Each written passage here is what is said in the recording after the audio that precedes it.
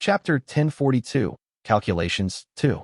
Li Shiming exchanged a glance with his elder brother and then nodded firmly. Very well. He rose to his feet and said solemnly, all matters in Jiangbei will be handed over entirely to Ming Wang. Should there be any demands, bring them to me directly. I will go meet Changxi. With Wenhu's handle in our hands, there is much to be done. He gave his sleeve a slight flick, and various jade boxes, stone cases, and various spirit items appeared upon the desk. Li Shiming said simply, the congratulatory gifts from the various families are all here, including several Dharma artifacts. Ming Wang, take them down first and divide them among Cheng Hui and the others. Li Zhouwei expressed his thanks respectfully, gathered up the items, and was about to take his leave when Li Shiji also produced 2 jade boxes and said softly, the Azure Pawn Sect's congratulatory gift was the pill formula for the essence gathering pill, which is with the Taoist master. These 2 Dharma artifacts are from my own collection. They are not particularly precious, but let them first be added for the family's use. Li Zhouwei gave thanks with due reverence and departed on a stream of light, while Li Shiji sighed with regret. It is a pity that I remain the master of Azure Pawn Peak. The Azure Pawn Sect cannot permit me to act freely. Li Shiming waved his hand and said, you have been wronged, elder brother, but we must also keep the Xi family appeased. Moreover, once we sever ties with the Azure Pawn Sect, the Xi and Lingu families would surely push all the blame onto our family if Qi Buzi were to press the matter in the future. They could then wipe us out without scruple, and with the excuse and name to do so. His expression turned grave, and he spoke in a low voice. There is one matter I must tell you, elder brother. It concerns something of great importance. Li Shiji's expression grew serious as he listened to Li Shiming say, Yang Tianya broke through to Purple Mansion realm long ago. He has kept it hidden for decades. Li Shiji was stunned and raised his head in disbelief. Li Shiming recounted everything regarding the people of the underworld's judiciary. Li Shiji fell into deep thought and, after a long while, finally said, the ambitions of the Yang family are vast. Adds by Pubref, Li Shiji understood everything from the moment he heard that Yang Tianya had already broken through to the Purple Mansion realm. From the feathered robe given by Yang Shower that repeatedly protected him, to the talisman from Yang Ruizhao that made Tuoba Chong Yuan hesitate for that crucial instant, even to Yuan Tuan's talks of marriage with the Yang family and the sudden transformation of the Qi family's situation, he now saw the indistinct traces running through them all. I understand now. Seeing that Li Shiji already had it figured out, Li Shiming did not say more. Li Shiji quickly set the topic aside and asked, which figures does Taoist master intend to visit? This was a troublesome matter, but Li Shiming already had some preparations in mind. He answered, the first is naturally Taoist master Yuan Xiao. Second, I must also go meet Senior Xiao. But this third one, here I am at an impasse. Li Shiji was slightly surprised and asked, Senior Tu Longjian. Li Shiming shook his head and said, Taoist master Shooting already said he does not wish to be involved. Even if I went, I would not be able to see him. Li Shiji immediately understood and began to count them off in his mind. There is no need to visit Profound Peak Gate, since Changxi no longer cares for such matters. As for Snow Ji, Changxiao, and Purple Smoke Gates, they need not be considered either. That leaves the Sword Gate, the Golden Feather Sect, the Hengzhu Dao Gate, and the Shokue Dao Gate. The Golden Feather Sect and the Hengzhu Dao Gate are troublesome choices, for whichever they visited would mean greatly offending the other. Visiting the Golden Feather Sect would offend Hengli, while visiting the Hengzhu Dao Gate would offend Tianke, and on the surface both factions treated the Li family quite well. Tianke and Hengli were not ones to be trifled with. If they only visited the other two, resentment was inevitable. Li Shiming said, in truth, we could also make a visit to the Sword Gate. Our forebears' sword intent is inscribed upon their sword manual. If I go under the pretext of paying respects to his sword intent, it would not be considered perfunctory. Li Shiji did not know much about such matters, so he did not say more. He only offered a reminder, saying, when Uncle Yuanqin arrives, you and I must meet him. Pinjia Island. In the Grand Hall, light radiated brilliantly, illuminating every corner. Li Xianxian, dressed in a blue-gray robe, sat in the main seat as 2 people entered from outside. A woman at the Foundation Establishment realm led the way. She appeared to be in her 40s, and still carried traces of grace and charm. She wore a white Dharma robe with jade ornaments. Her face retained hints of youthful beauty, yet she had not used mana to preserve her looks. instead deliberately allowing her age to show. She was followed by a man in black, whose heroic spirit surged forth. He too was at the Foundation establishment realm. His mana was not especially profound, but his sharp brows and eyes gave off a keen edge. The woman bowed gently and greeted respectfully. Hemi one pays respects to my elder brother.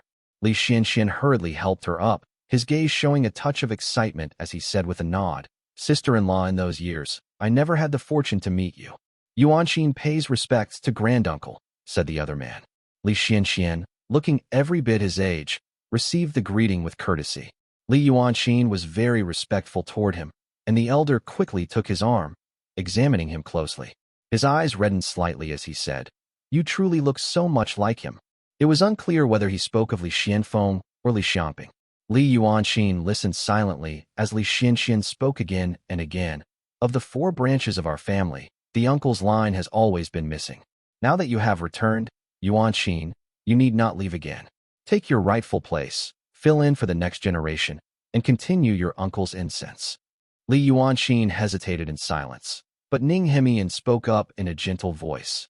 "Elder brother, my brother did not know what was good for him, and his folly led to his death. His entire line perished with him, leaving not a single heir. Fortunately, our clansman Ning Hien left behind an orphan, though the child is not yet of use. The Ning family now relies entirely on Yuanqing to support it. At such a time, it is truly difficult for him to return." Li Xianxian was struck speechless. He could say little in response to Ning Hemian's words, and since Li Yuanqing had grown up within the sect, he felt little attachment to the Li family itself and clearly had no intention of staying. As he hesitated, heavenly lights streamed into the hall from outside, transforming into 2 men. One wore a white gold Taoist robe, and the other a heavenly glow-feathered robe. They halted in the center of the hall, and Li Yuanqing immediately cupped his hands to bow, saying, "Greetings, Taoist Master Zhaojing and the Master of Jutian Pavilion." Li Shiji dared not let him bow and quickly helped him up. Having overheard the earlier exchange, he urged, "Uncle, the family's uncle's line has no one left. It still needs your support. If granduncle could see this scene, he too would hope for you to remain within the family." Li Shiming took over, speaking solemnly. "This junior is just about to pay respects to Taoist Master Yuan Xiao. As long as uncle says the word, I need not worry about anything else."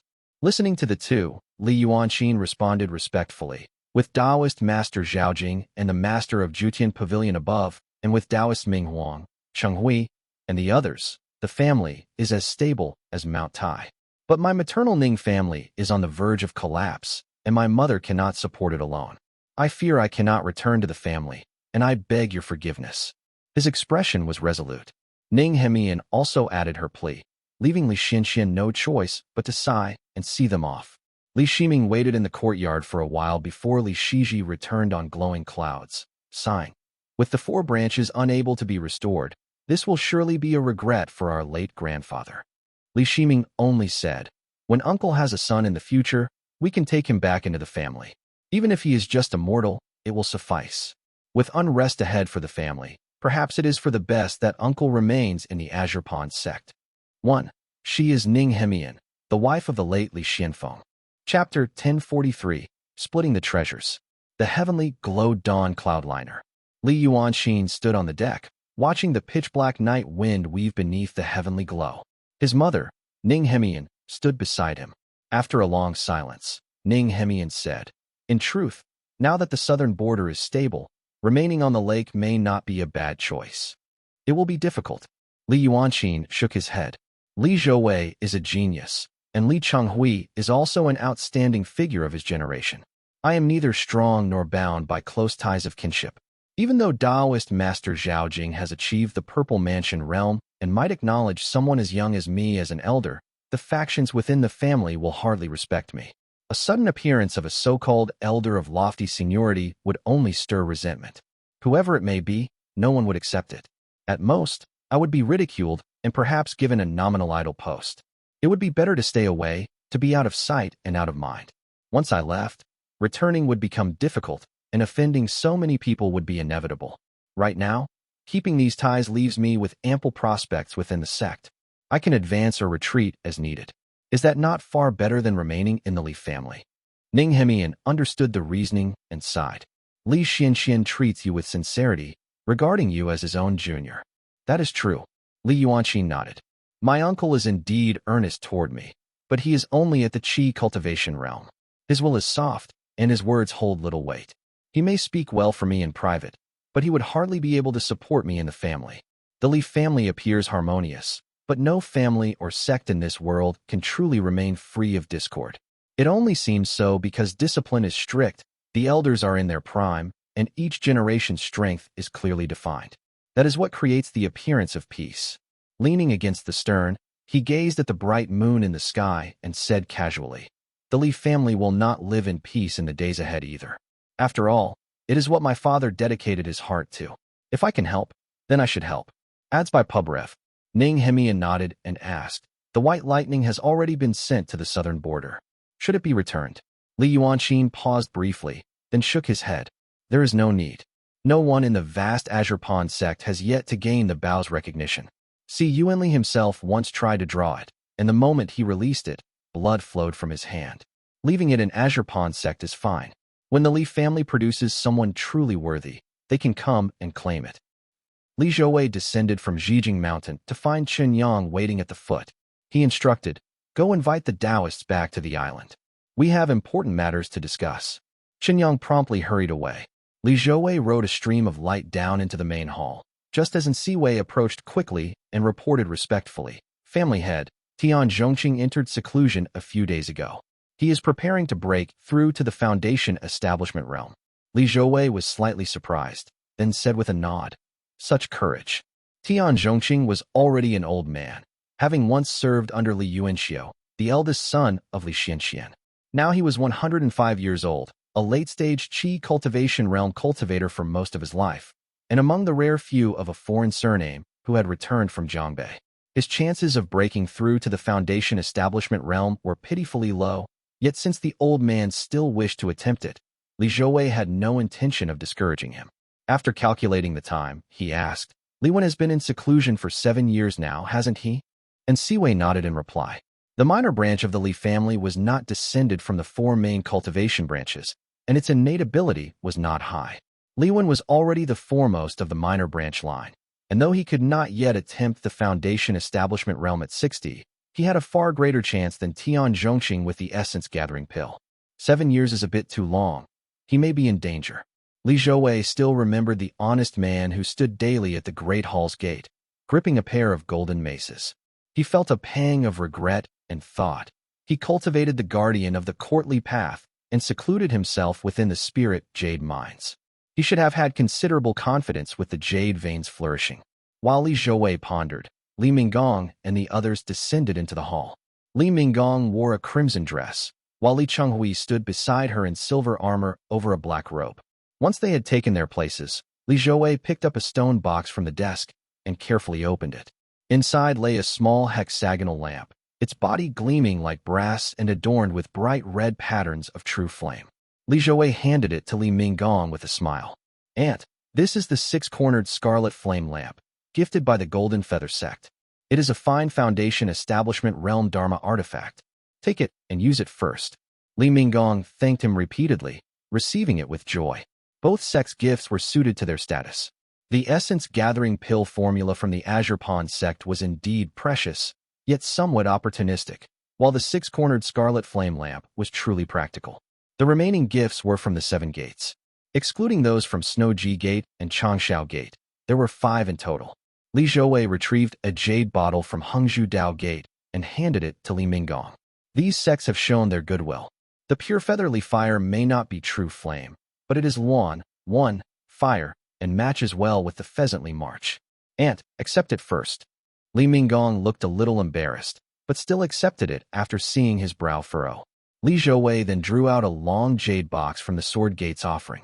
Opening it, he found a Foundation establishment realm spirit sword, the Dark Sea Serpent. In the family, only Uncle Qinghai wields a sword, but he is yet to emerge from seclusion, muttered Li Zhouwei. Thus, he had no choice but to put it away for now.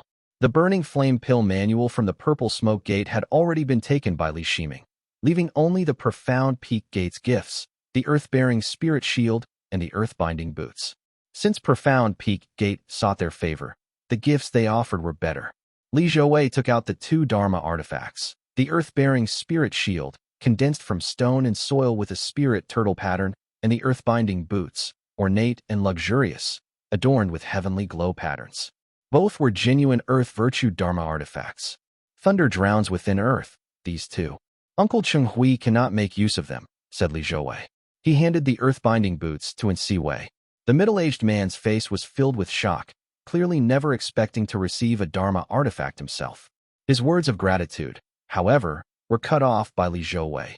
These boots restore mana upon touching the ground and also enhance speed. Protector, refine them later. For now, go to the riverbank and deliver the earth-bearing spirit shield to the white ape. That item suits him perfectly. And Wei nodded rapidly, striding out with quick, almost buoyant steps, clearly exhilarated. Li Zhouwei then took out the congratulatory gift from Xiaokuei Temple, a talisman covered with ornate patterns, and said with a smile, "This is a mountain spirit talisman. It holds foundation establishment realm strength, but in our hands, each use consumes it bit by bit. That would be a waste. I will leave it for K1. She should gain something from it." Li Qinghui examined it closely. For him, it wasn't merely that each use would deplete it, it was that he could not use it at all. He chuckled and shook his head. After reviewing the offerings from the 3 sects and 7 gates, Li Zhouwei then took out the art of Miao Tai transformation from the Slaughter June Gate. It described methods of absorbing Li fire and consuming earth fiends, allowing one to cultivate a baleful earth fire qi that, when breathed out, could force others to reveal their forms. Taoist Master Junjian achieved a divine ability. Slaughter June Gate refines both earth fire and cold baleful qi, and is renowned for drawing out baleful qi, said Li Zhouwei. Li Zhouwei hesitated for a moment. The earth fire baleful qi was not something Li Chenghui could cultivate, so he could only leave it to Li Minggong for study. At this point, only 1 jade box remained on the table. Li Zhouwei casually opened it, revealing a pair of dark golden, rounded clasps that were as thick as a thumb and the size of a palm. A chilling metallic aura emanated from it. The white shadow gold clasps from Chengyun Gate. Li Zhouwei felt somewhat helpless. He glanced at Li Chenghui, hesitating, while Li Minggong stifled a laugh and remarked, "What a coincidence this is." The elegant young man in silver armor and black robes looked equally awkward. Yet he himself took it lightly, smiling as he said, "Fading thunder falls into metal, and this DY metal artifact. Ordinarily I would manage, but if I were ever injured, the artifact's metallic chill would end up wounding me instead." 1. A reminder, this is a type of bird in Chinese mythology that is associated with the phoenix. Chapter 1044, Cultivators of the Floating Cloud Cave, I. This pair of white shadow gold clasps did not suit him, but Li Chenghui showed no hint of regret as he said, "Thunder-type Dharma artifacts are rare in the various Daos of Jiangnan. Even the elders of my family, after cultivating for centuries, have only barely seen a few. I already have the 6-fold profound thunder punishment tokens. That will suffice. This item suits Zhou, so it can be left for him." Li Zhouwei had no choice but to put away the pair of white shadow gold clasps. The lamps in the hall flickered dimly as he solemnly said, "Bring up those cultivators from Floating Cloud Cave for inspection. Our manpower is lacking. We must guard Jiangbei once we cross the lake, so a few of them may be promoted for use." Wenhu and Ping Wangzi had already brought the core members of Floating Cloud Cave and delivered them to the Qingdu Cave dwelling some time ago. But with recent ceremonies keeping them occupied, the matter had not yet been dealt with. "I will go at once." Li Minggong nodded and withdrew. Li Zhouwei turned to Li Chenghui and simply said, "The northern bank is guarded by the white ape and in Wei. Uncle, I must trouble you to take some men to the Floating Cloud Cave territory, seize control of it, and prevent any mishaps." Li Chenghui likewise withdrew. Li Zhouwei remained seated in the main position for a while, until Li Shiming manifested out of midair and stood at the head of the hall. The entire grand hall brightened at once. "Greetings, Taoist master," said Li Zhouwei. He rose and stepped aside. At that moment, Li Minggong brought the group of cultivators from Floating Cloud Cave forward. One by one, they lowered their heads timidly, fear written in their eyes. There were about 18 or 19 in the group, most of them cultivators of late Qi cultivation realm to foundation establishment realm. They looked utterly miserable and destitute. Many were bearing wounds, and their faces were as ashen as paper. Li Minggong said respectfully, reporting to Taoist Master. Here are all the remnants of Floating Cloud Cave. There are 13 Qi Cultivation Realm Cultivators, 5 at Foundation Establishment Realm, 3 Devil Cultivators, and 2 Immortal Cultivators. Adds by PubRef. Li Shiming raised his brows as he looked over them. The Qi Cultivation Realm Cultivators were in somewhat better condition, since they merely had their cultivation sealed. But the Foundation Establishment Realm Cultivators were far more wretched. Their hands were shackled behind their backs with heavy gray manacles, and their necks bound fast by white iron chains etched with dense formation patterns. Their heads could not move, forcing them to stare rigidly straight ahead. Li Zhouwei glanced over the 5 Foundation Establishment Realm Cultivators. Nearly half of them carried an aura of darkness and uncertainty. They were clearly of little worth in their daily conduct. The man in the center was especially tall and his features still somewhat handsome, yet both eyes had been gouged out, and his collarbones were pierced with iron nails. He crouched on the ground, plainly unable to rise. "What sort of people are these?" asked Li Shiming, who sat down in turn. Having been in seclusion for many years, he naturally did not recognize this group. But Li Minggong, who had dealt with Floating Cloud Cave for so many years, knew them well. She first released the seals on one of them. The tall, thin elder had white hair, but a youthful face. A palm print marred his chest, caving in most of it to the point where his heart thudded visibly within. Ignoring his injuries, he forced a fawning smile and said, "This humble cultivator greets Taoist Master. I am Chu Buji, originally a cultivator of the Eastern Sea. Some years ago, I was invited to practice in Floating Cloud Cave. Who could have thought that Fu Do would prove so treacherous and offend your esteemed family? I have truly been wronged." His words flowed smoothly enough, but his heart was already visibly quaking. He had never before faced a Purple Mansion Realm cultivator directly. He only dared to lower his head and didn't dare look up. Li Minggong sneered and explained, "This man is an Eastern Sea cultivator who practices the Earth Virtue, the Concealed Containment Palace. He is vicious and cunning, forever scheming year after year, yet he never dared to fight our family directly." At these words, heavenly light stirred faintly between Li Shiming's brows. He discerned that this man indeed cultivated a devil technique and was an Eastern Sea cultivator, yet his aura of murky qi was the lightest of the 5 here. He said, "The matters of the past will not be pursued too heavily, but my family has always upheld the righteous path. We cannot permit a devil cultivator to remain unchecked." For Chu Buji, these words were like a royal pardon. He hastily fell to his knees and replied, "Taoist Master, though my Concealed Containment Palace is a devil technique, it merely uses decayed corpses long buried in the earth as sustenance. For hundreds of years at most, I have only done things like digging up ancestral graves, but I have never committed acts that harm heaven and reason. My Tao Foundation is ill-suited for combat, nor do I fancy consuming living men. Though my hidden virtue may be lacking, my open virtue remains without fault." He wailed these words loudly, and Li Shiming frowned at the sight. Devil techniques were numerous, and such a method might truly exist. Li Minggong cast a glance at the old man and asked, "Why haven't you recited your technique yet?" The old man quickly drew a jade slip from his robes. Though he had never carried his techniques with him, a Foundation Establishment Realm cultivator could swiftly imprint jade slips with spiritual sense. In just a few moments, he had copied the method and presented the slip. Li Shiming skimmed it briefly. The technique was called the Concealed Earth Containment Palace Method, a type of earth virtue art that indeed consumed hidden virtue. It could not touch much blood qi, and this gave him pause. If viewed in this light, is this truly still a devil technique? It bears too close a resemblance to the Purple Mansion and Golden Core Daos, thought Li Shiming. The Li family's first encounter with a devil technique had been the Blood Dharma Manual, one of the few high-grade devil arts to spread widely across Jiangnan. Its poison was far-reaching, with traces even now in Jiangbei, the Central Plain, and the southern border. Devil techniques were also called the Diverse Mansion Unified Furnace Dao, and the Blood Dharma Manual was a quintessential example. In the Qi cultivation realm, the Shenyang, Juk, and Qihai 3 mansions, 1, were merged into a diverse mansion, making the body into a vessel adrift upon a sea of suffering. From there, cultivation proceeded within the diverse mansion. Having attained divine ability, Li Shiming now viewed cultivation methods from an entirely different perspective. He sensed a subtle truth that everything stemmed from the same root, no matter the myriad changes. Back then, he had felt little when reading the method. only noting that the Blood Dharma manual required cultivating the Sangku Ridge within the diverse mansion to achieve a Devil Dao Foundation establishment realm. But seeing this now, he began to gain new insight. The Blood Dharma manual takes great pains to disguise the connection, but it becomes clear once one's cultivation reaches a certain height. In terms of the Purple Mansion and Golden Core Daos, it is nothing more than establishing a Dao foundation known as Sumian Ridge.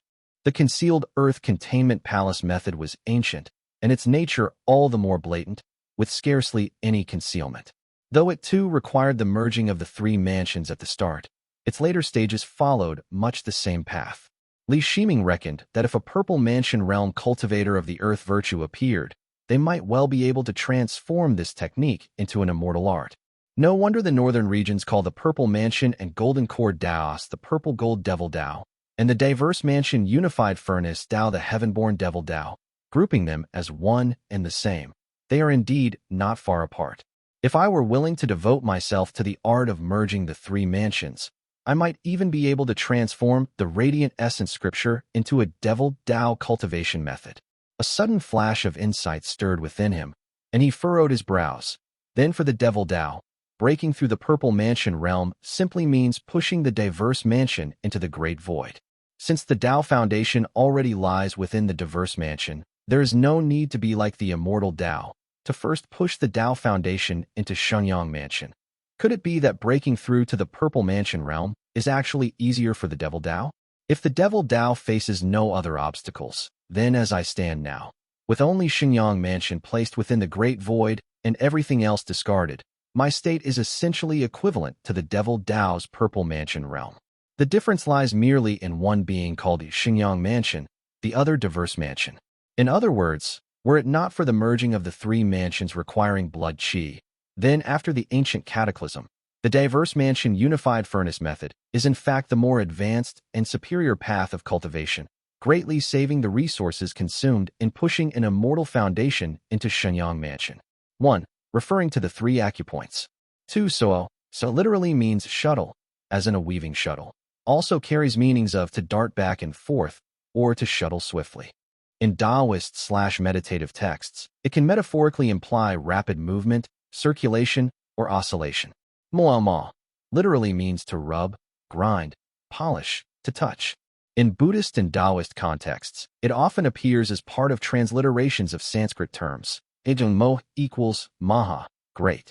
It can also suggest abrasion, refinement, or friction. Chapter 1045, Cultivators of the Floating Cloud Cave, 2. As Li Shiming studied the concealed earth containment palace method, he was almost certain it was a technique from the time of the ancient cataclysm. It bore clear traces of the heaven-born Devil Dao diverging from the Purple Gold Devil Dao and striking out on its own. If only there were a Purple Mansion realm method of the heaven-born Devil Dao, that would be even better, thought Li Shiming. This was no small gain.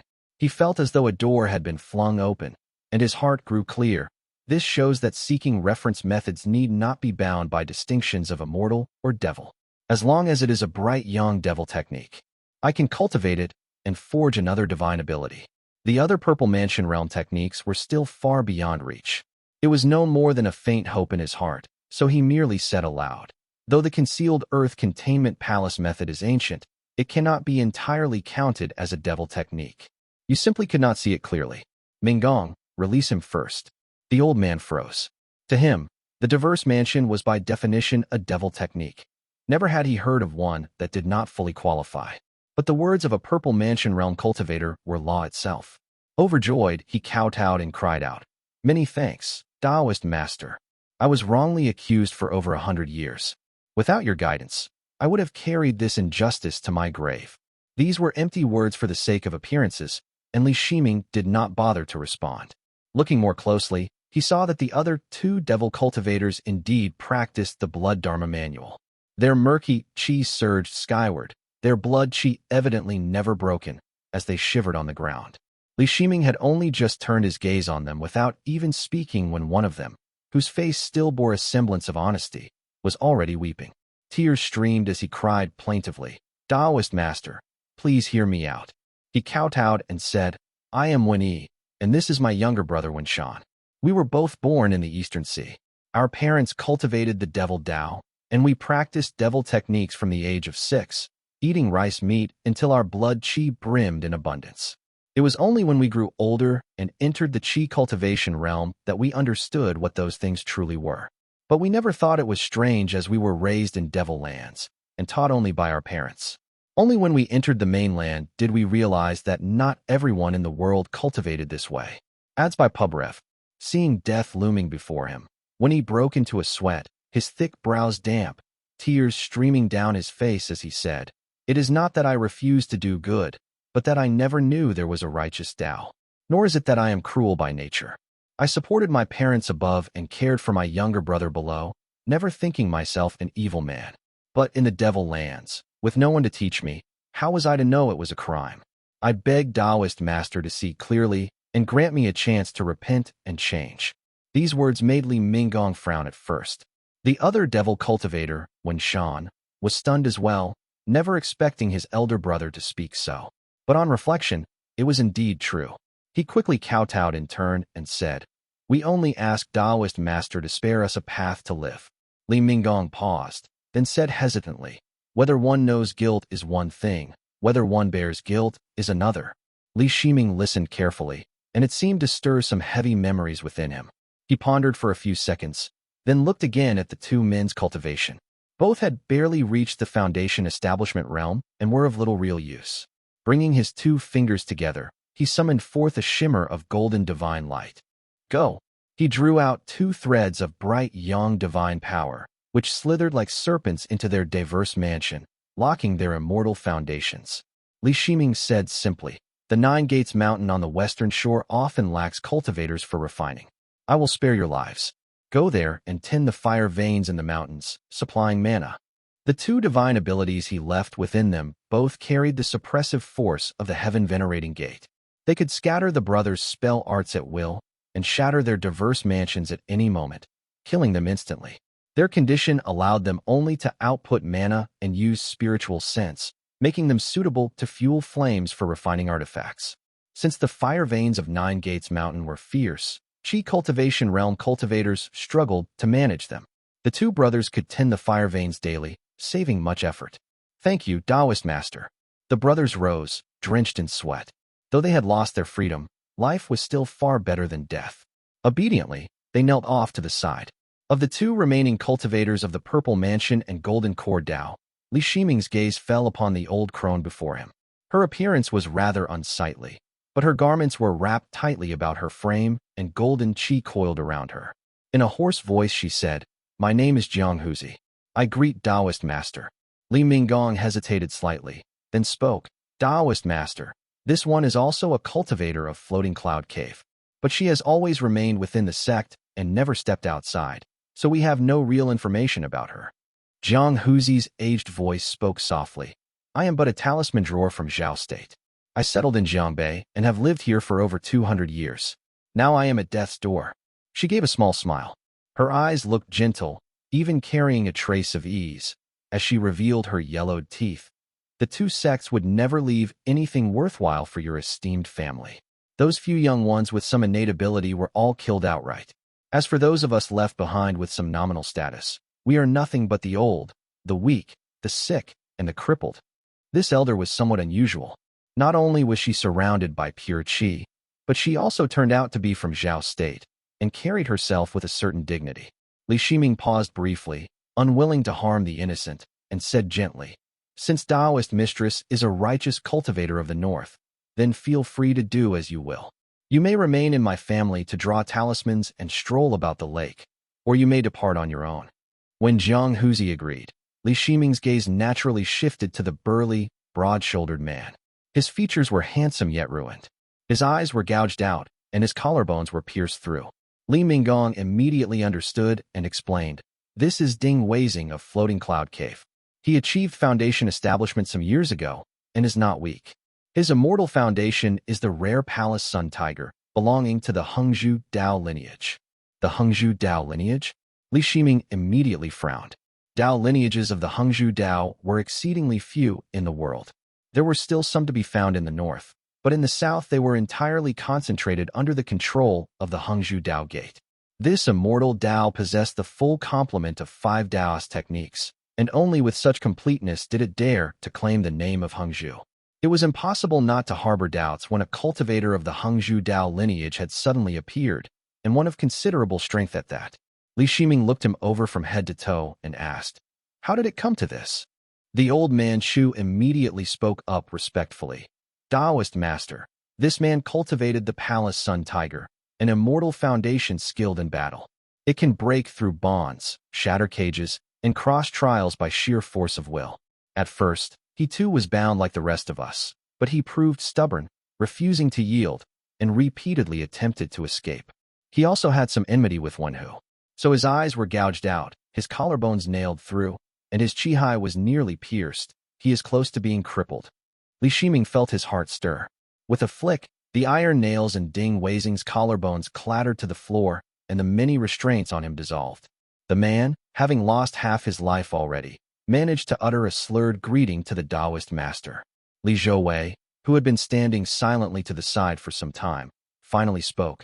"Taoist master, this man is a brave warrior." Li Zhouwei had crossed blades with Ding Weizing before. For him to offer such praise meant the man was no ordinary figure. Li Shiming regarded him with some fondness, but Ding Weizing stirred his mana and forced out, "My chi is damaged, and death is near. I only beg Taoist master to let me return to the mountains, to die in my homeland of Jiangbei." Li Shiming stroked his beard, giving no reply. Instead, bright young divine energy flowed from his hand into the man's body, regenerating his flesh and sealing his chi, preventing his cultivation from leaking away. Ding Weizing still stood in a daze as Li Minggong fed him a pill she had already taken out.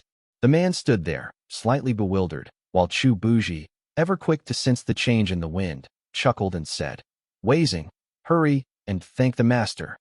Chapter 1046, Two Blessings at Once, Ding Weizing finally came back to his senses and bowed deeply. His throat had been restored by Li Shiming's divine ability, allowing him to speak again, though his voice was still a little hoarse. "Weizing thanks the Taoist master. I will never forget this life-saving grace." Li Shiming smiled and shook his head. "Your injury is too severe and has not yet fully healed.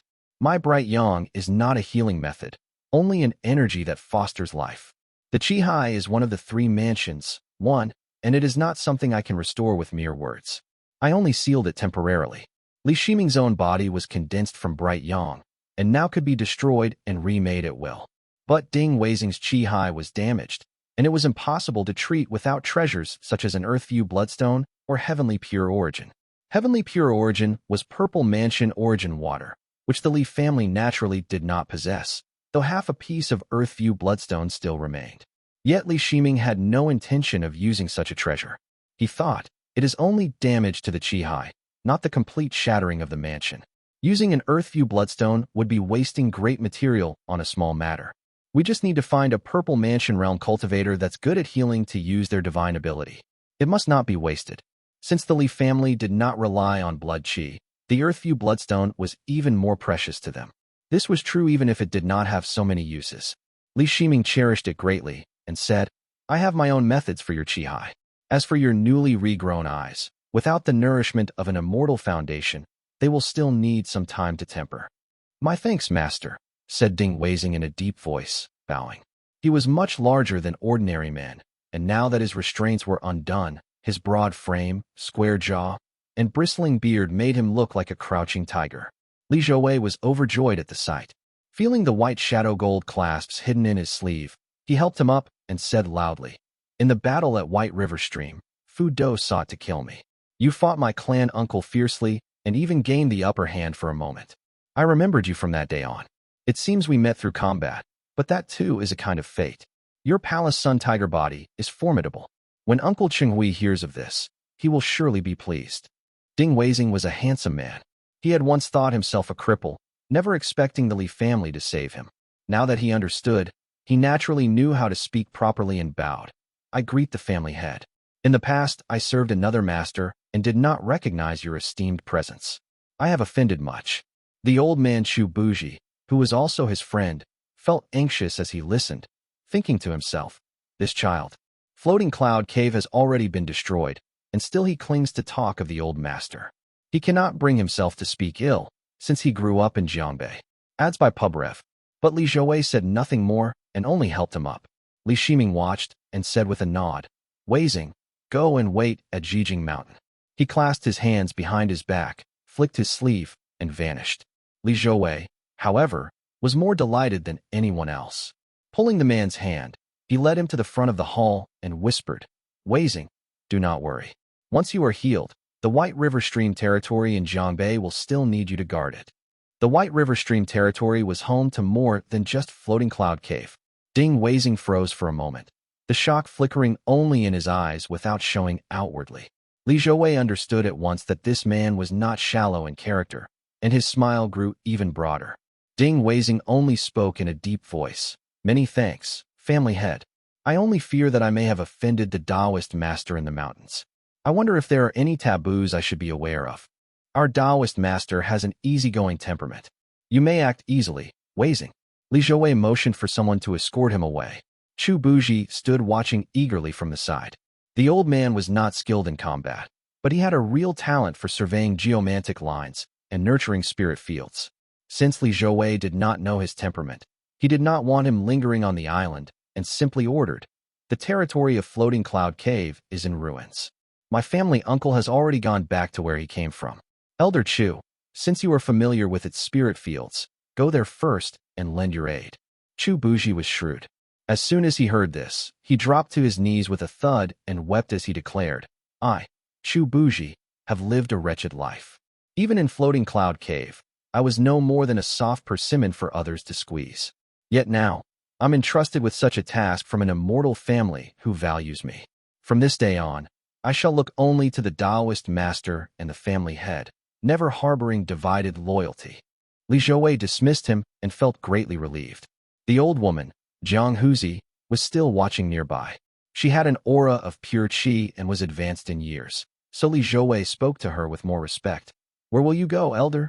Jiang Huzi coughed once and replied, I do not have many years left.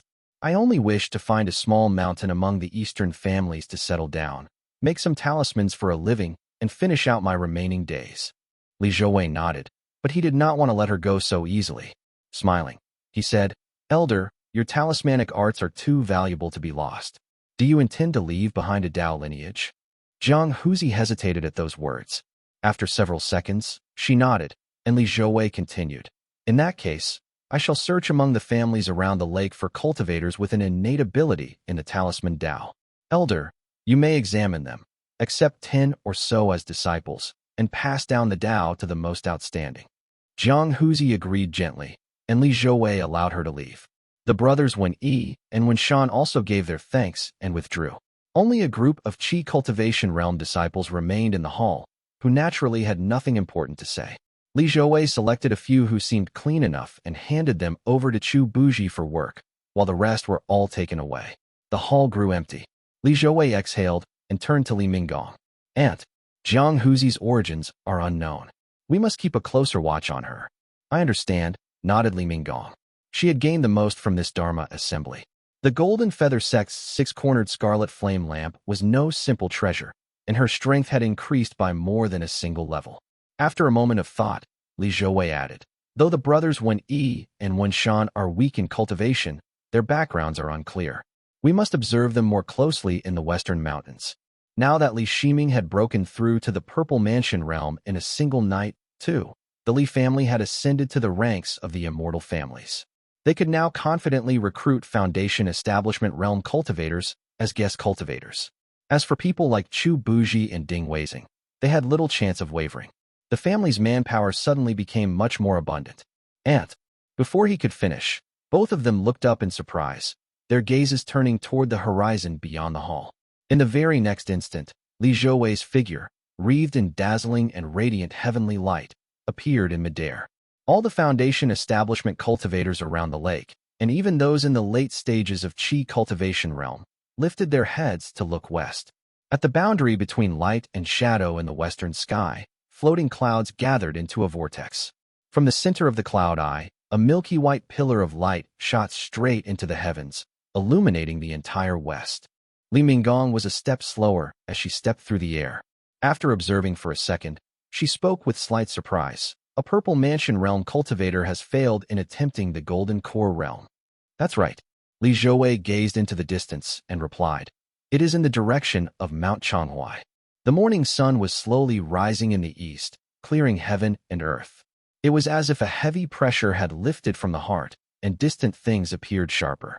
Morning mist spread across the land, and the spiritual energy tasted fresh and sweet. Li Minggong lifted her head to look, only to find her mana surging within. Li Zhouwei's golden eyes flickered as he exclaimed in surprise. The spiritual aura of Jiangnan has changed. More than 30 years ago, the spiritual energy of Jiangnan had already turned into upper evil spirit storage.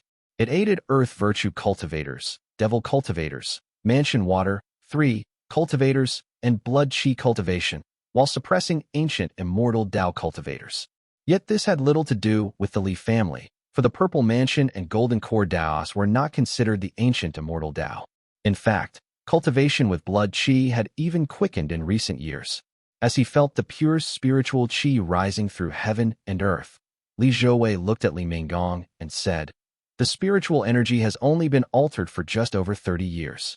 It should be at its peak right now, and yet it has already changed again. Li Zhouwei nodded and added, the fall of a cultivator at Mount Chongzhou is no trivial matter. We must consult the Taoist master about this. He sent someone to Zhijing Mountain, then descended into the courtyard together with Li Minggong. Just as he was about to speak, he suddenly frowned. His golden pupils dilated sharply, fierce light flashing within, while the heavenly radiance, hidden light at the center of his brows, began to glow faintly as he stared at the hall doors. 1. Referring to the 3 acupoints. 2. Just a description, not literally. 3. One of the water virtues. Chapter 1047. 2 blessings at once. 2. In the next moment, the Dasheng Halberd appeared in his hand in a stream of light. Gripping it firmly, Li Zhouwei said coldly, who goes there? Li Minggong did not sense it at first, and only summoned her flames half a beat later. Without a perception technique, she merely stepped back half a pace and cloaked herself in fire to avoid injury. A flicker of gray light and a wisp of black chi appeared, revealing a man before the hall. His brows were slightly arched, and his eyes gray-black, but he was smiling. His features were plain and unremarkable. He wore a brown robe, and a sword hung at his waist. It was only when he fully revealed himself that he waved his hand hurriedly and laughed. It has been many years, and Ming Huang's spells have only grown stronger. Younger brother. Li Minggong laughed in delight, dispelling her flames. She hurried forward joyfully and said, so it was you who emerged from seclusion. Why was there no phenomenon? It was none other than Li Qinghuai. Li Zhouwei's expression also eased, his sternness fading. The Dasheng Halberd in his hand vanished as he cupped his hands in apology. Li Qinghuai, full of vigor, only laughed and said, elder sister, you forget that I cultivate the supreme shaman art, the untraceable presence. This immortal foundation conceals the body and hides the breath. Spiritual sense cannot detect it. Vision leaves no trace, and only talismans can tell true from false. How could there be any phenomenon? He paused slightly, studying their faces, then said with a smile, judging from your complexions, the family must have stabilized. Li Qinghuai had entered seclusion late, at a time when the Li family was struggling and Li Zhouwei had repeatedly fled from Floating Cloud Cave.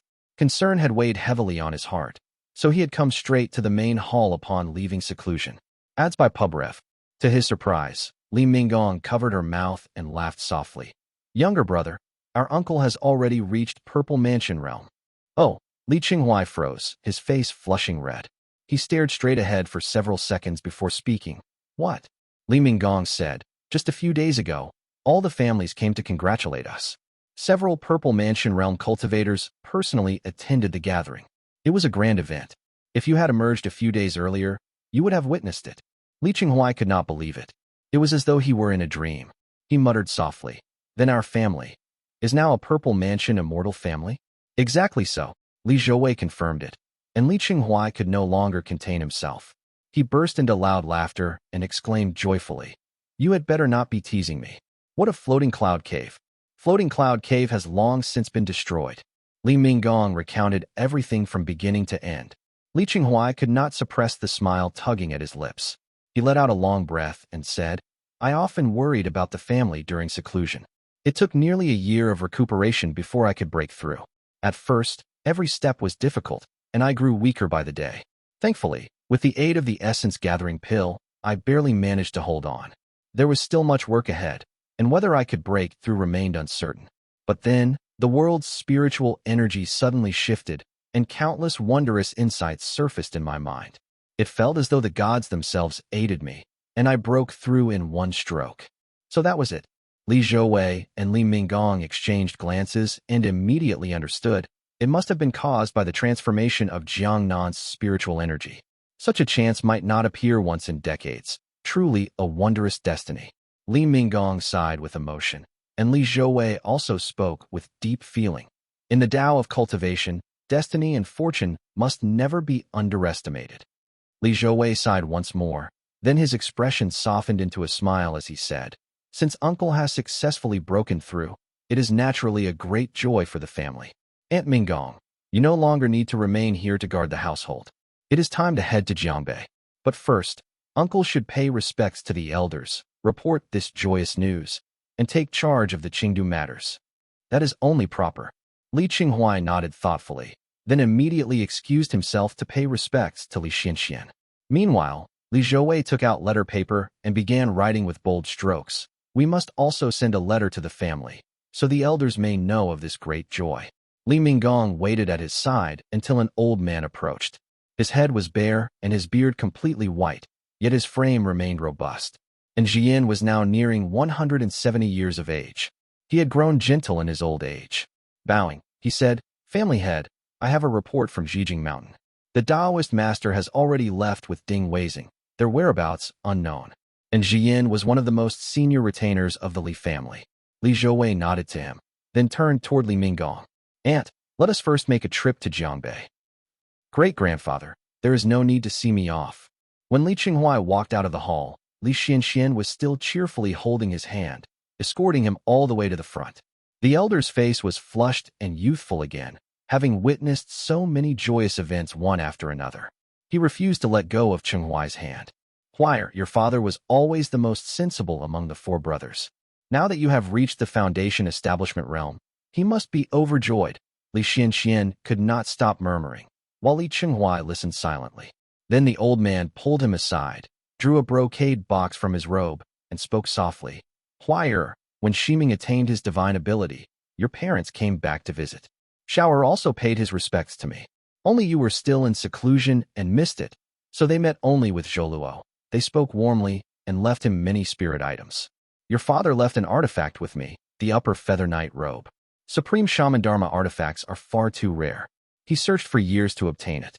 He said if you succeeded in breaking through, it was to be yours. If not, it would go to Zholuo."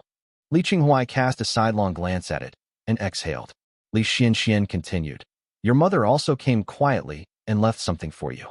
It's a night ghost's secret talisman, a treasured heirloom of the Yang family. I do not know its use, but I kept it for you." Both items were inside the brocade box.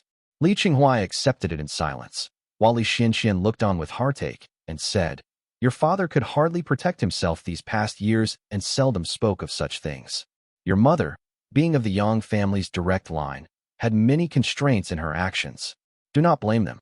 Now that Shiming has broken through and is also the master of the Jiutian Pavilion, he finally has the chance to provide for you, though it is not easy for him to say it outright." Li Qinghuai shook his head and said, "I, Qinghuai, never cultivated for the sake of such Dharma artifacts." Li Xianxian only patted his shoulder with a smile and replied, "There is nothing that cannot be spoken between father and son. Look at me, I lost my father at birth, my mother in my youth, and my son in middle age. Now in old age, I guard the tombs of my descendants.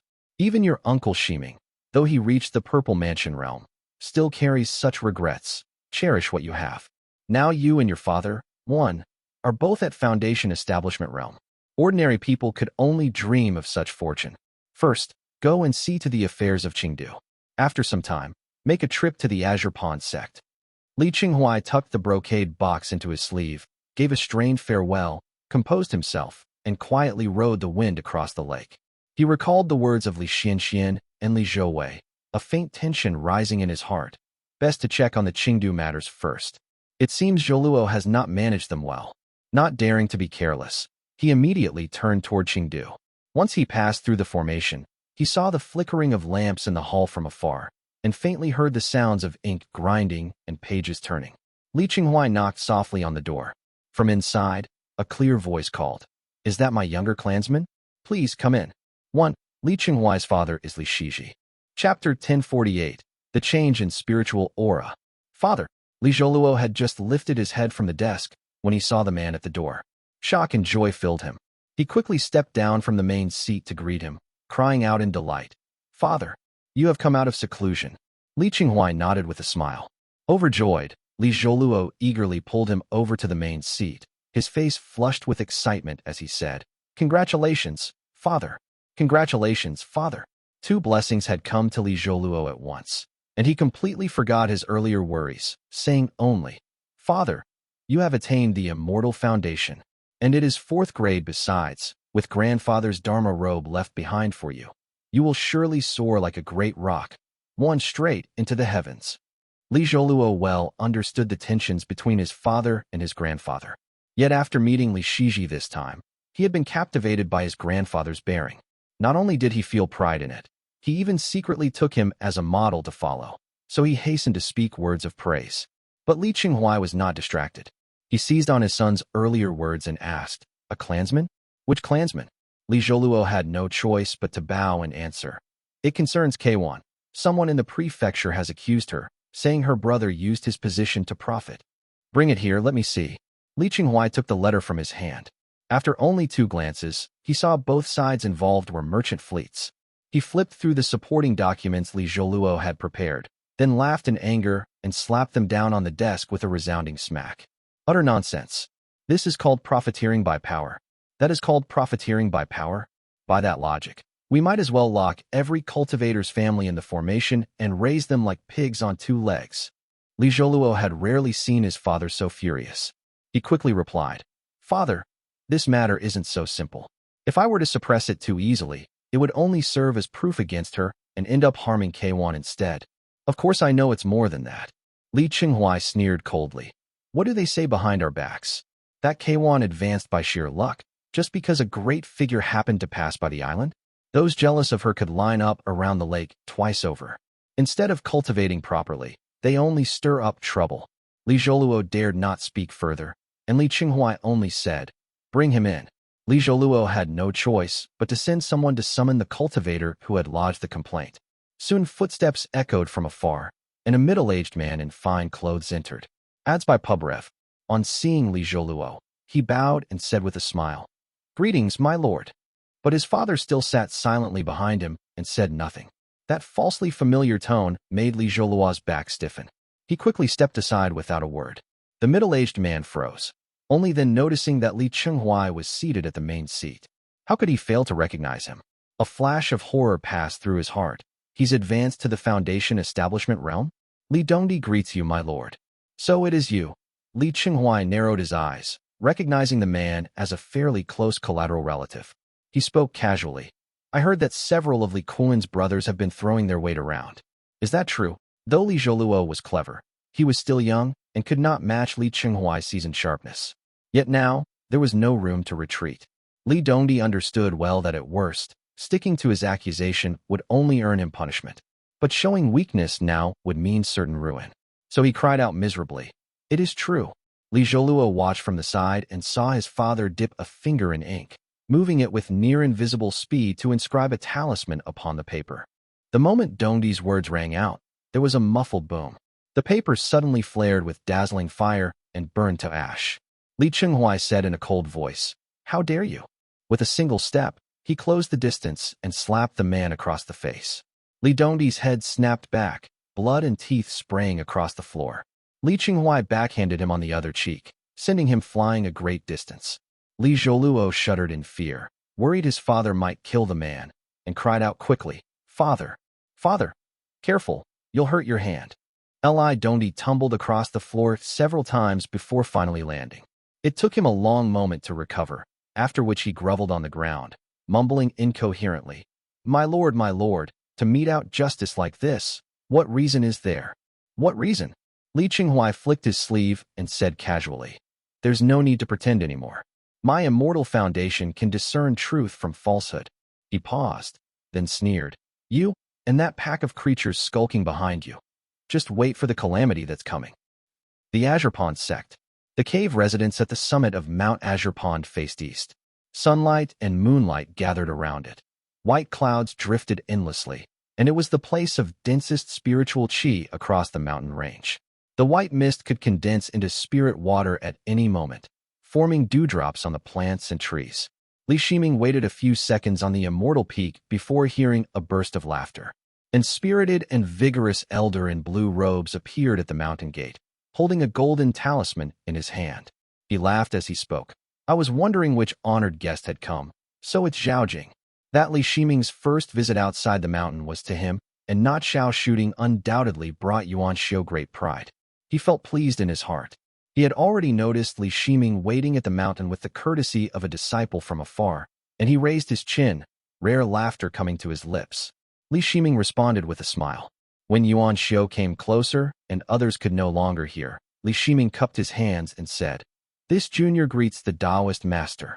It was thanks to fellow Taoist Yuan Li, who ordered the interception of the devil cultivators, securing the north of Yu State, that allowed me to break through in peace. I am deeply grateful. Yuan Xiu quickly waved his hand to stop him and laughed in his weathered voice. Why speak so politely, fellow Taoist? Yuan Li is your junior. There's no need for such courtesy. As for what happened on the river, it was Li Xianfeng who turned the tide. Yuan Li merely did his duty. Yuan Xiu was, after all, an old fox. Li Shiming was only glad he had spoken after drawing close, lowering his voice. The elder then said, "Please." The two Purple Mansion Realm cultivators proceeded into the cave dwelling. Inside, spiritual chi had condensed into droplets, and there was a great pool of pristine water gleaming like a vast gem.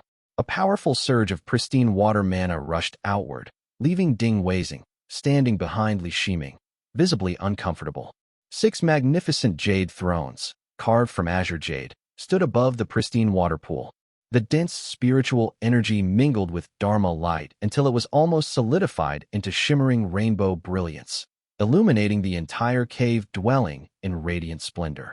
How many pristine water Purple Mansion Realm breakthroughs had taken place in this hall was unknown. Si Boishio gestured with a please, but did not take the main seat. Instead, he sat at the side in the highest position. Li Shiming used his divine ability to shield Ding Weizing from the pristine water radiance, and then sat on the jade throne below. Just as he was about to speak, he suddenly faltered slightly. Yuan Xiu, seated above, also paused, then sneered coldly. Qing Tingyin of Mount Chongzhou has fallen. That old fool was miserly even unto death. He couldn't even bear to invite anyone to witness his golden core realm breakthrough. The old ghost. Li Shiming instantly understood. The heavenly light at his brow shifted faintly as he exclaimed in surprise. The spiritual aura has changed. Far too soon. It should be the peak of upper evil spirit storage right now. The smile on Yuan Xiu's face quickly faded, replaced once more by solemnity. He shook his head and said, "It can hardly be called early anymore. Zhaojing, have you noticed? Upper evil spirit storage has grown so feeble, it is hardly recognizable. Forget devil cultivators. Even special spirit items and spirit lands have ceased to emerge. I've been in seclusion every day, never leaving my chambers. How would I know any of this?" Li Shiming muttered inwardly, but outwardly kept a faint smile, nodding lightly as the heavenly light shimmered at his brow, replying, "Indeed. 1. The roc, Peng, is a legendary giant bird first described in Zhuangzi's Free and Easy Wandering. It is said to transform from a massive fish called kun, and can soar for thousands of miles with wings like clouds hanging from the sky. In Chinese culture, the roc symbolizes vast ambition, transcendence, and limitless potential. Chapter 1049, Yuan Xiu's Intent, I. Li Shiming responded, while Ding Weizing kept his head low behind him. Every word was a chance for fortune when two Purple Mansion Realm cultivators were conversing. He was secretly astonished in his heart. Taoist Master Zhaojing has only just broken through to the Purple Mansion Realm, while Taoist Master Yuan Xiu, a great cultivator of Jiangnan, is already at the late stage. Yet he's showing such courtesy? He did not understand the matters of the Purple Mansion Realm cultivators or the mysteries of lifespan, only that he must not overthink. So he calmed his mind and listened carefully. Si Buoxiu glanced at him and spoke. The weakening of upper evil spirit storage had its cause. First in Jiangnan, when Zipei fell a few years ago, Changxiao was the great achiever of the purple essence.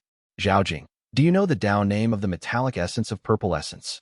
I would like to hear it in detail. Li Shiming answered with a smile. Yuan Xiu replied with a solemn expression. Its full name is Heavenly Cultivation Purple Qi Immortal Origin Metallic Essence. Li Shiming inferred much once he heard the name. As expected, Si Buoxiu continued. She broke through in a single night and perished, so the effect on the spiritual aura of upper evil spirit storage can be well imagined. You only needed to see the word immortal. Since she was a great achiever, the fact that the upper evil spirit storage did not immediately dissipate was already counted as leniency, credited to the excessive damage from Qi Zhiyun's reign. The origin of upper evil spirit storage was the turning point for the Yuan family's decline from its former glory. Their ancestor, Yuan Liqing, failed to break through the Purple Mansion realm and perished in one night, bringing rain across several prefectures. The Azure Pond sect then secretly maintained the rainfall, disrupting the profound balance atmosphere. It was a shameful act. Yuan Xiu casually brought it up, exposing the disgrace and shifting the blame onto Qi Zhiyun. From the perspective of the Qi family, Li Shiming immediately followed up. The rains were unending, and all beings wailed at that time. Mian also failed her breakthrough and perished in that rain. She was a member of the Xiao family. In truth, when the Li family investigated later, the rain had not harmed mortals as greatly as imagined. Instead, it had affected cultivators more, and it was far from reaching the point of excessive damage. Yet neither of the two cared about the truth. Yuan Xiu smiled. Now that the miser is dead, Wu's state has become peaceful, and Jiangnan has changed. By the look of it, this is the dwelling heart that charges profundity, benefiting antiquity, immortal Tao, secluded cultivation, and the skillful forging of Dharma artifacts. It can suppress spiritual sense, weaken earth, suppress demons, greatly enhance fire virtue mana, and harmonize with the 12 essences of clarity. Adds by PubRef. The Si family's heritage was extraordinary. Li Xianfeng had left behind records connecting them to the great northern family, the Sima family. It was already impressive for an ordinary person to recognize this much. Even immortal sects at most knew the first part, but could never recite so many details. When Li Shiming heard the many descriptions of the dwelling heart that charges profundity, his heart sank as he thought, of all things, it turned out to be earth virtue. Truly ill fortune. Changxi's profound peak Dao lineage was also earth virtue. Now with the suppression of earth and demons, the chances of those three foundation establishment realm cultivators breaking through in seclusion have diminished even further. If his own side were to lend aid, they naturally wished for profound peak to break through to the Purple Mansion realm. But as it stood, the heavens gave them no support. Li Shiming did not believe that the dwelling heart that charges profundity was aimed deliberately at the Kong family. After all, this spiritual aura had been shaken by the deaths of Taoist Master Zipei and Qing Tingyin of Mount Chongwei. Changxi was likely not even considered a relevant figure in the face of those two, let alone someone whose death was calculated into the design. Li Shiming nodded in thanks, but Si Buoxiu secretly observed him and said, "In the past, when I was in seclusion, Si Yuanli managed the sect. I heard Li Shiji rendered great assistance, and his merits were considerable. I have not yet met him since leaving seclusion. I have only heard that the Yuan family tried to harm him several times. Is this true?" The question was abrupt. Li Shiming had not expected it to sound like an attempt to settle accounts with the Yuan family. But since Yuan Changxiao was now the Si family's loyal dog, he only smiled and said, "Not really. Those were all schemes of Qi Zhiyan. The Yuan family itself was innocent. They were on good terms with my family in earlier years." Although Li Shiming spent his days cultivating at home, his childhood education had been given according to the standards of a family head. Though he could not compare with Xiao Shuding or Si Buoxiu, he would not stumble on matters like this, and words of evasion came smoothly to his lips. Later, some unpleasantness arose over marriage ties. People below us are fond of gossip, and they add or remove details according to their liking when passing stories around. Such things are common. Li Shiming shifted the blame cleanly. Si Buoxiu nodded in approval at his tact. The discord between the Yuan and Li families served well as a barrier under Moongaze Lake. He simply said, "The ancestors of the Yuan family were extraordinary, beyond even my sight. Zhaojing, Do not lower yourself to quarrel with them. Li Shiming could not tell whether this was a threat or the truth. In any case, the Yuan family was bound to remain, and that was consensus enough. Then Yuan Xiao smiled and said, Zhao Jing, you hide deeply. Truly, the younger generation is to be feared. Si Yuanli is now in seclusion and could not meet you. But with no main authority within the sect, and since Tantai Jin joined the Azure Pond sect halfway and cannot command respect, after all considerations, only Shiji remains suitable. Yuan Xiao smiled slightly. Why not let Shiji become the sect master? It would win the people's respect and show the fairness of our sect. Absolutely not. Li Shiming did not want Li Shiji to become sect master. A man's background determined the matters he should handle. It might sound impressive for Li Shiji to take the seat, but swallowing that meat would mean the Li family falling under the Azure Pond sect, while also cleaning up after the Si family. He would never allow it. With a heavy voice, he said, Senior, my family has never harbored thoughts of the Azure Pond sect's authority. My elder brother is not suited to be a sect master. This must not be. Zhao Jing, do not be so quick to refuse. Yuan Xiao spoke slowly and unhurriedly. Leaving aside other benefits, the main seat of the Azure Pond sect grants access to the pristine Gui Pool 1, where a moon-glazed tree grows within. Eating its fruit provides guidance in myriad arts and often adds chances to break through to the Purple Mansion realm. He stroked his beard and continued, You know my time is limited. Though not as urgent as Changxi's, it grows shorter with each day. If Shiji is willing to sit as sect master, then the spiritual fruit will naturally include a portion for the Li family. As for the Azure Pond sect's Purple Mansion realm spirit items and spirit artifacts, none will be withheld from you, Zhaojing. When I fall, they can all be handed to the Li family. Yuan Xiao smiled warmly as he said, Your esteemed family is of the sword Immortal line. Zhaojing, do you not wish to see the spirit sword, the frosty absolute sword? It lies at the bottom of the pool. I also know that the Bay capital Immortal Dao and the Changxiao Gate have conflicts with your esteemed family. If you agree to this, Zhaojing, I will immediately act to mediate between the three sides and ensure everything is arranged properly. Moonglazed Tree.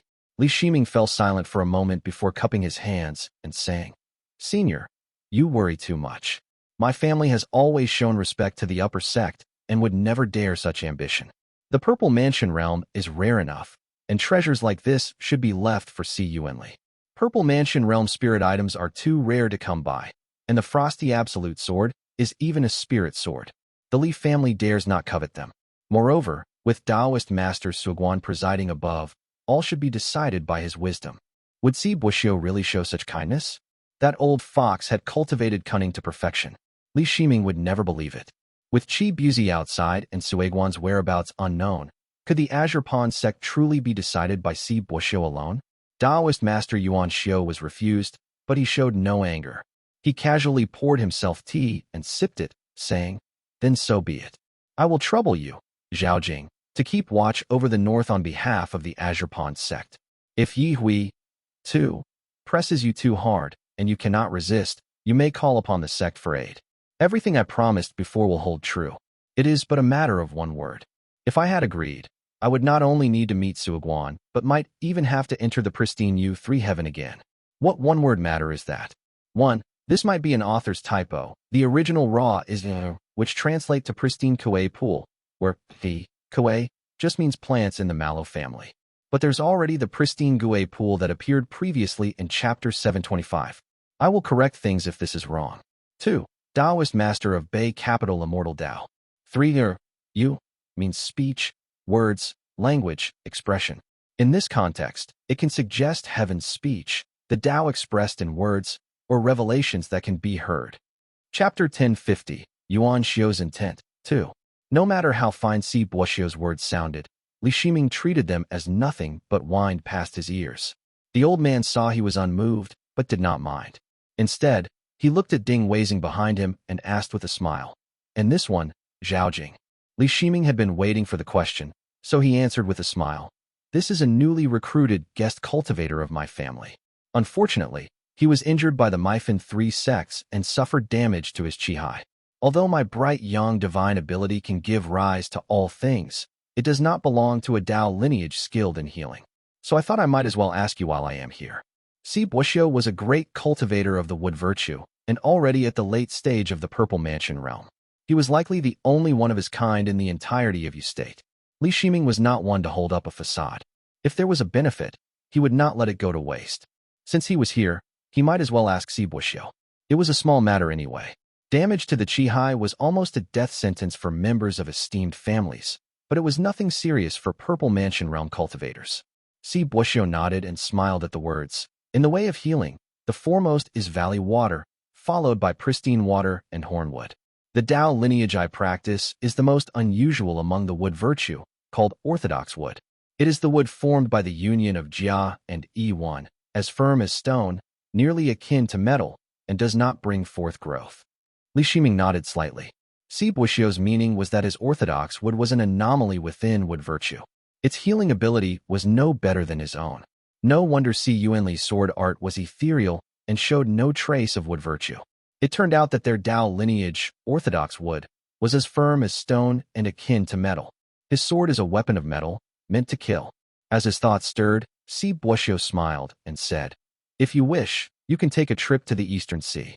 Longflow Mountain rises near Bay Sea. It is where Taoist nun Changxiao practices valley water. She is kind-hearted and may be willing to help." This matter did not warrant asking a Purple Mansion cultivator to intervene directly. Li Shiming frowned inwardly, but Si Buxiu read his expression and simply smiled. "I almost forgot the bond between the Xiao and Li families. You could ask Xiao Shooting as well. He practices pit water and may be able to help." Li Shiming felt a weight lift from his heart. After exchanging a few more words with Si Buxiu, he finally heard him speak softly. "Zhao Jing, since you came to see me first, I will speak plainly. Hangzhou Dao Gate has grievances with the Changxiao Gate, so they favor you. But the Golden Feather sect is watching Hangzhou Dao Gate closely. In the past, I also quarreled a lot with Hangzhou Dao Gate. Now that I am older, I see it more lightly. But still," adds by Pubref. Yuan Xiu paused, then said casually, "No matter who the Li family allies with, you must not draw too close to Hangzhou Dao Gate. It would be dangerous." Clearly, Li Shiming's visits to these three were meant to establish factional ties. Every Purple Mansion realm cultivator was shrewd. Having chosen to approach Si Buxiu, he absolutely could not then go to Hangzhou Dao Gate, or else he would end up an enemy to all. But the Azure Pond sect cannot be avoided. Si Buxiu, nearing the end of his lifespan, was already sensitive. Jiangbei teemed with crises, and without a stable ally at his back, it would be impossible. Li Shiming felt helpless in his heart. Hangzhou Dao Gate was at odds with the Golden Feather sect and could not get along with the Azure Pond sect either. Who would dare approach them? Moongaze Lake sits right between that poisonous flood dragon Golden Feather sect and the sick tiger Azure Pond sect. "I understand, senior," Li Shiming replied solemnly and took his leave. Yuan Xiu rose to see him off. Once he stepped out of the pristine Gue pool, he felt his entire body lighten as the heavens and earth grew clear. He departed from the Azure Pond sect and took his leave, vanishing into the great void. Yuan Xiu escorted him all the way out before returning to Mount Azure Pond. Stroking his beard slowly, he pondered, "The next is Xiao Shooting. I wonder if that fellow will agree to meet him. Li Shiming speaks well enough, has good fortune, and is not foolish, but he is simply too young." Great Void. Li Shiming had just left Mount Azure Pond. Instead of heading straight toward the Xiao family's grand formation, he moved through the Great Void, following the flow of spiritual energy until he stopped before Mount Xianyu. This kind of visit was different from a private one. He could not simply step out of the Great Void and enter. When he had visited the Azure Pond sect, he had entered through the mountain gate, which already carried the implication of alliance between the two families. If that was the case with the Azure Pond sect, then he needed to do the same with the Xiao family. What kind of figure is Hangzhou? How did things reach this stage? I have never heard of him being close to any family, yet he somehow managed to offend so many. The thought made Li Shiming recall something. When Murong Xia came south all those years ago and devoured Hangzhou Dao Gate's Purple Mansion realm direct disciple, I only thought that monk was arrogant. But perhaps the signs of Hangzhou's predicament were already there back then. The three sects and 7 gates had always stood aloof, yet only after reaching the Purple Mansion realm did he realize that there was just as much exclusion within. As he pondered this, a figure approached before the mountain, dressed in a long robe. He held his hands together in a clasped fist salute and said, "I, Xiao Ryu of the Xiao family, greet Taoist master." The man appeared middle-aged, his face wreathed in polite smiles. His demeanor was smooth and worldly. Li Shiming had heard his name before and knew he had ties with his own father's generation. He waved his hand and said, "So it's Master Ryu."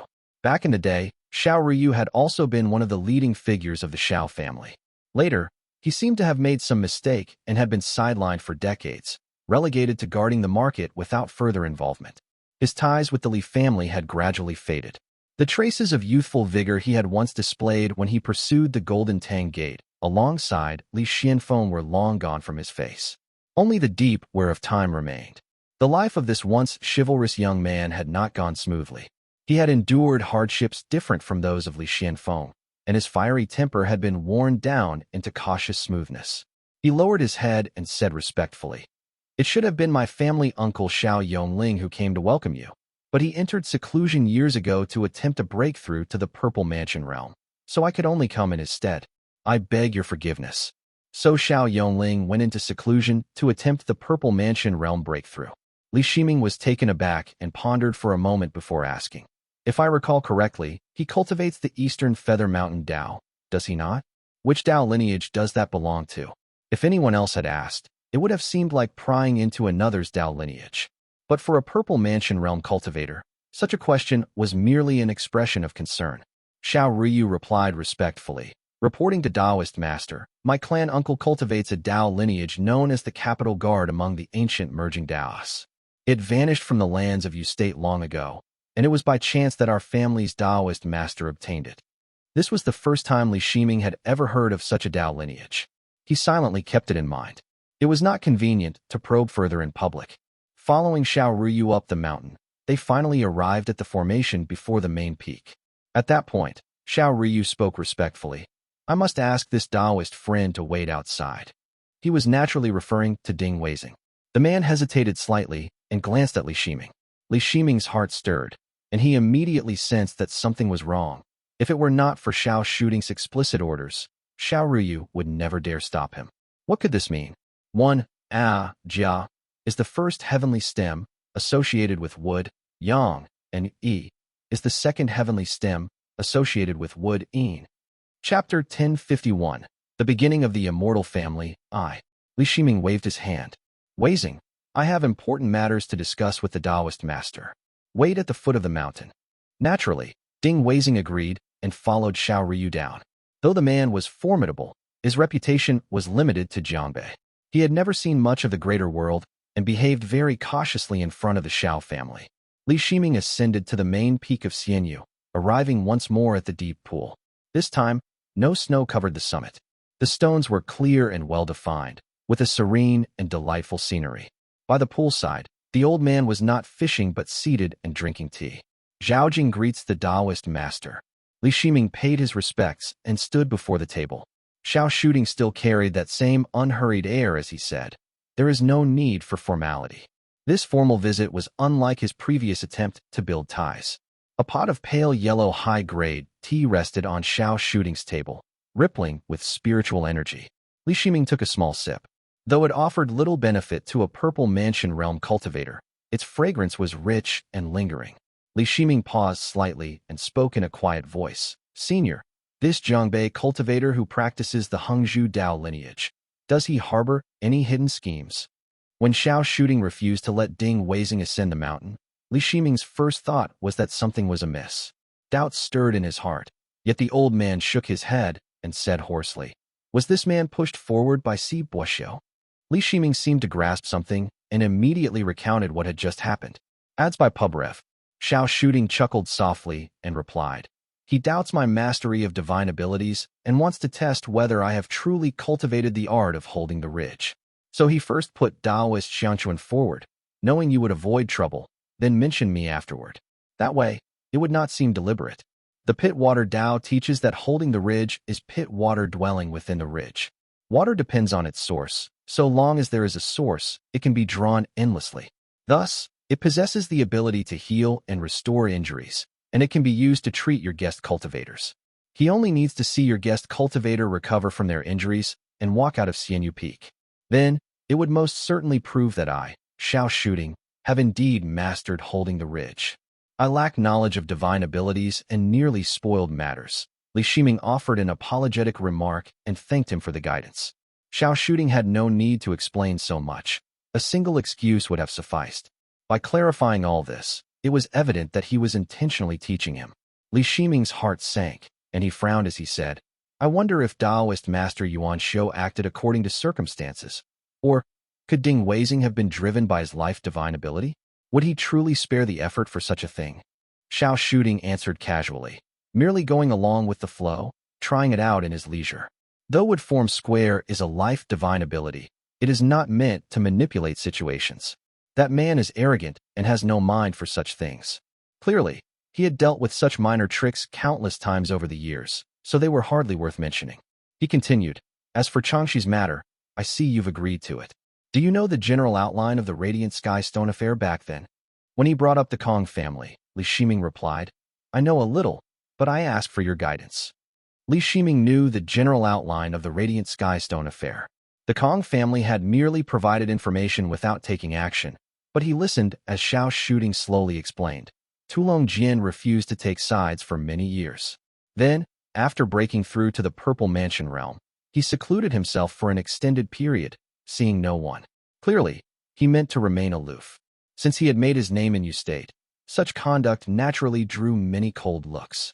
The Radiant Sky Stone affair was meant to force Tulong Jian to step into the game. Li Shijuan was lured to Crimson Reef Island to compel Tulong Jian to choose between returning a spirit artifact to Crimson Reef or siding with Hangzhou Dao Gate. He refused to choose, and Li Shijuan died as a result. When Li Shiming remained silent, Xiao Shooting continued. As for what role the Kong family played in this, it is hard to say. Changxi was shunned in Jiangnan. He naturally would not have let a chance to stir the waters and curry favor with various sects slip. Moreover, given Tulong Jian's temperament, even if he could not save Li Shijuan, the Radiant Sky Stone might still have fallen into your family's hands. He had some ties with Crimson Reef Island. It would not be impossible for him to attempt a solution that satisfied both sides. Though Xiao Shooting said it was hard to say, his meaning was clear. Changxi's interference was a crucial push. On one hand, he had helped Crimson Reef draw Tulong Jian in. On the other, he let the Leaf family obtain the Radiant Sky Stone. It may well be that the Radiant Sky Stone was the reward Crimson Reef promised Profound Peak Gate for drawing Tulong Jian into action. Changxi meddled in it, and in the end, it became the reward given to my family. Li Shiming understood in his heart that the Leaf family might never have acted to seize the Radiant Sky Stone without the information from Profound Peak Gate. It was precisely because of the ties between the two families that they, following Changxi's suggestion, had persuaded Si Yuanli first, believing the Radiant Sky Stone to be a reward. Only then had they decided to make the attempt. Looking back now, the entire matter had been exceedingly complex. Their own family had merely killed someone, yet the contest of several Purple Mansion realm cultivators had been just beneath the surface. As for Changxiao Gate, who seemed to have gained nothing, what were they truly up to? As he pondered, Xiao Shooting sipped his tea and said softly, Zhaojing, have you received anything from Changxi? Now that you know of this matter, how will you deal with it in the future? Li Shiming remained silent for a while. Changxi's actions back then could not be considered harming his family. At most, he had simply made decisions on their behalf. After all, no matter how one looked at it, exchanging a Foundation establishment cultivator with no hope of reaching Purple Mansion realm for a Radiant Sky Stone was a great bargain. But my family was only a mortal family back then. How could we have had the right to make our own decisions? Li Shijuan's death was something Li Shiming could hardly pursue to the end. At most, he could resent Crimson Reef. Thus, he could not lay much blame in front of Xiao Shooting and could only answer. Crimson Reef wanted to plot against Tulong Jian. My family could not have avoided it regardless. Without Profound Peak Gate, harsher methods would have been used. Their enmity with my family meant that my brother Shijuan might not have been the only one. This matter was like someone holding a blade to kill me in order to force my elders to act. Taoist Master Changxi only tugged at his sleeve and asked for some compensation. What benefits he gained is one matter. Back then, my family was just a clan. We had no right to pick and choose when Purple Mansion realm cultivators offered support. Whatever he truly thought of Changxi, these words gave him considerable face.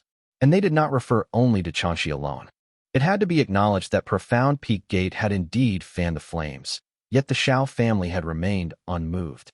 They had even controlled the eastern shore before, depriving the Li family of the right to build a marketplace.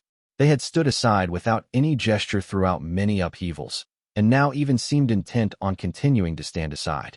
If Li Shiming spoke ill of Changxi, how would Xiao Shooting think of it? Li Shiming kept only one thing in mind. Xianyu Peak was not the Li family.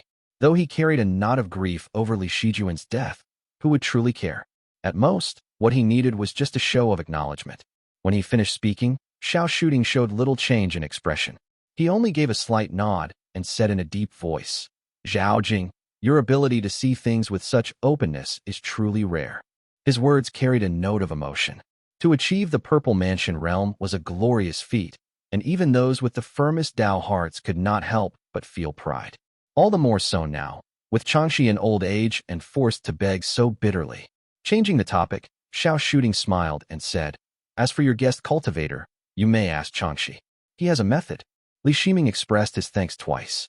Their conversation grew more superficial, and it seemed this visit was about to end. Thinking of Si Buxiu's parting words before his departure, Li Shiming asked, "Senior, you alone have supported the Xiao family in Jiangnan. Surely you must have offended the interests of some Purple Mansion realm cultivators. Might there be a Taoist master with whom you have enmity?" He was asking about Xiao Shooting's enemies. The old man naturally understood, but he answered lightly, "In Jiangnan, I entangle myself with no one. They would never believe you to be allied with me. There is no need to worry. Go on your way." Chapter 1052, The Beginning of the Immortal Family, 2. At Moongaze Lake, within Vermilion Bud Pavilion, the bluish stone lanterns shone with a hazy glow as they were reflected upon the ink-black waters of the lake. The night was heavy and deep. Li Keiwan withdrew her technique and stood in the pavilion for a moment. With her own Taoist master breaking through, the bright yang energy over the lake was too intense and its transformations uneven. Cultivating the whole pill Tao was better in the dead of night, so she had altered her practice hours. Now that her training was finished, the night lay pitch black around her. Big Sister Keiwan. Just as she rested, a flying shuttle skimmed across the lake, carrying someone who then landed before her. It was her younger distant cousin from the same bloodline, who had been cultivating on the island. Li Qiwei was dressed in a pink dress, with a round face and dainty ears, looking delicate and endearing. She smiled and said, "Congratulations, sister. The elder brothers have all been released." What? Li Keiwan had been filled with worry, and had half convinced herself that she was going to be summoned to Mount Qingdu. She had not expected such good news. Yet her joy flashed by in haste, replaced at once with unease. She asked, "How were they interrogated?" She understood why Li Zholuo had delayed dealing with this matter, and feared all the more that he might recklessly suppress it, which would truly harm her. But Li Qi only smiled and said, "Sister, do not worry. Great Uncle Qinghai has successfully broken through and now presides over Qingdu." He exposed Li Dongdi's lies with the untraceable presence truth-seeking talisman, and the rumors crumbled on their own. Li Kuan's eyes curved with sudden delight as she exclaimed, "Great Uncle has broken through. That is truly wonderful." Li Qiwei paused slightly before continuing. Along with that, several dozen people were seized, including outsiders, collateral branches, and even direct descendants. They have now all been confined within Qingdu's water mansion. Li Kuan's joy quickly faded. She said gently, "I entered the island and rose to Qingdu as one from the collateral branch, standing alongside the eldest son, Yuan. Such a matter was bound to stir criticism and jealousy. We must not be too severe, or else the family will fall into chaos, and the fault will become mine instead." Li Qiwei froze for a moment. She too was of the first lineage of the major branch, and she shared a close bond with her cousin. She had long felt resentment in her heart. Her delicate brows furrowed as she said, "Sister, you overestimate them. They are nothing but insignificant figures." Li Keiwan only shook her head. She rose from the pavilion, intending to go pay respects to Li Qinghai at Qingdu, when suddenly a man in black rode the wind over and landed before her. It was Qinyang. "Greetings, Mississippi." Qinyang cupped his hands in salute, and, without waiting for Li Keiwan to speak, said in a deep voice, "The family head summons you. Please come with me into the island." Li Keiwan dared not delay as she rose on the wind. When they arrived at the hall within the island, she saw two youths waiting outside. One was neatly dressed, with ordinary features. The other, however, was bold and valiant in appearance, with thick brows and clad in armor. Both of them bore golden eyes. "Greetings, cousin." Both of them spoke at once, and Li Keiwan hurriedly nodded in response. The two before her were the second young master Li Jianglong and the third young master Li Jiangxia. They were both younger than her at only 18 or 19 years old, and both practiced the bright young method. The fourth young master, Li Jiangliang, was still too young, but the two present were both formidable figures. Li Jianglong enjoyed a reputation in the family for being virtuous and magnanimous, while Li Jiangxia had already gained authority. He had been managing the families along the eastern shore only a few days ago, and had only returned because of the Purple Mansion Dharma Assembly. Upon seeing Li Keiwan, Li Jiangxia laughed heartily. It has been so many years since I last saw you, cousin. It's a pity that I will likely have to bid farewell to my father and go take charge of the lands east of the riverbank now that the Shao family has returned them. I will have few chances to speak with you again. Compared to his elder brother, Li Jiangxia was clearly more cheerful, more striking in demeanor, and harsher in conduct. For that, he was more favored by Li Zhouwei, had risen early, and was entrusted with important duties. Li Jianglong, on the other hand, was more reserved. He inquired after Li Kuan's elder brothers, and she answered him quickly. They were soon summoned, and the three of them proceeded into the hall together. The hall was brightly lit. Li Zhouwei was still holding a vermilion brush, marking things on a scroll. The Purple Mansion Dharma Assembly had ended and left behind chaos. He had to record who had sent gifts in return, who had offered congratulations, whether the gifts had been weighty or light, who had failed to attend, and who had left midway. Clearly, it was not something easily managed. When he saw the three approach, Li Zhouwei finally set down his brush. Looking first at Li Keiwan, he said quietly, Keiwan, I heard from Uncle Chenghui that the family's affairs have been settled. In the coming days, your brothers will be sent to Mount Qingdu to do some work under the elder on Talisman Peak. It will help ease his boredom. The elder naturally referred to Li Xianxian. After this ordeal, her brother's businesses were ruined even if they had been released from Qingdu, so such an arrangement was already quite suitable. Li Keiwan respectfully replied, Many thanks, family head. Li Zhouwei nodded. There has always been gossip in the family. The struggles for power in the 16 prefectures are always talked about one way or another. You need only cultivate well at Vermilion Bud Pavilion. Li Keiwan quickly agreed. Li Zhouwei then turned to his two sons, handed over a jade pendant, and instructed, Jiangxia, the Shao family has relinquished 79 households east of the riverbank. Take this order to Qingdu, obtain the Immortal registry, appoint a few peak guardians, estate stewards, and guest cultivators, then make a trip and put everything in order. Yes. Li Jiangxia's eyes lit up at once, eager to act, while his elder brother Li Jianglong only lowered his head in silence.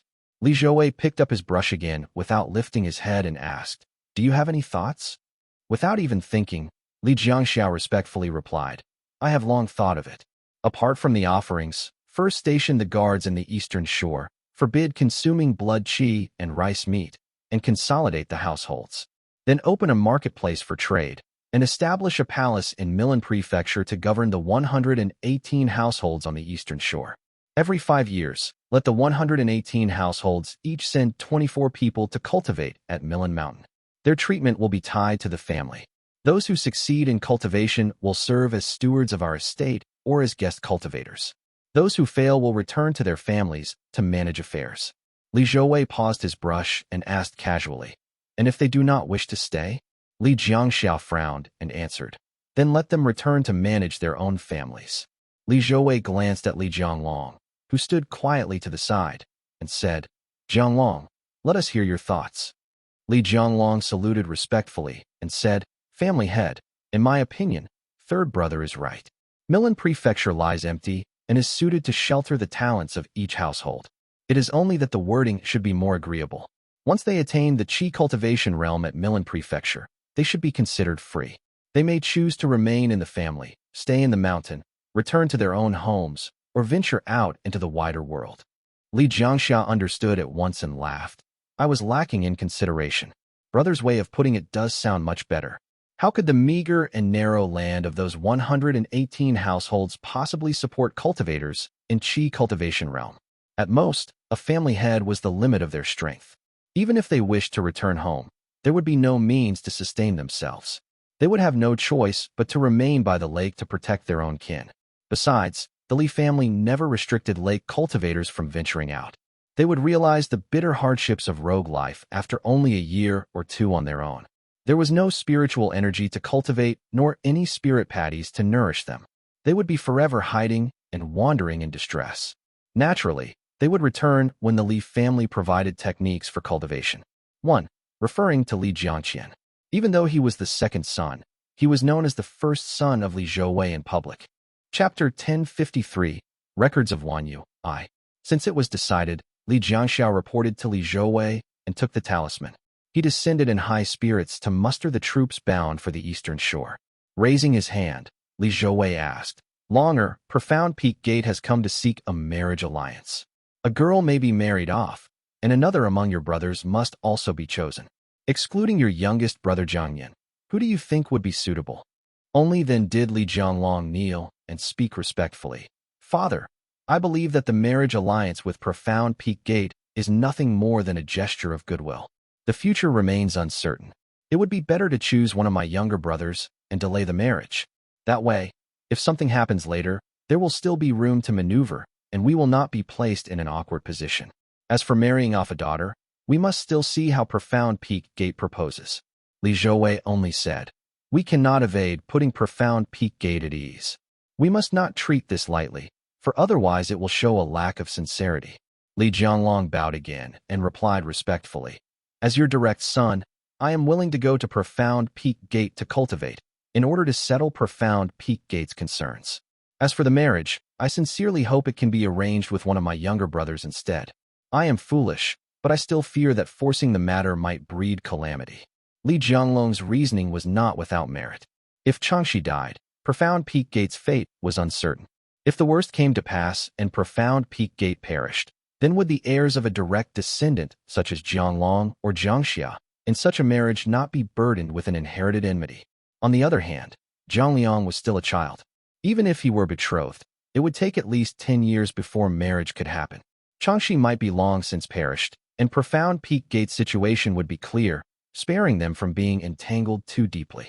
What did catch Li Zhouwei somewhat off guard was his son's willingness to personally go to Profound Peak Gate to cultivate.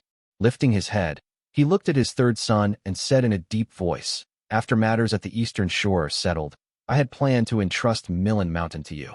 You would stabilize the 118 households while your younger brother would take over the eastern shore. Yet you insist on going to Profound Peak Gate yourself. Have you truly thought this through? His sons were all talented in governance and descendants of bright Yang bloodline. They each had their own ambitions and factions. Unlike the previous generations, where brothers yielded to one another, even the young Zhangliang harbored no small aspirations. How could Li Zhouwei not be aware of this? Now that prosperity was flourishing, distancing oneself from the center of power could only bring harm and no benefits. Li Jianglong's sudden wish to leave was truly unexpected.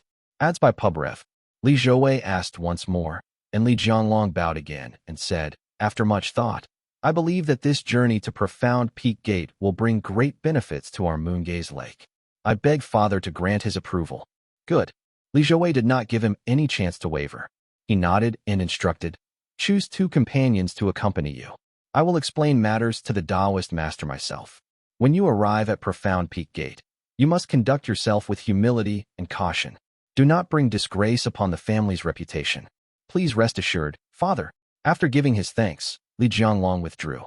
All the while, Li Keiwan, dressed in a flowing cloud-patterned gown, had been listening quietly from the side. She found her regard for Jianglong growing even more. She did not expect Li Zhouwei to suddenly turn to her. Wanner, in your view, who should be sent to govern the eastern shore? I dare not speak rashly. It would be improper to overstep the rules. Li Keiwan gave only a brief reply. But Li Zhouwei replied, Speak freely, it does not matter. She had no choice but to bow and answer. Reporting to the family head, several of the elders must remain to guard the northern bank and cannot be moved lightly. Now that Uncle Qinghua has taken over Qingdu, Uncle Zholuo is unoccupied, though his cultivation is of utmost importance. I wonder if this might delay his progress. Uncle Zhoming has just entered the Qi cultivation realm a few days ago, and there is also Aunt Xinghan. Both can contribute their strength as well. After the devastating conflict between the northern and southern branches, the Chengming and Zhouxing generations had truly withered. Qinghuai, Minggong, and Qingbi each had their own assignments. In the Zhouxing generation, only Li Zhiluo's cultivation was decent, while the eldest branch's Li Xinghan was a silent cultivator who rarely showed herself, spending almost every day in seclusion. As for the specifically mentioned Li Zhoming, he was the direct grandson of a Taoist master, yet his innate ability was far from remarkable. Even though he was past 30, he had relied on the three aspects breaking realm pill to break through, and his achievements were still inferior to those of the Zhoufang and Zhouyang brothers. Li Zhouwei sighed inwardly. The talents of the Zhouxing generation were sufficient to match those of ordinary families, yet none of them stood out as truly remarkable. Their years of growth had coincided with the internecine conflict between North and South, leaving the Li family in turmoil. Not only did they lack proper training, many had even lost their parents, returning with little more than a storage pouch or two. Since Uncle Qinghua has already taken charge of Qingdu, it would not be fitting for Zholuo to enter Milan again. For now, let the eldest elder oversee it, and have Zhouming and Xinghan follow him to gain experience. Having given his orders, Li Zhouwei finally set down his brush and said softly, "In a few days, I will depart for Jiangbei. Let Qianer take over the family's affairs, and you are to assist him. With Uncle Qinghua present, there should not be much trouble." Li Keiwan bowed respectfully in agreement. Li Zhouwei then drew the talisman of the mountain ghost from his sleeve, placed it in her hand, and said, "This is the mountain ghost talisman. It holds the might of Foundation Establishment Realm. Study it well, and it may also serve as protection." Sword Gate. The Wanyu Sword Gate lay within Jingchuan Prefecture, where hills rose in clusters and vegetation thrived. Its gate stood on Yuchuan's Sword Peak, a main summit that jutted into the heavens like a drawn blade. Only 100 kilometers away, the Raising Sword Ferry stretched across the eastern sea, from which the boundless ocean could be seen at a single glance.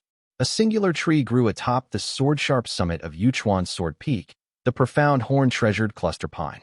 Unlike ordinary pines that thrust straight upward, its trunk spread outward like a grand canopy. Each needle resembled a drooping tassel, shimmering with emerald luster. It was a purple mansion spirit pine aligned with the hornwood Dao, and was famous throughout Jiangnan. The sword gate itself was tranquil and austere. Pavilions stood scattered across the peak, yet there were few figures in sight. Only one man came forward to welcome Li Shiming, Chongzhou, the same man who had offered congratulations the other day. Carrying his sword on his back, he led the way up the mountain. A southeastern wind rose, sweeping through the pine branches and scattering dazzling rays of light. The heavenly light between Li Shiming's brows flickered faintly. He sensed that this wind was anything but ordinary. It carried the essence of wood's growth, subtly resonating with the hornwood Dao. He raised his brows and said, "What a marvelous spring breeze of hornwood." The heavenly light at the center of his brows held the power to discern anomalies, and so he perceived the truth with just one glance. Chongzhou hurriedly explained, "Taoist master, your divine ability is indeed vast. This wind truly belongs to the hornwood Dao. It is called the treasured cluster spring breeze. Whenever the southeastern winds rise and pass through the branches of our gate's ancestral tree, they immediately transform into this breeze, carrying the power to nourish life and sustain the people. This breeze rises from the southeast and flows toward the northwest, all the way to Lake Xian. There it meets the daytime sea wind, shifts westward along with the river waters, and nourishes all of Jiangnan." Oh, Li Shiming let out a quiet sigh. No matter how the devil plague or the blood calamity struck, the Azure Pond sex population always managed to recover swiftly. This purple mansion spirit tree must have played no small part in it. Just as the thought crossed his mind, a figure appeared beneath the tree. It was a middle-aged man in Taoist robes, his hair half white. He held a sword cradled in his arms. A faint smile lingered on his face, tinged with a trace of surprise, as he spoke. "I am Ling Mei. I greet you, Zhaojing." "I greet you, senior." Li Shiming returned the courtesy with a bow. The cultivators of Sword Gate were formidable in combat, and few dared to offend them. Naturally, his tone was polite. As Taoist Master Ling Mei approached, he introduced, "This is Senior Tianjiao Yuan." Only then did Li Shiming realize that he was referring to the profound horn-treasured cluster pine before them. He quickly bowed again and said respectfully, "I pay my respects, Senior." Tian means heaven, sky, and Jiao means horn. Together it means heavenly horn. It refers to the Horn Mansion star, the first of the 28 lunar mansions, symbolizing spring and the wood element. Chapter 1054, Records of Wanyu 2. Li Shiming himself possessed 3 spirit trees. The snake dragon fruit tree and the Wanglin blossom tree had yet to awaken. The last was a spirit persimmon tree he had brought back from Mount Chuanwu. Though its foundation was far inferior to the first 2, it had already shown faint signs of awakening. The profound horn-treasured cluster pine gave no response. Ling Mei quickly explained, "The venerable elder often slumbers. It has made no sound for nearly 50 years. Please do not take offense." Li Shiming, one nodded, and simply followed him forward. Taoist Master Ling Mei lifted his sleeve with a smile and said, "This elder has an extraordinary origin. Years ago, true monarch Taiyu once cultivated on this mountain. His golden chi soared into the heavens, leaving the land barren for hundreds of kilometers where no grass or trees would grow. Thus he planted this senior to conceal his chi.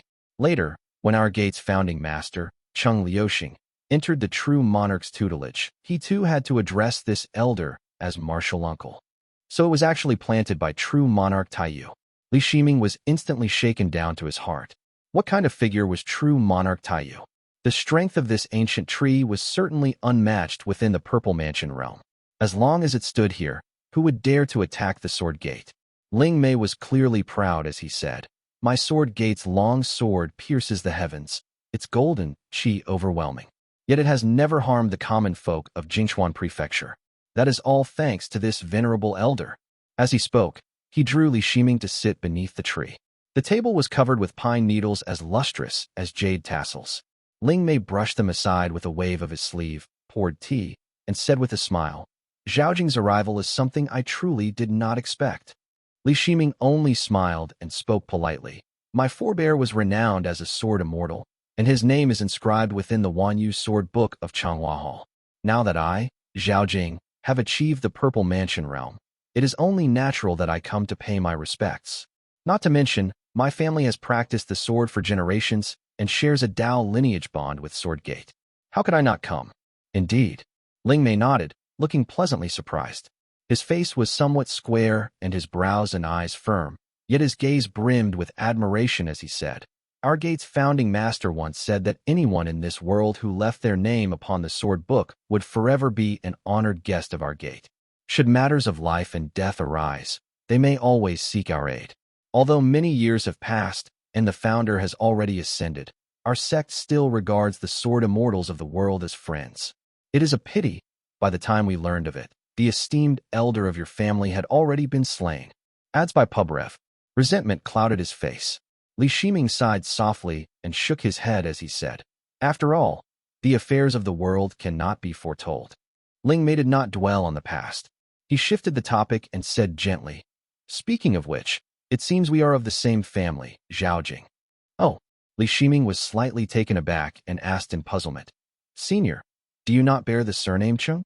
Ling Mei laughed heartily and nodded. "My original name is Li Mei."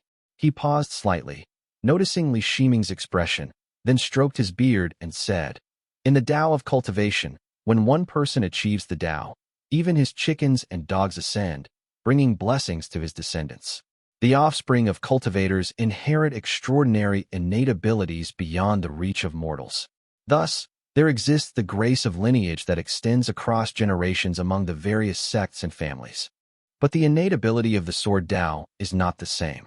Even the son of a farmer may one day lift a blade weighing 1,000 kilograms, while the scion of a Purple Mansion realm family may not be able to wield a 1.5-meter sharp sword. At Sword Gate, we revere attainment in the sword above all. It is common for Qi cultivation realm cultivators to become peak masters, and for those at the embryonic breathing realm to be invited as honored guest cultivators." Li Shiming now understood. Ling Mei continued, "Our sect reveres the righteous Tao, and the direct lines of various surnames are all present.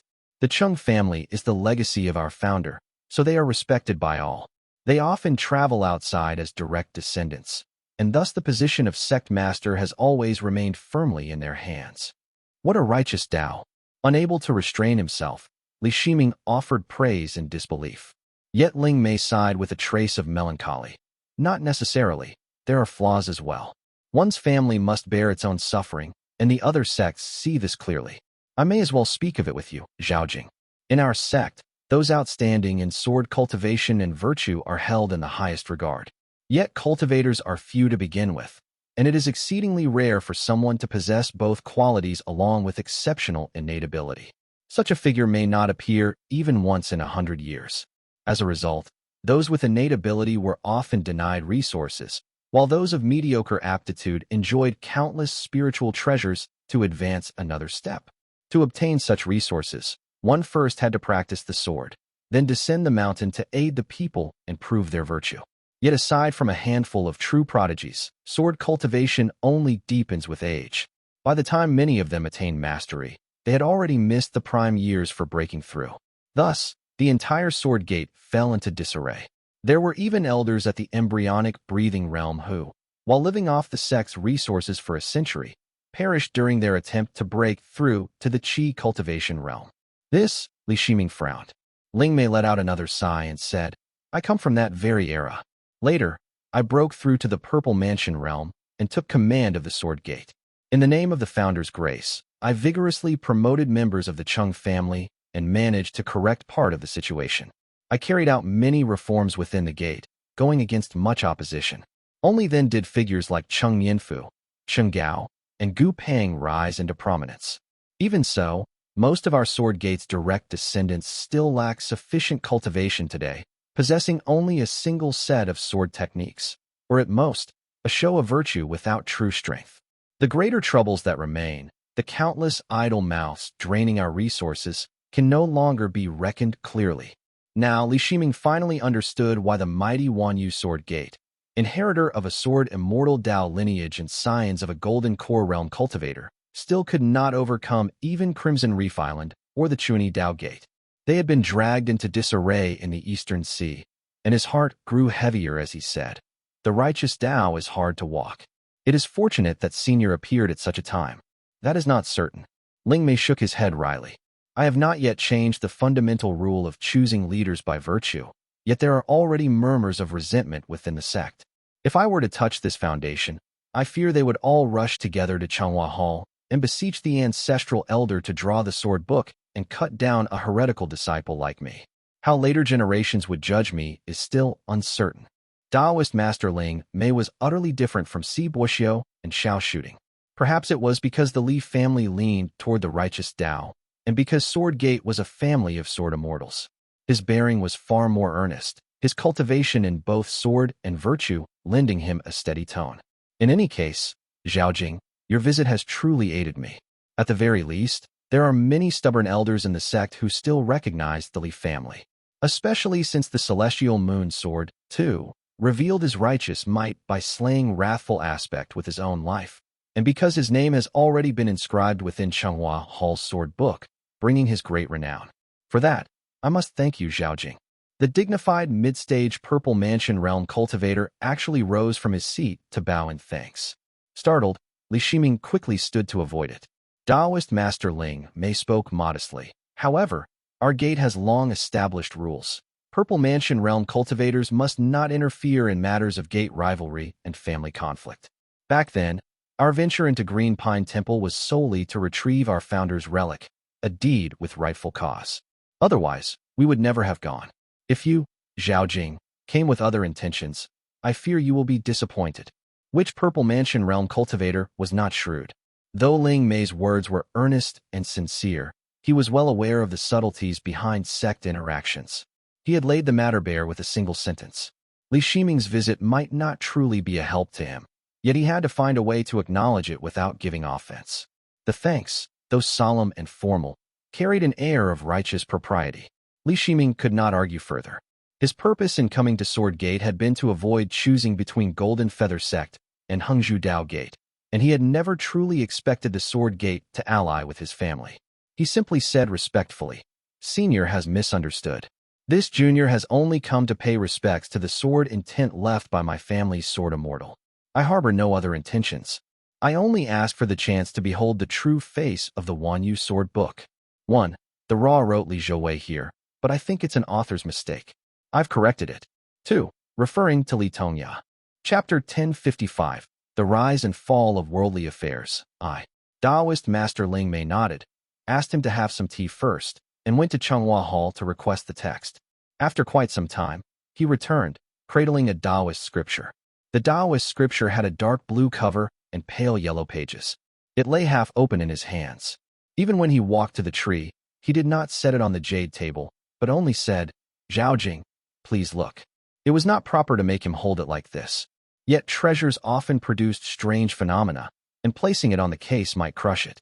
Li Shiming used his divine ability and reached out with both hands to receive it, but Taoist Master Ling Mei raised a hand and said, "Zhao Jing, the Wanyu sword book is no ordinary thing. Let me handle it." He smiled and said, "If one bears sword intent, the sword book is as light as brocade, and even an ordinary farmer could tuck it into his bosom and carry it away. Without cultivation in the sword book is as heavy as Mount Taisher, and even one who has achieved Purple Mansion realm would find it hard to lift."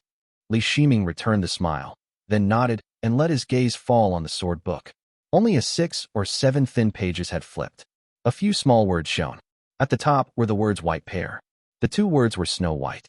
2 lines down, another pair of small words surfaced, equally white, Yu Sin Wan. After these 2 characters came tiny script that read Liang, 2.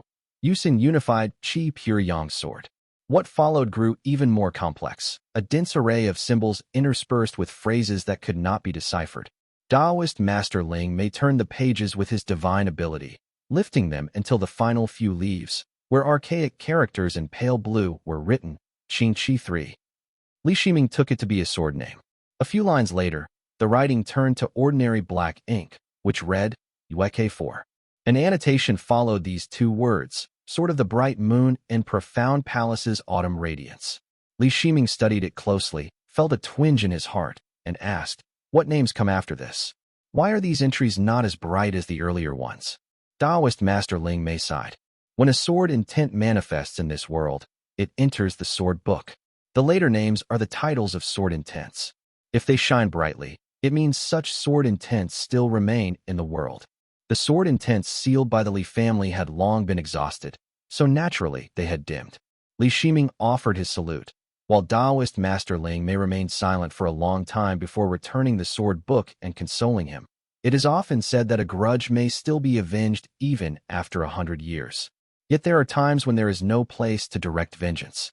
To have all that force gathered in one's hand and no way to release it, that is the true hardship. Li Shiming knew he was referring to Qi Wei, who had long since died, and to the Qi family, which was now reduced to a few collateral branches clinging on. The Li family had achieved the Purple Mansion realm, yet there was no one left to exact vengeance upon. He could only speak softly. "Thank you, Senior, for your understanding." In truth, Li Xianfeng, Li Shiji, and several others had played critical roles in the downfall of the Qi family. Apart from the reclusive Qi Zhiyun, all the direct descendants bearing the surname Qi had perished. That alone was already a form of vengeance. As for Qi Zhiyun, no one knows where he is in seclusion. Most likely, Si Buxiu will never permit him to emerge. The thought flickered through Li Shiming's mind and was gone. He recalled Chengxiao, a friend of his late uncle Li Yuanjiao, and asked, "Taoist friend, you just mentioned Chengxiao. He had ties with my family. Where might he be today?" Taoist Master Ling Mei paused for a moment before answering. He is still stationed in Ganzi Prefecture of the Great Western Plains, guarding the small nation of Baileichang. But Longdi is now rife with devil cultivators, so he cannot move lightly.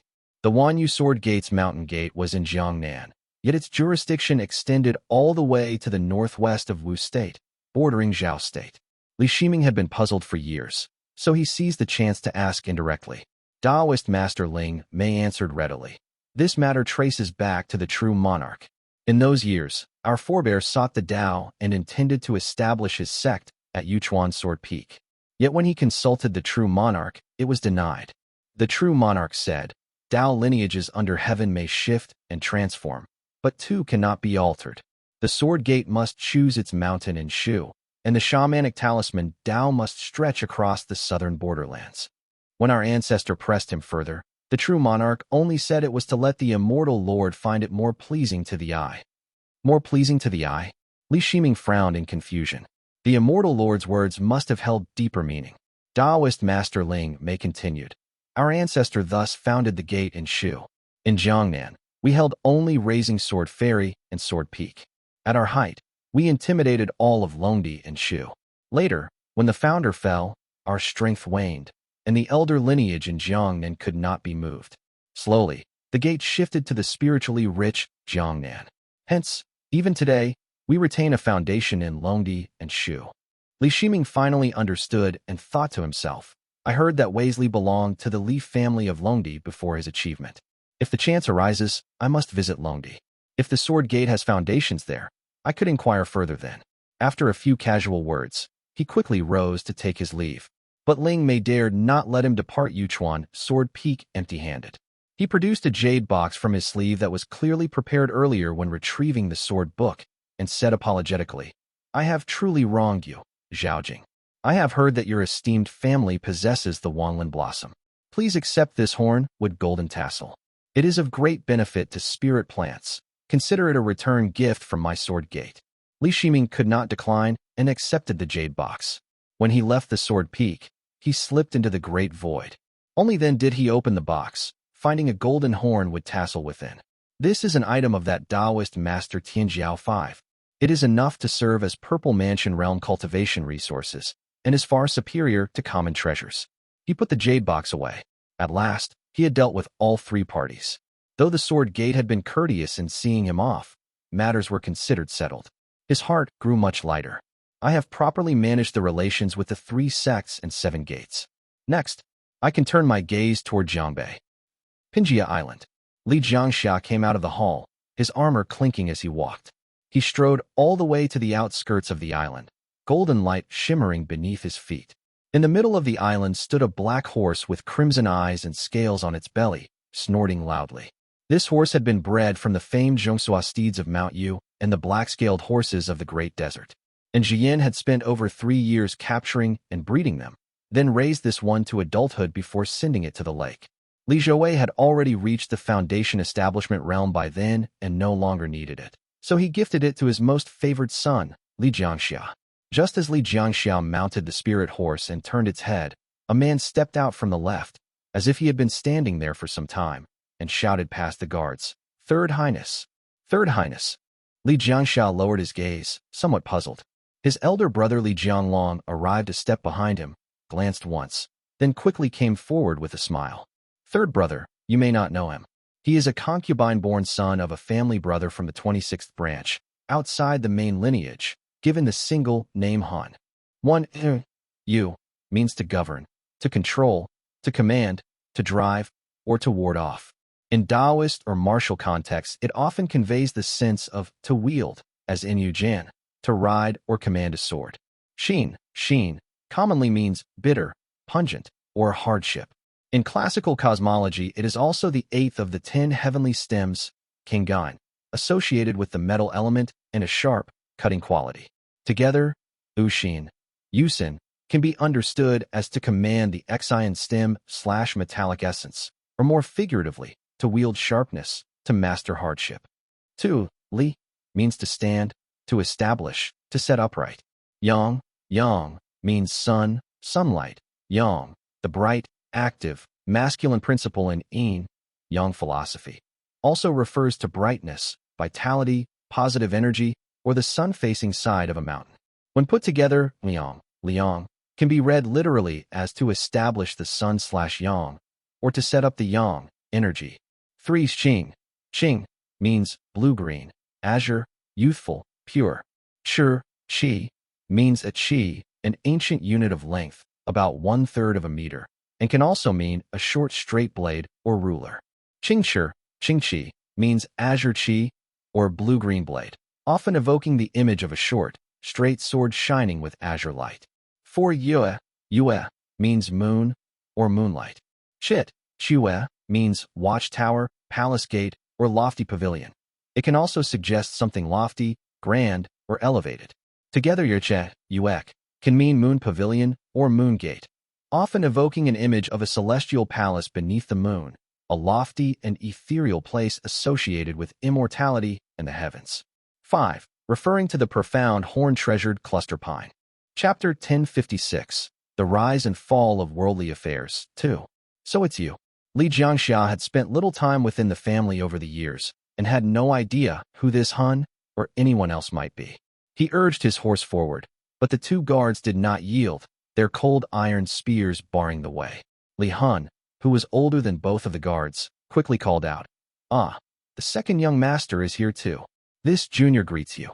Li Jiangxia took in his thin frame and plain looks, then raised his whip and laughed heartily. "Second brother, this man looks just like you. Truly one of our own kin. Aside from those eyes, the resemblance is uncanny."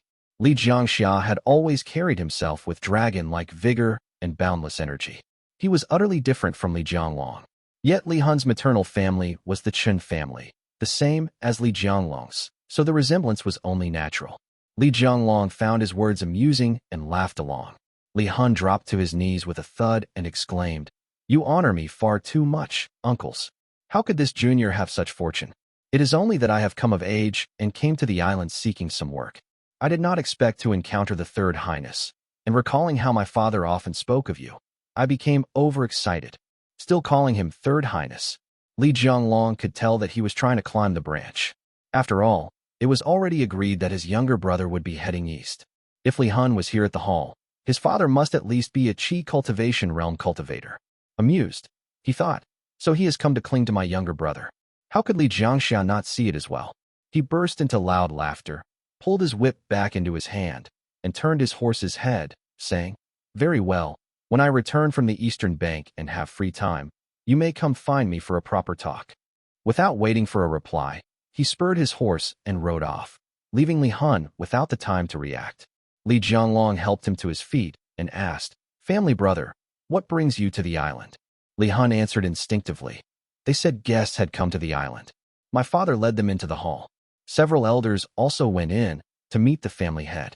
He adds by pub ref. Only then did he realize he should not have spoken." Li Jianglong flung his hand aside and cut him off in surprise. "So it was family business. I thought it was visiting relatives, which is why I asked. This should not have been said, not at all. You child, your tongue is loose. From now on, do not wander about the hall. If you stumble into something you should not, beware of Chengdu's punishment." Li Hun was quickly frightened. Li Jianglong deftly unfastened the command token at Li Hun's waist, locking it in his own palm. His tone grew heavier. "It is fortunate I found you. Better than letting you run about. Come with me to see your father." Without his command token, Li Hun could not go anywhere within the hall. He could only follow blankly, thoughts in disarray, until fear seized him. He hurriedly said, "Second Highness, my father has urgent matters. It is truly not suitable for you to meet him." "It does not matter." At the foot of the steps, Li Jianglong paused and turned back with a genial smile, his golden eyes piercing as he said, "I will wait for him in the side hall." Li Hun stood frozen in fright, unable to move for a long while. Li Jianglong gently took his hand and led him through the covered corridor to the side hall. Li Hun nearly collapsed along the way. Li Jianglong had no mind to care about him. He observed quietly and saw a disheveled middle-aged man pass among the guards. His cultivation seemed to be at the late stage of the Qi cultivation realm, but it was hollow, as if built by spirit items. Who could this be? Li Shiming traveled for a while in the great void, then broke through into his family's grand formation. He descended into the grand hall on heavenly light. What once took days of flight at the early stage of the Purple Mansion realm now took only half a moment, with scarcely any change in the sky. Li Zhouwei was standing in the hall, arranging over a dozen jade boxes on the table and marking them with a vermilion brush. When he saw Li Shiming appear, he bowed and reported, "Respected Taoist master, the return gifts for the 3 sects and 7 gates are prepared." In Yu State, there were the 3 sects, 7 gates, and 2 families aside from the Li family. Li Shiming had chosen 3 to visit personally, but that did not mean the rest could be ignored. Letters and gifts still had to be sent for every Purple Mansion realm representative who attended the Dharma assembly, with the excuse that he was in seclusion consolidating his divine ability and unable to come in person. Li Shiming had long since prepared personal letters for the Golden Feather Sect, the Hengzhu Dao Gate, and the Profound Peak Gate, each accompanied by a treasured panacea. Li Zhouwei took them and then reported Li Chenghuai's breakthrough. Li Shiming was very satisfied and nodded. "Have him come up to see me." Just as he finished speaking, a man hurried up outside the hall and respectfully reported, "Family head, Taoist master, someone has come to the island." He claims to be the son of an old acquaintance and requests an audience with the family head. The son of an old acquaintance. Li Zhouwei's thoughts stirred slightly, uncertain who this could be. He saw a flicker of heavenly light move between Li Shiming's brows. Li Shiming sat down to the side, his voice faintly cold. "Bring him up." The man quickly withdrew. After a dozen seconds, hurried footsteps sounded on the steps before the hall. Someone stumbled inside, fell to his knees with a thud, and knocked his head against the floor, paying respects to the family head. Li Zhouwei examined him closely. It was a middle-aged man with a face full of stubble, his cultivation at the late stage of the Qi cultivation realm. His features held a hint of nobility, yet his face was overcome with panic and fear. His legs trembled as he kept kowtowing. Li Zhouwei did not recognize him, but Li Shiming sipped his tea and said casually, "So it is young Master Yuan. I wonder, what business brings you here?" The words chilled the man on the ground to the bone. He felt like he might die on the spot, unable to speak a single word. Li Shiming only lowered his gaze, drinking his tea without sparing him a glance. After a while, Li Qinghua entered the hall. Standing to the side, he glanced casually at the man. But the more he looked, the more familiar he seemed. His heart jolted. Yuan Fuyao. This man was indeed the son of an old acquaintance, Yuan Fuyao, the son of Yuan Qingdun. Years ago, Yuan Tuan had disappeared, and Yuan Qingdun sailed out to sea, expecting never to return. He used his lifelong friendship with the Li family and his entire estate to secure a marriage betrothal for his son, Yuan Fuyao. But Yuan Huyuan and Yuan Hudu, eager to curry favor with the Qi family, broke the agreement, gave Yuan Fuyao the estate, and married him into the Song family instead. The rift between Li and Yuan families had begun from that moment, and by now it had reached the point where even Li Shiji and Yuan Chongzhou had turned against one another. Li Shiming knew this matter well, and also knew that Yuan Fuyao had later lived a life of comfort with a beautiful wife, becoming the master of the Song household. Yet here he was now. The Li family members had varied expressions on their faces, while Yuan Fuyao himself was speechless. Life in the Song family had indeed begun with a beautiful wife and leisurely days of cultivation and music. But 10 years had passed in a blink, and the conflict between North and South had broken out. Thanks to his family's favor, Yuan Fuyao had not needed to go to the riverfront battles, and he had breathed a sigh of relief. But the Song family had suffered heavy losses in the conflict and began eyeing Yuan Chengduan's inheritance. One day they borrowed 5 coins, and the next, 10. They continued to press him daily. With the world in chaos, he could not escape. Bad news then followed one after another. The Qi family's main bloodline was destroyed, and the Song family declined steeply. Their demands grew harsher, but fortunately, his father's relics were abundant and well hidden, allowing him to endure for over 10 years while keeping a low profile. But any hope of a comfortable life was gone. Hearing of the Li family's rise, and of Li Shiji, who had almost been his brother-in-law, achieving great cultivation and earning renown throughout Jiangnan as the rosy glows of the celestial pavilion, Yuan Fuyao began to regret bitterly. He was gnawed by remorse like a rat, restless and sleepless. When Li Shiming's divine ability resonated across Jiangnan through the great void, Yuan Fuyao was struck with terror. He immediately leaped out a window, taking no one and nothing with him, hiding in the wilderness for months. Only later did he learn that on that very night, the Azure Pond sect's forces descended upon the Song family, leaving not a single survivor. His wives, concubines, and children were all dead. Yet he had been born a pampered son. Even the lowest treatment in the Song household was beyond what ordinary rogue cultivators could dream of. Hiding here and there, unable to face anyone, he felt his life was no life at all. He feared that Li Shiming might recall him one day and tear through the great void to seize him. At last, he came to the lake on his own. Shivering for a long time, he recounted his misery, then said hoarsely, "This lowly one regrets too late. I beg the Immortal family to show mercy." Li Zhouwei had already understood everything. He looked on coldly and thought, he does have some scheming in him, but his character will never make him great. Chapter 1057, White River Stream Region, I. Li Shiming immediately understood Yuan Fuyao.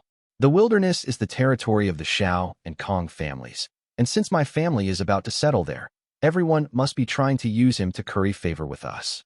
The Si family destroyed the Song family, and his bloodline is already in their hands.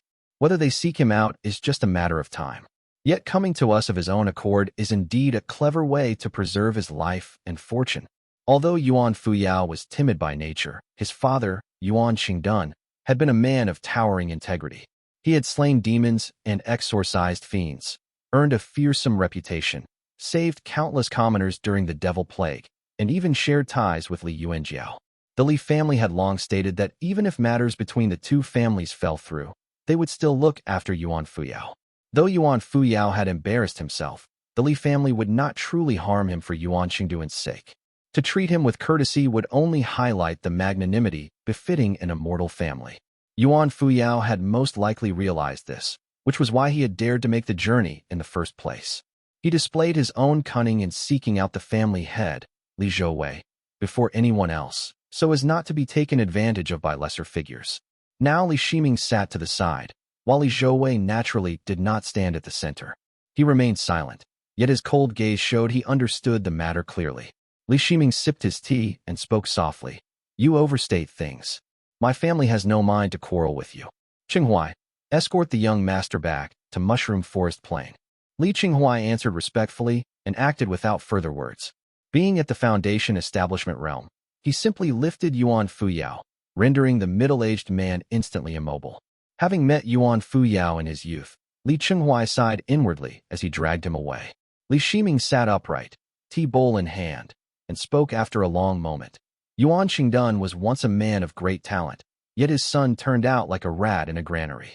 It would be one thing if his innate ability were merely low, but to live by leaning on his father's shadow while thinking only of himself. Truly, the matter of offspring is impossible to predict. His words carried an obscure meaning, and Li Zhouwei could only respond softly. Yuan Fuyao is indeed quick-witted, but the Yuan family spoiled him. Though clever, he grew up muddled and petty. Even a fool, given daily guidance, can accomplish something in time.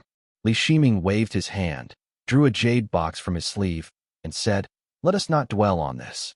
I obtained a stalk of hornwood golden tassel from the Sword Gate. Take it, and extend some benefits to Wanglin Blossom. Li Zhouwei only replied, The matter of transplanting the Wanglin Blossom has yet to be settled, but only then did Li Shiming understand.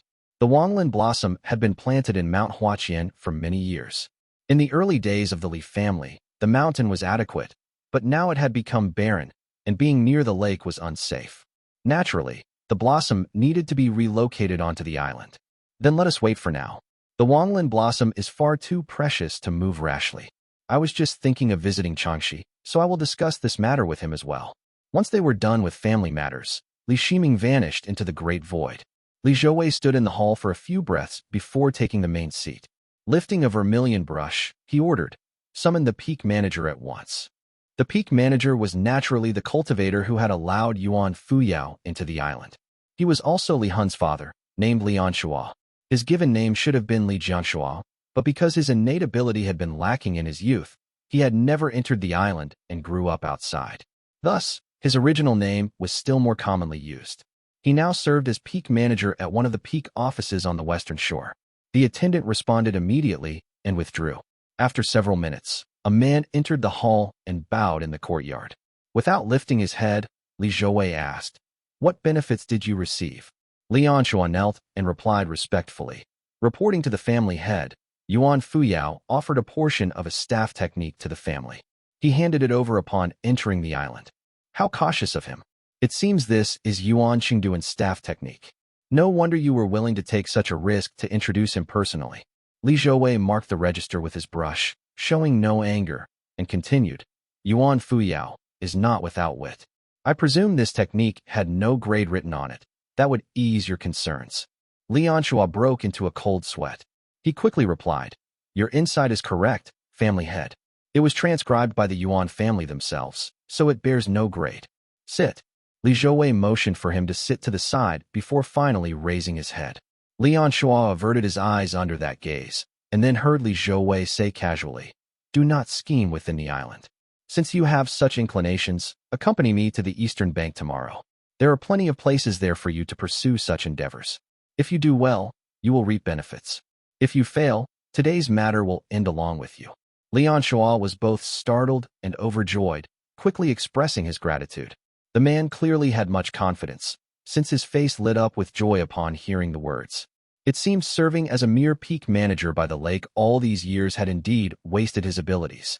Li Zhouwei waved his hand to dismiss him. Go now. Second brother is waiting for you in the side hall.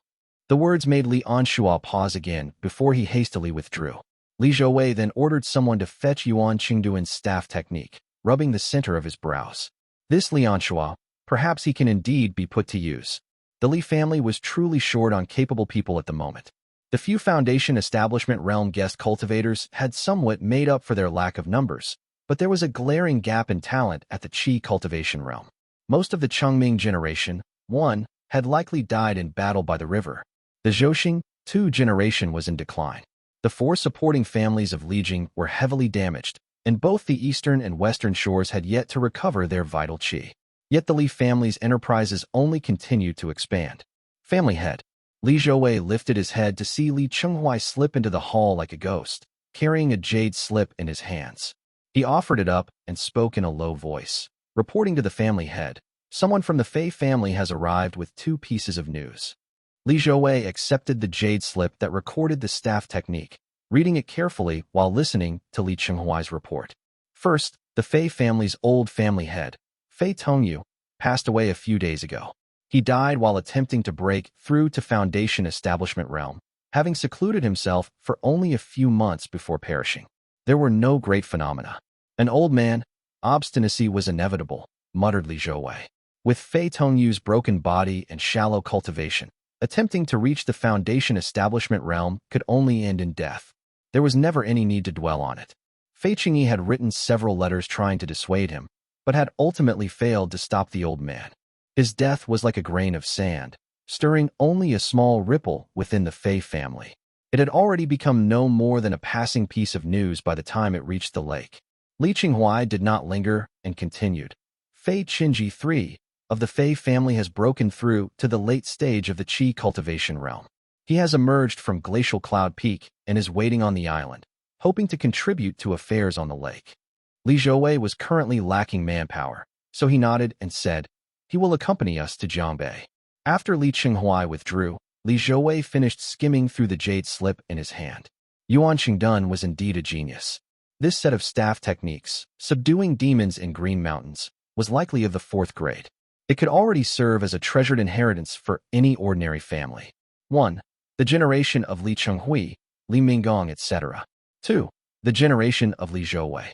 3. The original name of this male character is Fei Qingyi, which is the same as the female character also named Fei Qingyi. This character's name is changed to Fei Qingyi so that the 2 names won't clash. Qing was chosen as a replacement as it is an older Wei Giles romanization for the Chinese sound, now spelled as Qing or Qing. Chapter 1058, White River Stream Region, 2. The Great River was the foremost water vein of the world, spanning east to west and dividing the lands into north and south. Crossing the river northward led into Jiangbei of Su State, where the first territory one encountered was White River Stream, domain of the Mifan 3 sects of Mount Shaoshi. Li Chenghui rode on thunder as he flew over White River Stream. Looking around, he saw Mount Tangdao, the range belonging to the Golden Tang Gate, to the north of White River Stream. Its undulating ridgelines were faintly visible in the distance. To the east lay the domain of White Yi Wan Stream, under the bay capital Immortal Dao. However, it was hidden behind vast stretches of hills and not clearly visible. Beyond Bay Stream was Chongzhou Tomb, and farther east lay the White Sea Stream, under the Xuanmiao Temple, which led eventually to the seashore. If one flew higher, one could see how Jiangbei was divided by 3 water veins, from west to east, White River, White Yi, and White Sea. According to Old Chu, these 3 streams had once been one river, the Hui River. But when the ancient cataclysm happened and the 6 prefectures sank beneath the sea, the Hui River broke apart and vanished, leaving only the 3 streams. Li Qinghui led Chu Buji and Insiwei to Floating Cloud Cave. Along the way, they saw only devastation. The people had naturally all been taken and the spirit patties ruined beyond recognition, leaving behind nothing but bare spirit fields. They landed before the mountain gate of Floating Cloud Cave. The protective formation on the low hill had long been torn apart. Rubble lay scattered everywhere, and a few low-ranked rabbit mice scurried about the abandoned courtyard. Chu Buji, who was familiar with the place, led the way. He pointed as he said, "My lord, Fudo's immortal foundation was spring on wood. He fell upon this mountain, and the plants have flourished everywhere. Though it has only been a few months, it looks as though decades have passed."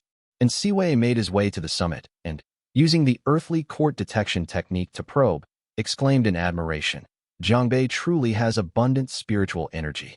No wonder so many Foundation Establishment Realm cultivators flock here. Even this single low hill can sustain the cultivation of several Foundation Establishment Realm cultivators." The number of sites in the Li family's domain, aside from a few places like Milan, Zhejiang, and Pinjia that could support Purple Mansion Realm cultivation, that could sustain multiple Foundation Establishment Realm cultivators, was extremely limited. There were only 5 such places in 16 prefectures. Yet this mountain was low and its earth vein thin. It was clearly not the stuff of a renowned peak. Chu Buji simply remarked, reporting to the Dharma Protector, "There are indeed many spirit fields within Floating Cloud Cave's domain, but most of the land is hilly, with no high mountains in sight. The Foundation Establishment Realm cultivators are normally scattered across these low hills.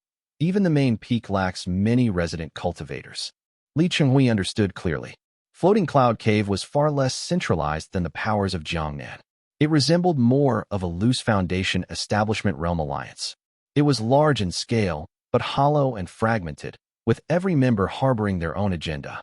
That was why Li Zhouwei had been helpless, and why, once the tide turned, they descended into bloodshed over Fudo. These people split the wealth and each fled for their lives. At least that made things cleaner. Li Chenghui sent Chu Buji to survey the fields and in Siwei to examine the mountains. He ordered his own cultivators to spread out and claim the land. The territory of Floating Cloud Cave was about the size of the western shore of Moongaze Lake, but it was desolate everywhere and lacked common folk, giving it a barren, empty appearance. After 3 or 4 days of work, he had cultivators assigned across the mountains, letting them repair their own dwellings. Since there were no ordinary people in the area, each cultivator simply took a place for themselves, making the occupation far easier. After another half-day, nearly 100 embryonic breathing realm cultivators arrived, along with runners, farmers, and gatherers. Li Chenghui distributed them among his Qi cultivation realm subordinates. The floating cloud domain immediately came alive, as it began to show traces of cultivator activity at last. Li Chenghui was not exactly a master of governance, but he was capable enough. Even so, it took him nearly 5 days to set the framework in place. It was only thanks to Zhangbei's abundant spiritual energy and the eagerness of his subordinates that he managed to accomplish it so quickly. In a barren land, it would have taken several times longer. Once his arrangements were in place, and Siwei returned on the wind and landed in the mountains, speaking softly, "There are traces of demonic creatures in 9 places within Floating Cloud's domain. 6 places had lesser demons, which were dealt with by the men we sent. 2 had late-stage Qi cultivation realm demons, which I eliminated. Only 1 remains, which seems to be the dwelling of a demon general. Its background is unknown. A message was delivered, saying it is in seclusion." Li Chenghui summoned Chu Buji. Though the old man had little experience in administration, his age and steady expertise in surveying spirit fields made him reliable. After hearing in Siwei's summary, he waved his hand and said, "The master should know that a demon flood dragon, a figure among the dragon clan, dwells within White River Stream. It settled in the river years ago. I heard that when the dragon's son passed through White Sea Stream, it even sent people to question him. He is not someone we can afford to offend. He is at the late stage of the Foundation Establishment Realm, and of an exceedingly noble lineage. He was even conferred the title of North Brocade River King. His authority extends not only over White River Stream, but across all 3 streams. It is simply that White River Stream is clearer, and the elder prefers to reside here. The one cultivating in the mountains is a serpent demon who has acknowledged the one beneath White River Stream as his foster father. Thus, he is rather arrogant. When Fudo was still here, he had to send offerings every year. So he truly does have powerful backing," muttered Li Chenghui. And Siwei, reliable as always, had even delivered a formal invitation. Li Chenghui nodded to himself, about to speak, when a woman descended upon the mountains. The woman wore a crimson dress embroidered with true fire patterns, with a golden sash tied at her waist. She held a golden lamp in her slender hand, which flickered with a wisp of red-white fire. Li Chenghui rose, saluted her, and said with a smile, elder sister, you have arrived. The six-cornered scarlet flame lamp gleamed in Li Minggong's hand, pure feather radiant fire, one, glowing with a soft red and white radiance, burning merrily within. The briars along the path had been reduced to ash merely by lifting it. She smiled. I came ahead. The family head will arrive shortly. I wish to see whether my younger brother has finished matters regarding Floating Cloud Cave. Only the matter of pacifying the demon remains.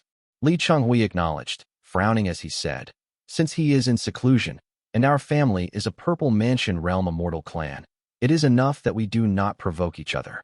Our family does not need that mountain. Let him cultivate there. Well, Chu Buji, skilled at reading words and expressions, had already discerned his master's style over the past few days. He reminded them, this serpent demon is very fierce. In the past, he gave no respect to anyone, even Fudo. Every year in the 8th month, he came to demand blood food. Now that it is already the 9th month, he is likely awake. How could Li Chonghui not understand? Even Li Minggong raised her brows. Li Chonghui said in a low voice, oh? Then he refuses to meet with our family. Li Minggong chuckled. Whether he wishes to meet or not, what does it matter? Now that a Purple Mansion Realm family is here, would he dare utter a single word of defiance? Though she said this aloud, inwardly she sneered.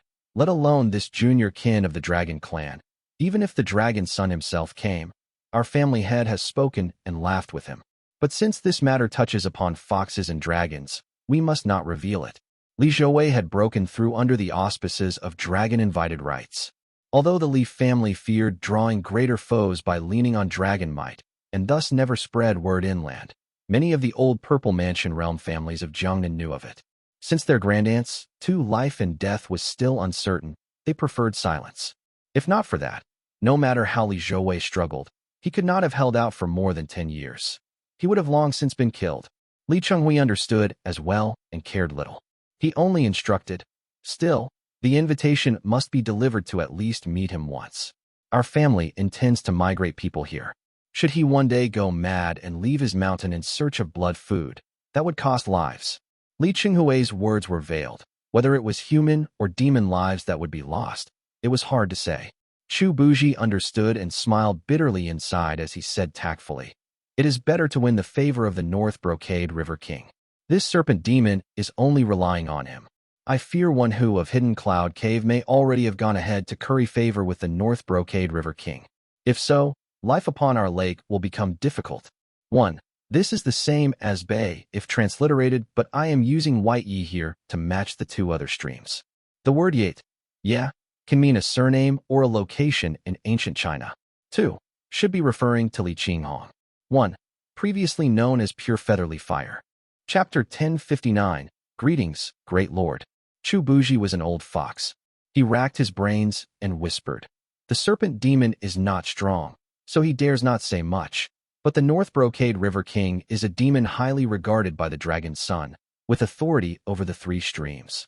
A few years ago, even cultivators of the Bay capital Immortal Dao personally paid him a visit. The old man's hidden meaning was, your family has a Purple Mansion Realm cultivator. His side also has a Purple Mansion Realm cultivator. Since when has the Dragon clan ever feared anyone? He spoke as if it were about favor and prestige, but in truth it was a cautious reminder not to let the Li family's ways offend such a being. His roundabout phrasing made Li Minggong chuckle inwardly. Li Chonghui answered with a smile. Honored guests, you may set your minds at ease. As he spoke, heavenly light gathered, and several figures descended from the south and landed in the mountains. They were led by a man clad in radiant light armor, gripping a halberd as his golden eyes shone. He was accompanied by a stern-looking black-clad man with a sword at his waist. Li Chonghui and the others rose at once to welcome them. We greet the family head. Li Zhouwei helped him up, entered the newly repaired hall, and without sitting, asked, how have matters here progressed? Li Chonghui recounted everything in detail. All had gone smoothly, except for the lingering issue of the serpent demon, which he deliberately asked Chu Buji to repeat. The old man dared not be careless and explained it clearly from start to finish. Li Zhouwei frowned. The reason was simple. Li Zhouwei had a good personal connection with Dingjiao, but the gap between their two sides was like heaven and earth. Such ties could not be cashed in lightly. Once used, it would mean settling all accounts with the Dragon Prince. Even a purple mansion realm ancient spirit artifact had not been enough to sway him on such matters. Changxiao is the White Dragon Prince, but the faction behind this North Brocade River King may not be aligned with the White Dragon. It might be manageable if it were any other lineage, but if he belongs to the Black Dragon side, then we would be provoking a heap of trouble for no reason at all. Li Zhouwei had long heard that the Dragon Clan was not a united front. He had personally seen how Ding Jiao had made things difficult for Miao Yi at the Miao family's place in the Southern Sea. In the end, it always came down to the struggle between White Dragon and Black Dragon factions. Adds by PubRef. Although the Dragon Clan usually would not intervene, if the North Brocade River King chose to make things difficult by showing up now and then for a bite of blood food, it would be enough to disgust us with no place to voice our grievances. Li Zhouwei pondered for a moment, then asked, "What exactly is the true form of this North Brocade River King?" This, Chu Buji froze, unable to speak for a long while, before finally struggling to say, "I do not know for certain. I have only heard rumors. They say this North Brocade River King cultivates the converging water Tao, wielding a profound radiance of great power. Wherever he passes, not only does he plunge people into maddening illusions, he can also turn them into blood water." Li Zhouwei grew thoughtful as understanding dawned in his heart. At that moment, his ear grew warm and a calm, ethereal voice drifted in, as though carried from the great void itself. "Ming Huang, go at once to meet this serpent demon. Take men with you." Recognizing it as Li Shiming's voice, Li Zhouwei put away his weapon and immediately gave the order, "I will go meet this serpent demon." He acted decisively. He immediately called upon Li Chenghui, Li Minggong, and a few others, leaving only in Siwei to guard the household. Riding a stream of light into the sky, he thought to himself, this serpent demon is no real figure of note. To trouble a purple mansion realm cultivator, it must be related to the matter of Hidden Cloud Cave. Having understood, he quickened his pace and reached the White River Stream in less than 7 minutes. The waters of the White River Stream were clear with a faint azure hue. It was the purest and longest of the 3 streams. It even had a small attached lake, unlike the turbid White Yi Stream to the east. Of course, this lake could not compare with Moongaze Lake. It spanned only 25 kilometers in circumference, but looked like a small gem of blue-green set among the rolling hills from afar. Beyond it, another 25 kilometers onward, a verdant mountain with striking peaks rose into view. This mountain was far taller than the main mountain of Floating Cloud Cave and should have been the finest spirit mountain within its territory. But Fudo was inferior in background, inferior in strength, and had no qualifications to compete in means, so naturally it had been seized by the serpent demon. Li Zhouwei hovered before the mountain, sending Chu Buji ahead to announce their arrival. Li Chenghui stepped forward and used mana to transmit his voice. "Family head, I saw someone waiting at the foot of the mountain. I fear others have already come to meet this serpent demon." "Without a doubt, it must be Hidden Cloud Cave," replied Li Zhouwei.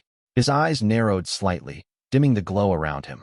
After waiting a while, Chu Buji returned riding the wind, his face sooty and disheveled. He bowed as he reported. Reporting to the family head, the demonic creature said he was entertaining guests and is not fit to be seen. Seeing his wretched state, it was clear those demons had not been as polite as his words claimed. Li Zhouwei nodded. "This serpent demon has long devoured men. Naturally, there is nothing left for us to discuss. He shall be slain today, lest future troubles arise." He soared straight into the mountain on a stream of light, where lush growth surrounded him. Drawing his halberd, he descended with a cold expression, and sure enough, 2 demon soldiers stood at the cave entrance. One was holding a blade, and the other a spear. Seeing another arrival, their impatience flared, and the leopard-headed demon barked. "Where do you nobodies keep coming from? I said my master does not receive visitors. Can't you understand demon speech?" Li Zhouwei stood tall, with halberd in hand and armor blazing with golden radiance, and said coldly, "Open those dog one, eyes wide before you speak again." "Yo!" The leopard-headed demon tossed his spear to the ground, rolled up his sleeves, and strode forward. When his gaze met Li Zhouwei's golden eyes, he froze, then sniffed the air. He hesitated. "So it turns out a great elder, too, has come. May I know which mountain or ridge you hail from, elder?" This little leopard failed to recognize your exalted presence. Li Zhouwei had long seen how White Banyan dealt with such creatures. He glared. "Stupid slave, you fail to recognize a noble lineage? Tell your master to crawl out here and pay me homage." The two demons were terrified out of their wits.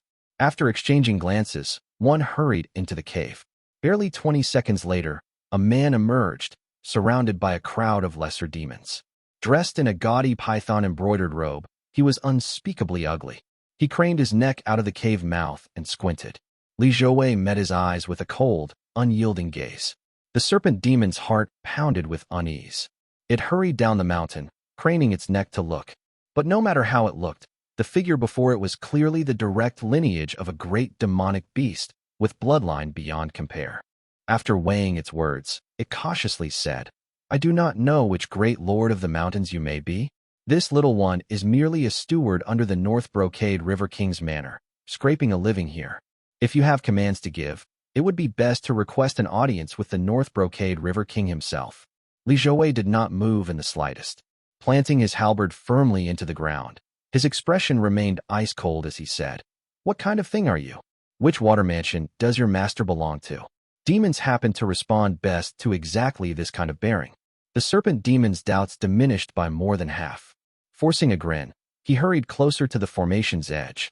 After hesitating for a while, he still did not dare step out, but flicked his tongue and answered. This humble and wretched place somehow drew the exalted presence of a noble lineage. This little serpent is truly honored. My king 3 is not of the direct lineage of the water mansions, but was granted authority by the dragon's son to temporarily oversee the territory of the 3 streams. Not of the water mansion's direct lineage? Li Zhouwei laughed coldly, contempt curling on his face as he asked, "If that is the case, then how dare he not come out to greet me when I have arrived in his domain? Which lineage does he belong to?" The serpent demon finally showed a trace of fear and wailed, "My lord, I am but a lowly steward in the manor. How could I possibly know such things? Please allow me to introduce you to the king." Li Zhouwei bared his teeth in a chilling smile and said icily, "Then why are you not quickly inviting me inside?" "Yo, 4.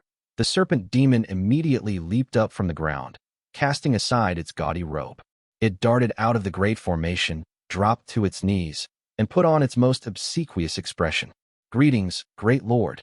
1. The author wrote this even though the demon is a leopard-headed demon. XD. 2. In the raw, the author wrote grandpa instead of great elder. 3. Referring to the North Brocade River King. 4. I'm not sure why the demonic creatures make this kind of sound when startled/surprised, but it's funny. XD. Chapter 1060, North Brocade River King, I. The serpent demon bowed at the formation's edge. Li Zhouwei guessed that there were still cultivators from Hidden Cloud Cave inside its lair. He stepped forward, heavenly light spilling down from his halberd, and asked, "I scented humans lingering in your territory. How many cultivators are there? Have they been boiled or stewed, or are they emissaries of some power?" The serpent demon realized why Li Zhouwei had not entered the formation, but instead forced him to come out. Bowing respectfully, he said, "This little one has no background and did not know the great elder would come. I would not dare to harm the great king. Those within the formation belong to a minor nearby faction. They are from Hidden Cloud Cave, here to deliver blood food to me. To the south, a bright young purple mansion realm Immortal family has risen with intentions of claiming this region. But they are stubborn and old-fashioned. Though I do not fear them, I cannot be bothered to entangle myself with them. I simply accepted Hidden Cloud Cave's blood food and let them seek an audience with my king." Oh, Li Zhouwei did not step into the formation. Instead, he sat right where he was and asked, "Does your king intend to meddle in the affairs of humans?" "Of course not." The serpent demon hesitated for a moment. Since he did not consider it a real secret, he focused only on currying favor with the golden-eyed beast before him and said reverently, "It was merely to speak with my king about some matters. The White River stream is the water vein of this land, and my lord cultivates the converging water Tao. Converging water is the master of water veins, so controlling the spirit waters and spirit springs to influence the growth of spirit patties is not difficult at all. The cultivators of Bay Capital Immortal Tao seem to have more to discuss with my king, but I am not aware of the details." It kept its head down, its gaudy robe dragging on the ground. Its true form resembled a patterned python. Li Zhouwei had already made his judgment, but just then, 2 cultivators flew out from the mountain cave. They were led by a heavily painted woman, who descended with guarded vigilance. The serpent demon had not recognized Li Zhouwei, but there was not a single member of the Mifan 3 sects who could forget him. He had barely landed before the underlings of Hidden Cloud Cave recognized him. In moments, they summoned their Foundation Establishment Realm Cultivator out. Li Zhouwei secretly tightened his grip on the halberd. The hidden plunder gold, one, flickered in his juk acupoint, while heavenly radiance, hidden light circulated in secret as his mana surged to its peak. The patterned python serpent demon only heard shouts from within the formation. Meng Huazi, do not let him deceive you. That is a man of the Li family. Adds by Pubrev. The patterned python demon dumbly raised his head, only to see Li Zhouwei's expression unchanged, save for a sudden point of golden light flaring between his broad brows. Boom. A thunderous blast echoed above as golden heavenly radiance, hidden light, flashed across the mountains for but an instant. Tears welled at the corners of Meng Huazi's eyes as he sprang up, summoning demon winds to retreat. Pitifully, the heavily painted woman had barely stepped out of the formation when the heavenly radiance, hidden light, struck her head-on. Her body burst with a deafening crack, sparks flew like rain, and white smoke rose. She cried out in agony. The pain is unbearable. How could Li Zhouwei let the patterned python serpent demon right in front of him escape? Using heavenly radiance, hidden light to kill it would have been excessive. First, he struck down the strongest cultivator of Hidden Cloud Cave with a beam of Dharma light, then drew the Dasheng halberd and said, "Where do you think you're running?" Meng Huazi, caught between shock and fury, seethed with humiliation. He assumed some strange immortal foundation or sinister spell had tricked him. He raised a bone-like Dharma artifact in his hand and cursed, "You." Before he could finish the word, Li Zhouwei's Dasheng halberd was already at his chest. The black and red glow of the armor cycle's soul-refining halberd art flared, mingling with radiant light and casting dark shadows. Meng Huazi was forced to raise his Dharma artifact in a desperate block. Clang! The halberd slammed into the bone Dharma artifact with a muffled crash. Meng Huazi's face turned ashen as he nearly revealed his true form. Li Zhouwei had been in Foundation Establishment Realm for over a decade, spending more time honing techniques than his cultivation. He had fought endlessly against the Mifan 3 sects and developed a formidable combat prowess. Though only at mid-Foundation Establishment Realm, he was a veteran of 100 battles and his realm was exceedingly stable. Meng Huazi, though also at mid-Foundation Establishment Realm, was far less impressive. He immediately realized he was outmatched. It was only thanks to his Dharma artifact that he avoided instant disgrace. But Li Zhouwei redirected the Dasheng halberd with a twist of his wrist. Its specially curved blade instantly hooked the bone artifact, trapping it. A surge of radiant light erupted, preventing Meng Huazi from pulling it back. Meng Huazi tugged helplessly at his entangled artifact, but then saw radiant light flare once again between Li Zhouwei's brows. Terror flooded him, and his heart sank with bitter grievance. Who is this man? He must be of a purple mansion lineage. He's someone on par with the North Brocade River King. Why use a butcher's blade to kill a chicken? Mana gathered in his mouth as he activated the Immortal Foundation art-veiling dust mist, spewing out a black radiance that cloaked his body. Hidden in darkness, he sought to shake off the brow light that tracked him. Petty trickery, thought Li Zhouwei.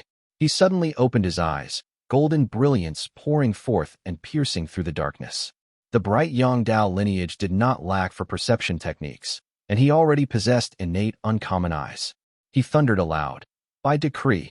A spark flared, white smoke scattered, and Meng Huazi wailed. Blood poured forth as a gaping hole was torn into his chest. Panic-stricken, he cried, "Spare me, my lord. At least report to my king first, then kill me if you must." The Dasheng halberd descended from the heavens before he could finish. Meng Huazi could no longer maintain his human guise and revealed his true form, a brilliantly patterned python, as he crashed into the forest. The Dasheng halberd pierced through his vital point, pinning him to the ground. Li Zhouwei had not even used his full strength. The Yongli Red Sparrow banner in his sleeve remained untouched, and the Supreme Yang Resonance Radiant Art, one, uncast. Yet he had already subdued the demon. Striding up to the python's head, he commanded, "Summon the North Brocade River King." Meng Huazi had been suppressed in the blink of an eye, and the cultivators of Hidden Cloud Cave had fared no better. With Li Chenghui's reputation preceding him and the head of the place already wounded and pinned by Li Zhouwei, none dared to face him. They scattered and fled one by one. Li Minggong held the six-cornered scarlet flame lamp. The wounded woman forced herself to gather strength and brace the formation. She halted in front of it and shouted, "Are you people from Moongaze Lake? My hidden cloud cave has never offended the immortal families, so why do you strike at me?" Hidden cloud cave? Li Minggong shook her head and said loudly, "We came under orders to slay demonic creatures. All we saw were a few devil cultivators colluding with foul demons. We saw no cultivators of Hidden Cloud Cave." The woman was struck speechless. She could not admit to her dealings with this demon, yet with the Li family blocking the formation, she could only stew in anger no matter what Li Minggong said. Rage welled within her, and she snapped coldly, "Why must you bully us so far?" "Bully you?" Li Minggong almost laughed. She recognized Miao Shui of Hidden Cloud Cave, someone she had once fought. Back then, she had shown no mercy. Lifting the six-cornered scarlet flame lamp, she puffed her cheeks and blew softly. At her breath, the lamp spewed pure feather radiant fire. It burst into countless red and white feathers cascading down that fluttered toward Miao Shui. 1. I think the author had a typo here. Instead of Fujin, which appeared previously, the author wrote Fujin, which means floating plunder gold. 1. Previously known as Supreme Yang Resonance Li Art. Chapter 1061. North Brocade River King 2. Miao Shui certainly recognized Li Minggong. But this woman was a nobody. She had beaten Li Minggong into a sorry state within 20 exchanges and dismissed her ever since. But who would have thought these feather-like flames would sting her face at the slightest touch? Already injured by heavenly radiance, her mana was still unstable. Meanwhile, Li Minggong now wielded the newly acquired six-cornered scarlet flame lamp, bolstered by pure feather radiant fire, and was pressing her so hard she could scarcely breathe. More terrifying still, Li Chenghui was looming behind Li Minggong. Li Minggong alone was enough trouble, let alone Li Chenghui watching like a tiger. Miao Shui could only cry out, "Quickly, come out of the formation and save me." The formation was Mang Huazi's, and it had been easy enough for Miao Shui to leave, but returning was not so simple. Hearing her plea, those inside the formation hesitated. "Li Zhouwei is outside too. If we step out, it will be walking to our deaths." The flaws of Hidden Cloud Cave's ragtag band were once again laid bare. Neither of the two inside dared to move. Miao Shui's fury boiled over, and she shouted harshly, "Staying in the formation is no different from waiting here to die." Only then did someone ride the wind out, shouting as they came to help. Chu Buji, ever the perceptive elder, promptly raised his Dharma artifact to assist. Li Chenghui calmly extended one hand, and the six-fold profound thunder punishment tokens floated into the air, circling his wrist as they released blazing thunderlight. When Yang reaches its apex, 6 thunders are born. While Chu Buji held one foe back, Li Chenghui unleashed silver-white lightning that crashed down upon another. The devil cultivator did not even manage a word, only letting out a blood-curdling scream as black miasma poured from his body. Adds by PubRef. Though Li Chenghui's cultivation could not match that of Li Qinghong in her prime, his mastery of thunder arts was only a notch beneath hers. This single bolt nearly knocked his opponent unconscious. Li Qinghong had fine talent in cultivation and a passion for the spear, but she was never accomplished in the arts of spellcraft. Li Chenghui was the opposite. His cultivation method was the more complete cloud thunder inquiry technique, and he had trained in the falling water, rising storms of the eastern sea since birth. By the time he reached Foundation Establishment Realm, the Li family was already a great family, with far superior resources in spell arts. Most crucial of all, the secret techniques of the Tao of thunder steering and cloud dwelling, the purple talisman origin light secret technique that Li Qinghong had spent her life researching, had all been left within the clan. Thus, he cut an awe-inspiring figure with a Dharma artifact in hand. He needed only 20 exchanges to leave the devil cultivator half dead. Chu Buji watched with burning eyes and a swelling heart. Excellent, excellent. The rise of the Li family is clear. With just Li Chenghui they already have such might, and they still have Li Zhouwei besides. The old man had cultivated for many years, and his eyes were keen. He saw at once that Li Chenghui's 6-fold profound thunder punishment tokens were far stronger than the scarlet flame lamp. Li Minggong relied on her artifact's power, but Li Chenghui did not. Li Chenghui had suppressed his foe within a few dozen exchanges, while Li Minggong held Miao Shui firmly at bay. She knew the woman was cunning and had only summoned her companions in hopes of creating a chance to escape, so she remained vigilant and didn't let her slip away. When Li Zhouwei finished suppressing Meng Huazi and rode light toward them, the woman finally realized there was no path left to escape. She whispered, "Your esteemed family suppresses the water tribes like this, showing no regard for the North Brocade River King. Yet my sect master has already paid respects before the Taoist master, and the two sides have reconciled. Why, then, must you strike at me?" She feigned ignorance while knowing full well why, so Li Zhouwei did not answer. He only felt the dampness in the air as the white river stream beneath his feet began to swell and surge. He folded his arms and waited. Li Chenghui also noticed, his eyes narrowing, while Chu Buji exclaimed in alarm, "It's the North Brocade River King." The surface of the stream erupted like a waterfall, sending white spray shooting skyward. A jade-blue chariot burst forth from the shimmering waves. 2 rows of shrimp soldiers and crab generals rode the current, escorting it from both ends. The waters surged all the way to the mountain's foot. Meng Huazi, pinned to the ground, could not move and thus did not react. Miao Shui, however, let out a breath of relief. Though still surrounded by enemies and not daring to laugh aloud, she sneered in her heart. Now things can't possibly be explained away. My hidden cloud cave stands together with Meng Huazi, and it's very clear who's right and who's wrong. A hunchbacked elder in an ink-black robe, cradling a strange water conch in his hands, stood on top of the chariot. The chariot rode the current down to the mountain's base, and the old man croaked, "I do not know which great lord of the mountains you are, but even if this little serpent spoiled your mood, there was no need to go this far."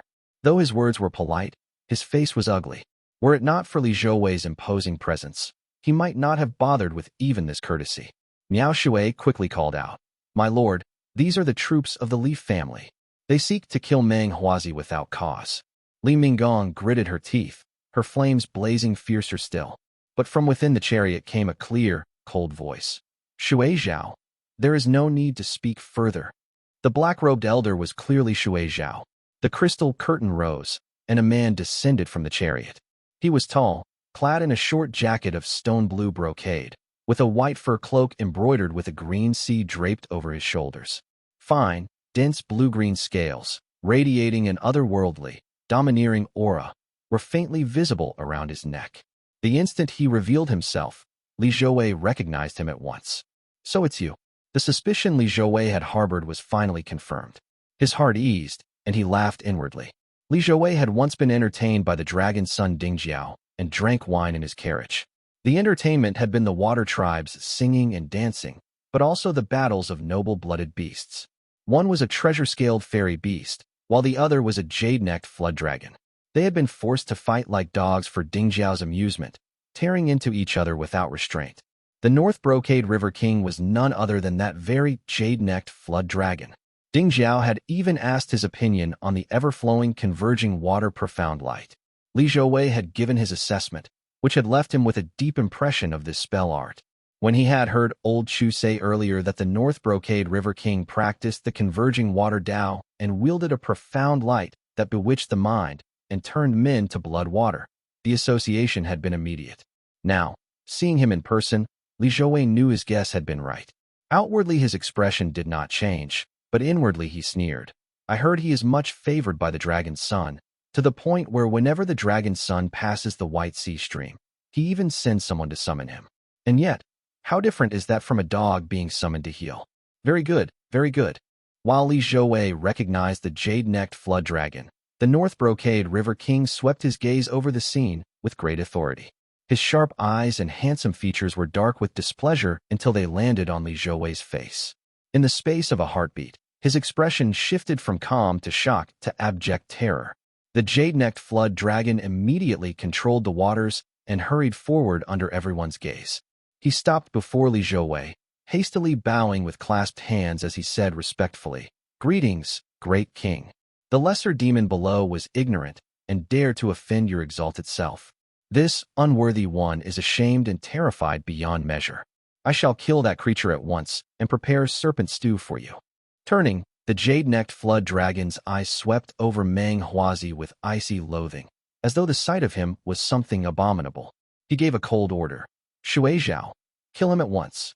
Chapter 1062, Settling Floating Cloud Cave, I. The words of the North Brocade River King left everyone stunned. The six-cornered scarlet flame lamp in Li Minggong's hand trembled, its flames dimming slightly. Her eyes brightened as realization dawned in her heart, and she let out a breath of relief. I thought the North Brocade River King looked so imposing and that we would need some sort of negotiation since he's a guest of the Dragon's Son, but it turned out to be so easy. The two devil cultivators underground were barely hanging onto their lives, captured in Chu Buji's grip and unable to move. The old man's face flushed red in disbelief. Well-traveled and experienced, he secretly sensed that something was off. This was not the manner one would use facing a Purple Mansion realm immortal family. Even if he was facing Zhaojing himself, the North Brocade River King would not have been so deferential. No wonder Li Chenghui showed no fear. I thought this man had merely lost his caution. The two men had different expressions, but even Li Chenghui was surprised. The brows of the young man in silver armor and black robes furrowed. Judging by this, the North Brocade River King being valued by the Dragon's Son might not be true. Yet no matter how startled they were, none could compare to Miao Shui.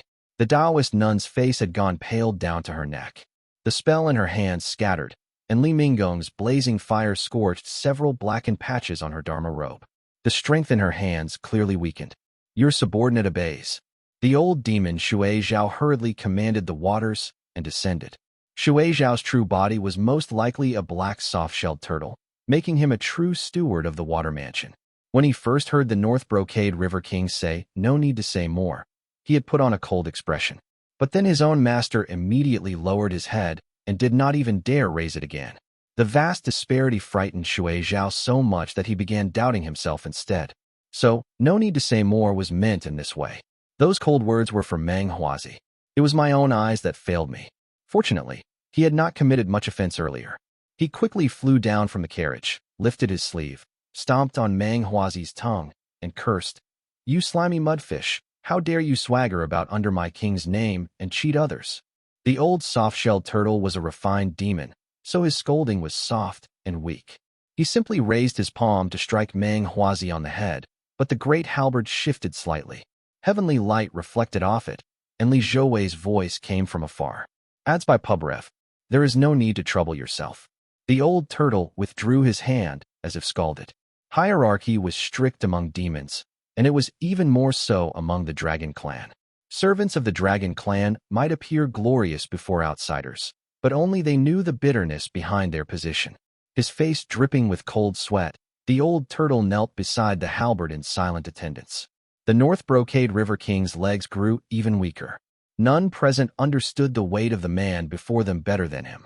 The Dragon's Son Dingjiao had once feasted with him, and his own life and death battle with the treasure-scaled fairy beast of the Scarlet Pristine Sea had been nothing more than entertainment. Though he had tried to gild his reputation and borrow strength from it, everything would all shatter at a single poke from this figure. This demonic creature looked majestic, yet his manner was exceedingly humble as he said respectfully, "I, the humble demon Inghebai, serve as the leader of the Three Streams Water Clan. Now that my lord has arrived, please give your orders as you see fit." Inghebai braced himself and stood, unsure of how Li Zhouwei might expose him. He exhaled quietly, silently preparing for the loss of face. The jade-necked flood dragon was hesitating, but Li Zhouwei already understood him. The flood dragon had borrowed Dingjiao's reputation to bluff others, but was that not the same for himself? Dingjiao had granted him and White Banyan a measure of respect, but his true intentions still remained difficult to guess. If not for Dingjiao, Inghebai would never have shown the Li family even a shred of courtesy. Thus, Li Zhouwei chose not to expose him and said with his hands clasped behind his back, "So it is you. We once met years ago. I did not expect to find you serving here. Yes, I was fortunate to behold my lord's countenance, and I dare not forget it to this day." Inghebai froze for a moment, then breathed easier. He understood that the other was sparing him some dignity. Grateful yet uncertain how to respond, he suddenly heard a faint voice in his ear. "The matter of that day with Dingjiao is a secret. Do not reveal my identity, nor should you mention it." Li Zhouwei had no desire for the Dragon Clan to think he was relying on Dingjiao's name to act. The other was, after all, a dragon. He could lean on that connection lightly, but he could not appear to flaunt it like a fox borrowing a tiger's might. Offending that dragon would bring no end of trouble. Inghebai quickly realized it was a transmission of mana. He was now caught in a bind. He dared not fawn too much, yet feared offending him. so he said respectfully, "May I invite all of you to my residence for a while?" Mang Huazi had mentioned earlier that the Bay capital Immortal Dao and the North Brocade River King Inghebai had discussed many plans together. Since they were strangers in this land, they would surely need to converse with Inghebai. Li Zhouwei had no fear of him causing harm. But Miao Shui and the others were only just captured, and even Hidden Cloud Cave might not know, much less the Bay capital Immortal Dao. Not wanting to lose the initiative, Li Zhouwei said, "I still have important matters to handle here and cannot leave for the time being." "No problem, no problem," Inghebai replied respectfully. "This humble demon will wait by the river." From the look of the jade-necked flood dragon, he intended to wait for Li Zhouwei and the others at White River Stream. That was still too ostentatious. After some thought, Li Zhouwei spoke softly. "The North Brocade River King's invitation is an honor, and I should indeed visit. Once I finish the matters here, I will send someone over." "Yes." Hearing the displeasure in his tone, Inghebai immediately prepared to withdraw without pressing Li Zhouwei to his residence. Clearly relieved, he had Shui Zhao pull the carriage, offered apologies, and hastily made his way back into the river. Once the Water Clan departed, Li Zhouwei finally turned to gaze down at Miao Shui. She stood dazed within the blazing fire, struggling to resist as red and white goose feathers burned away at her mana. The six-cornered scarlet flame lamp of the Golden Feather sect was not adept at killing, but it excelled at trapping foes in radiant fire. It was a sinister tool, like a dull blade scraping bone bit by bit. Having lost the initiative and suffered injuries, Miao Shui was trapped inside, unable to advance or retreat. As Li Zhouwei approached, her despair deepened, her expression growing ever more ferocious. Li Zhouwei said clearly, "Stop struggling. It is useless. Put away your Dharma artifact yourself and spare me the trouble of taking you down." Having seen the North Brocade River King depart, Miao Shui wondered for a moment if she could gamble everything in a desperate fight for survival. She had already steeled herself to abandon everything but her life. Yet with no true hope of escape, and seeing that Li Zhouwei bore no strong killing intent, her ruthless resolve softened. She lifted her brows and spoke aloud. "This humble woman greets my lord. I have long heard of your esteemed family's good name and admired it from afar. Yet I drifted through the mortal world in past years and stained myself with murky qi. I feared sullying your family's immortal reputation, and thus I dared not surrender." The two devil cultivators also raised their heads at her words. The cultivators of Hidden Cloud Cave were better than those of Floating Cloud Cave, yet 7 in 10 had touched unclean things. How the Li family dealt with them would almost decide the morale of the entire Hidden Cloud Cave going forward. Miao Shui and the northern cultivators like her still held a few scruples. They did not go so far as the devil cultivators who slaughtered freely to advance their cultivation. Yet they occasionally turned a blind eye and consumed blood qi and blood pills. When gravely wounded and near death, they did not shy from rice meat either. These people were, in truth, little different from the minor families such as the Yuan and Yu families.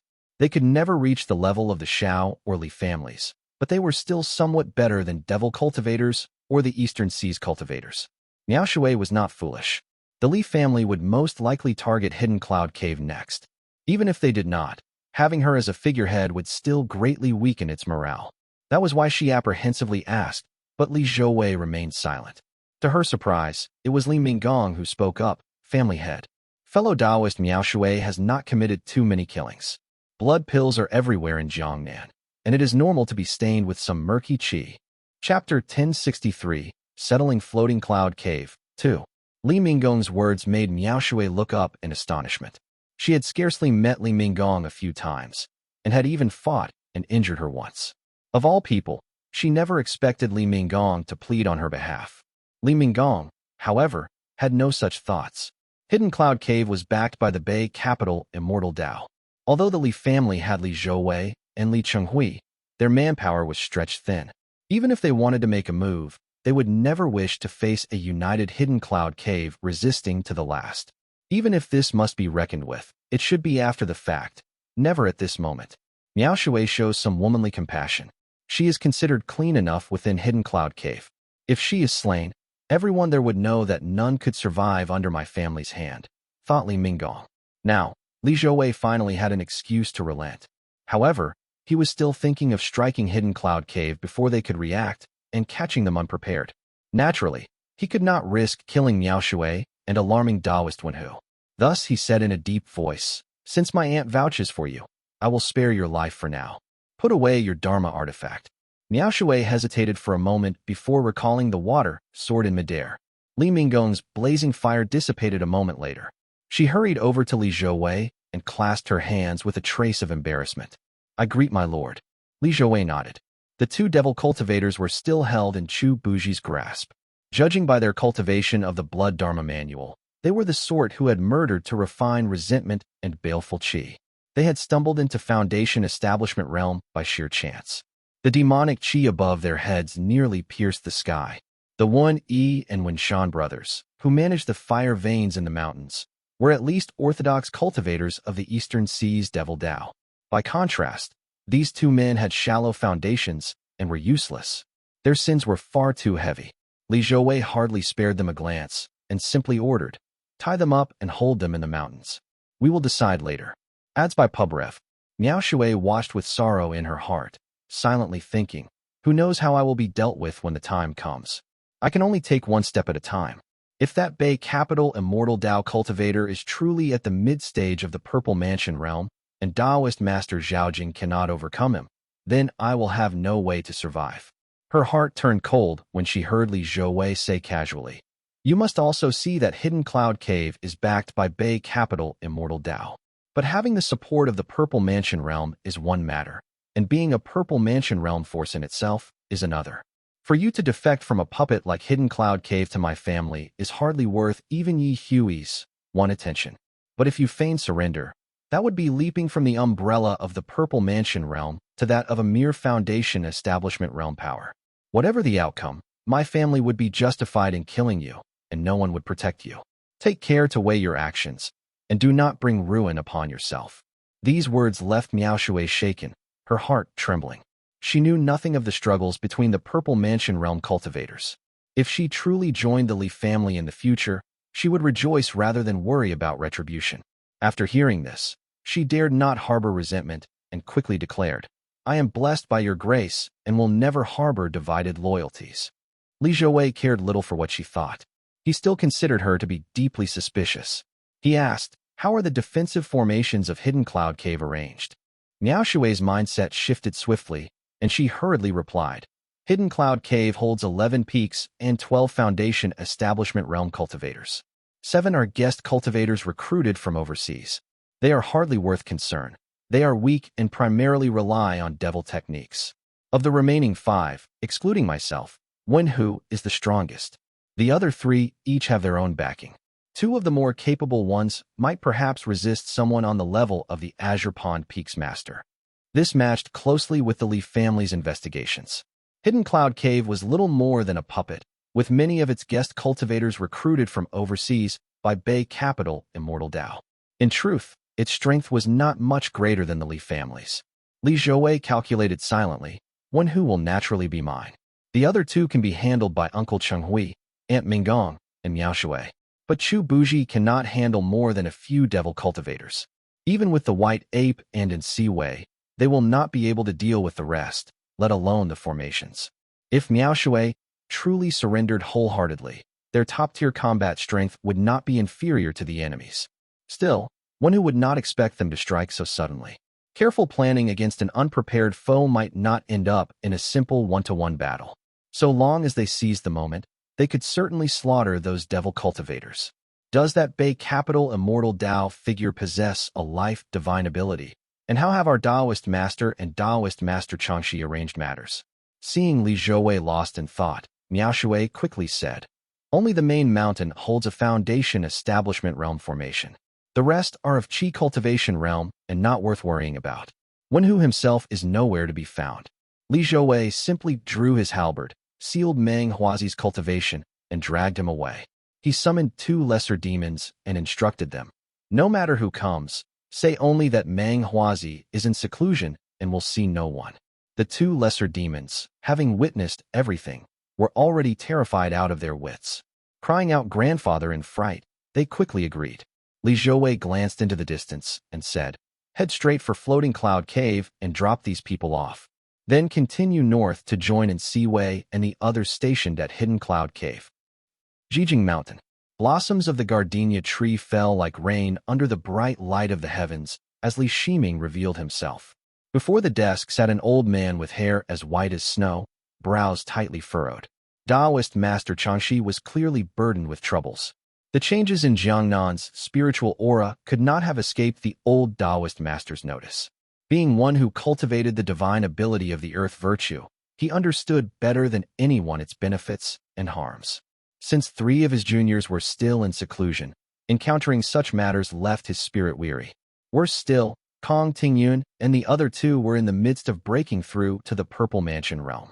This was no ordinary seclusion and could not be moved. Otherwise, they could have been relocated from Jiangnan to another place. When Li Shiming appeared, the worries in Changxi's brows quickly eased, and he greeted him with a smile. My arrival was unexpected, Zhaojing. Please do not take offense. Li Shiming had been observing the situation in the great void over Jiangbei. When his divine sense stationed at Jijing Mountain was stirred, he had torn through the void to return and find that it was indeed Changxi. Li Shiming lifted a jade pot, poured tea for him, and sat opposite him with a smile. You have come at just the right time, elder. I had been thinking of meeting you as well. Oh. Changxi raised his brows and looked up. He treated Li Shiming with the utmost courtesy, adopting a posture of attentive respect when Li Shiming said, Does Senior have any method for the ailment of a damaged Dantian? What are you saying? Changxi chuckled and shook his head. Do you still remember Taoist Master Qilao of Shuamiao Temple? His cultivation is precisely in Treasure Earth, a path of tremendous nourishing power. Though not on par with Valley Water or Horn Wood, it is more than sufficient to heal this injury. 1. The Taoist Master of Bei Capital Immortal Tao. Chapter 1064, Sumian, I. Treasure Earth. The Earth Virtue Tao lineage was one of the rarest lineages in the world, and Treasure Earth was almost unheard of. Changxi answered, Treasure Earth is one of the 5 Earth Virtues. It's a type of earth that nourishes plants and grain. It is also able to nurture both people and artifacts. It is precisely because of the abilities of this Tao lineage that Taoist Master Qilao had built many ties with cultivators from the north. Noticing that Li Shiming seemed to be reflecting on his words, Changxi spoke in a deep voice. In ancient times, the 2 soils proclaimed by the twin immortals of state and grain had nearly disappeared and were now rarely seen. Wu Earth and Gen Earth were still relatively common, but Treasure Earth was even rarer. It was only natural that Zhaojing would not have known of it. Li Shiming lifted his head, and Changxi continued, I had intended to introduce you to him, but now the timing is just right. Bring someone along, and he can conveniently tend to their condition as well. Changxi had prepared 2 backup plans for Profound Peak Gate. One was the marriage tie with Shuamiao Temple, bringing Taoist Master Qilao in as a supporter. The other was to have his direct descendant, Yuan, to be under Jingyi Mountain by the Eastern Sea. Li Shiming's request to have Ding Weizing treated suited his intentions perfectly. Although Li Shiming felt that this Taoist Master Qilao of the Sumian Tao lineage, too, sounded like a good ally to make, he still asked cautiously, what is his background?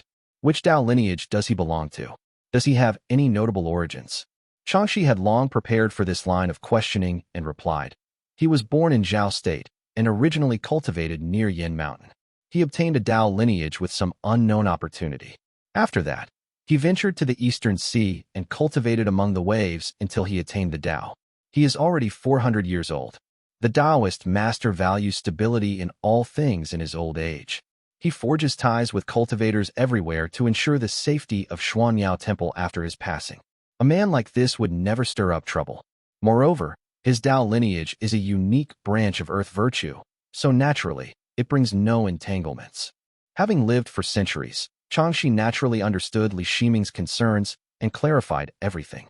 Li Shiming now felt some inclination to form ties with him and asked, I wonder what level of cultivation he has reached. He's at the early stage of the Purple Mansion realm. Li Shiming frowned, while a trace of bitterness surfaced on Changxi's face.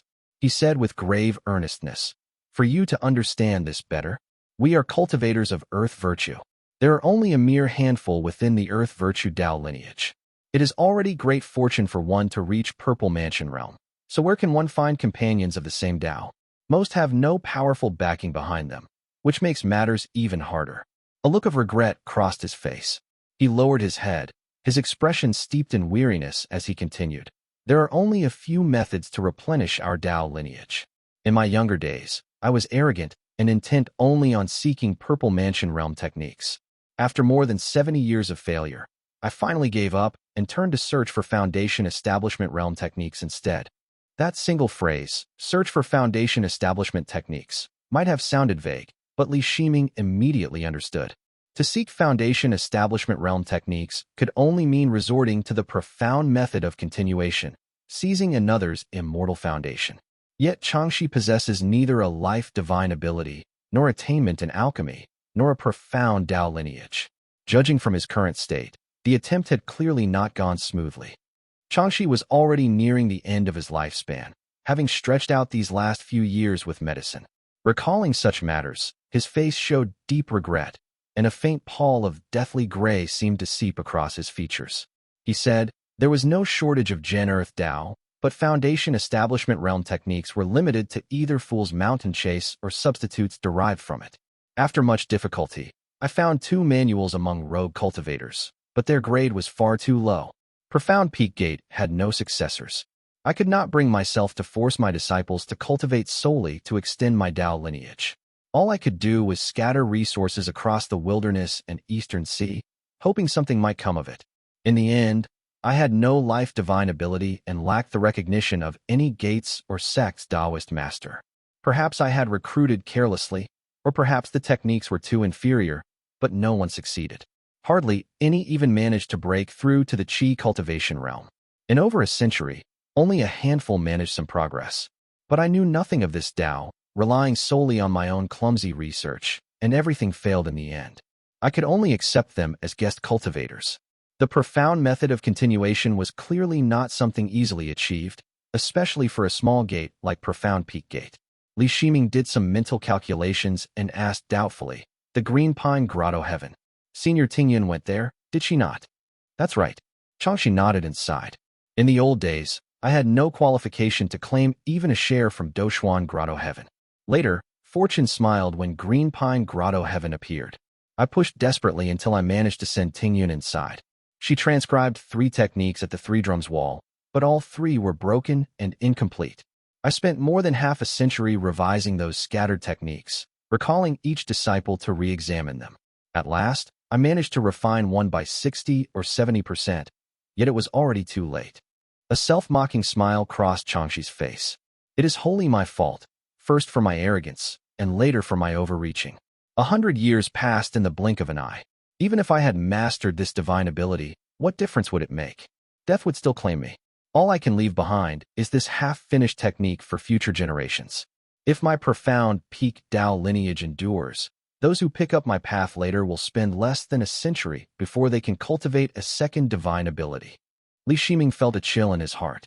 The elder seemed to be hinting at something, subtly using his own example to advise him. Remaining silent, he listened as Changxi went on. The 3 drums wall of Green Pine Temple left behind 3 techniques. If future generations can refine just one more, then in 500 years my Profound Peak Gate will have cultivators at the mid-stage of the Purple Mansion realm. From there, who can say? With future opportunities, they might even find a path beyond and step across the purple immortal threshold. At this point, seeing that Li Shiming remained silent, he finally offered his advice outright, saying, after all, we are not of the Green Pine Dao lineage. We cannot cultivate the same way as they do. From the way your family seeks out techniques, the bright Yang Dao lineage is also incomplete. Take great care. Li Shiming nodded in agreement. Xuanmiao Temple was indeed worth a visit. Beyond the weight carried by the Treasure Earth Elder, his own family's layout in Jiangbei also depended on gaining Xuanmiao Temple's support. Besides, it was Taoist Master Shooting who suggested seeking out Changxi. He is skilled in calculations, and since he considered it safe, perhaps he even foresaw the possibility of my family establishing a foothold in Jiangbei, thought Li Shiming.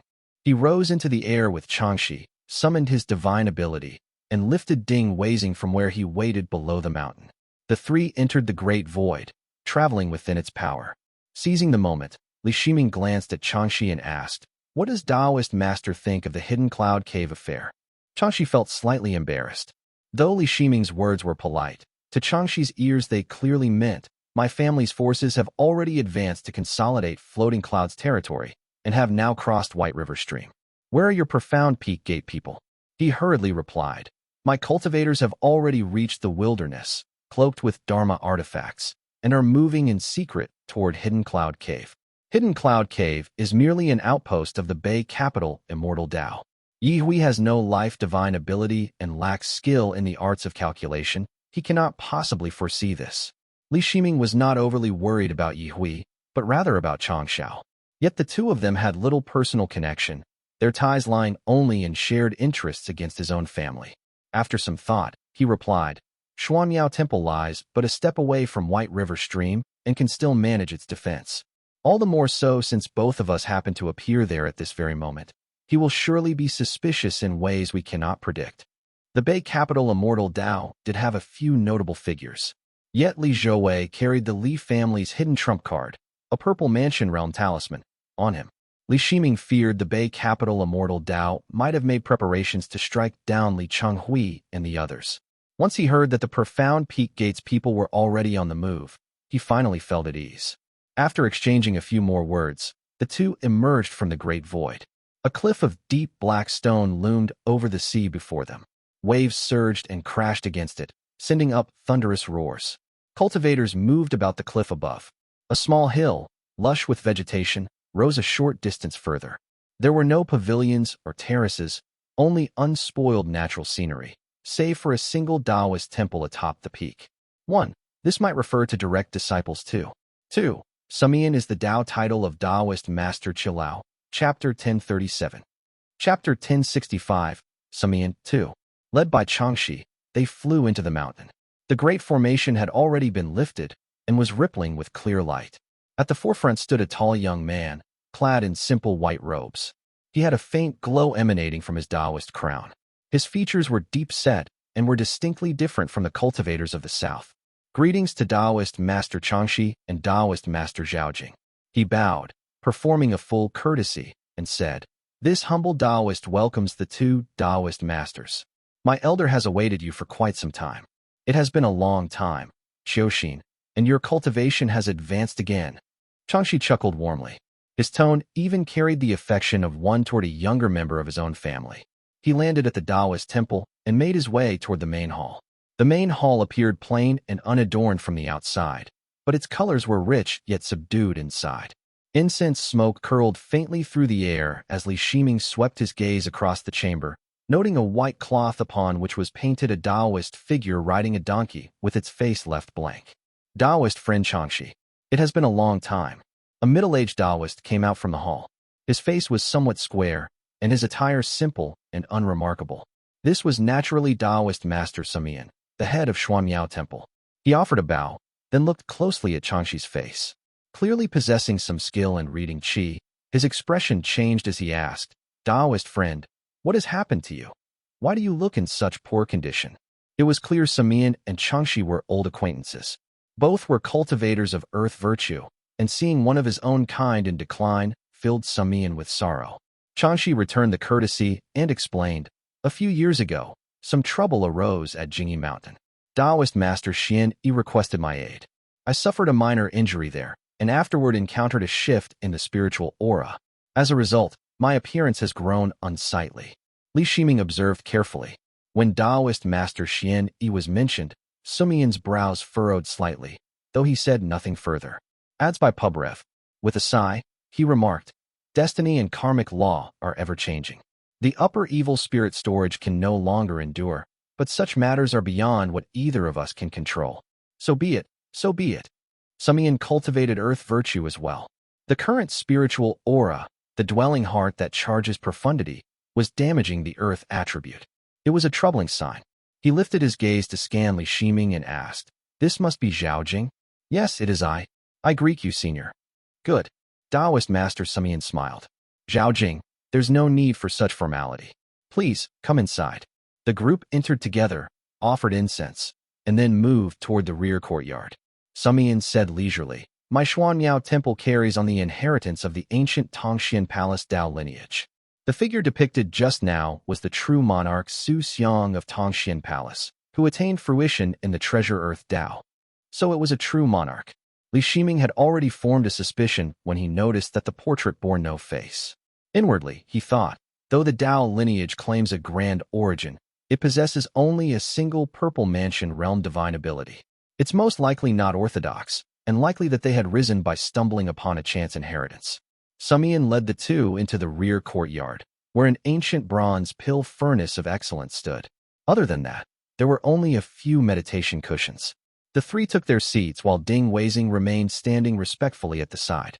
Sumian then resumed the conversation, saying, "Changxi, have you come this time to introduce Zhaojing?" "Indeed." Changxi steadied his breath, his features returning to that of a middle-aged man. He gestured as he gave a brief introduction. Yet Li Shiming had long since inquired about Taoist Master Sumian. 1. And Sumian already knew something of this newly advanced Purple Mansion realm cultivator, so the three exchanged only polite courtesies. Sumian's attitude toward him was cordial. With a smile, he joked, "I have heard that Zhaojing is an alchemist. In the future, I am sure there will be no shortage of matters requiring your help. It seems I must be sure to cultivate good relations with you." "Senior flatters me," replied Li Shiming. Of course, those words could not be taken at face value. Judging from the pill furnace in this courtyard, Sumian's attainments in alchemy might well surpass his own. It was known that the requirements for alchemy included balance of yin and yang within the Xinyang mansion, with radiance of the Dantian rising fourfold within the Qihai, and the harmonizing of water and fire. These conditions were rare, yet they were not difficult for a Purple Mansion realm cultivator. Those in the Purple Mansion realm could even shape their Qihai. Never mind making radiance of Dantian rising fourfold within the Qihai and harmonizing water and fire. They could even mold the mixed yin and yang clouds required by artifact smiths. Save for a few special Dao lineages, most Purple Mansion cultivators could fashion such things however they wished. Balancing yin and yang within the Xinyang mansion was somewhat more difficult, but so long as one's Dao lineage drew from the 12 essences or was not overly entangled with yin and yang, it could still be adjusted over time. Li Shiming had been born with such a balance, so he never needed to concern himself with it. Yet as Purple Mansion realm cultivators, if Changxi and others wished, they too could refine pills. The only difference lay in proficiency. They would simply be less at ease when compared to Li Shiming. Changxi grew worried that Li Shiming might ask something awkward. He quickly interjected with a reminder, speaking on his behalf. Taoist friend Sumian has shown great interest in alchemy in recent years. Cultivating treasure earth and hailing from the north, he differs much from the Jiangnan cultivators. You might let him examine your Dharma protector. Then I must trouble you, senior. Li Shiming replied with a smile and a courteous bow. Sumian, who had already noticed Ding Weizing standing by, beckoned him forward. He examined him with a simple hand seal and, without hesitation, nodded. "The Palace Sun Tiger, what a fine immortal foundation. Yours is identical to that of Taoist Master Yanke of the Hangzhou Dao Gate 200 years ago. He was a great cultivator in his time." Releasing his hand, he formed another seal, lightly guiding a handful of ash from the pill furnace into a jade bowl. Breaking off a willow branch from the courtyard, he dipped it into clean water with practiced ease and said gently, "Do you know alchemy or artifact forging? Your Dantian has been damaged, and its yin and yang are leaking away. I will mend it for you now, but hereafter you must not attempt pill refinement or artifact forging." Ding Weizing responded respectfully. In reply to Taoist Master, this humble one was never blessed with such fortune to begin with. Sumian handed him the jade bowl, then flicked the willow branch dipped in water twice across his lower abdomen, calling out in a clear voice, "Close your eyes." Ding Weizing quickly obeyed, closing his eyes. Multicolored light of divine ability sprayed from Sumian's mouth and flowed across the man's body. The heavenly light between Li Shiming's brows stirred faintly. He realized that Ding Weizing's injuries were now healed. "It's healed just like that," thought Li Shiming. For among all those steps just now, only that handful of ash had been burned from a spiritual item and carried any true wonder. The rest were ordinary things. An ailment that Foundation Establishment realm and Qi Cultivation realm cultivators could scarcely endure, an illness that only a few rare spiritual herbs could cure, had been healed so easily. Seeing the astonishment on both their faces, Sumian smiled and shook his head. "No, not at all. One side had bright yang, and the other Jin Mountain.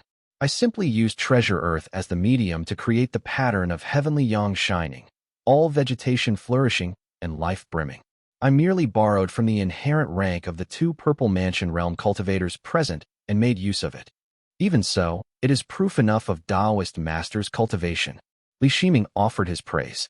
From what he had seen so far, Sumian's conduct was forthright and decent. Whatever his inner thoughts might be, if his dealings were consistent with what was shown here, he truly seemed reliable and worth befriending. Smiling, he said, Weizing, quickly thanked the Taoist master. 1. The raw is using Qilao, but I changed it to Sumian for consistency. Chapter 1066. Matters of Immortal Capital, I. Many thanks, Taoist master. Ding Weizing's voice was filled with respect. He was a bold man with hawk-like brows and a bristling beard. He bowed, speaking no further, yet it sounded far better than a long string of flattery. The old Taoist master nodded in approval. After Ding Weizing paid his respects, Sumian only smiled without speaking. The following conversation was no longer for him to hear, so Li Shiming waved his hand to dismiss him. Once Ding Weizing left, Li Shiming said sincerely, My thanks to Taoist Master Qi. My breakthrough was recent, and my family's teachings forbid me from handling blood qi. Thus, I am unversed in this Tao. Unlike you, whose divine abilities can be wielded with ease, I was unable to deal with such matters. Zhaojing jests. Sumian shook his head as he poured tea and replied, If Zhaojing wished for it, treating such an injury would not be difficult. I merely take advantage of a few divine abilities. He poured tea for the two of them. Outside the courtyard, a cold drizzle began to fall. Changxi gazed at Li Shiming with a complex expression, pressing a finger against his teacup as if to steady the mood. He said, Zhaojing brims with vigor, reminding me of myself more than 300 years ago. It stirs many emotions. In truth, Changxi was not only a little over 450 years old. Li Shiming had long harbored doubts about the lifespan of Purple Mansion Realm cultivators. He paused briefly before asking. One may still lack transcendence after having attained divine ability, but to think even the joy of a 1,000-year lifespan cannot be enjoyed, and cultivation still falls short even after 500 years. Sumian gave a wistful smile. Zhaojing asks well. I too once posed this question in my younger years. The Tao lineage contains only a few scattered words on the matter, but I can share them with you. Longevity is of two kinds, the lifespan of the body and the lifespan of the spirit. The former follows one's nature, while the latter follows one's fate. We Purple Mansion Golden Core Tao cultivators refine nature, which is to say, the body. The soul is imprisoned within the flesh, so the body's years are not exhausted. Yet once fate ends, the soul withers, and death follows. Li Shiming seemed to grasp a hint of meaning, and Changxi smiled as he spoke. Look at the monks of the north, who cultivate fate. Their bodily lives are short, but once they expire, they simply change to another body and continue living. Since they refine fate itself, the merciful one must change bodies every 100 years or so, though they must rebuild their Dharma body each time. Living for over 1,000 years poses no problem, until the end of fate itself. Correct. Sumian took over the conversation and said, So it should not truly be called 500 years of lifespan, but 500 years of fate longevity. Before the ancient cataclysm, such things were recorded in the underworld's judiciary register. So-and-so cultivator, allotted such and such years. I've even heard of cases where bribes were given to the underworld to add a few extra years of life. Changxi sighed. After the ancient cataclysm, the underworld's judiciary could no longer intervene, and so everyone's lifespan became fixed. Purple Mansion Realm cultivators have 500 years. Those who refine a life divine ability can live a bit longer, and with possession there might still be opportunities. But as for my spell divine ability, I can only wait for death. Li Shiming pondered for a moment before asking, What of the spiritual cultivation Tao? The ancient immortal cultivators were naturally well off. Once they achieved a divine ability, both nature and fate were complete, granting them true longevity. Sumian laughed briefly as he finished. But how many can truly achieve it? Look at the Wang and Xie families hiding within their vast grotto heavens. Are there even 10 cultivators among tens of millions of mortals? Out of 1,000 cultivators, can even one succeed in attaining a divine ability? Even if you follow that Tao lineage, leaving aside whether you can even find the immortal arts, the entirety of Moongaze Lake might only produce 1 or 2 children with talent. At best, they can use a bit of mana to summon rain. Li Shiming nodded in agreement, drank his tea, and replied, Has the old Taoist master remained at peace in his domain? Sumian immediately understood he was asking about the Bay capital Immortal Tao, and said, I have always remained stable by the sea. I have ties with Yuming of the Shun family, and Ming Hui of the Lotus Temple in Lu.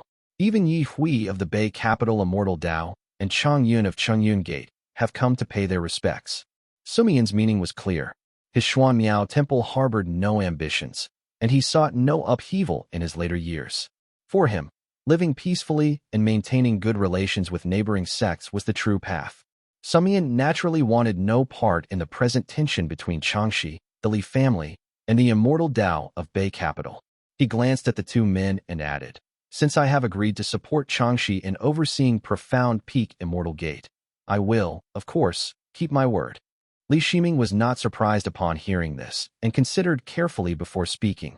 "When I broke through to the Purple Mansion realm, Taoist Master Ye Hui did not come to offer congratulations. Had he done so later, it would have been fine, but instead he insulted me without cause. I do not know how I might have offended him. I also know that the Bei capital Immortal Dao is blocked to the north by Chengyun Gate, and Chongyun is not to be underestimated. To the east lies Xuanmiao Temple, to the south Profound Peak Gate, and to the west the Mifan 3 sections. They are natural enemies to my family. Yet there is no need to bear fangs so soon." The Azure Pond sect backing the Li family was something that could not remain hidden. Not only did Ye Hui know, but it had stirred his greed. Sumian and Changxi were also aware of this. Sumian exchanged glances with Changxi and sighed. "There is one matter Zhaojing does not know. Ye Hui once obtained an opportunity within the Doshuan Grotto Heaven. At that time, his entry relied heavily on the support of Guoshintong. Not long ago, during the struggle between the east and west of Crimson Reef Island, some refrained from touching the west precisely because of his ties to Guoshintong." Li Shiming finally understood and sighed inwardly. So it all comes down to the resentment tied to Crimson Reef. No wonder there was no mercy. The conflict between Crimson Reef's direct lineage and my family will not be easily resolved. As he pondered this, Changxi's voice dropped, carrying a trace of coldness. "I have heard that the opportunity was meant for Lingshu. This man is vile. He remains a prime suspect in Zhang Lingshu's death." Li Shiming found the name Zhang Lingshu strangely familiar. After a moment's thought, he remembered that Li Shiji's Changtian Peak had lost its line from Zhang Lingshu. In fact, she had originally been the peak master of Azure Pond Peak. Sumian shook his head somewhat awkwardly and advised, "This matter is hard to untangle. After all, Haiying never actually married Lingshu, so you cannot truly pin it on him." Sigh. Changxi let out a deep sigh, while Li Shiming was shaken in his heart. Of course, Haiying referred to Kong Haiying, the Purple Mansion realm seat of the Kong family, who was now in seclusion attempting a breakthrough. From their words, it seemed Kong Haiying had almost become Dao companions with Zhang Lingshu. This too is a grave enmity. If I were Ye Hui, I would surely invade the wilderness upon Changxi's death. I would not stop until Profound Peak Gate was shaken, and in the end, I would strike at Profound Peak Gate itself, disturbing Kong Haiying's breakthrough until he failed. Thought Li Shiming. It was a hatred akin to killing one's wife, and Ye Hui himself surely knew its weight. Naturally, Changxi was all the more worried. So there was still this matter. Li Shiming was somewhat displeased at having been kept in the dark, but since it had been spoken aloud, showing anger would be untimely. Moreover, his enmity with Ye Hui was now all the clearer and not easily resolved. He could only lower his head and drink his tea. Changxi had been watching him closely and felt embarrassed as well, so he quickly let the matter pass.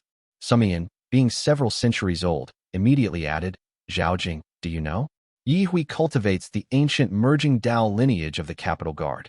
It is an old Dao lineage of warding off spirits, guarding mountains, and commanding spirits over waters. Its origin is ancient, and he has mastered 3 divine abilities within it. He cannot be underestimated." Li Shiming had only just learned of the Capital Guard Dao lineage. If not for Xiao Ryu mentioning Xiao Yongling and saying his Eastern Feather Mountain belonged to this Dao, the Li family might never have known. Seeking to ease the mood, he asked, "This junior's knowledge is shallow, and I have never seen the Capital Guard Dao lineage before. May I ask for your guidance, senior?" Chapter 1067, Matters of Immortal Capital, 2. Sumian smiled and said, "In truth, they are found all over Jiangnan. No one has attained fruition in the Capital Guard Dao for many years, so it seems somewhat feeble. It shows little distinction until the Purple Mansion realm, being mostly based on the spirits and souls of mountains and rivers. Jiangnan is full of them, but they are difficult to recognize. Most mistake them for earth virtue, water virtue, or substitutes of the supreme shaman and Hengzhu Dao, without recognizing their true nature. The Shao family's well-known Eastern Feather Mountain, the descending souls favored by Mount Yu, and the South Chou waters, one, of the Lingyu family, are all of this lineage. More famous examples lie beyond Jiangnan, such as Western Sky Plateau among the Baiqiang, too, and Northern Desert Court among the nomadic D tribes. These words rang true. The Li family had long believed Eastern Feather Mountain to be an Earth Virtue Dao foundation, and had only learned of its Dao lineage in recent times. Clearly touched, Changxi said, there are many fallen Dao lineages among the Immortal foundations mistaken as substitutes. If Jiangnan had not produced the famed Duanmu Kuei, cultivators would still regard the Locust Shade Ghost as nothing more than a wood virtue substitute, believing it bound to lesser een and incapable of great achievement. Exactly so, Sumian laughed heartily. As long as the technique is powerful, how could the Immortal foundation be inferior? All three laughed, for they all understood that techniques and spell arts were the hardest to obtain. Unless there were extraordinary circumstances, no family would ever let a jade slip leave their hands. A family's jade slips would be destroyed in advance before their destruction. If not for the Immortal mirror passing down their law, the Li family would still be practicing the river Wanyu technique. No wonder it is called the Tao of the capital. So it stems from the capital guard. I wonder what mysteries its divine abilities hold. Sumian lowered his head to sip his tea, while Changxi spoke. At Foundation Establishment Realm, it deals only with the miasma of mountains and rivers. By Purple Mansion Realm, it can command spirits and ward off evils. One can wield spirit arts to face enemies. Yet the Capital Guard is not considered aberrant at all within the ancient merging techniques. Neither thunder nor heavenly light count as its natural enemies. Li Shiming took note of this, but he still wished to inquire about Ye Hui's divine abilities. He had asked Changxi earlier, but he did not know. He had hinted around the edges twice, yet Sumian refused to speak further. Does he truly not know? Or does he simply refuse to speak, unwilling to entangle himself in matters between our two families? Indeed, he is a cautious, old Taoist master. Adds by Pubrev. The three chatted idly for a while. The cold rain in the courtyard grew heavier, dripping down from the eaves with a lonely sound.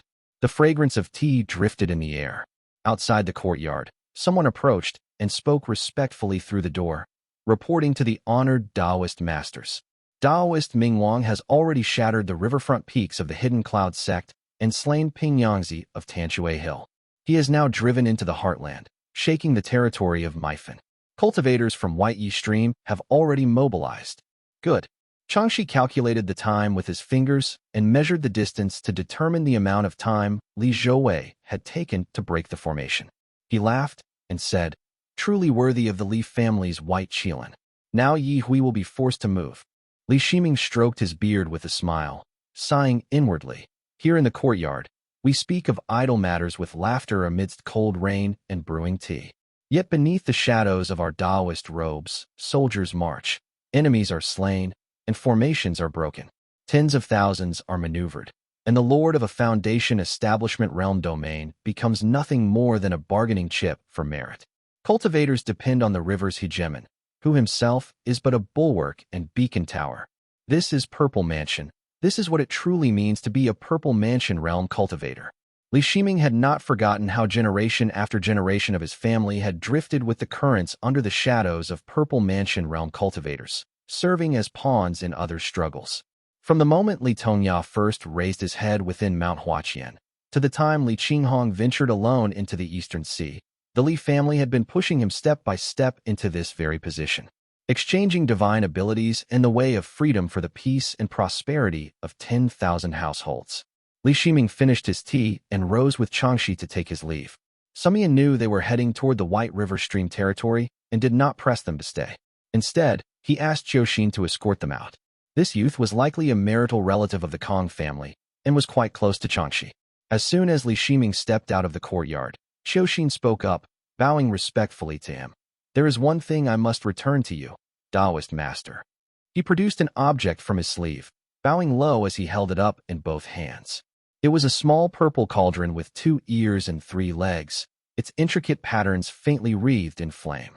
On the cauldron were 4 characters, written in a vigorous, flowing script, Shengla Tuoba. Not daring to let Li Shiming ask first, he explained respectfully. Years ago, when our temple was still in the Eastern Sea, I accepted an invitation from Shi Chong of the Chuani Dao Gate to subdue demons near the Lake Xian estuary. Unexpectedly, I encountered a cultivator of your esteemed family, one skilled in thunder arts. We did not make things difficult and let her go, but an elder was left behind. He was slain by the Chunyu Dao Gate, yet this item remained with me. Today I will return it to you, so the matter may be settled. Li Shiming did recall this matter. The elder had been Yu Yue of the Yu family, whom Li Shiji once mentioned as the maternal uncle of Li Quantao of the Azure Pond sect. Xiaoxin, or rather Sumian acting through him, had been uncertain of the connection and therefore returned the item. Li Shiming accepted it casually and replied, "This belonged to a Yu family cultivator. If the chance arises, I will return it to his kin." Changxi looked on cheerfully, his sharp eyes immediately noticing that Xiaoxin bore injuries. He asked, "How did you come by that wound?" Xiaoxin answered respectfully, replying to Taoist master, "The spirit mines at Quanyuan Ferry were taken over by a shoal of Sioux water perch, 3, from the sea. I was injured while rescuing people." "Oh," Changxi responded, "those Sioux water demon perch have some backing. They harass the area often. It must have been hard on you." Li Shiming now understood, though his face did not change. He only sneered inwardly. "So this is an insinuation. But my family truly has no connection with the dragon clan. As for these Sioux water demon perch, what could I possibly do about them?" The territory of Hidden Cloud Cave. Hidden Cloud Cave lay slightly northeast and downstream of Floating Cloud Cave. The terrain there was far more varied. It was no longer a stretch of rolling hills. Flatlands lay level and calm, while several lofty peaks rose here and there. It was a fine region indeed. After passing the border at Tanshui Hill, several bustling cities came into view, full of crowds and lively activity. High above, Li Zhouwei rode a streak of light across the heavens, cloak fluttering behind his gleaming armor. A massive halberd was strapped across his body, while he carried a grisly, severed head in his hand. The head belonged to Ping Yangzi, a devil cultivator from the Eastern Sea. His strength was decent, at the mid-stage of the Foundation establishment realm. He had been stronger than Wenyi, but the mountain he occupied had only a qi cultivation realm formation. Surrounded by Li Chenghui, Li Minggong, and the others, there was nowhere left to flee. Li Zhouwei had slain him with a single strike of his halberd. Having now crossed Tanshui Hill, the group had already pushed deep into enemy territory. Chaos raged in the cities below. Li Chenghui looked down with regret and said wistfully, "These cities are managed quite well. It is a pity we cannot take control of them. We must first strike the main peak." Li Zhouwei nodded, making his own calculations, and said in a deep voice, "Hidden Cloud plundered the population of Floating Cloud and has not had time to manage it. Together with their original numbers, they must have 1 million people now. That is a weighty figure." Population remained of great importance to the Li family. 4 large families with Foundation Establishment Realm cultivators. There was no shortage of embryonic breathing realm disciples or those cultivating various unrefined qi. What they lacked were people at the Foundation Establishment Realm. Even managing their own was difficult, which was why they had risked employing outsiders like Chu Buji. Large families with Foundation Establishment Realm cultivators not only had the chance to attract guest cultivators of the same realm, but could also steadily produce mid- and late-stage qi cultivation realm cultivators of proper orthodoxy. These formed the backbone of a family capable of overseeing a territory. The Li family's present state was nowhere close to that, since those at late-stage qi cultivation realm numbered fewer than 10 fingers, and those few were either aged and decrepit or direct descendants of the family.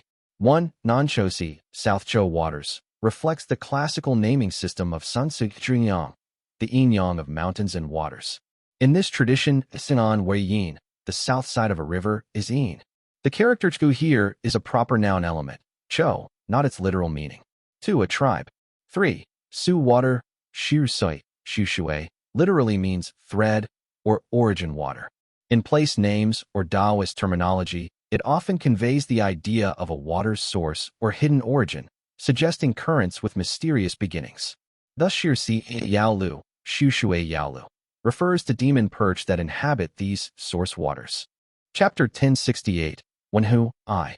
As for his own direct lineage, Li Zhouwei still hoped they could spend more time on their cultivation. Li Minggong and Li Chenghui had already been delayed for years. Matters concerning Qingdu were unavoidable, but the rest had been nothing but a waste of time.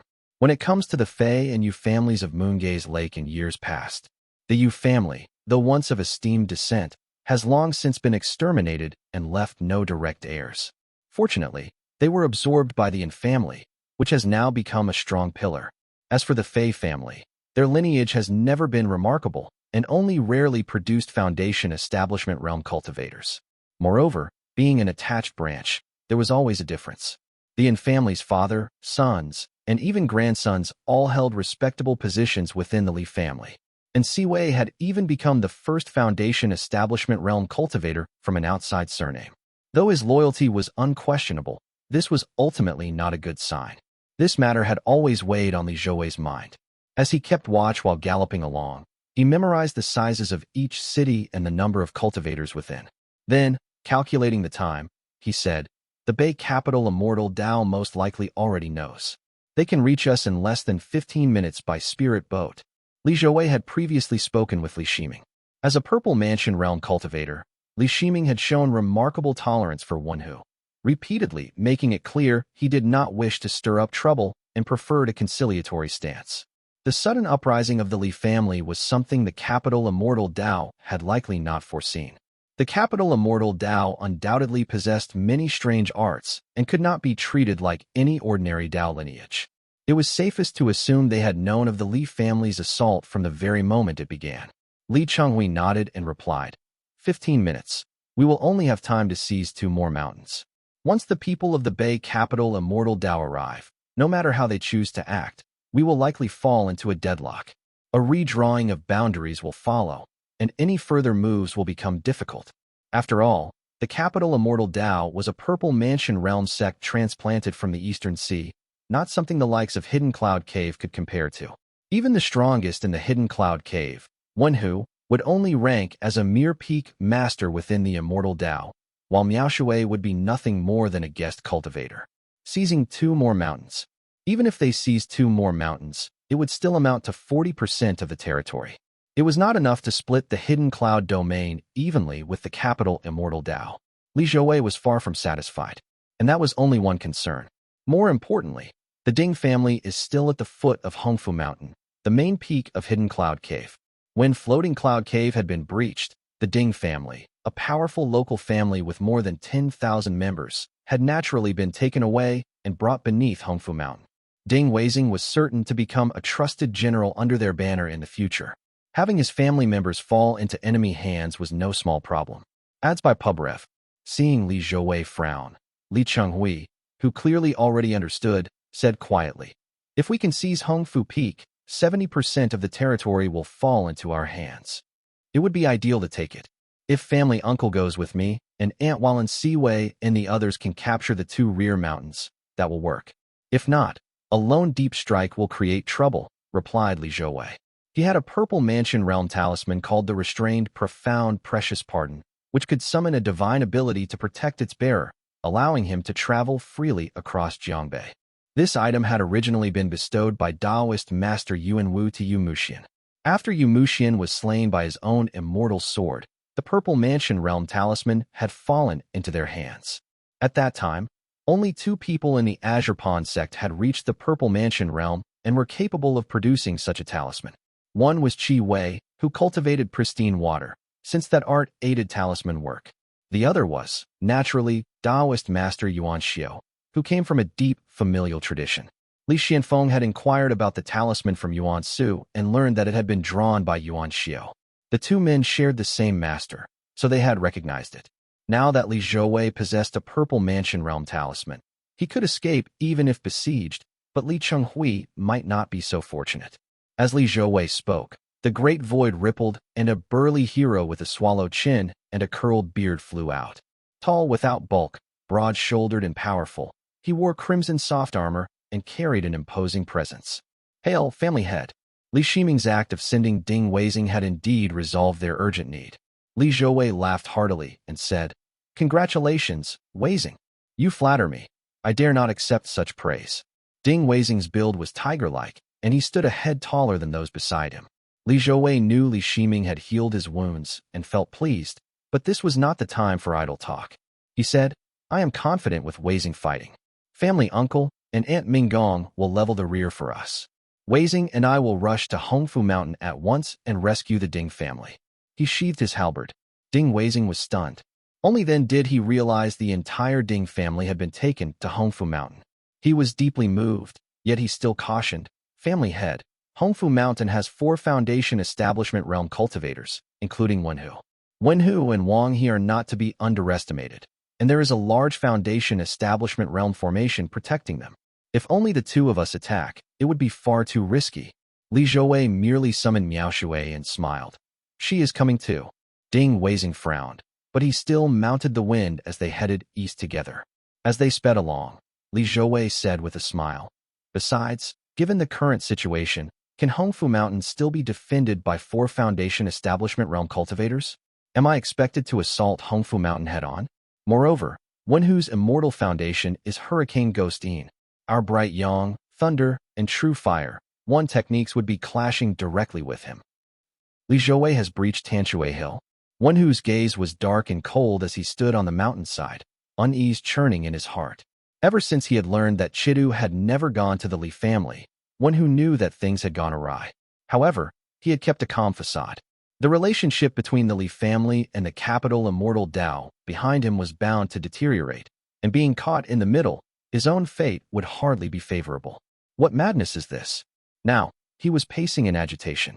He knew the Bei capital Immortal Dao could not have learned the news much later than he had, yet he still sent men to inform them. In this situation, aside from blocking the Li family as best I can for the capital Immortal Dao, there is no other path left for me, muttered Wenhu. The fears he had carried upon leaving the Li family had now become prophecy. What made it more tragic was that Ping Wangzi's words too had come true. A bird seeks the forest, and a man seeks a master.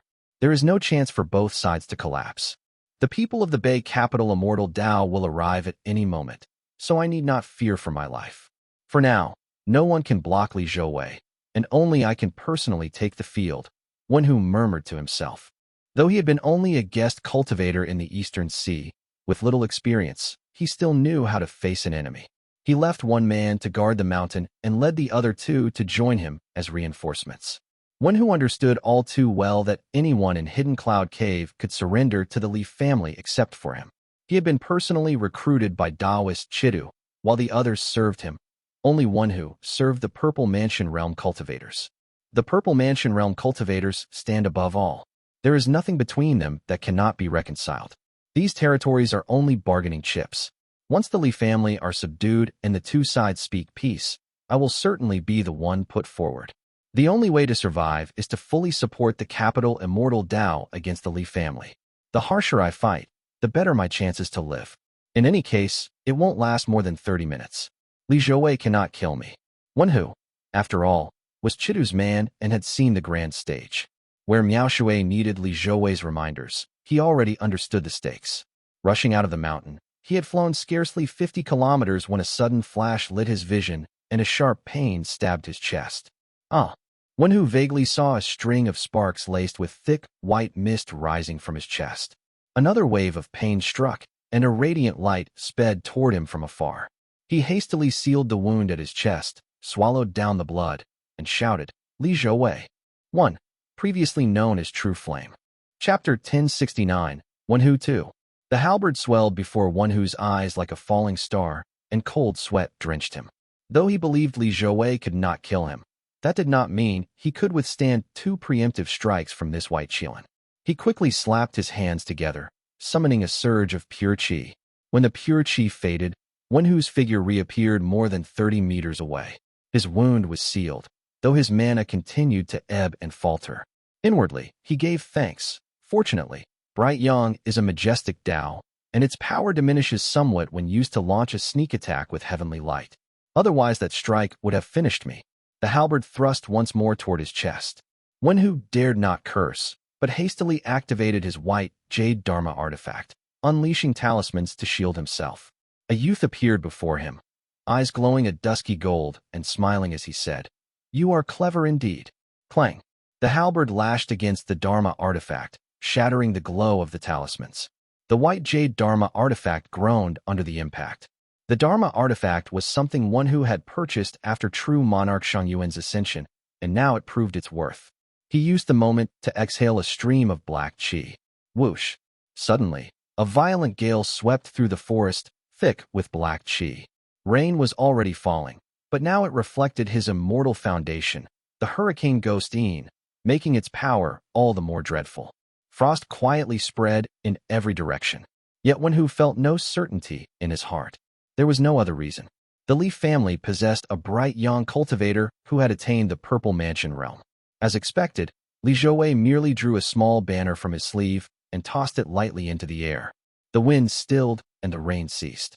Flames of 5 shades, brown, pale yellow, goose yellow, bright red, and vermilion, leaped skyward, filling the area with blazing light as the Yin Qi dissolved. Wenhu felt helpless, though at least he had earned a moment to breathe. His 2 subordinates quickly regrouped. One of them, Wang He, carried a feather fan. A trusted aide of Wenhu's, Wang He still wore a look of dread. Adds by Pubrev. Before Wenhu could even take comfort in his reinforcements, a coppery red radiance flared, and a broad man with a swallow chin and curling beard appeared in midair. He had a cold smile on his face as his eyes locked onto Wenhu with unyielding focus. Ding! Wei! So, for the first time, Wenhu's mind went utterly blank. Realization struck him as his black qi surged uncontrollably, but all he saw was Ding Weizing's icy expression. He pressed Wang He down with a single palm and stood in the air like a great tiger ready to pounce. In that instant, Wenhu's mind went blank again. Envy, jealousy, and fear all surged at once. To be fair, Wenhu had never wished to offend the Li family, nor the capital Immortal Dao that was backing him. He knew he was not even worthy of being considered a chess piece. Should either side bear him a grudge, his end would be unimaginably miserable. That was why he had refused to guard Hongfu Mountain. He knew full well that defending Hongfu Mountain was the way to minimize losses. With 4 Foundation Establishment Realm cultivators anchoring the Great Formation, no matter how Li Zhouwei attacked, the total loss of territory would not exceed half. If Hongfu Mountain remained intact until the capital Immortal Dao's arrival, the Li family would gain no advantage from Hidden Cloud Cave. But Chidu of capital Immortal Dao had many enemies. If Wenhu merely sat in the mountain like a dead man, those stubborn Daoists of capital Immortal Dao would surely voice an objection. He would have to be grievously wounded, and the loss of territory would be inevitable, for their opponent was none other than a Purple Mansion realm immortal family, and the man who came was Li Zhouwei himself. However, if he held fast, causing the Li family's gains to be heavily diminished, they would come to hate him bitterly. Wenhu had no wish to offend the Purple Mansion realm Zhaojing or Li Zhouwei, who was all but certain to reach the Purple Mansion realm in the future. Only by yielding Hongfu Mountain could he satisfy the Li family. Thus, caught between the guilt of mediocrity and the guilt of cowardice, he had chosen the former. In his plan, Miao Shui would almost certainly surrender, allowing Li Zhouwei to seize the mountain. Then Li Zhouwei would turn on him and wound him gravely. But when the capital Immortal Dao came to his rescue, the division of territory would no longer concern him, thus offending neither side. But Li Zhouwei had unexpectedly cornered him here, and the Ding Weizing he had always scorned had become the Li family's trusted general. Wenhu nearly lost control of his mind, unable to stop himself from bitterly cursing inwardly. 100 schemes cannot compare to a handsome face and a fine Dao lineage. 1,000 careful calculations cannot compare to a blessed fate that turns calamity into fortune. Yet as a rogue cultivator who could rival disciples of major sects in the Foundation Establishment realm, his will was far from ordinary. He instantly regained clarity. Though his body smoked under the blazing heavenly light, he still gritted his teeth and fought desperately to block Li Zhouwei's halberd technique. In truth, Wenhu's cultivation was far above Li Zhouwei's, having already surpassed the late stage of the Foundation Establishment realm. If he had a different Dao Foundation, he could likely have traded blows evenly with this white Qilin before him. But his Dharma artifacts and spell arts were inferior. His immortal foundation was suppressed. His chest had been pierced in the opening exchange, and his mana ran sluggishly. He could only rely on experience and his reserves to resist with difficulty. On the other hand, Li Zhouwei had no intention of wasting time. Forming a seal with one hand, he extended his forefinger. Sunlight seeped faintly through the clouds, and brilliance flared at his fingertip. Supreme Yang Resonance Radiant Art. The Supreme Yang Resonance Radiant Art was a technique of myriad transformations. Now it drew upon the sun's light, seizing Wenhu's jade shield. The shadow of the halberd grew heavy and plunged straight toward Wenhu's wound.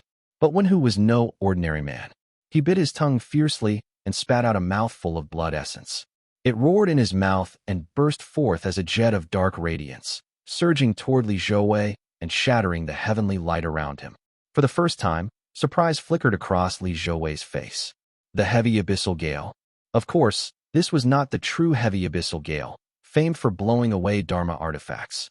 Wenhu had merely imitated a fraction of its profundity using his Tao foundation, Hurricane Ghost Yin. But even so, it was enough to catch an ordinary Foundation Establishment realm cultivator off guard, causing Li Zhouwei to falter slightly. But Li Zhouwei knew this wind well. The true heavy abyssal gale within his own Chongming profound insight screen was the genuine article, though that extraordinary Dharma artifact was currently in Li Shiming's possession. He struggled slightly, and the gale lost its effect. Wenhu had not expected him to break free so swiftly, but his next spell art was already formed. Black light condensed around him as he growled. Command! A beam of black Dharma light surged forth, raising violent gusts and filling the air with ghostly chi. The center of Li Zhouwei's brow flared with light, releasing the heavenly radiance, hidden light, which collided with the black Dharma light in a thunderous crash. Boom! The heavenly radiance, hidden light effortlessly shattered the black Dharma light and struck Wenhu in the distance, who was wielding his jade shield. Smoke billowed from the shield as cracks spread across its surface.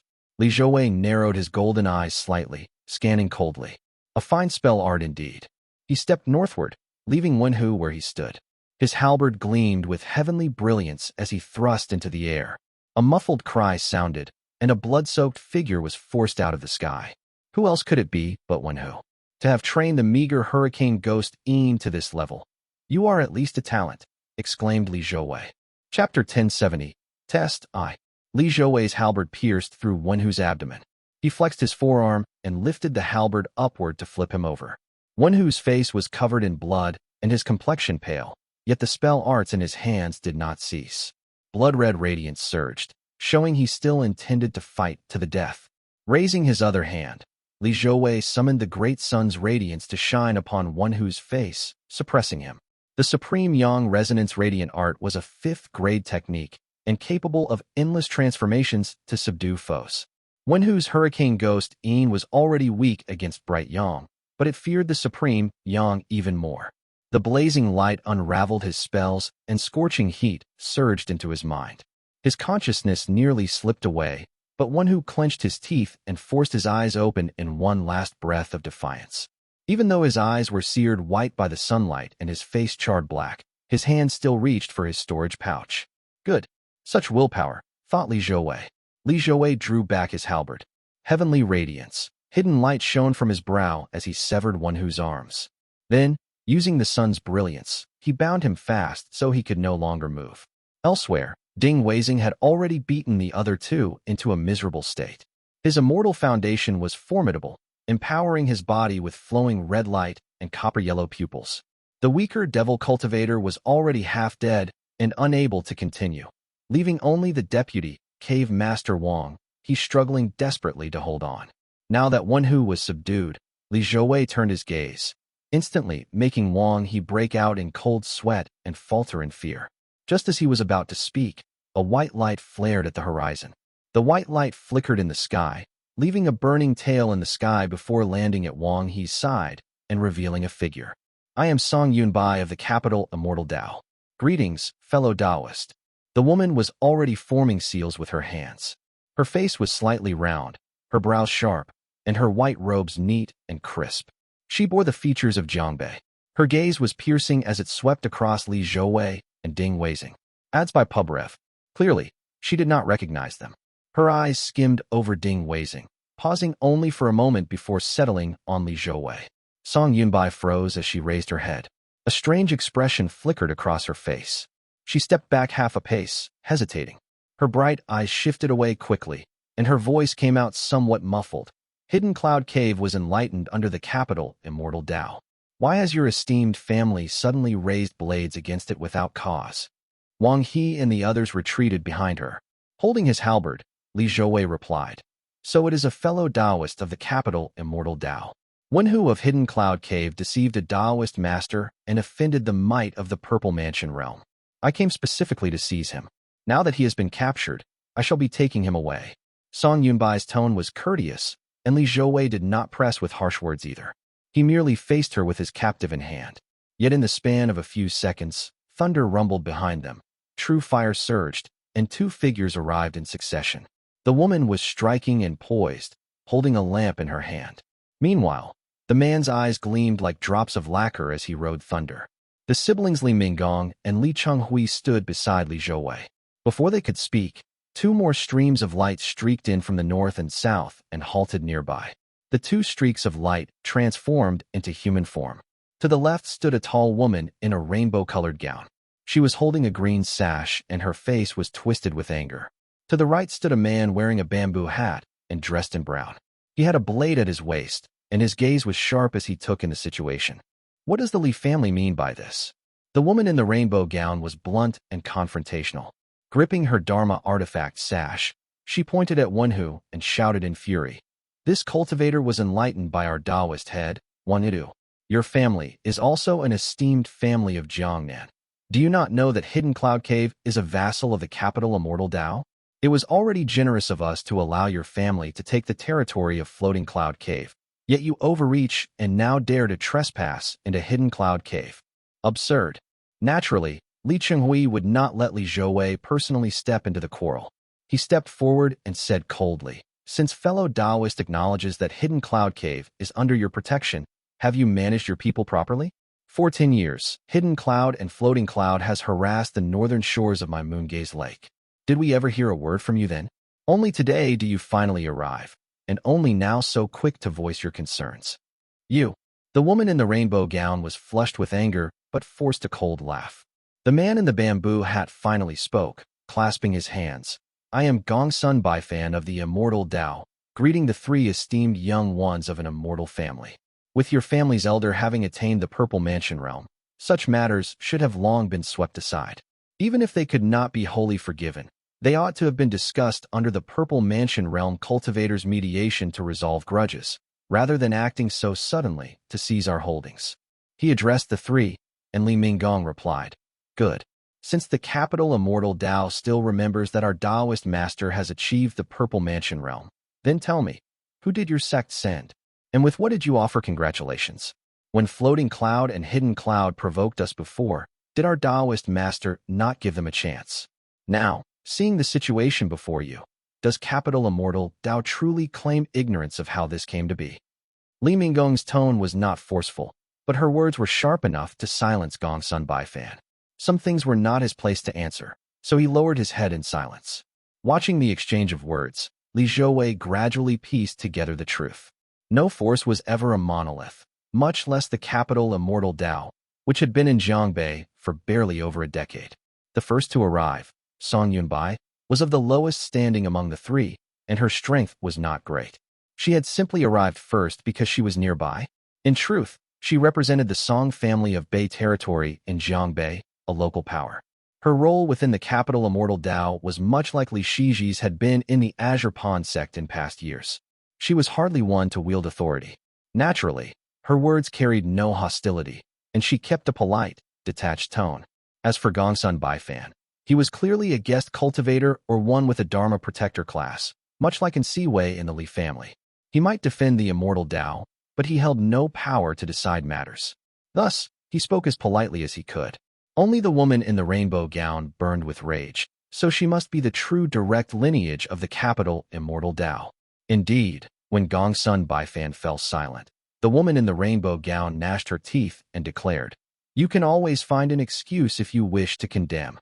It's fine that your family covets territory, but why hide behind false pretexts? Our sect is in Jiangbei, and your family is in Jiangnan. There was never any need to offer your family congratulations in the first place, so why demand so much of us? Li Chenghui's face darkened as she ignored Hidden Cloud Cave's prior offenses and seized the only convenient ground. After all, Qingyun Gate, which was also a Jiangbei power, had sent their gate master in person. At this point, having sorted out the identities of the three, Li Zhouwei finally spoke. There is no need for further words. Hidden Cloud Cave has harassed my family for 10 years, and driven our direct bloodline into peril time and again.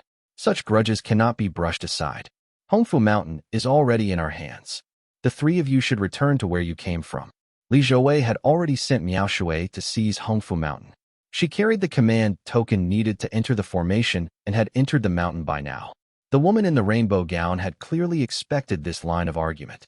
She laughed coldly as she asked, "Does fellow Taoist truly think he has cornered us?" 1.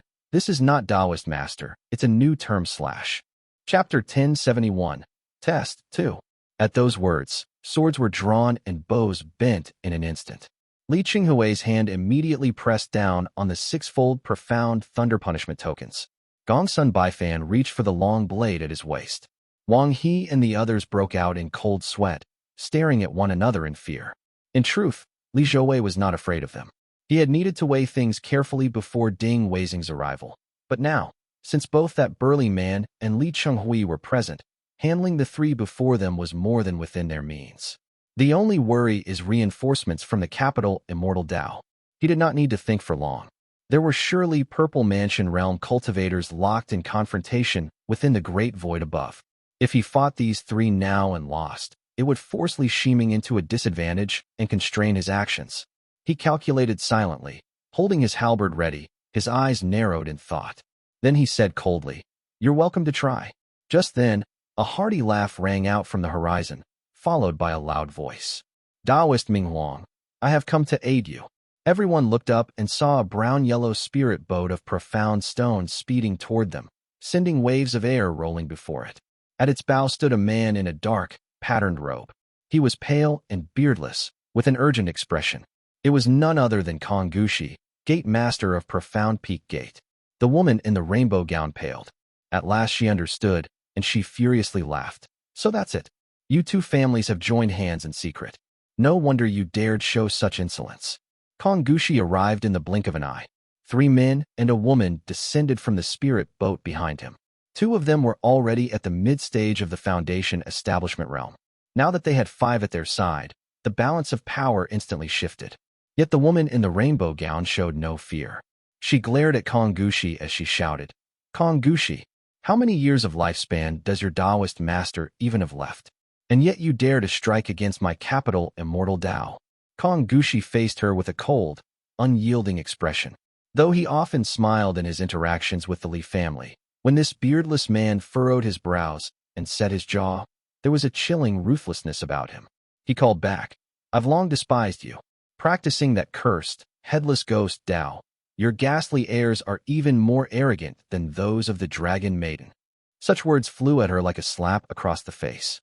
It was utterly unlike what one expected from him. The rainbow-gowned woman froze in shock, her cheeks flushing red as she prepared to retort. But Gongsun Baifan suddenly pulled her back and shouted, "Careful!"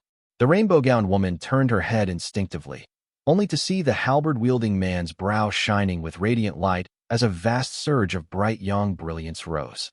Heavenly radiance, hidden light. Li Zhouwei had been waiting for the moment she looked away. Heavenly radiance, hidden light erupted, crashing down upon her. In that split second, a metallic clang rang out as cold light flashed. Gongsun Baifan drew his blade in a swift motion, unleashing a radiance of gung metal that shielded the rainbow-gowned woman. The heavens shifted from stillness to chaos in an instant. Thunder roared, true fire spread, mountains seemed to rise, and the force of gung metal surged through the air. The Great Void. Li Shiming stood in the Great Void, clad in a white and gold Taoist robe. Radiance gleamed between his brows, and the colorful light of divine energy surged from his body. At his side, Changxi's divine manifestation was fully formed as he appeared as a middle-aged man with white jade hanging on his chest. Before them stood another, wearing a dark blue Taoist robe. His face was small and his chin slightly pointed, yet his features had a certain handsome air. His long hair was tied neatly behind his head, and spiritual aura clung to him as he held a sword across his chest. Beneath him crouched a bird beast covered in scales, shaped like a crow, with pitch-black eyes.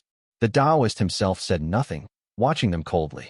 "Taoist Ye Hui," Changxi said coldly. Ye Hui stroked the slender, elegant Dharma sword in his arms and finally spoke. "Zhao Jing, what is the meaning of this?"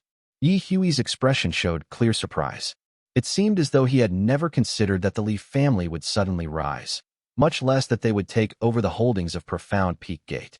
His hand ran lightly along the sword's edge as he said softly, "I thought you would humor that old man until he died, and then you and I would split Profound Peak Gate evenly between us. No need for fanfare, and no need for Purple Mansion realm confrontations.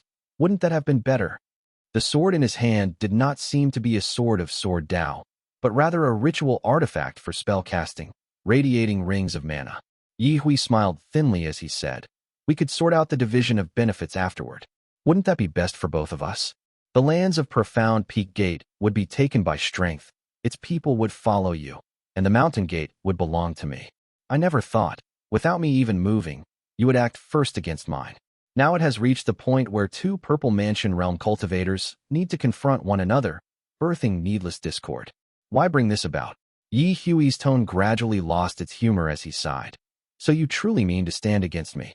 A Purple Mansion realm cultivator in his prime against a mess with no Purple Mansion realm cultivator. Can you really not see which way's heavier?" He did not regard Changxi at all, as though the man did not exist in the great void. He spoke only to Li Shiming. Changxi's face darkened, his tone turning grim. "Ye Hui." Ye Hui glanced at him and asked, "Old man, do you mean to throw your life away against me? You could fight me to the death with your divine ability, but what then? You're already half in the grave, yet you still can't stop stirring up strife." Changxi fell silent, speaking no further. It was Li Shiming who intervened. "Taoist friend, spare us the false pretenses. Hidden Cloud Cave has harmed my family time and again, and Chidu himself has overstepped propriety. If the capital Immortal Dao bore even a shred of goodwill, matters would never have come to this point." "Ha ha ha." Ye Hui let out a laugh and said, "So what if it's true? What friendship is there? What goodwill exists between Purple Mansion realm cultivators? Zhaojing, if you cannot see this clearly, you will suffer for it sooner or later." He seemed unwilling to continue, and said, "Since Wenhu has offended your family, take this rogue cultivator if you wish. As for the loss in the Hidden Cloud territory, I will not hold you accountable. Withdraw to Floating Cloud, and our two families will still have matters to discuss." "Withdraw." Li Shiming's hand tightened slightly within his sleeve. He did not believe a single word from Ye Hui's mouth about splitting Profound Peak Gate evenly or slowly dividing benefits afterward. It all sounded tempting, but it was nothing more than empty talk. Moreover, saving Profound Peak Gate did not mean Profound Peak Gate must be defended on every side. Li Shiming already had a favorable impression of Xuanmiao Temple, which gave him further confidence.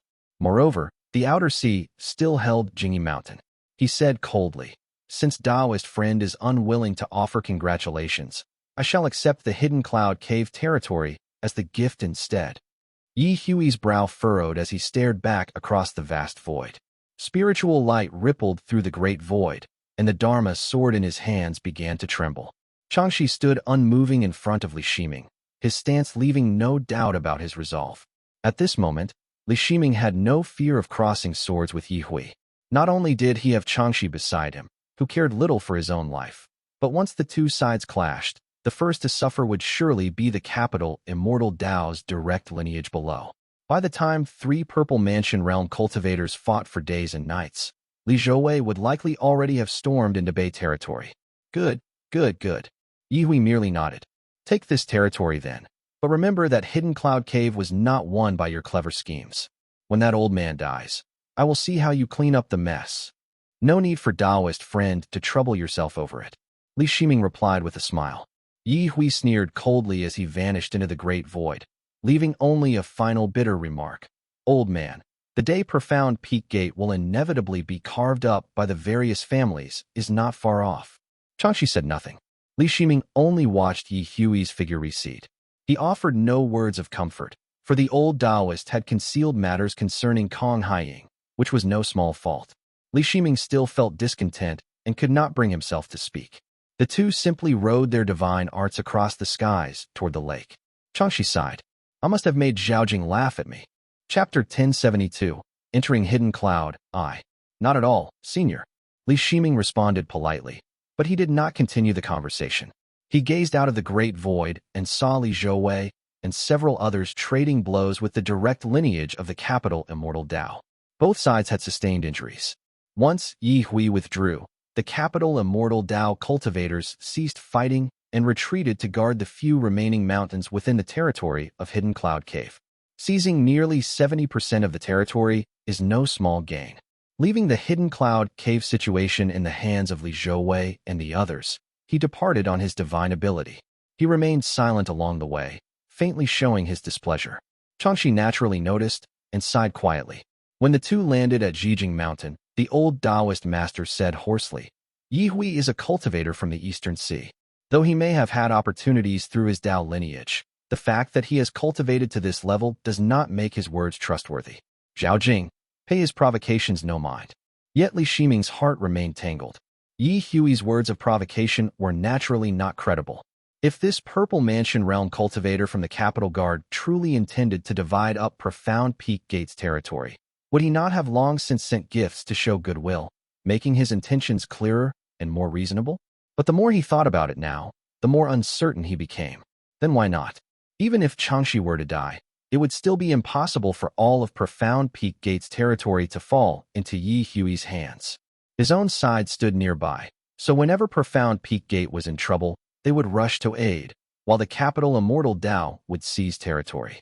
The speed of taking over land between the two was as different as heaven and earth. In Li Shiming's view, if Ye Hui truly wanted to seize more of Profound Peak Gate's territory, he should not have forced Profound Peak Gate toward the Li family.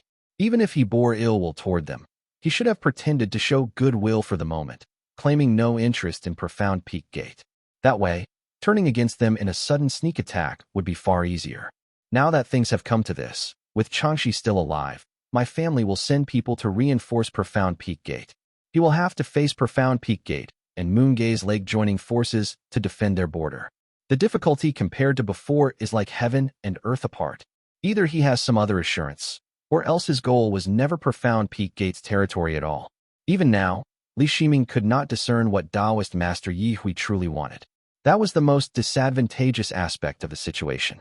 No matter how arrogant the man's words were, he could only regard them as attempts to mislead.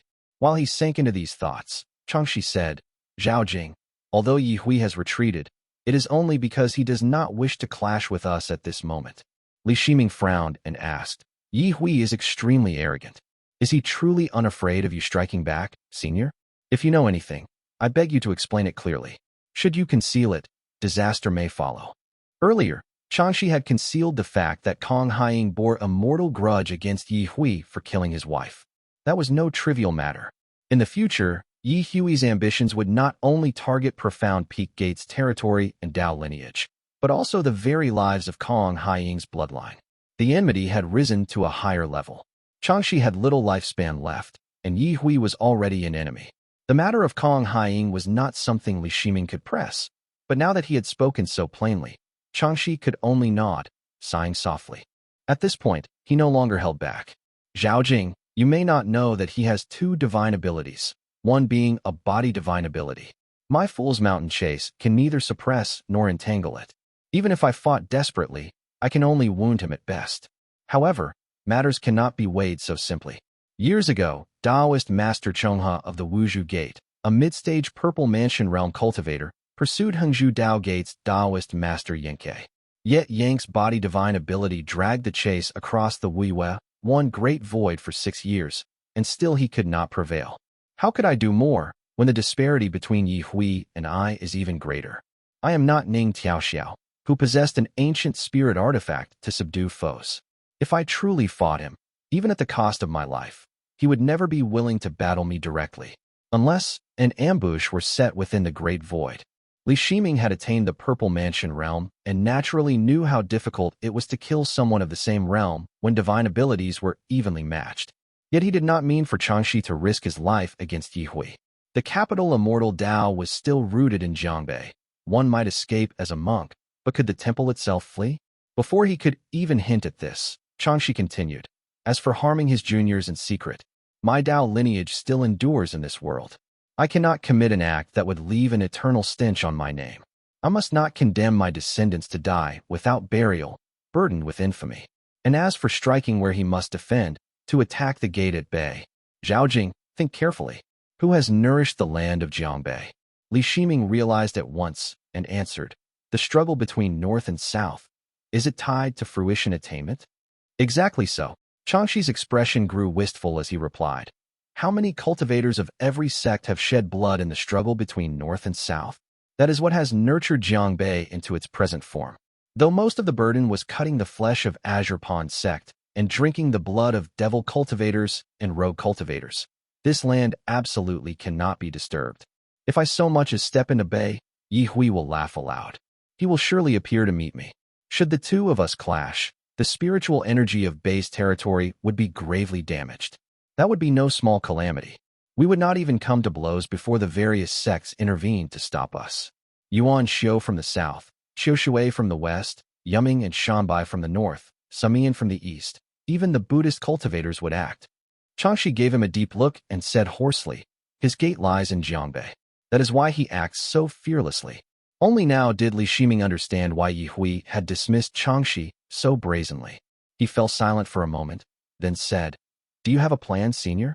If we limit ourselves to our current methods, I fear it will be difficult to resist the enemy.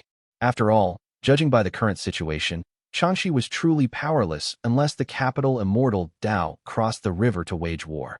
Seeing Li Shiming troubled, Changxi sipped his tea, the wrinkles on his face deepening further. The elder finally said, Zhaojing, if I perish and the situation becomes truly perilous and beyond salvation, you may offer Shanji Prefecture to the Purple Smoke Gate in exchange for their protection. As long as our gate remains, that will be enough. Li Shiming breathed a sigh of relief and said solemnly, Good. Many matters will be easier to handle with your word. I only ask that you leave a letter or a handwritten note as proof. The Kong family had cultivated Shanji Prefecture for generations, never enforcing separation between mortals and immortals. Not only were many of its people of Kong blood, but most were deeply tied to the gate's cultivators.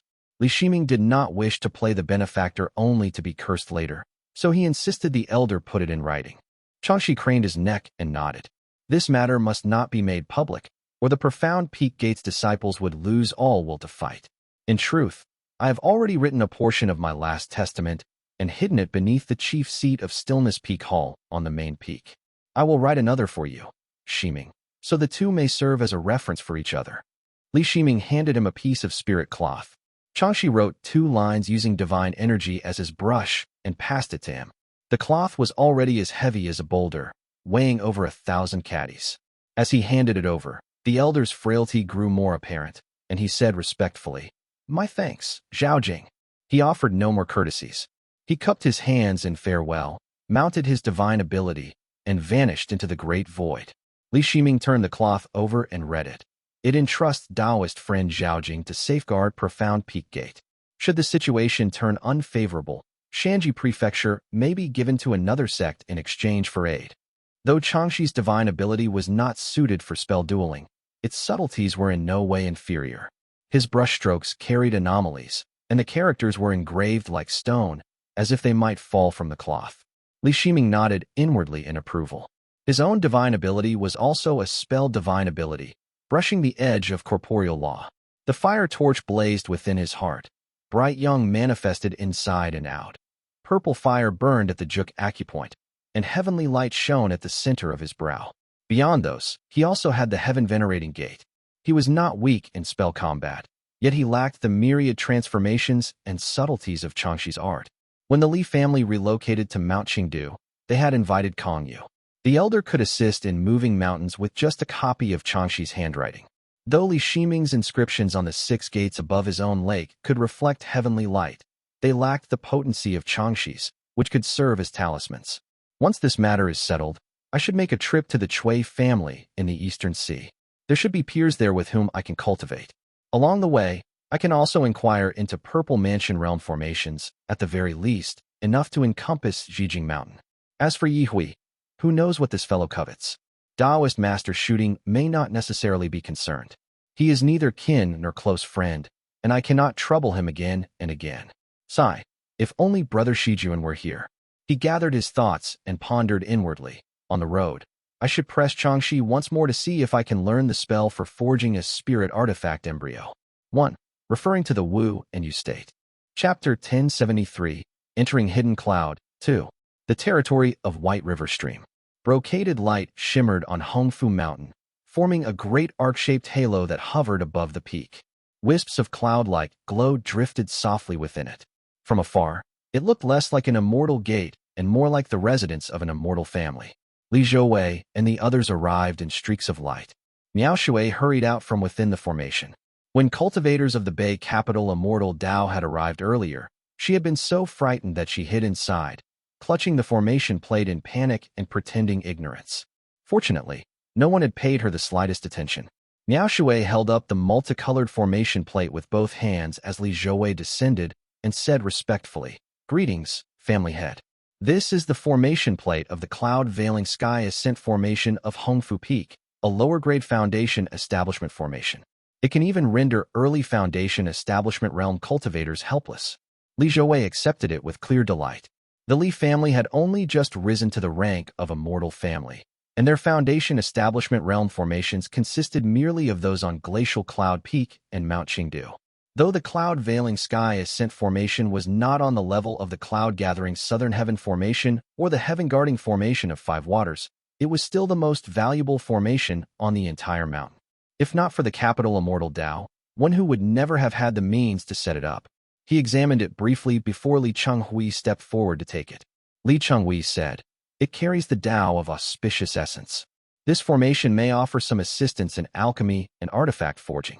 Indeed, the Li family had only exchanged 100 moves or so with the capital Immortal Dao cultivators. With numbers on their side, they had suffered no severe injuries. Only Chu Buji had hurt his hand, and Siwei had taken a palm strike. Both would recover after a few months' rest. Li Zhouwei immediately sent the two to choose cave dwellings on the mountain to recuperate, then stepped into the main hall. Turning to Li Chenghui and the others, he asked, "Two elders, how was the Hidden Cloud territory on your march here? Did the local families cooperate?"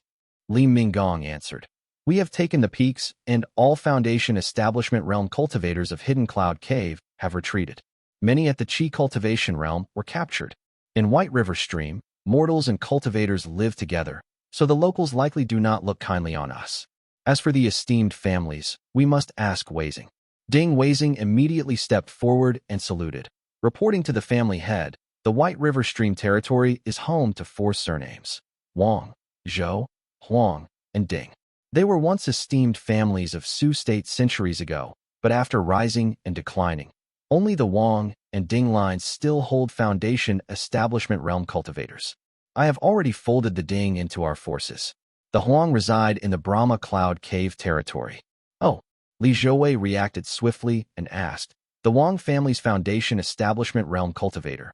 Is that Wang He, Wenhu's subordinate?" "Exactly," Ding Weizing confirmed. Li Zhouwei now understood why Wang He had been able to become the second-in-command of Hidden Cloud Cave. Clearly, Wenhu had sought to win the support of the local families. Now that Wang He has joined the capital Immortal Dao and left, has the Wang family of White River taken any action? Li Zhouwei asked, and Li Chenghui replied, "The common folk remain unchanged, but most of the direct lineage has already relocated to Bay." This required no proof. It was inevitable. As Li Zhouwei flipped through the register handed to him, he found that quite a few Foundation Establishment Realm cultivators had indeed emerged from this land. Though most had become devil cultivators, it still showed the region's potential. The Hidden Cloud Cave territory was unlike any other. It held over 1 million mortals, and there had never been strict separation between immortal and mortal. The esteemed family's bloodlines were deeply entangled. Each one was a local power with tens of thousands under its sway. These people were involved in many shady dealings, pulling strings here and there while linking themselves with several powers. After all, Jiangbei's spiritual energy was currently flourishing. Floating Cloud Cave, being on the outskirts, was still manageable, but Hidden Cloud Cave truly abounded with spirit items, and these local powers exported them outward. Thus, even the ruthless Hidden Cloud Cave had found it troublesome to take over this place, let alone the Li family, whose governance was stricter. After a single glance through the records, Li Zhouwei said gravely, "The White River Stream territory is not suited for establishing peak offices. The conditions here are inadequate. If we forcefully impose them, it will bring at least a century of unrest. The revenues would not even cover stipends, and resentment among the people would erupt.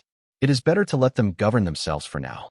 It had taken the Li family over 100 years to consolidate control over Moongaze Lake. Even now, Their true foundation lay only in the ancestral lands of the southern shore and the forests of the eastern shore. Beyond that, more than 100 families were only loosely bound. On the western shore, numerous families still clung stubbornly to the peak offices, while the powerful Fei family lay on the northern shore. What was more, the lands of Jiangbei gained today could be lost again within a few years. Li Zhouwei would never waste his efforts in vain. Li Chenghui strongly agreed and added a reminder. However, the Ding family are cultivators of the floating cloud cave territory. Now that 9 out of 10 households there lie empty, Weizing's family must be properly resettled. Though the Ding family was an esteemed family, and Li Zhouwei valued Ding Weizing highly, he had no intention of putting a local power back in place. Since the floating cloud cave territory was vacated, it was better left empty. Smiling, Li Zhouwei said, "You've endured much hardship along the way, Weizing. Yet the floating cloud cave territory may not remain secure with the changing times. The Ding family's common folk should be resettled at the eastern shore peak offices, while your immediate kin will be safest on my family's island." This meant relocating the Ding family to the lakeside. Since his own life had been saved by the Li family, and they had released his family from Hongfu Peak, Ding Weizing could hardly protest. He could only offer his respectful thanks. After all, Li Zhouwei valued him and was mindful of appearances. He did not split the Ding family apart among various peak offices, which would have left Ding Weizing as the sole remnant. After Ding Weizing finished giving thanks, Li Zhouwei picked up a brush and said, "Though we will not set up peak offices or appoint officials here, that does not mean we will let them run wild. First, we'll use each peak as a boundary and station the Jade Court guards. Let them stew for a few days, then grant a few quotas to allow their direct descendants to cultivate in the forests." Li Chenghui acknowledged, and Li Zhouwei continued casually. "Raise a few of the local power's direct descendants first. Even if circumstances shift in 3 to 5 years and our family withdraws, as long as these direct descendants mature, re-entering Jiangbei and consolidating the territory will take no more than a single thought." The two others nodded in agreement.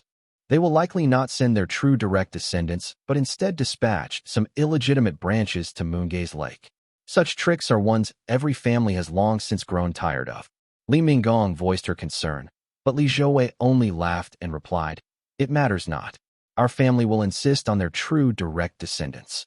We will parade them through the streets, beating drums and offering congratulations thrice over, then spread rumors of their esteemed bloodline. Everyone loves such tales. They will not dare deny it, and in truth they cannot.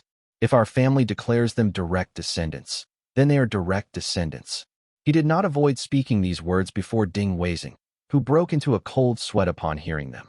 Hastily, he excused himself and waited outside the hall while the rest discussed details within, his heart filled with indescribable feelings. So it is true. The devil cultivators act without scruples, but the righteous way is rife with scheming. Chapter 1074. Establishing White River Dispatch Office. Ding Weizing waited outside the hall until Chu Buji arrived. Though the old man bore some minor injuries, he was in high spirits, his wrinkled face blooming with cheer as he hummed a tune along the way. He first offered congratulations, then clasped Ding Weizing's hand and whispered softly, "I have already finished sorting the land records of the floating cloud cave territory. Once they are presented to the main family, has the Ding family settled their arrangements? Will you be returning to your former lands, or will you choose a new place to settle?" Ding Weizing understood what the old man meant. Chu Buji had just finished organizing the spirit fields, so he surely knew which plots in the floating cloud cave territory were good and which were poor. This was a hint being dropped to him. He only answered steadily, "Senior Chu, my family will be heading to the lake and joining the island for cultivation." "Oh, congratulations." Chu Buji offered his congratulations. Since a favored battle general of the main family was being treated like this, he understood that the floating cloud cave's territory would surely be under strict control, leaving no room for private maneuvering. The thought of resettling family members could be set aside. He lifted his robe and walked inside, muttering inwardly, since when did Ding Weizing become so humble? Back in the floating cloud cave, he even dared to show a thunderous face to Fu Dou's legitimate son, the cave master's heir. Yet now he is as meek as that in Siwei. In truth, Chu Buji had a decent impression of in Siwei. The man was a typical inland cultivator who had relied on fortune, pills, and spiritual aura to pass through the barrier of Foundation establishment realm. Out on the outer sea, his standing would probably be even lower than Chu Buji's own. Fortunately, he came from a good family. His father, though inept, pledged loyalty to the Flood Dragon and earned generations of trust. Even Ding Weizing has to treat him with courtesy. As Chu Buji pondered, he raised his eyes. A youth in golden white armor sat at the head seat, head lowered as he wrote. To his left stood another youth in silver armor and a black robe. He was about the same age, his eyes dark and sharp as ink dots as he stood with arms folded. On the right, a palace-robed woman, dazzling and dignified, contemplated while concealing a splendid treasure lamp. These were 3 of the 4 currently most powerful members of the Li family. It was said another managed affairs on the lake, but Chu Buji had not yet seen that one. He clasped his hands together and announced respectfully, "I have finished compiling the Floating Cloud Cave Territory's records and have come to report to the main family." "Read it," Li Zhouwei replied. Chu Buji respectfully recited, "There are 2,051 spirit fields in the Floating Cloud Cave Territory, 211 of superior grade, 561 of medium grade, and 1,279 of inferior grade. The Li family's Moongaze Lake was reputed to hold 10,000 spirit fields. Yet most were confined to the peaks, and the vast majority were barren plots that yielded just enough to offset their upkeep or lay idle for long stretches. Since each field varied greatly in spiritual energy, speaking of area alone was meaningless. Li Zhouwei merely asked, "Elder Chu, you are well versed in the matters of fields with your Earth Virtue Immortal Foundation, the Concealed Containment Palace. What is your estimate of the potential yield?" Chu Buji replied respectfully, "I have calculated everything. The yield should be around 5,000 kilograms, but if the formation plates are fully established and the water veins adjusted properly, it could surpass 10,000. Li Zhouwei mused. As expected, it is a fertile land. The Li family's rule was strongest on the southeastern shores of Moongaze Lake. Towns lay directly beneath the peak offices, and aside from manpower, all output belonged to the family. The total yield there was around 25,000. Leaving aside Pinjia Island, which served mainly as a cultivation ground, the families left by Daoist He on the western shore and the Fei family on the northern shore each contributed over 5,000. Various others, including the 100 families on the eastern shore, also paid more than 5,000. Altogether, the total approached 50,000. Yet this figure of 50,000 was only for accounting. Now that the Li family no longer needed to pay tribute to the Azure Pond sect, not every piece of land was planted with spirit patties. Vast tracts were instead devoted to cultivating rarer spirit items used by Qi Cultivation Realm cultivators, such as Pinyu fruit and lacquer ridge grass. In truth, the yield from actual spirit patties was only about 15,000. This meant that just half of the White River Stream's floating cloud cave produced 1/5 of Moongaze Lake's entire output, which was an astonishing figure indeed. Li Minggong sighed with emotion. No wonder so many sects and families have settled in Jiangbei. With such density, only lands like these could sustain them. Li Zhouwei calculated inwardly, "Our family controls 10,000 spirit fields and produces 50,000 in yield. That translates to nearly 1,000 spirit stones per year. Yet with our vast household, the number of cultivators we must support is staggering.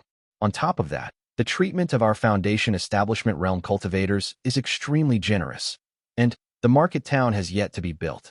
Though life within the family is comfortable after deducting costs and stipends, the actual surplus each year is not much. It will only come up to 10 to 20%, or less than 100 spirit stones. Though an annual surplus of 100 spirit stones might not seem much, in truth, it was remarkable. It meant that every month the family could amass the full lifetime savings of a Qi Cultivation Realm cultivator.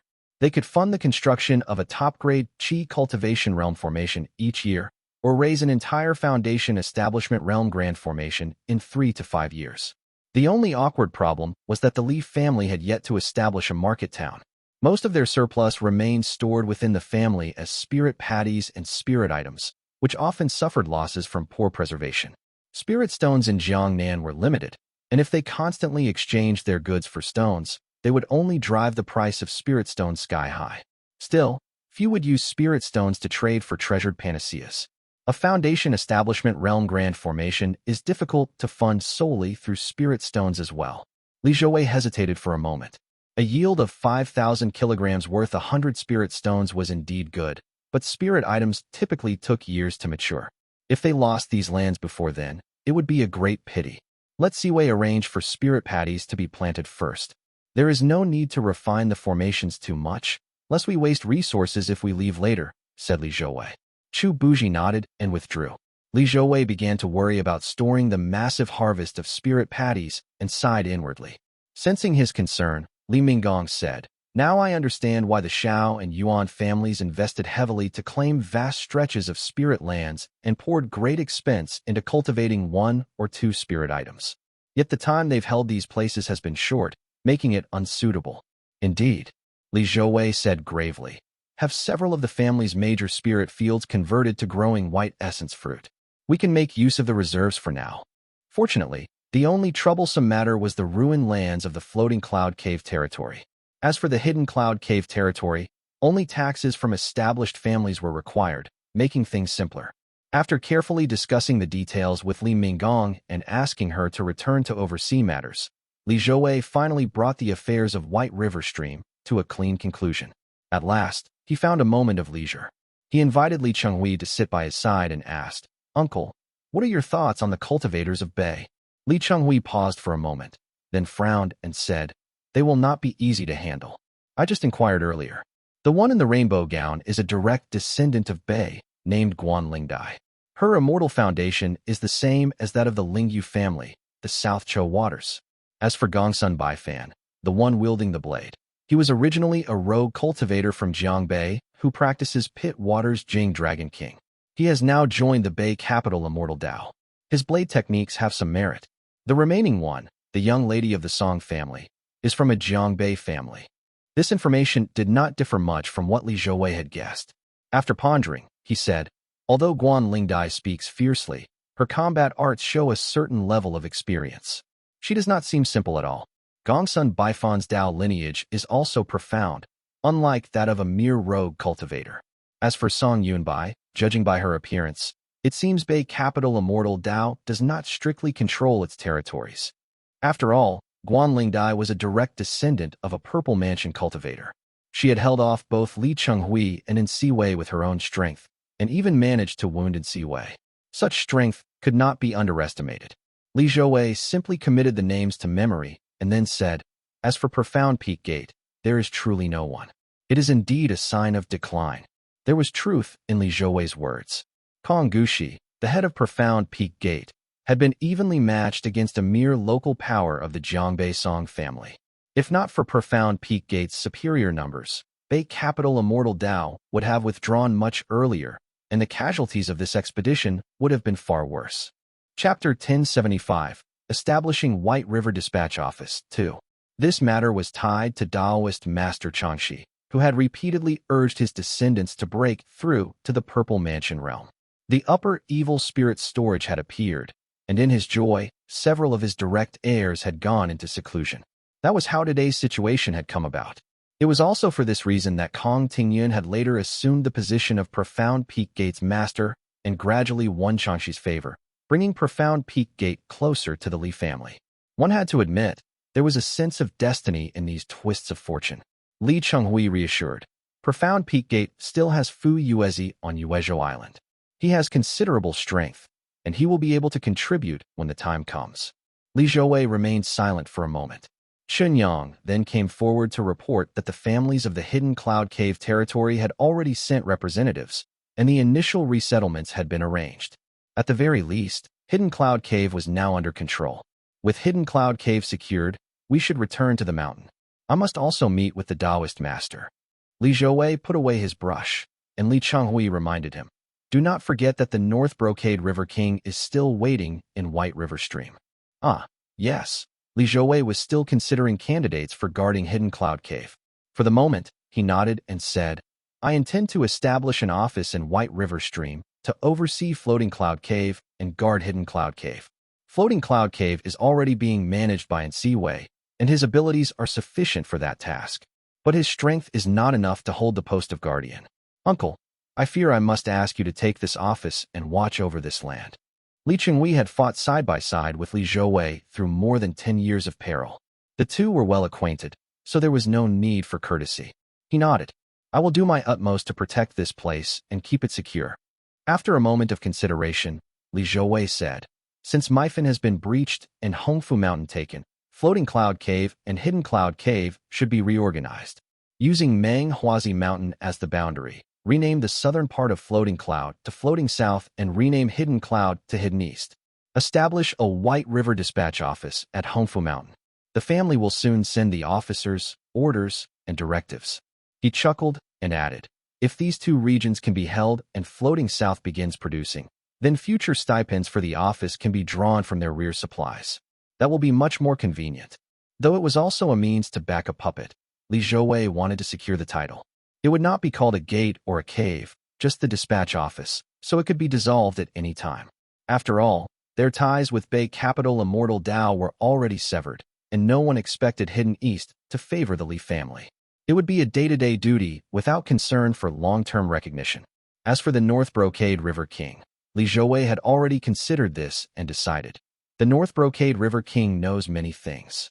He regards me as someone of Dingjiao's princely rank, and I could never go to his mansion to pay respects. If I went, he would become suspicious and overthink it, yet we cannot pass up his assistance. You should go. He will not dare treat you lightly. Li Chenghui nodded, and Li Zhouwei continued. He is not, as rumors suggest, some Dragon Sun-level guest. He is only a minor figure in the Dragon Palace. We must be careful not to let the dragon intervene directly. He can gather intelligence and assist with the water veins, which is already very useful. Keep Chu Buji, Ding Weizing, Miao Shui, and the others under your charge. You cannot manage everything alone. If you need help, ask the clan. Aunt Minggong is on the north shore. Once you cross the river, you are in Floating South, and she can respond quickly. As for Wenhu, Li Zhouwei laughed and said, I will have him taken to Zhijing Mountain so the families know that Taoist masters are not so easily fooled. Though Wenhu was scheming, he had been unlucky. Li Zhouwei not only intended to seize him, but also reclaim Manghuazi Mountain. Since he had been in mid-stage Foundation establishment realm for years and was about to enter seclusion for talisman work, his eventual breakthrough to late-stage Foundation establishment realm would not be abrupt. The Li family had now risen into a Purple Mansion realm immortal family and was no longer a minor family under the Azure Pond sect. Any disturbance would likely draw the attention of Purple Mansion realm cultivators, making sacrificial rites far from simple. After all, affairs at the foot of the mountain could be hidden as Moon Gaze Lake's customs, but matters on the mountain involved the secrets of the sacrificial ritual method. If the Purple Mansion realm cultivators detected anything amiss, it would spell trouble. They should have consulted the Immortal Mirror, but their summons had failed to reveal the mirror itself since it vanished into the Great Void. What phenomena might result if they did summon it was unknown. Since the Li family was now the center of attention, Li Shiming and Li Zhouwei dared not be careless and postpone the matter. We should wait until a Purple Mansion realm formation capable of isolating the Great Void can be established before performing the rites. If sacrifices cannot be made for now, at least bring this python, one, back with us. Li Zhouwei continued to ponder as Li Chenghui escorted him all the way to the riverbank. Coming to himself, Li Zhouwei said with a sigh, Thank you for your efforts, uncle. All these matters are external. Your own well-being is most important. This land can be abandoned if need be. If you were harmed, that would be tearing at the roots of our family. The White River Dispatch Office looked like it carried the authority of a local emperor, but in truth, it was not a good position. Changxi might fall at any moment, and if anything changed within a few years, the White River Stream territory would be the first to bear the brunt. Should the Bei cultivators strike, even a moment's delay in retreat could mean encirclement. Li Chenghui naturally understood this. Steadying his mind, he answered, I command thunder, and none within the family surpass me in escape spells. With profound thunder in the thunder pool and a grand formation shielding me, if danger comes and I steel my heart to flee, no Foundation establishment realm cultivator could force me to stay. After escorting the group and riding the thunder back, Li Chenghui fell into thought. The young man had always been decisive, and he pondered inwardly, I should make some preparations. Since we can borrow the Dragon Sun's prestige to use him, and this Ing Habai is master of the 3 rivers, with countless river folk under him, is that not like laying a net of eyes across the waterways? Once an agreement is set, the moment a glow rises above Bei capital Immortal Dao, some demonic creature will already be rushing to report it here. Though demonic creatures could never match the flight speed of Foundation Establishment Realm cultivators, such matters only required the crushing of a jade talisman for word to spread instantly. With a plan now in mind, Li Chenghui felt more assured. He summoned Ding Weizing and the others to ride the winds to him. After looking them over, he said, "Weizing, come with me into the river." Ding Weizing agreed at once. Soon, they came upon a dark expanse thick with vegetation. That was Manghuazi Mountain. The grand formation guarding the mountain had long been broken, and the demonic creatures had scattered, leaving the place desolate. When the two landed by the river, they saw an old man in black robes manifesting on the riverbank in the distance. He had clearly waited there for some time. He hurried forward and bowed. "Shui Zhao pays respects to the honored lord." Li Chenghui nodded and said in a clear voice, "Has the North Brocade River King invited us?" "Indeed." The old demon Shui Zhao smiled broadly, then crouched down to transform into a massive, ink-black tortoise the size of a house. Brown-yellow markings ran along his limbs, marking him as some unusual variant. His long neck stretched forward, and his voice rumbled like a great bronze bell. "I have long awaited the arrival of your honored selves." 1. Referring to Manghuazi. Chapter 1076. The Backstory of Mifan, I. The waters of White River Stream were the clearest. Its riverbed was paved with dense layers of bluish stones. But the palace that lay beneath the surface was by no means small. Fish and shrimp swam about, transforming into men and women who either played celestial music or carried spirit items, bustling back and forth in lively splendor. Though Ing Habai amounted to nothing in front of Dingjiao, this jade-necked flood dragon was still a local overlord. His palace was no less luxurious than his due, and was adorned with shining pearls and golden steps. It was filled with dazzling treasures that embodied extravagance at its peak. After all, he is a first-ranked demonic creature beneath the Purple Mansion realm, and he reigns as master of the three streams with borrowed dragon might. Naturally, he would not be lacking. Li Chenghui understood this well.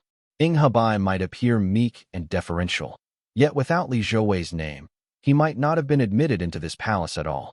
Still, the dragon did not put on airs. They rode the tortoise down into the riverbed. Once they reached the palace gates, Shui Zhao reappeared in his true form, bowing deeply as he said, "Please enter." Li Chenghui stepped forward, where a tall man was already waiting inside the hall. He wore an inner robe of stone-blue brocade embroidered with fine patterns, over which draped a white fur cloak painted with green seas. Scales grew upon his neck, and his sharp eyes and upright features gave him an imposing presence. Upon seeing Li Chenghui, he smiled and said, "So it is fellow Taoist Chenghui. How is it that the honored lord himself did not come? Our family head has no leisure at present." Ing Habai immediately understood. Since it was Li Chenghui he faced, there was no need to overly abase himself. He stepped back, revealing boots of turquoise with white soles, and said in a resonant voice, "Please, be seated." Li Chenghui took his seat, and Ing Habai immediately cupped his hands, saying, "First, let me congratulate fellow Taoist on seizing White River Stream territory. The spiritual energy here is abundant, and it lies within my domain. The water veins flow freely, yielding harvests year after year. Should there be any need to divert remote water veins, simply give the word. You are too courteous, great king." Li Chenghui naturally had no concerns regarding water veins, so he said instead, "The White River Stream territory has no lofty mountains, nor any noteworthy land-dwelling demonic creatures. Its only feature is the open water veins, which make it all too convenient for the water clans to go ashore and prey upon humans." Mindful that Ing Habai was a demonic creature, Li Chenghui spoke with particular clarity. "I will remember this." The North Brocade River King immediately nodded, agreeing readily. He bowed as he said, "I restrain all the waterfolk of the three streams from feeding on humans. As for the lesser generals in remote waters, I will send word of warning. Should any demon go ashore to prey on mortals, if fellow Taoist sends word, I will personally see it investigated." It had to be said, having a background made things simple. The matter that had left the Mifan three sects helpless, even forcing them to deliver yearly blood food to Manghuazi, had been resolved by Li Chenghui in just a single sentence. Such a thorny problem solved, so easily left Li Chenghui in fine spirits. Taking advantage of the moment, he asked, "Great king, do you know of any special places or hidden matters in White River and Bay?" It seems unusual for the Mifan three sects to choose this land to establish themselves, does it not? The founding of the Mifan three sects had always carried an unusual air, so Li Qinghui naturally took the chance to ask. Hebai grew solemn and said, "The White River Stream territory holds its own hidden mysteries. Let me explain them clearly to you. First, let me make clear that my aunt is the favored consort of the Su Water Demon King, and my elder brother serves under him. By that connection, and by making myself known before Lord Wanyu of the Jade Sea and Still Pond Hidden Court, I secured the post as master of the three streams." Having explained his background, he went on, "When the three caves established their sects here, I became suspicious. I made a trip to Su Water to ask the Demon King, and only then did I learn the root lies with the Dao lineage of Mount Shaoshur. Mount Shaoshur Dao lineage. The name sounded familiar to Li Qinghui. He vaguely recalled that his family had once captured someone from that lineage, so he asked again. The North Brocade River King immediately replied, "Indeed. Mount Shaoshur lies near Changxiao Marsh, where there once stood a declining Dao lineage known as Mifan Temple. Back in the flourishing days of Su State, Mifan Temple was an immortal temple under a Purple Mansion realm cultivator's authority. After Wanglin's sect's downfall, it rose as one of the leading temples among those under their control." Only now did Li Qinghui understand the origins of the Mifan three sects of Mount Shaoshur. He continued to listen as Hebai solemnly went on. It was said this immortal temple had powerful connections. Later, when its Purple Mansion realm cultivators declined and their heirs proved inept, no sect or family dared touch it.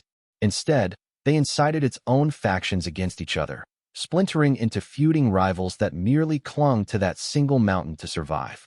This dragged on until the conflict between North and South. When monks from the North pressed south, the turmoil finally reached this place. How could the Mifan caves withstand them? They were instantly shattered, fleeing for their lives, and are now scattered across the world. Stroking his beard, he added, "I once overheard the Great One say that Mifan Temple possesses a treasure, an ancient spirit artifact hidden within the Great Void. If any descendant of Mifan Temple can gain its recognition, it will descend from the Great Void itself. Several of the Purple Mansion realm cultivators covet it greatly." Li Qinghui now understood the true origin of the Mifan three sections. They had been seeded by surrounding Purple Mansion realm cultivators, serving as breeding grounds to select outstanding talents for cultivation, all for the sake of that spirit artifact. The schemes of the Purple Mansion realm cultivators were always difficult to fathom. Though the Demon King's words could not be trusted entirely, the origins of Mifan Temple were almost certainly true. Li Qinghui firmly committed this to memory and replied, "So that is how it is." But thinking further, Li Qinghui realized his family had gravely offended Ye Hui. He brooded inwardly, "I do not know which Taoist masters are involved, but with the Brahma Cloud Cave on the other side, it shows that the Chengyun Gate cultivator has already intervened. This is a matter of great consequence and must be reported to the Taoist masters." Li Qinghui was no longer in the mood for idle chatter. After asking a few details, he went straight to the point. "The people of Hidden Cloud Cave may have retreated, but who knows when they will return. Great King, since you guard the three streams, if any news arises, please inform us. My family will be generous in its rewards." Anyone would know that Hidden Cloud Cave was really Bay capital Immortal Dao. Yet because the capital Immortal Dao was an official Purple Mansion realm faction, speaking its name openly would make things awkward. By calling it Hidden Cloud Cave instead, Li Qinghui made things easier. Hebai smiled and said, "Of course, they are only a few remnant Foundation establishment realm cultivators. I will keep watch, and if any news arises, I will immediately send Shui Zhao to warn you." Hebai was no fool. How could he not understand Li Qinghui's meaning?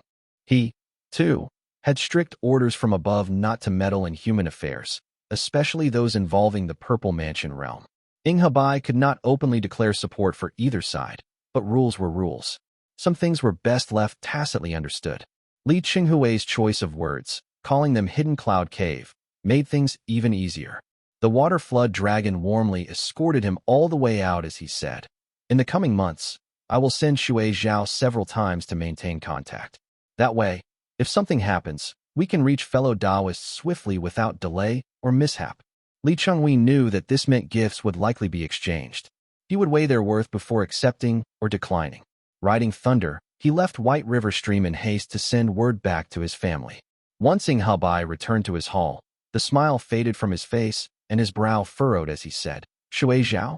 Did not a thunder pearl fall into the riverbed during the war between North and South? A pity that treasure is too valuable.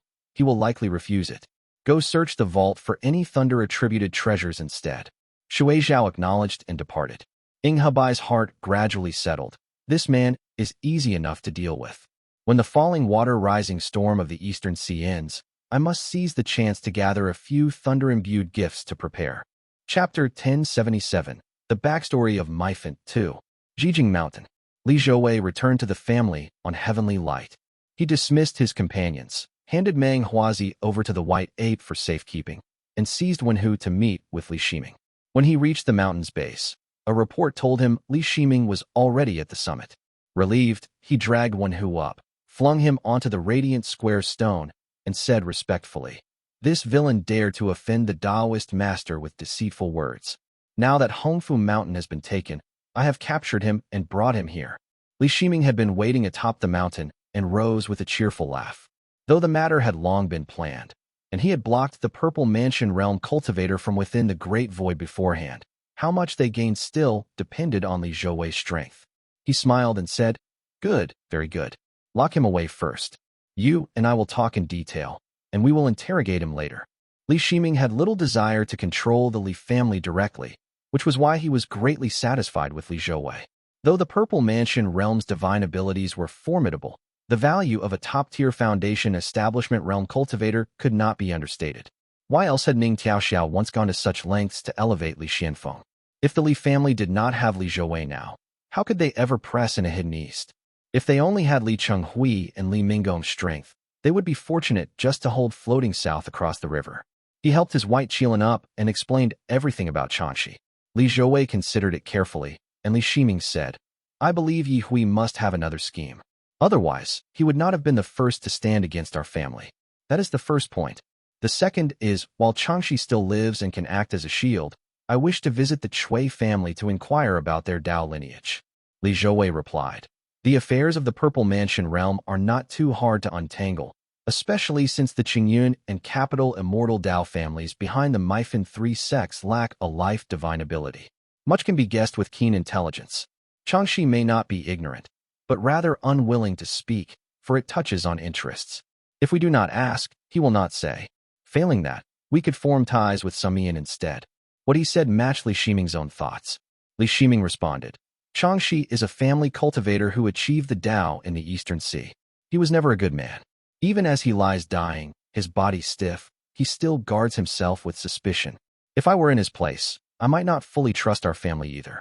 From his perspective, if Profound Peak Gate declines, our family stands to gain the most." These words carried truth. Should Profound Peak Gate collapse and abandon its mountain, its talents, spirit items, and Dao lineage would surely flow into Moongaze Lake. Li Zhouwei answered at once. As for the Chui family, behind them stands the lineage of Dongfangyu, who are staunch supporters of Dingjiao. If you seek some information, they should not refuse the Taoist master. This journey will surely bring great gain. Good. That was exactly what Li Shiming wanted to confirm. His confidence rose once he heard that it was tied to Dingjiao. They chatted about matters of the White River Stream territory, and when he heard the name White River Dispatch Office, he could not help but laugh. How domineering. Its very name carries the taste of Bright Yang's autocracy. Li Zhouwei smiled calmly. Li Shiming only jested for a moment before his expression turned solemn, asking, "Do you still have any channels within the Dragon Clan? Do not forget to inquire about matters concerning the Elder." Li Zhouwei knew this referred to Li Qinghong. He sighed inwardly. The matter was too sensitive to ask casually, yet he nodded silently in agreement. Sensing his hesitation, Li Shiming let his bright young divine ability shimmer from his sleeve, piercing through the great void. He left behind one final message. "I have left a profound pattern bottle in the Purple Flame Earth Fiend Spring at Jijing Mountain for tempering. If there is a need, take it freely." The profound pattern bottle could absorb fire veins, drawing on the powers of radiant fire and bright yang to refine heavenly light within, thus enhancing its might. After his breakthrough, Li Shiming had left it behind on the mountain. With that reminder, he rose on heavenly light to traverse the great void. Delight stirred in his heart as he anticipated the journey to the Chui family. Before long, The Purple Mansion Realm Grand Formation of Profound Peak Gate appeared in the great void. Black and yellow currents sank below, while dark blue radiance floated above. It looked even more formidable than the Grand Formation of Xianyu Peak. As soon as he arrived before the formation, an entrance opened up on its own, and Changxi's voice echoed forth. Each art has its specialty. Gen Earth excels at defense, so Sex formations will naturally be more stable. Fellow Taoist Zhaojing, please enter. He stepped through the formation, and the space opened up before him. In the distance shimmered the dazzling white waters of Lake Xian, with wisps of mist drifting over. Li Shiming turned around to find the cave dwelling filled with rolling blue stones. On the central Dharma seat sat a stone statue, its beard and brows like carved jade as they stiffly protruded from its cheeks. The eyes were patterned stone that were dark green and black in color. It was staring blankly forward, a chilling sight. Li Shiming paused as he heard a muffled rumble from within the stone man's chest. Wait a moment, Zhaojing. The stone man rose with difficulty, scooping a handful of sand and pressing it against his face. His features and neck took shape, and the rest of his body was cloaked with robes. Sitting by the table, he forced a smile, though his eyes remained of stone, cold and expressionless. Such an unsightly appearance. Changxi laughed, and the stony eyes slowly grew flesh until his usual features emerged, gentle and amiable. Li Shiming let out a breath of relief and asked, "How is your health, senior?" "Less than 3 years remain." Changxi shook his head. His condition was truly dire. He said wearily, "Since you have come seeking me, Zhaojing, you must have business. Speak." Li Shiming felt as though Changxi might collapse at any moment. Not daring to linger, he asked quickly, "A great war will break out within a few years, and this junior wishes to refine a spirit embryo. In truth, it is not only for those years ahead. If I refine it earlier, it will grant me greater strength in advance." Oh, Changxi looked suddenly enlightened. So he has come to ask me for the method of refining a spirit embryo. At this stage, what excuse could Changxi possibly use to refuse? To be blunt, if he died overnight, would not everything of Profound Peak Gate fall into Li Shiming's hands, should he so desire? Which of Profound Peak Gate's secret techniques or spirit items would the Li family not claim? Besides, Changxi had never truly believed in sentimental ties. The Kong family, once a renowned family, had been scattered without anyone remembering bonds enough to care for their descendants. If the Li family was willing to step in, then Profound Peak Gate's inheritance was only rightfully due to Li Shiming as well. The old man coughed, suppressing his thoughts, and forced a smile as he answered, "It was my failing. I promised you earlier that I would give it to you for study. Instead, I've made you come in person. I truly apologize." He drew out a jade slip from his sleeve, coughing as he said, "This text is called Divine Technique of Pavilion View, Refining Within Fire. I obtained it long ago from the Eastern Sea. It is clean and without taint. I have practiced this very refining art myself, so rest assured, Zhaojing." "My thanks, senior." Li Shiming received it and immediately swept it with his spiritual sense. The jade slip was of exceptional quality and seemingly reinforced by earth-virtued divine abilities. Heavy and solid, it rivaled a Foundation Establishment Realm Dharma artifact. Though small, it contained millions of words, with numerous illustrations as aids. It clearly came from a formal and complete Tao lineage. Chapter 1078, Chui Family of Chongzhou.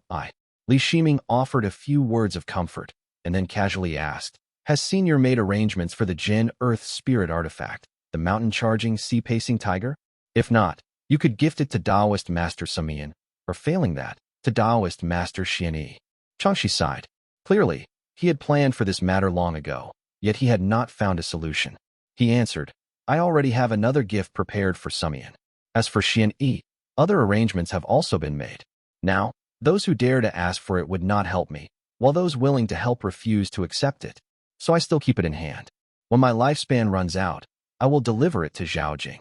Li Shiming understood that the chance of exchanging this spirit artifact for assistance from the Purple Mansion realm was almost gone. In the end, it would likely be given to his own family for peace of mind. So he said, "Senior, take care. The Profound Peak Gate territories are vast. It would be best to recall the island master guarding Yuezhou Island." Changxi knew that his family had no one left, and that Fu Yuezi was the only one capable of managing affairs. He said hoarsely, "I have already sent him out and ceded Yuezhou to Jingyi Mountain. Once the matter is settled, he will return." Zhao Jing need not worry. Li Shiming sighed inwardly for him, but said no more. He nodded, turned, and departed, leaving profound peak gate through the great void. He stepped into the eastern sea, where his gaze met lights of converging water shining in every direction. As he traveled stealthily through the great void, he occasionally encountered towering places, which surely harbored spirit items or spirit water. He broke through their boundaries, casually gathered them, and continued on. Along the way, he obtained 6 Qi Cultivation Realm spirit items and 1 spirit water, the Earth Fiend Cold Spring. A hooked serpent was guarding the area by the Earth Fiend Cold Spring, likely using it for cultivation. When Li Shiming appeared, the demonic creature stiffened in terror, not daring to make a sound. Out of respect for the Dragon Clan's territory, Li Shiming spared its life, took the spirit item, and left. In less than a night's journey through the Great Void, he had already reached the Chongzhou Island Void.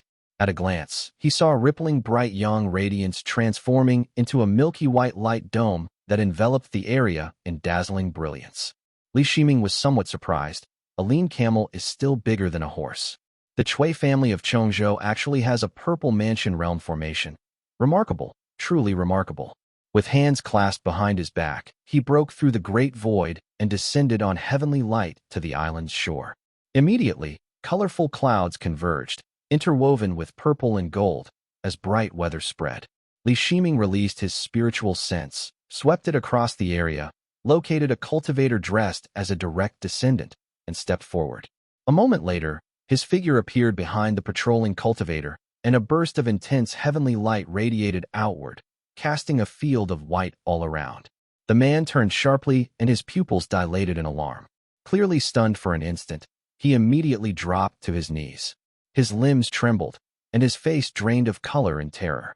His eyelids fluttered, and he rasped hoarsely, "Chongzhou, Chui, Xinjiang greets the honored Taoist master." It was no wonder Chui Xinjiang reacted this way. He was only at the mid-stage of the Qi cultivation realm, where even encountering a Foundation Establishment realm cultivator was already an awe-inspiring event. To suddenly see the great void before him shatter and a purple mansion realm cultivator emerge, merely managing to speak was already proof of his courage. Li Shiming had not expected to frighten him so badly, and said casually, "Go and inform your elders that Taoist Master Zhaojing of Moongay's Lake has arrived." Chui Xinjiang immediately answered in the affirmative, stood up drenched in sweat, and nearly collapsed from exhaustion. He hurried toward the formation and called out at its edge.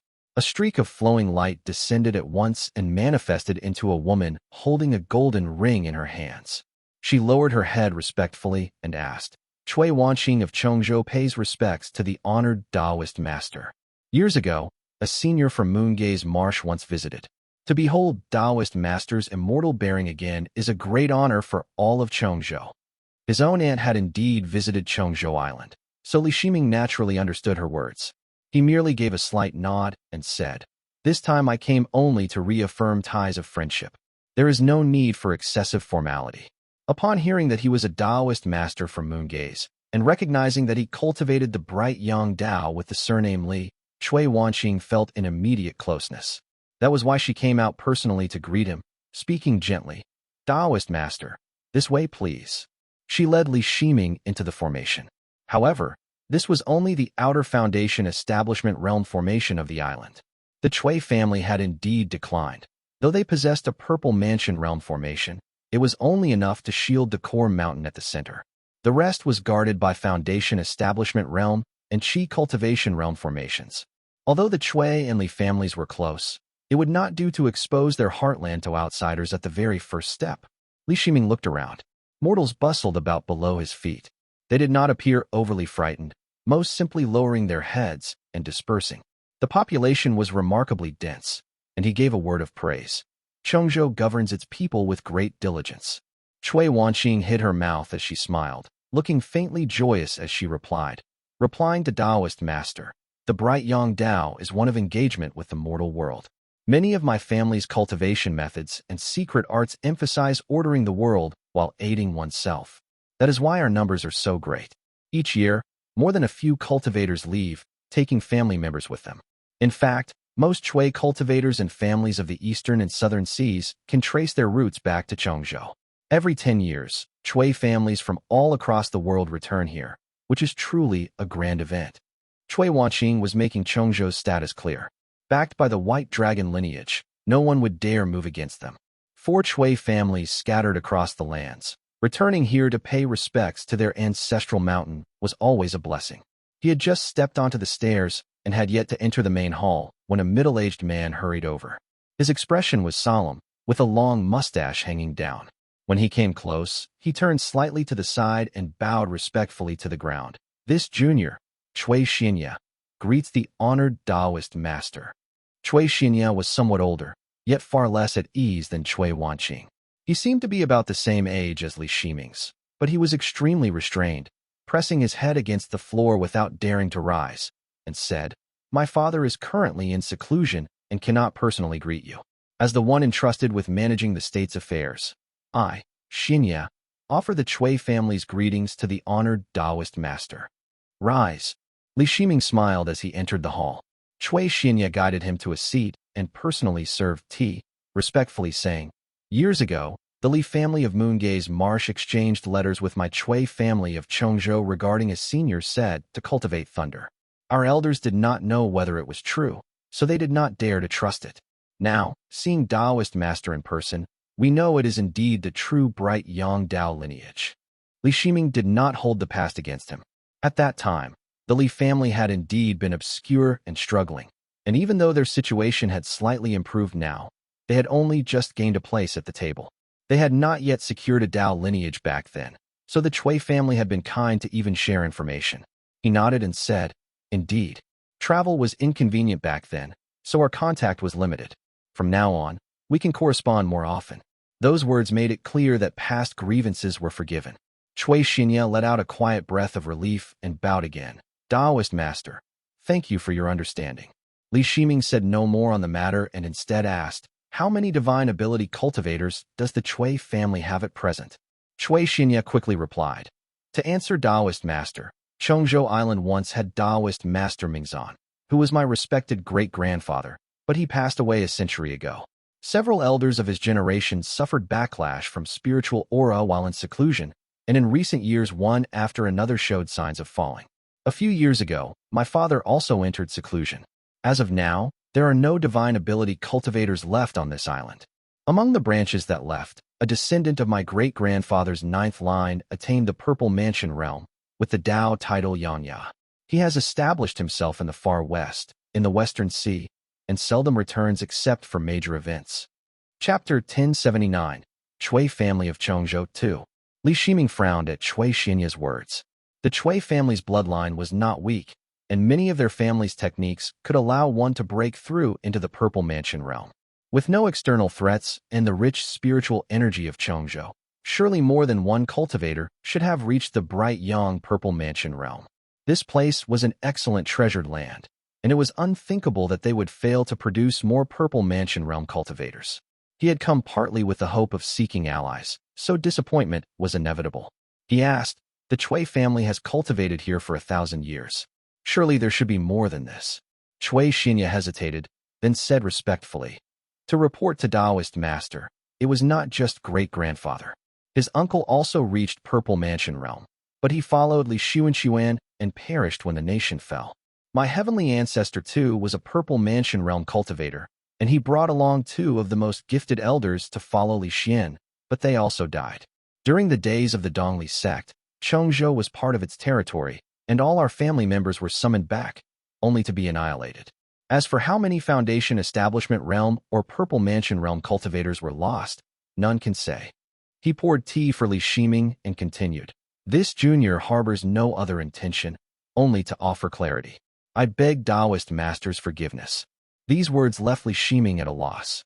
Although everyone said that Moongaze was descended from the Weasley family, he dared not openly admit it. He could only sigh and say, "The Chui family's loyalty and devotion truly inspire admiration." Li Shiming's tone softened considerably, and he said gently, "My Li family rose as a small family by the lakeside, and our Dao lineage remains incomplete.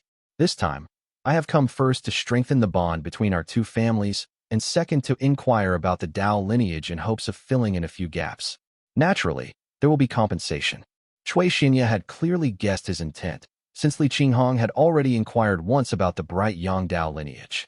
So he said, "Rest assured, Taoist master. My family has preserved the bright Yang Dao lineage. May I ask, which Dao have you cultivated?" Li Shiming was not afraid to let them know. He tapped his teacup and replied, "The Heaven Venerating Gate." So it is the Heaven Gate Divine Ability. By Heaven Gate Divine Ability, he clearly meant the entire Heaven Venerating Gate lineage, which included various higher and lower grade techniques, such as the Radiant Origin Pass. Seeing his expression, Cui Xinyar explained, "There are 3 spells as well as 1 body and 1 life ability. The spell divine abilities are the Heaven Venerating Gate, Severed Crimson Arrowhead, and Imperial Observation Origin. The body divine ability is Sovereign and Peril, and the life divine ability is Bright and Clear Heart."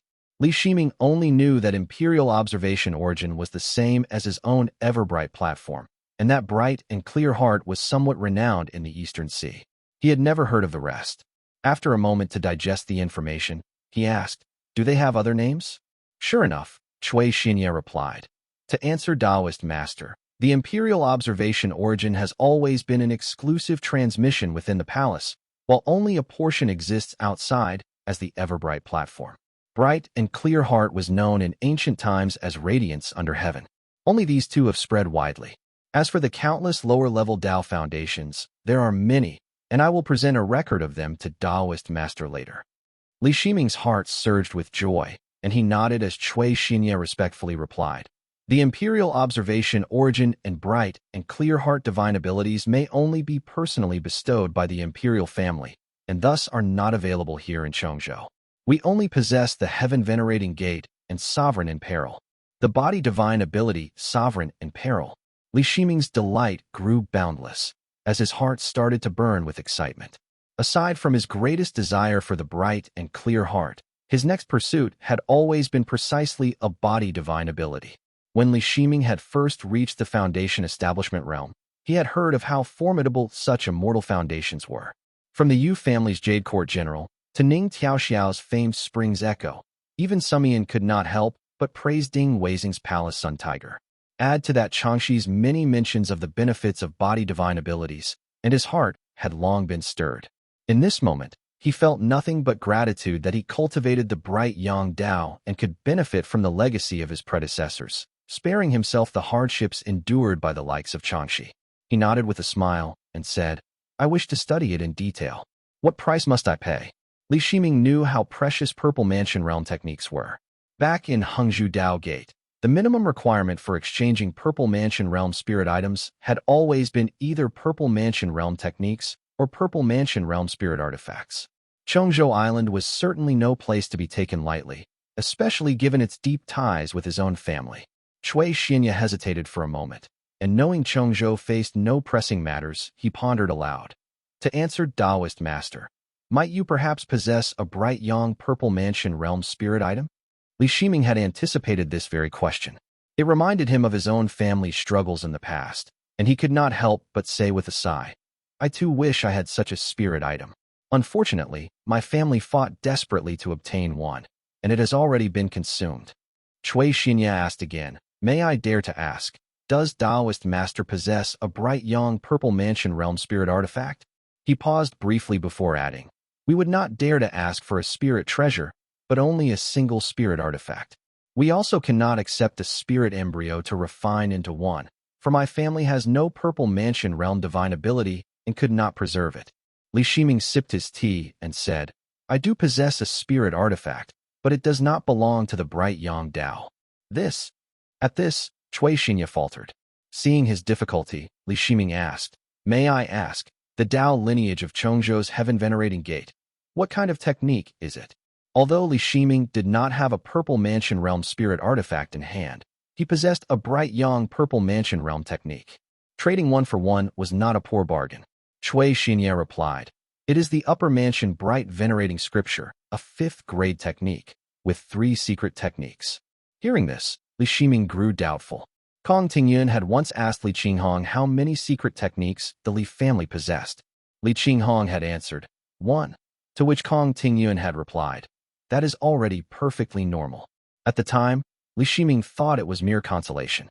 Yet when considering his own heavenly scripture of the Dimming Li Day and Hoshu Golden Book, It seemed to him that even if families did not have 6 or 7, they should at least possess 4 or 5.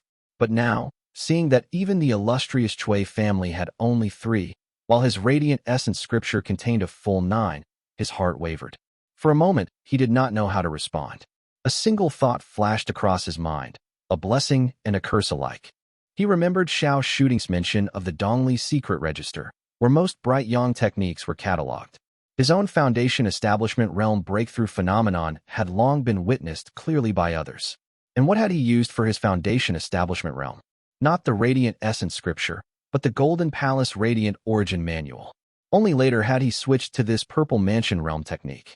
Why had Yuan Xiao and the others never seen him as a threat? Surely it was because the Dongli secret register recorded the Golden Palace Radiant Origin Manual as a 4th grade technique, likely with only one secret technique, if any. His breakthrough phenomenon had been observed by none other than Si Buxiu. But his later switch to the Radiant Essence Scripture and breakthrough into the Purple Mansion realm had produced a phenomenon no one could recognize. If he were to trade this technique away now, might the Chui family have records of it? If someone in their family broke through with it, would it be discovered? The existence of the Golden Palace Radiant Origin Manual in the Dongli secret register proved that the Immortal Mirror had granted that manual to predecessors. In that case, the Radiant Essence Scripture could very well stir up calamity. The air's cultivation in the Eastern Sea cannot serve as a reliable reference. These thoughts streaked through Li Shiming's mind like lightning, while Chui Xinya's heart was equally full of turmoil. The Moongaze Li family rose from decline, and though they were fortunate enough to obtain a Purple Mansion realm technique, it is unlikely to compare with our own Upper Mansion Bright Venerating Scripture, let alone in the number of secret techniques. His silence only confirms it further, thought Chui Xinya. Chapter 1080, Sovereign in Peril. If the Li family's cultivation methods and secret techniques were inferior to the Chui family's, then why would the Chui family wish to exchange for this spell? Li Shiming's hesitation clearly stemmed from this doubt. Chui Xinya immediately realized this and could not allow Li Shiming to feel awkward. He respectfully said, Taoist master, my family's sovereign in peril technique is only of the 4th grade and accompanied by a single secret technique. How could it be worthy of comparison with your esteemed family's immortal art? Moreover, the Upper Mansion Bright Venerating Scripture is our family's foundational treasure. I would not dare recklessly bring it out without the elder's permission. He made a decisive choice, dropping to his knees and bowing as he said, This junior is willing to offer up a cultivation method to the Taoist master, only asking for a single favor in return. May your divine ability, brilliant as the sun, shield Chongzhou beneath their radiance and protect the Chui family in times of peril. Li Shiming paused slightly, thinking to himself, a single favor in exchange for a Purple Mansion realm body divine ability? Even if it is merely a 4th grade technique with only one secret art, it is still a Purple Mansion realm technique. Cultivation in the Purple Mansion realm was quite different from the Foundation Establishment realm. Upon breaking through with an immortal foundation, one could not immediately practice the next divine ability. Instead, the current divine ability had to be cultivated to perfection. This process could be painstakingly slow, since one could refine the ability little by little over decades, or it could be hastened by using spirit items, pills, and continuation-type spells to bring the ability to completion. Once that divine ability reached perfection, the cultivator had to begin cultivating the next divine ability. With a Purple Mansion realm technique, one could condense the immortal foundation within the Qihai acupoint, then transport it into the Xinyang acupoint with the aid of one's divine ability. This was not as arduous as the Foundation Establishment realm, since it was merely a matter of time. Some cultivators could refine pills and swallow another's immortal foundation, then use spells to directly integrate it into the Xinyang acupoint, nurturing their divine ability that way. However, those like Li Shiming, without such shortcuts, could only rely on Purple Mansion realm techniques and painstakingly train ability after ability step by step. Without these methods, they would remain stuck with a single ability until death. Thus, the importance of such a technique was self-evident. For cultivators like Ning Tiaoxiao, who had been trapped in early Purple Mansion realm for years without a suitable method, such a technique could be exchanged for far too much. It might even compel a Purple Mansion realm cultivator to act not once, but multiple times. Though Li Shiming trusted the Chui family, he did not immediately agree. He sipped his tea in silence, while Chui Xinye continued to press his forehead to the floor and said, "The Chui family has dwelled in isolation overseas for 1,000 years, yet our loyalty has not wavered. In the past, the Li and Chui families have often supported one another. Today, as we seek the Taoist master's aid, it is also a matter of long-standing friendship. Our family is protected by the Dragon Clan, so ordinarily nothing threatens our foundations. But should the day come when news of a bright young spirit item reaches us, we would beg the Taoist master to lend a hand and assist our family." Li Shiming believed much of this. Outwardly, he nodded thoughtfully and smiled as he said, "It is nothing more than an exchange of favors. So long as it lies within my ability, I will certainly do my utmost to help. The key lies in frequent exchanges between our two families. The rest is merely the duty of kinship. Now that our ties have been renewed, if the Chui family has younger members, they may be sent to train at the lake, while the Li family will also send people to your island." Only then did Chui Xinye rise, step back, and reply, "As the Taoist master commands. The Chui family's juniors of the Juezi generation are at the age of achievement. I shall summon one now for you to see." He turned toward Chui Wanqing and instructed, "Go and fetch the scripture of the body guarding Tiger Pass." Chui Wanqing bowed solemnly and withdrew. Then she called another servant forward and ordered, "Bring Jian here." This series of actions gave ample respect to the proceedings. Even Li Shiming could not help but praise the Chui family's discipline. Soon, a man entered from outside the hall. The man had refined brows that shaded his eyes, and his features were only moderately handsome, but his bearing was elegant and his demeanor scholarly. Upon entering the hall, he first saluted Chui Xinye. Then upon seeing Li Shiming, he quickly stepped back and bowed low. "Greetings to the Taoist master." Chui Xinye turned and introduced, "This is the second of the Juezi generation, Chui Juyan. He has been courteous and magnanimous since he was a child, and is highly valued within the family." Li Shiming was in need of capable people at this time. When he saw that Chui Juyan was at mid-stage of the Foundation establishment realm, a true direct descendant of a Purple Mansion realm Immortal family, he felt pleased. Despite the Chui family's current decline, their heritage was by no means lacking. He asked delightedly, "Jian, are you willing to follow me back to the lake?" Although summoned suddenly, Chui Juyan had already inferred much from Chui Xinye's expression and Li Shiming's tone. The words "the lake" alone spoke volumes. He bowed and said, "To meet the Taoist master and be allowed to cultivate at the Immortal Lake is the greatest fortune of my life. In awe and gratitude, I accept with joy beyond measure." Li Shiming laughed heartily as Chui Wanqing stepped forward with a jade slip and said softly, "Taoist master, the scripture of the body guarding Tiger Pass, along with its secret techniques and spiritual qi, are all here." She presented a jade tray. 3 jade slips lay beside a jade box. A touch of Li Shiming's spiritual sense revealed one containing the scripture of the body guarding Tiger Pass, another with a secret technique, and the last with an incantation. As expected of a Purple Mansion realm technique, just the incantation to unlock the scripture required its own jade slip for recording, thought Li Shiming. Since it was a precious item, it was best to verify it on the spot. He did not delay.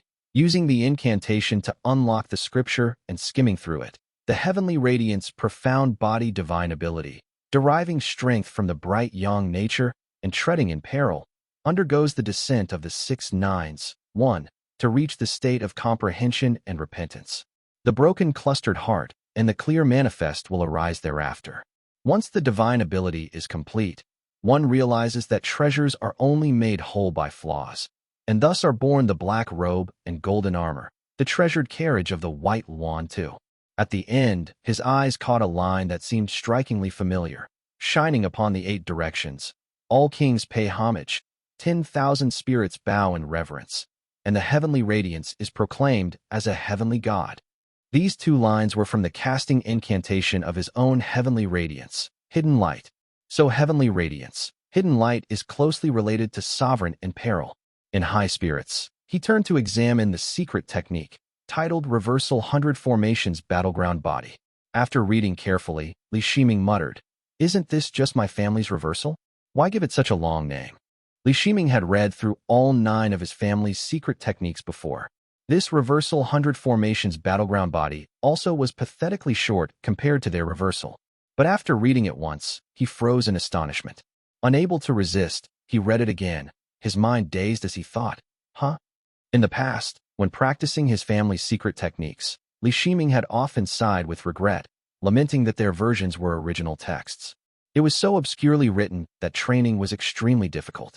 He had even envied sects like the Azure Pond and the Golden Feather, whose sect's secret techniques surely came with long, detailed annotations to make cultivation vastly easier for later generations.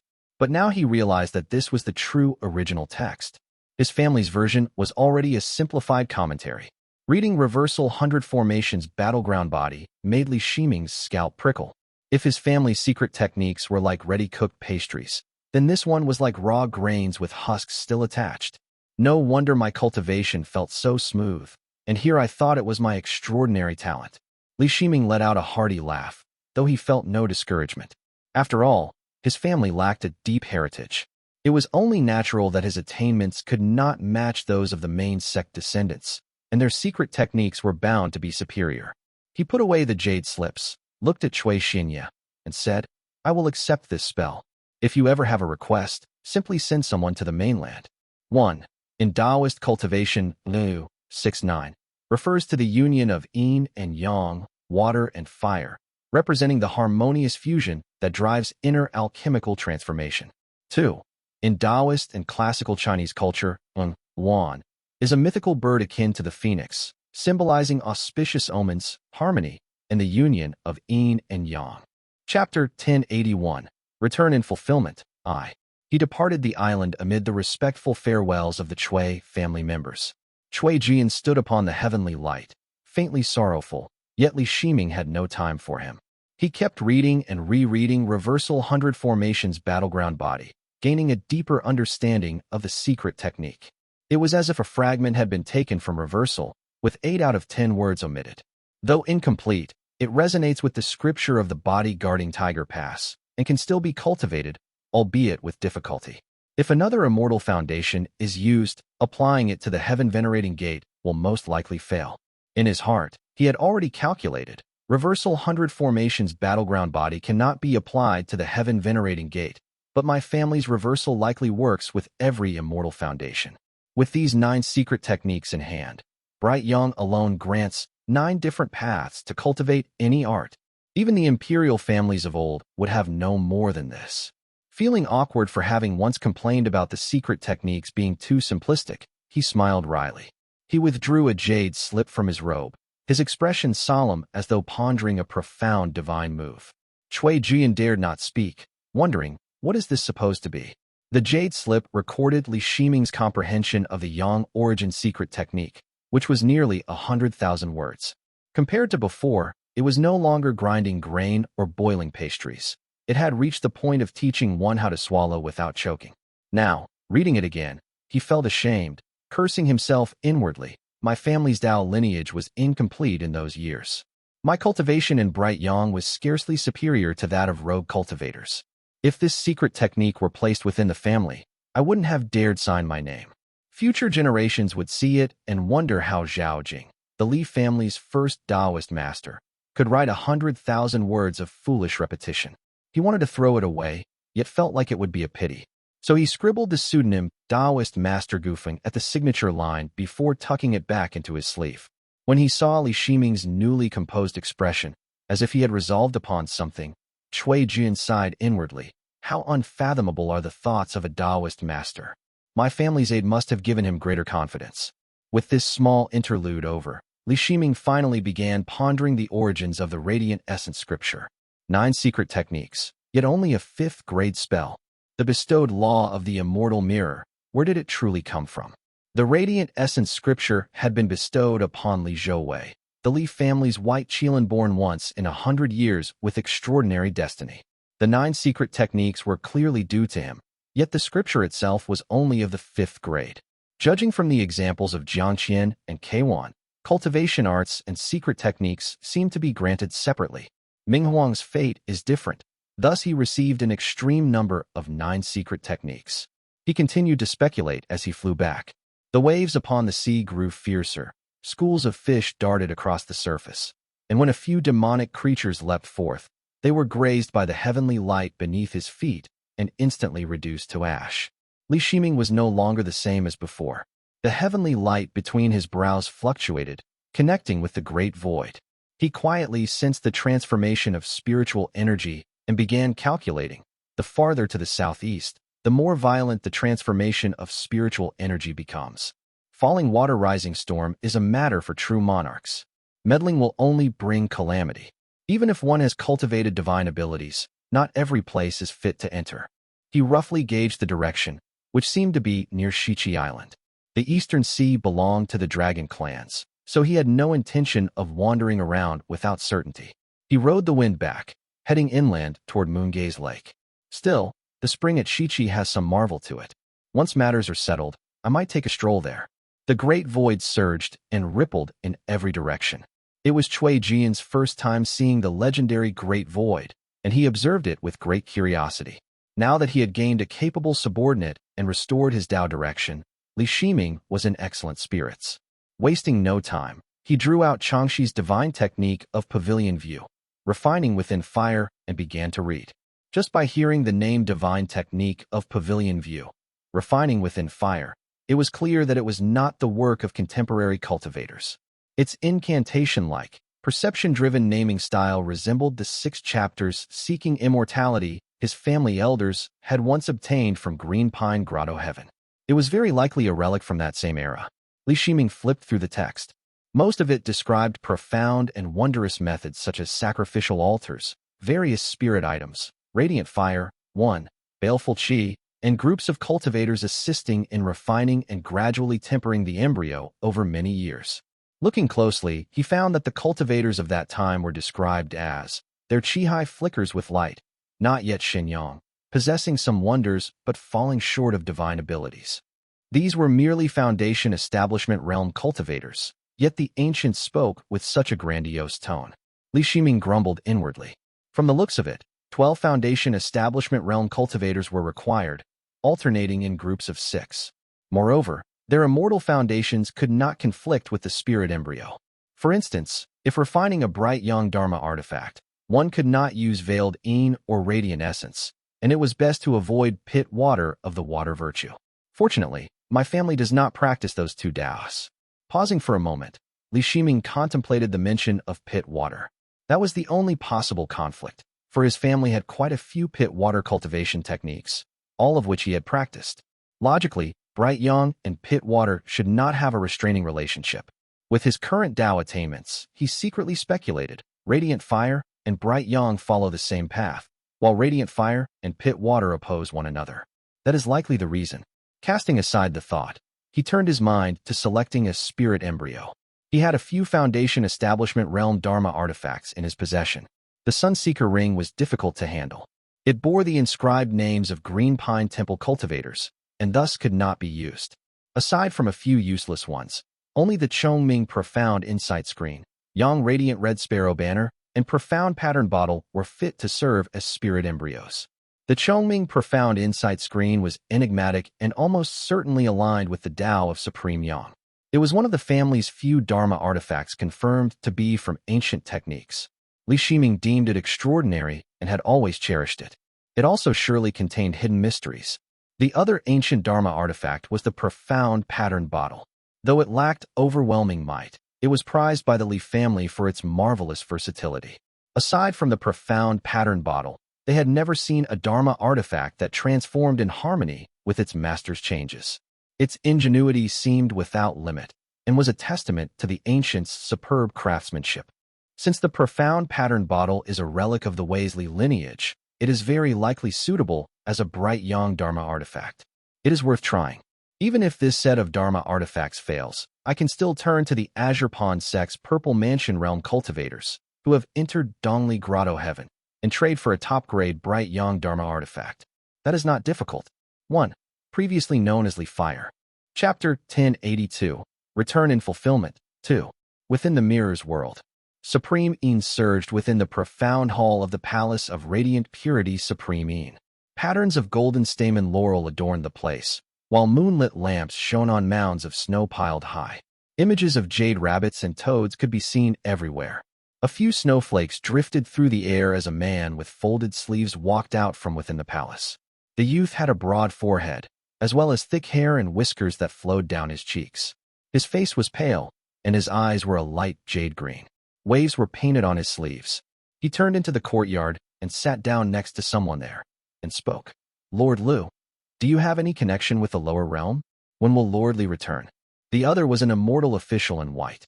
The immortal official only shook his head repeatedly and replied, Time passes and years are unknown in the lower realm.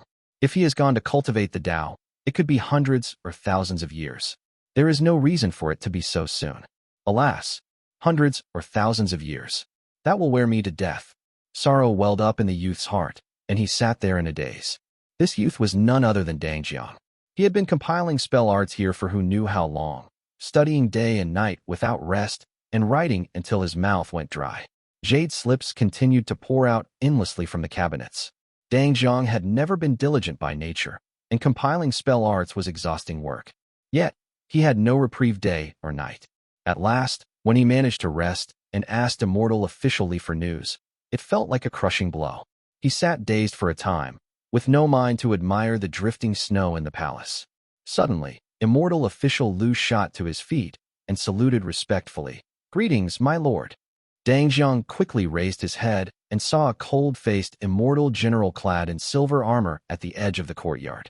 His cheeks were as sharp as if they were cut by a blade. The youth immediately stood and sighed deeply. Greetings, immortal general. This was none other than Jingyi, the supreme bright immortal general. Jingyi had left him in this desolate place, forced to toil ever since Dang Jiang had arrived. Worse still, there were few people here, each elusive and silent, hardly speaking at all. There was no way to even find Jingyi. Dang Jiang had long been stifled with frustration.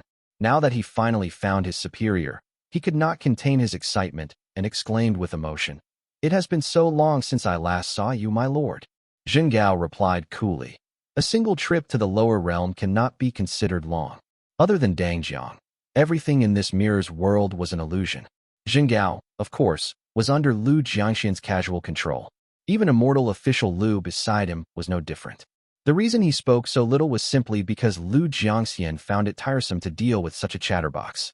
Li Shiming had visited several places in succession on this breakthrough journey, including the Azure Pond Sect, Xianyu Peak, Sword Gate, then Shuamiao Temple, Profound Peak Gate, and finally the Cui family's Chongzhou Island. Lu Jiangxian had not paid constant attention, yet the immortal mirror's illumination had followed his journey from within the great void. Every spell art and secret technique that could be taken had been gathered. However, each sect had sealed them with restrictive methods that were difficult to unravel. The harvest could only be considered moderate. Every spell at Chongzhou Island, Sword Gate, and the Azure Pond sect had a unique restrictive method. The unlocking methods for higher-grade spell arts appeared to be transmitted orally within each lineage and were not recorded in jade slips, so the harvest there was meager. As for Shao shooting, the old fox of Xianyu Peak, every single cultivation technique was bound by restrictions. Nothing whatsoever could be gained from that vast peak. Only Shuamiao Temple and Profound Peak Gate had shallow foundations and no illustrious background. The restrictive methods for their cultivation arts were recorded directly in jade slips. Profound Peak Gate was better protected, with most Purple Mansion Realm secret techniques kept inside Changxi's storage pouch, though the rest lay open. Shuamiao Temple, which had only been established in Jiangbei for barely over a decade, lacked proper structure. The unlocking methods for its Purple Mansion Realm techniques were placed right behind the statue of their ancestor true monarch Su Xiang, and thus were seized all at once. Most of what he had gained were Foundation Establishment Realm spell arts. The Sword Gate had quite a number of 3rd and 4th grade sword techniques. Shuamiao Temple actually yielded the least, yet they had a 5th grade Purple Mansion technique, the Scripture of Precious White Earth, a rare path of treasure earth. These were all gains within expectation. Yet as Li Shiming passed through the Eastern Sea, Lu Jiangxian inadvertently came across a cave dwelling that seemed to belong to an ancient cultivator. The cave's formation was flawless. It was imperceptible even if it had been placed directly before Li Shiming. Lu Jiangxian had no intention of wasting effort. His divine sense passed through the formation and surveyed the space inside. Though spacious, it held nothing particularly notable. He merely read the formation plate and casually memorized it. All the other arts were poured into the mountain's sutra repository and left unused. Their sect-specific traits were too distinct. Without alteration by Dang Jiang or himself, they could not be applied directly, only studied for reference. He now entertained a new thought. The repository was already overflowing with spell arts that Dang Jiang had tediously revised day by day, and bestowing them one by one to the Li family seemed too inefficient. Perhaps he could rely on the connections among talisman seeds and let the Li family members choose for themselves. If so, someone needed to oversee and guide the repository. That way, if more things were revealed to the Li family in the future, it would be all the more convenient. If there was a means of contact, he can fabricate a reason to bestow something like the cave residence, rather than let it waste away in the sea. After all, work was work for Dang Jiang, no matter where it was done. If he were not confined to this palace, Lu Jiangxian would not have to constantly shape incarnations to deal with him. He had no intention of meeting the Li family directly, so he planned ahead. Thus, inhabiting the body of Jingao, he walked over to Dang Jiang and said with a nod, "Though I made a trip to the lower realm, I heard from Immortal official Lu that you have been diligent and tireless. I also reviewed the techniques you revised. Most were useful, and though some were rejected, it is clear you put in earnest effort. I thank you for your understanding, my lord," replied an overjoyed Dang Jiang. He cast a grateful glance at Immortal official Lu. Jingao continued, "Since you are so diligent and capable, I shall arrange a position for you in heaven. What do you think?" Had not Dang Jiang been toiling so earnestly precisely for this moment? He bowed delightedly. "My lord's grace engraves gratitude into my very being." Before he could finish, Jingao raised his hand and said, "I asked the registrar and found a pavilion at Heaven's Edge for you. Manpower in heaven is scarce, and that pavilion has long been abandoned. It was originally the official post of Immortal official Li. When he returns from the lower realm, he will certainly receive a good position, leaving this one vacant. Since you are adept in Taoist arts, you shall first be dispatched there to manage spells and techniques. For now, you will stand guard in his stead." "What?" When he heard it was still the same exhausting task, Dang Jiang nearly blurted out in protest. Inwardly he lamented, "What do you mean by adept in Taoist arts? Do I have any other choice? Even if they sent me to meet people, patrol a pavilion, stand watch in heaven, or go to the lower realm to slay demons, it would all be fine. Why is it always about being adept in Taoist arts again?" Lu Jiangxian knew he was a talkative type, and never one to quietly sit and revise techniques. Yet now, where in heaven was there to patrol, and what demons were left to slay? So he only asked suspiciously, "Do you dislike the post for being too lowly?" With those words, the matter was sealed. Dang Jiang dared not argue, shaking his head repeatedly and voicing words of gratitude. Lu Jiangxian found it amusing and, through Jingao, turned to say, "Gather your things, I'll take you to the edge of heaven." When Jingao stepped out of the courtyard, Immortal official Lu finally dropped his stiff, reverent demeanor, coming to life as he cupped his hands in congratulations. "Congratulations, congratulations."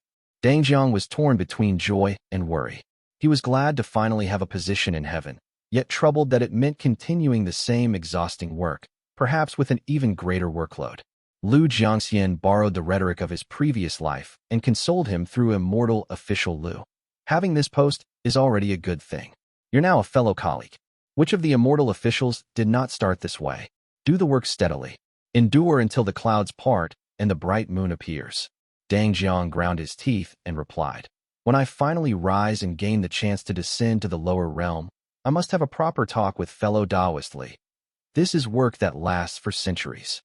Chapter 1083, The Secret of Essence Gathering Pill, Li Shiming broke through the great void above Zhijing Mountain, descended, and sent someone to summon Li Zhouwei. He took a seat at the table, while Cui Jian did not dare sit, and instead stood respectfully at his side. He asked Cui Jian about matters concerning the outer sea. After only a few exchanges, while Cui Jian was answering respectfully, he noticed someone coming up from the mountain below. The newcomer was tall and well-built, strong yet not excessively burly.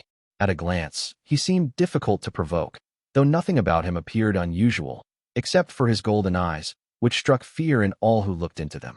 But when Cui Jian saw those golden eyes, his mind became muddled for the first time. An imperial descendant.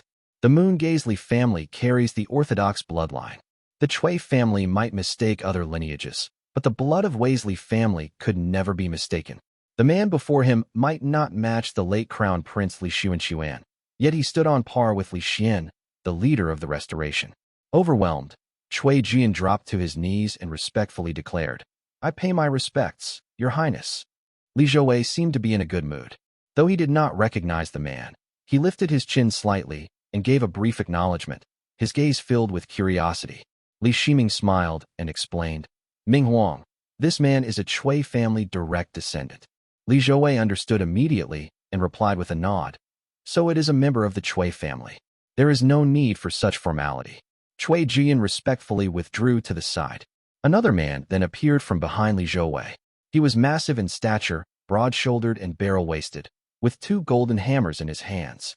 A hint of joy showed on Li Zhouwei's face as he said, "Reporting to Taoist Master, Li Yuan has successfully broken through and reached the Foundation Establishment realm." It was none other than Li Yuan, who had been cultivating in seclusion within the spirit jade mine of the Helen Mountain Range. Li Shiming raised his eyebrows and said with a laugh, "What remarkable fortune! And how could it not be so?" Li Yuan was the one who benefited most from heaven's timing, the land's advantage, and human support in his attempt at Foundation Establishment realm. Li Shiming had examined him before and judged his chances far inferior to the late Li Qingliao. Yet against all expectations, Li Yuan had succeeded. Li Shiming looked on with emotion and said, "You cultivate the Jade True Tao, and your innate ability is nearly the same as in Jiyan's. By fate, you were never meant to achieve the Foundation Establishment realm. Yet while you were still in the Qi cultivation realm, a true monarch attained the Tao, causing jade stones to flourish across the land, and you gained a sliver of opportunity. So you entered seclusion to attempt a breakthrough. At the same time, your family benefited from the northern and southern conflict, gaining ample essence-gathering pills that were once impossible to obtain. Later, you discovered the spirit jade mine in the Helen Mountain Range, a place filled with spiritual energy. Even the direct descendants of the Azure Pond sect do not enjoy such fortune. You remained in seclusion for 7 years, so your Foundation Establishment realm must have been extremely difficult. But when the cultivator of Mount Changhui fell, the aura of dwelling heart that charges profundity was released. It benefited both the ancient merging Tao and immortal Tao, as well as secluded cultivation. Since the Jade True Tao is itself an ancient merging Tao, you truly seized every advantage. Li Yuan was a simple and honest man. He only knelt and nodded, while Li Shiming laughed heartily and said, "With so many blessings gathered, how could your Foundation Establishment realm possibly fail?" Li Zhouwei nodded with a smile, while Li Yuan rumbled in his deep voice, "I, Li Yuan, relied only on luck. It is Taoist Master who deserves congratulations. With a Purple Mansion realm cultivator rising over the lake, that accomplishment surpasses 100 men like me." Li Yuan was already an old man. Li Shiming had seen him standing by Li Yuanping's side since childhood. When his father died, the old man had wept bitterly, and Li Shiming had never forgotten it. Remembering all this, he felt deeply gratified and praised him with repeated words of approval. Cui Jian, standing to the side, observed carefully. Though he believed this rough-looking man would not last 50 exchanges against him, he silently took note of Li Yuan's closeness to Li Shiming. Li Shiming asked, "Jian, what kind of cultivation techniques do you practice? What scriptures have you studied, and what spell arts have you trained in?" Cui Jian quickly replied, "I practice the Ever-Bright platform, which is based on a 5th-grade cultivation technique. I have read most of the volumes from my family's Bright Yang records. I have trained in spell arts, radiance lights, perception technique arts, and footwork techniques. These are required for all members of my family. I rank in the top 3 among my peers on the island. In combat, devil cultivators and rogue cultivators pose no concern. As long as the Tao lineages are not in conflict, I can hold my own even against mid or late Foundation Establishment realm opponents. I can also stand toe-to-toe against noble demonic creatures of the sea with equal cultivation." Li Shiming nodded in satisfaction and instructed Li Yuan, "Take this young lord of the Cui family below and arrange proper lodging for him on the island." Cui Jian accepted the order and rose, but could not help glancing once more at Li Zhouwei. Li Shiming chuckled and said, "Once all matters are settled, you may sit and speak in detail with Ming Huang." The two of them quickly left. Only then did Li Shiming withdraw his smile and say, "This journey has indeed yielded no small harvest." He recounted the harvests of this journey, took out the scripture of the body-guarding tiger pass for Li Zhouwei to read, and finally said, "Cui Jian is not one to boast. Since he claimed he could withstand them, his strength must truly be comparable.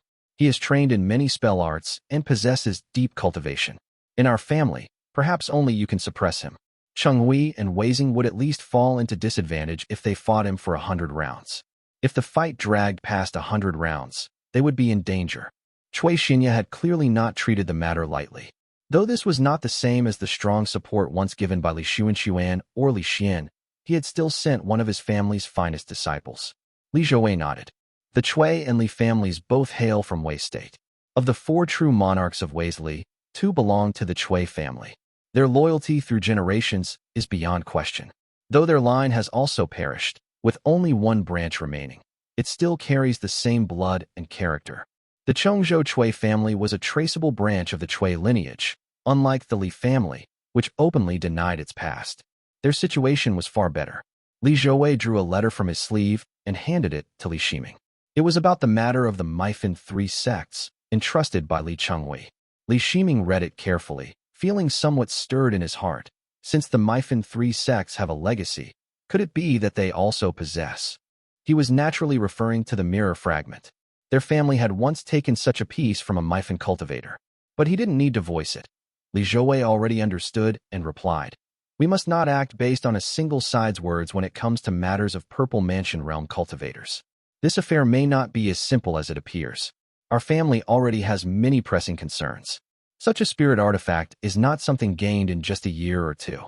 We should watch and wait. As for Wenhu, since he holds the hidden Cloud Dao lineage, we cannot rashly kill him. I've placed him under gentle confinement and allowed him to recover. I'll slowly gather information from him. If this matter proves true, our family will not be left without a card to play." "Go ahead and handle it boldly," replied Li Shiming. Li Shiming felt assured with Li Zhouwei in charge. He then brought out the divine technique of pavilion view, refining within fire that Changxi had given, and instructed Li Zhouwei to begin planning the construction of the high platform. He then asked, "How goes the jade court needed for Dust of the Court?" The aged courtly path scripture of the lake was also a Purple Mansion realm technique, but Dust of the Court required the construction of a vast jade court. It was the very purpose of the Li family's mining in the Helen Mountain range. Li Zhouwei replied, "We had already gathered enough jade years ago, and the mining in the Helen Mountain range has since been halted. But our family has been overwhelmed with troubles in recent years and had no mind to build such a jade court. The heaps of jade stones mined remain in the Helen Mountains, most never transported back. Moreover, the jade court is an immense undertaking that drains people and resources." Li Shiming understood. When it came to moving mountains and stones, who could compare to their neighbor, Profound Peak Gate? It was merely a matter of giving a nod. He said, "This matter is easily handled. Write a letter to Kong Gushi and ask him to send some Earth Virtue Foundation Establishment Realm cultivators to transport the jade for us. Then use the Immortal Foundation to construct the jade court. We should aim to finish as much as possible with these 3 years. Also, ask Kong Gushi for a handwritten letter from Changxi so that we may relocate our Foundation Establishment Realm spirit route to the island." Chapter 1084, The Secret of Essence Gathering Pill, 2. After finishing with those matters, Li Shiming prepared to enter seclusion. He issued his final instructions, taking a small purple flame cauldron from his sleeve and saying, "This is the Dharma artifact left behind by Yu Wei. Send someone to return it." Even without the Tuoba family's mark carved on the cauldron, the Li family would never covet what belonged to others. The Yu family had already fractured into pieces, and Yu Wei himself had long ceased returning home. Sending the relic to Li Quantao for him to decide its fate was already a gesture that kept it from falling into the hands of outsiders. After settling the miscellaneous matters, Li Shiming instructed, "Our family has reached a prosperity unseen in 100 years. Bright Yang has you to hold the line. Jade True has Siwei and Li Wan. Celestial Thunder has Chenghui. True Fire, 1, has Minggong. Supreme Shaman has Chenghui. True Essence has the White Ape. Beyond them we also have Earth Virtue with Chu Buji, Converging Water with Miao Shui, Cui Jian of Bright Yang, and Hengzhu with Ding Weizing. Excluding those imprisoned in the dungeon, those sealed away, and Jiang Huzi whose end is near, our family already has 11 Foundation Establishment Realm cultivators. We have reached the level once held by the Yuan family, and with me sitting in command, we must be all the more cautious in this era." By his count, their family had 11 Foundation Establishment Realm cultivators, which was still short of the 12 required for the divine technique of pavilion view, refining within fire. Moreover, not everyone was free, since each one was already burdened with responsibilities. Their manpower was still lacking. Li Shiming asked, "Who else in the family still has a chance at Foundation Establishment realm?" Li Zhouwei, well-versed in this matter, replied, "If Chun Mufeng and Ensiming from back then were still alive, they too could now attempt the Foundation Establishment realm. 2 members of the Tian family perished while trying to break through in seclusion. The Jade Court guards have already lost a 3rd man to a failed breakthrough. The Su family has declined. As for the Fei family, there is Fei Qingyi of Western Pool descent. Many of their descendants still train in the Qi cultivation realm, but since they were a dispossessed family who changed their surname, their vital Qi has been greatly damaged. None among them has yet managed to achieve Foundation Establishment realm. Only Qinyang is already very close."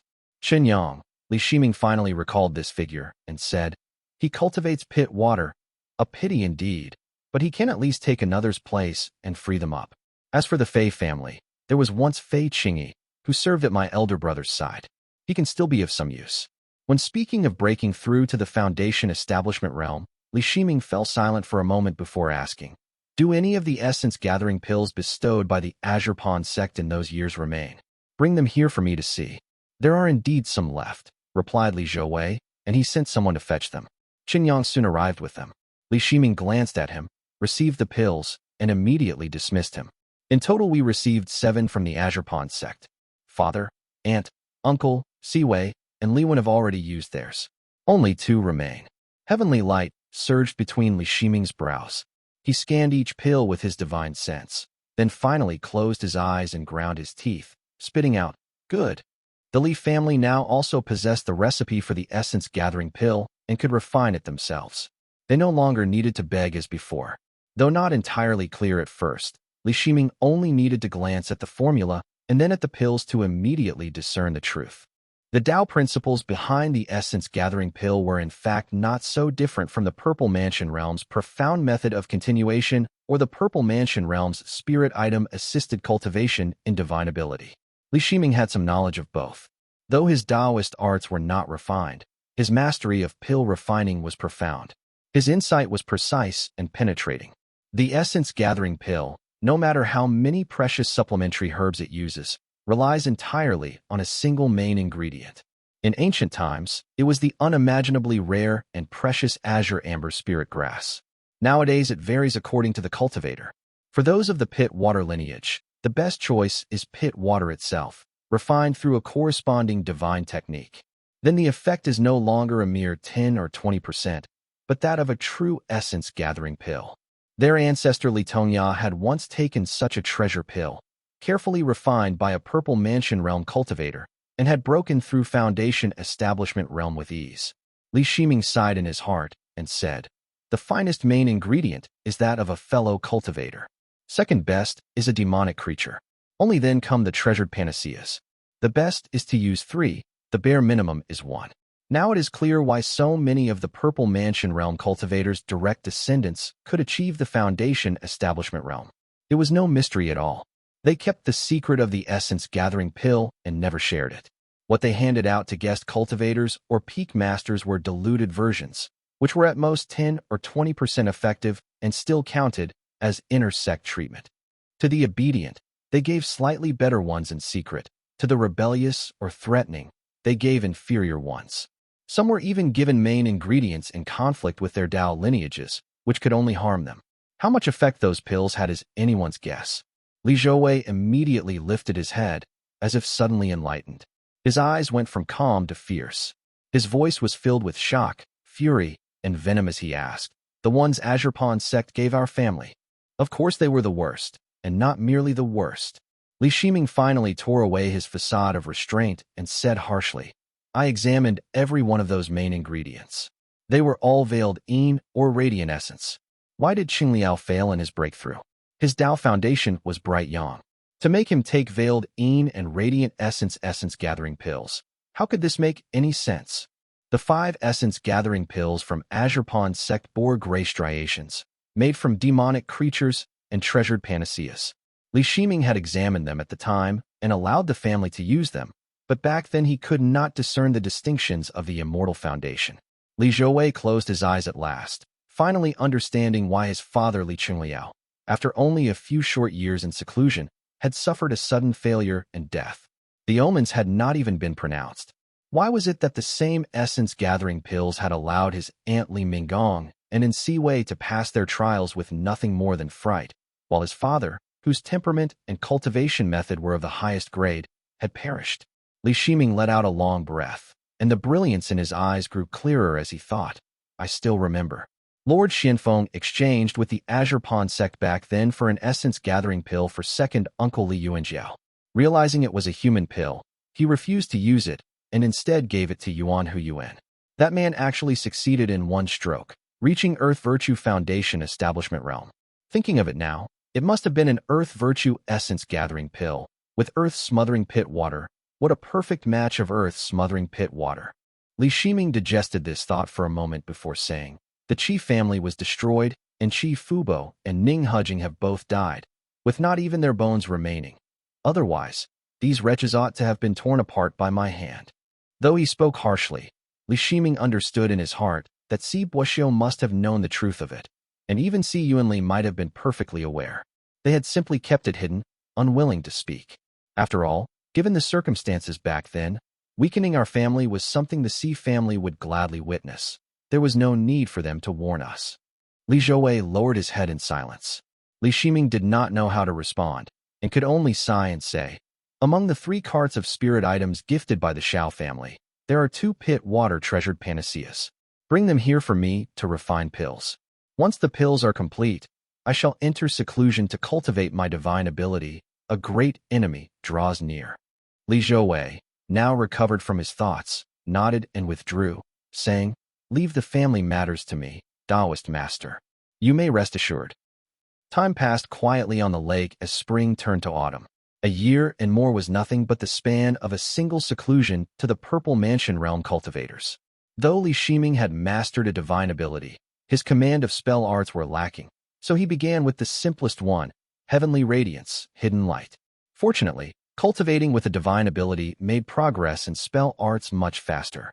Li Shiming had studied Heavenly Radiance, Hidden Light before, so he soon advanced. Once he was midway, he undertook a visit to Xuanmiao Temple. Sumian received him warmly, but when asked about the Mifan 3 sects, he spoke only of old matters and could not provide any clear explanation. After much thought, Li Shiming concluded he might need to seek out Taoist Master Chongyun of Brahma Cloud Cave. However, while passing through Profound Peak Gates territory, he saw ripples forming faintly within the Great Void. The spiritual energy of stable earth, too, surged and fell upon the land.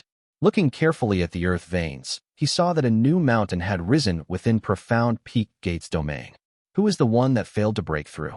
Changxi would surely be stricken with grief, though it was within the expectations of the Purple Mansion realm cultivators and Li Shiming. The earth-consuming, demon-suppressing force of dwelling heart that charges profundity was no trifling matter. Changxi's own remaining lifespan had been drastically cut, let alone the fates of several Foundation Establishment realm cultivators. Best return to the mountain first. Changxi will surely come seeking me, thought Li Shiming. 1.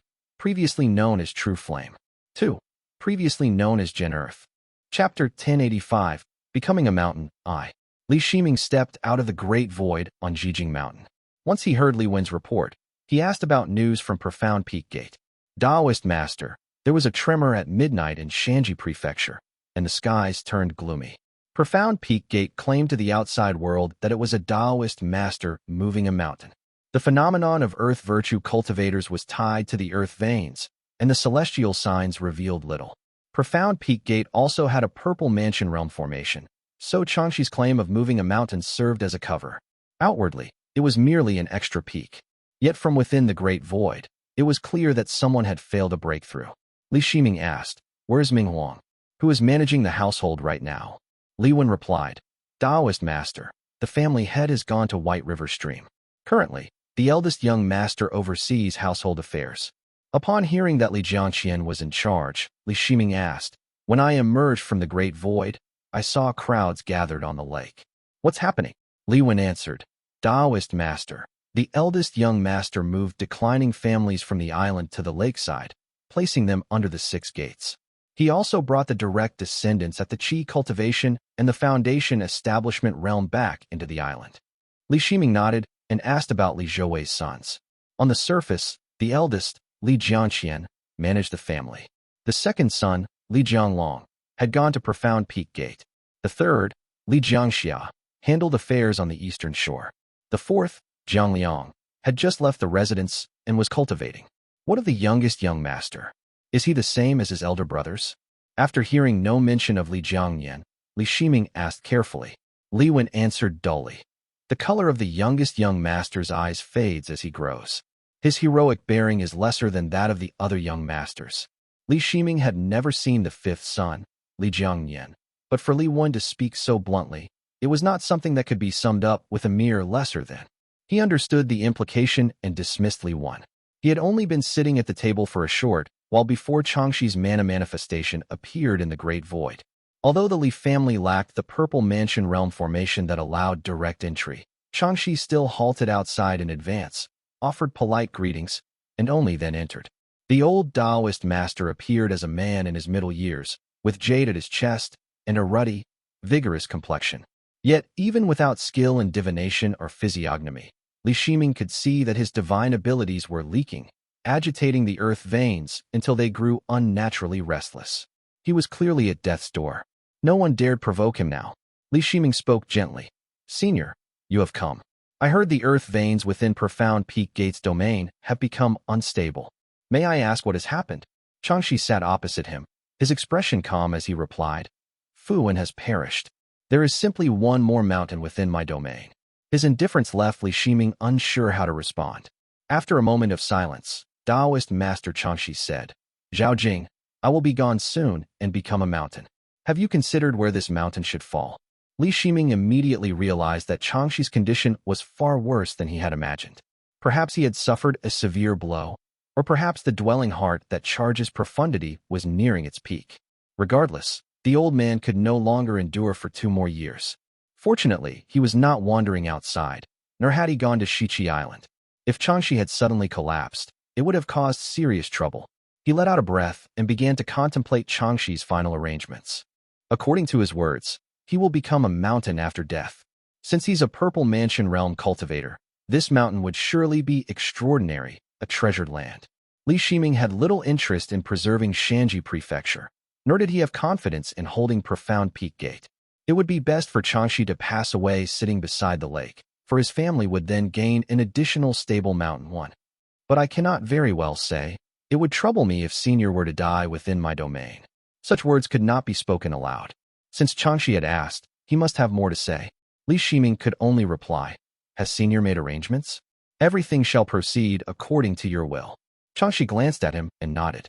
Zhao Jing, even if you did not say it, I understand. Shanji Prefecture cannot be preserved, and my own gate may not withstand the coming storm. I cannot strengthen the enemy for nothing. Shuamiao Temple is also of earth virtue, and Taoist friend Sumian has invited me to White Sea Stream for discourse. I have calculated that my end draws near, and so I invite you to come along. Changxi drew a jade box from his sleeve. It contained a round white pearl, glowing with fine radiant light, and carved with the image of a tiger glancing back. Its brilliance lit up the surroundings. Changxi said, Take this, Zhaojing. This mid-grade stable earth, 2 spirit artifact, the mountain-charging sea-pacing tiger, after being passed back and forth, had finally fallen into Li Shiming's hands. Li Shiming no longer declined. He reached out to take it, and a chilling earth fiend chill spread from the pearl. The carved patterns were sharply distinct, even prickly to the touch. As Changxi withdrew his divine abilities mana from the artifact and relinquished its control, bright young divine abilities seeped into it. The mountain-charging sea-pacing tiger was a spirit artifact more formidable than the Chongming Profound Insight Screen, once refined by the Li family. Without Changxi's voluntary transfer, refining it would have taken untold time. Yet now, the moment it entered his hand, Li Shiming naturally comprehended its powers with his divine ability. The mountain-charging sea-pacing tiger possessed protective stable earth energy and was an excellent defensive artifact. It could release the mountain-charging profound veil to shroud the body, and it also bestowed a stable earth spirit infusion upon Li Shiming. lessening the damage from all divine abilities except those of the 12 essences and fire virtue. It also contained a wondrous earth-escaping technique, the sea-pacing profound escape, which allowed him to sink into the ground like an earth virtue cultivator, traversing earth veins at a speed beyond mortal reach. Lastly, it held the stable 3 Tiger Dao, which transformed the artifact into a stable tiger that roamed the great void. Though it lacked combat ability, it possessed concealment. Unless the great void had a formation that could entrap it, most Purple Mansion realm divine abilities would merely brush by it before it slipped deep into the void. It was nearly impossible to intercept. The artifact contained many other intricate earth virtue marvels. As a Purple Mansion realm stable earth symbol, if Li Shiming's cultivation deepened, he could employ it to freely cast spells. Just as Sumian had once borrowed Li Shiming and Changxi's energy to treat Ding Weizing, leaving the mountain-charging sea-pacing tiger nearby would serve the same purpose without Changxi. What a fine spirit artifact. Though Changxi never bore much renown in his life, he kept a great many treasures stashed in his chest. This artifact is truly useful, thought Li Shiming. Though the pressure upon him was now greater, Li Shiming was deeply satisfied with the mountain-charging sea-pacing tiger. He sent someone to inform Li Zhouwei, then rose with Changxi. The old man accompanied him into the great void, speaking in a leisurely tone. Zhaojing, though the mountain-charging sea-pacing tiger resonates more closely with the divine abilities of Sumian and I, it does not hold any exceptional abilities, and many overlap with ours. We discussed it, and decided it would be better for you to wield it. If a direct clash with Purple Mansion realm cultivators comes, we will mainly rely on your heaven-venerating gate. Though he spoke thus, Li Shiming knew it was not truly about divine abilities. The heaven-venerating gate indeed leaned toward a combat spell divine ability, but in the end it was because he and Ye Hui stood on opposing paths. Thus Li Shiming answered, I understand. Changxi continued, the mountain-charging sea-pacing tiger also bears the common traits of earth spirit artifacts and may be counted as a tool of the Devil Dao. It can not only be maintained with a divine ability, but refining it with blood qi or resentment qi brings even greater benefit. Over long years, it may even undergo wondrous transformations. 1. In the raw, Jin, gun, was used here, I am using stable to match with stable earth. The meaning of Jin, gung, is the trigram of mountain and stillness, and when paired with earth it denotes the mountain aspect of earth, symbolizing stability, firmness, and the unmoving strength of endurance. 2. Previously known as Jin Earth. 3. In the raw, Jin, gun, was used here, I am using stable to match with stable earth. Chapter 1086, Becoming a Mountain, 2. This left Li Shiming speechless. Suspicion stirred at once. The mountain-charging sea-pacing tiger in his hand was of mid-grade quality. Perhaps it was even elevated to that level while in Changxi's possession. Yet Changxi immediately cut off his doubts. I had thought to refine it further in years past, but it was something of a chicken rib to me, neither useless nor truly useful. It required vast quantities of materials, and such things are scarce across the mainland. I received little and used most of it for other refinements. He pointed to the jade at his chest, which Li Shiming had long noticed. This is the essence stone devil fetus. I began refining it 200 years ago, spending more than half of my life's fortune. Were it not for the spiritual aura of the dwelling heart that charges profundity restraining me, and the falling water rising storm of the eastern sea, I would never have reached this state. Li Shiming's heart trembled at the name, though outwardly he only appeared contemplative. Changxi laughed and said, this technique is a secret of my Dao lineage. It harms the balance of heaven and earth, yet it can extend life. Its reputation is ill, and the drawbacks are many. Even my predecessors who resorted to it did so in secret. Why is he telling me this? Li Shiming paused slightly, but Changxi had already turned away, his voice growing heavier. In truth, the great families guard against earth virtue orthodoxy with deep suspicion, especially when it walks the Devil Dao. Other Dao lineages may be overlooked, but earth virtue cultivators are regarded as true devil cultivators. The families all harbor fear. Though the upheaval at Thunder Palace brought them gain, none wished to see it happen again. Li Shiming himself knew only a little of such matters. Though uncertain of Changxi's source, he would not let it pass and pressed further. I have also studied the art of the diverse mansion unified furnace. Beyond the Purple Mansion realm, there is little difference from the Purple Mansion Golden Core Dao. Orthodoxy of the Devil Dao. Would that be like Tuoba Chongyuan? More or less. Changxi said slowly. The diverse mansion unified furnace and the purple mansion golden core Dao are the same in essence, both belonging to the devil Dao of this age. There were devil cultivators in ancient times too. How else would Kuai have become a devil monarch? The Tuoba family itself is a branch of orthodox devil cultivators. The old man exhaled heavily through his nose, gritting his teeth as he said, arts are not lightly passed on, hence there arises orthodoxy. This one is orthodox, that one is orthodox. Those who attain fruition refuse to impart their true techniques and hand down side paths instead. When they fall into our hands, we then use foundation establishment texts to bind those beneath us. Is it not all from the same source? Common folk bow their heads before our direct descendants, and we bow our heads before the so-called orthodox. To be treated as playthings, is this not the way of things? He seemed to be recollecting the bitter memories of his own one-stick-of-incense clan. Exhaling twice, about to perish, he forced himself to reveal his form upon the dark cliffs and descended toward Xuanyao Temple with Li Shiming.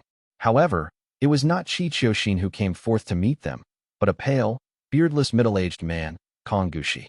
The people of Profound Peak Gate had already arrived ahead of them. Kong Gushi craned his neck, fearful as a plucked quail.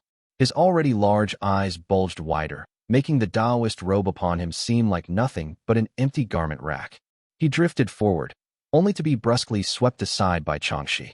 Stumbling, he struck the ground with a clumsy bow and burst into sobs. Changxi ignored him, turning only to Sumian, the aged temple master, who stood wringing his hands in unease. Changxi said, "Which courtyard? Has fellow Taoist arranged it?" Sumian hurried to guide him, leading the way to the edge of the cliff.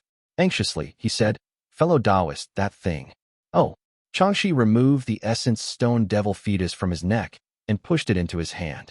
No third person knows of this item. Li Shiming had been standing quietly to the side, his brows lowered, feigning restrained sorrow, while his thoughts thundered, no third person knows. You just told me. What does Changxi mean by this? A handle? A hint? The essence stone devil fetus is ill-reputed and brings many drawbacks. Is he leaving me leverage to coerce Xuanyao Temple into taking the field in the future? Li Shiming kept his composure and showed no outward reaction. Sumian silently accepted the item and replied, "I will do all I can to safeguard Profound Peak Gate." By then, they had arrived at the courtyard. Everything within 50 kilometers had been cleared. It had plainly been prepared long ago for Changxi's death. The land was barren and yellow, with only a few weak blades of grass swaying in the spring breeze. Stones were already falling from beneath Changxi's robe, clattering against the ground and scattering earth and rock. He hastily descended into the courtyard. His robe fluttered, yet he seemed graceless, like a bird hurling itself into a snare, before sitting cross-legged upon the couch. 1. Xuanyao Temple was plain and simple, and this courtyard was no exception. When he sat upon the couch, it seemed as though even his limbs could not stretch out straight. "Kong Gushi," Changxi called out, and Kong Gushi hurriedly rose into the air, only to tumble down again with a swoosh. He landed before Changxi, unable to care about the humiliation of seeing his family's ancestor sitting in withered silence in the courtyard, craning his head forward in fearful reverence. Changxi murmured, "Kong Gushi, our Kong family rose from obscurity and was never destined for the Purple Mansion realm. A true monarch was reborn and slaughtered my kin, and thus fortune shifted onto me, forcing me to ascend to the Purple Mansion realm as nothing more than a stepping stone for others." Kong Gushi bowed his head in silence. Li Shiming frowned, while fear stirred in Sumian, who stood beside Li Shiming. Sumian murmured, "The old man has grown muddled. Such words must not be spoken." Changxi seemed suddenly fevered. He stretched his leg, rolled up his sleeves, then seemed like he was about to speak, but stopped. He only said, "Obey the orders of Taoist Master Zhaojing." Kong Gushi nodded again. Changxi could no longer sit upright and fell upon the couch, rolling back and forth as the ground rumbled beneath him. At last, he said, "Upon my death I shall become a mountain, a kilometer tall. To the north shall rise 3 peaks, each 100 paces apart. To the east and south, 9 peaks, rich with persimmon trees. The sunny side shall bear much red copper, the shaded side much white gold. Directly south, a spring shall gush with white jade, flowing south to become a stream that empties into Lake Xian. In its waters will dwell vipers and black turtles. My Kong family descendants may worship from afar, but may not climb upon it. Kong Gushi wept. This junior has remembered it all. Taoist Master Changxi gave a muffled groan and cried out. My pain is unbearable. His cry was like thunder, and the earth veins beneath swelled like an inflating balloon. Jagged white rock and towering mountains burst forth from the soil, peaks sprouting like bamboo shoots after rain. Kong Gushi could not even stand upright. His stumbling, choked cry of respectfully sending off the ancestor was drowned completely by the quaking earth. No one heard him as the mountains rose sharply beneath his feet. Red copper, white gold, 12 peaks emerged one after another. Springs gushed forth, trees thickened rapidly into shade, and the faint sound of cicadas filled the air. Every word of Changxi's prophecy was fulfilled without the slightest deviation. The courtyard and the old man that sat there moments ago seemed but an illusion. Only a Taoist robe hanging from a treetop remained before Kong Gushi, fluttering lifelessly. The forest lay in dreadful silence, as the branches cast shadows all around. Kong Gushi carefully pulled the robe down, took 2 bewildered steps, and finally heard the cries of astonishment and words of praise rising from the Xuanyao temple cultivators at the mountain's base. Kong Gushi thought, there should be laughter as well, should there not? 1. The raw for this is ta. This can also be known as a long and narrow bed. Chapter 1087. For borders, I. The mountain had surged straight into the sky. Li Shiming rose on heavenly light and saw Kong Gushi clinging to a tree as he peered into the distance. His panicked expression was devoid of any trace of a profound Peak's Gate Master's dignity. There was no successor to begin with. Changxi had no choice but to pick someone, and obedience mattered more than boldness. Besides, with Kong Gushi's own family's purple mansion realm perished, anyone would be left stunned, thought Li Shiming. Though Changxi had never truly confided in him, he was still an elder who had offered much guidance during the early days of his purple mansion realm. Li Shiming bowed his head in respect. The disciples of Xuanyao Temple below were still marveling and praising the phenomenon. Even Kong Gushi could hear them, let alone cultivators like Li Shiming and Sumian who had attained divine abilities. No matter how far Changxi had fallen, he had still been a purple mansion realm cultivator. Li Shiming merely raised his head, hands clasped behind his back, and remained silent. Sumian was no ordinary man. He only needed a glance to notice Li Shiming's displeasure. The Xuanyao Temple was loosely structured and retained much of the old ways, with few strict rules, so order often unraveled. He waved his hand, signaling Qiqiuxin to go down and disperse the crowd. Kong Gushi had already taken flight on the wind, clutching a set of Taoist robes in his arms. He clearly intended to return and bury them. He stopped before Li Shiming and spoke respectfully. Greetings, Taoist Master. All of Profound Peak Gate looks to you for direction. Li Shiming nodded and waited until Kong Gushi had steadied himself in the heavenly light. Then he turned to Sumian and finally voiced the doubt that had been weighing on his mind. Senior Qi, where is Taoist Master Xian-Yi? Li Shiming remembered it clearly. Changxi's support had not been limited to Xuanyao Temple. There was also Jingyi Mountain across the outer sea. Taoist Master Xian-Yi had taken Yuezhou Island and received many benefits from Changxi. Changxi's death had even been partly due to aiding Jingyi Mountain. And though Changxi was now dead, Xian-Yi had not even shown his face. Sumian shook his head. He no longer concealed his feelings, and a clear look of disgust appeared on his face as he answered. Xian-Yi is not a good person. Changxi was obviously a burden once he was on the verge of death. What Outer Sea Purple Mansion Realm cultivator would be eager to come near that? He paused briefly before continuing. Xian-Yi is at odds with the Chuanyi Dao. Ever since Taoist Master Guangho, one of Chuanyi Dao, attained the Purple Mansion Realm, he has been unable to act freely and finds himself in a difficult position. Otherwise, why would he have bothered with Changxi at all? Naturally, he could not come. The Chuanyi Dao was also a Dao lineage steeped in ancient traditions. Qiqiuxin had even once joined forces with them to ambush a Jiangnan devil cultivator and seize the purple flame cauldron for the Li family. The bond between Xuanyao Temple and the Chuanyi Dao was clearly unusual, so it was no wonder Sumian disliked Xian-Yi. Now that he knew this key detail, Li Shiming now understood the source of Sumian's disdain. But this was not the time to concern himself with Xian-Yi. He still needed to clarify Xuanyao Temple's intentions.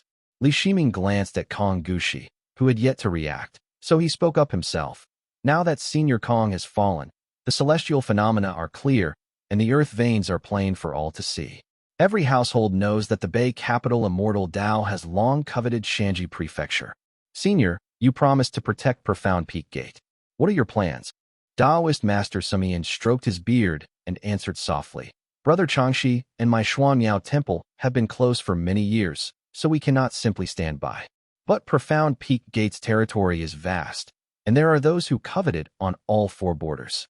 I fear that the strength of our two families alone cannot secure it entirely. What can be ceded should be ceded. The lives of the younger generation matter most. Profound Peak Gate's domain, with Shanji Prefecture and the Profound Peak Gate as its core, extended its influence from Lake Xian to the wilderness. When he heard Sumian speak of ceding territories so readily, Li Shiming had no choice but to ask, Senior, are you saying? Sumian shook his head and replied, Rest easy, Zhaojing. My Xuanyao Temple's cultivators have already gone to garrison the Lake Xian region. That area is the heartland of our influence and cannot be allowed to fall into chaos.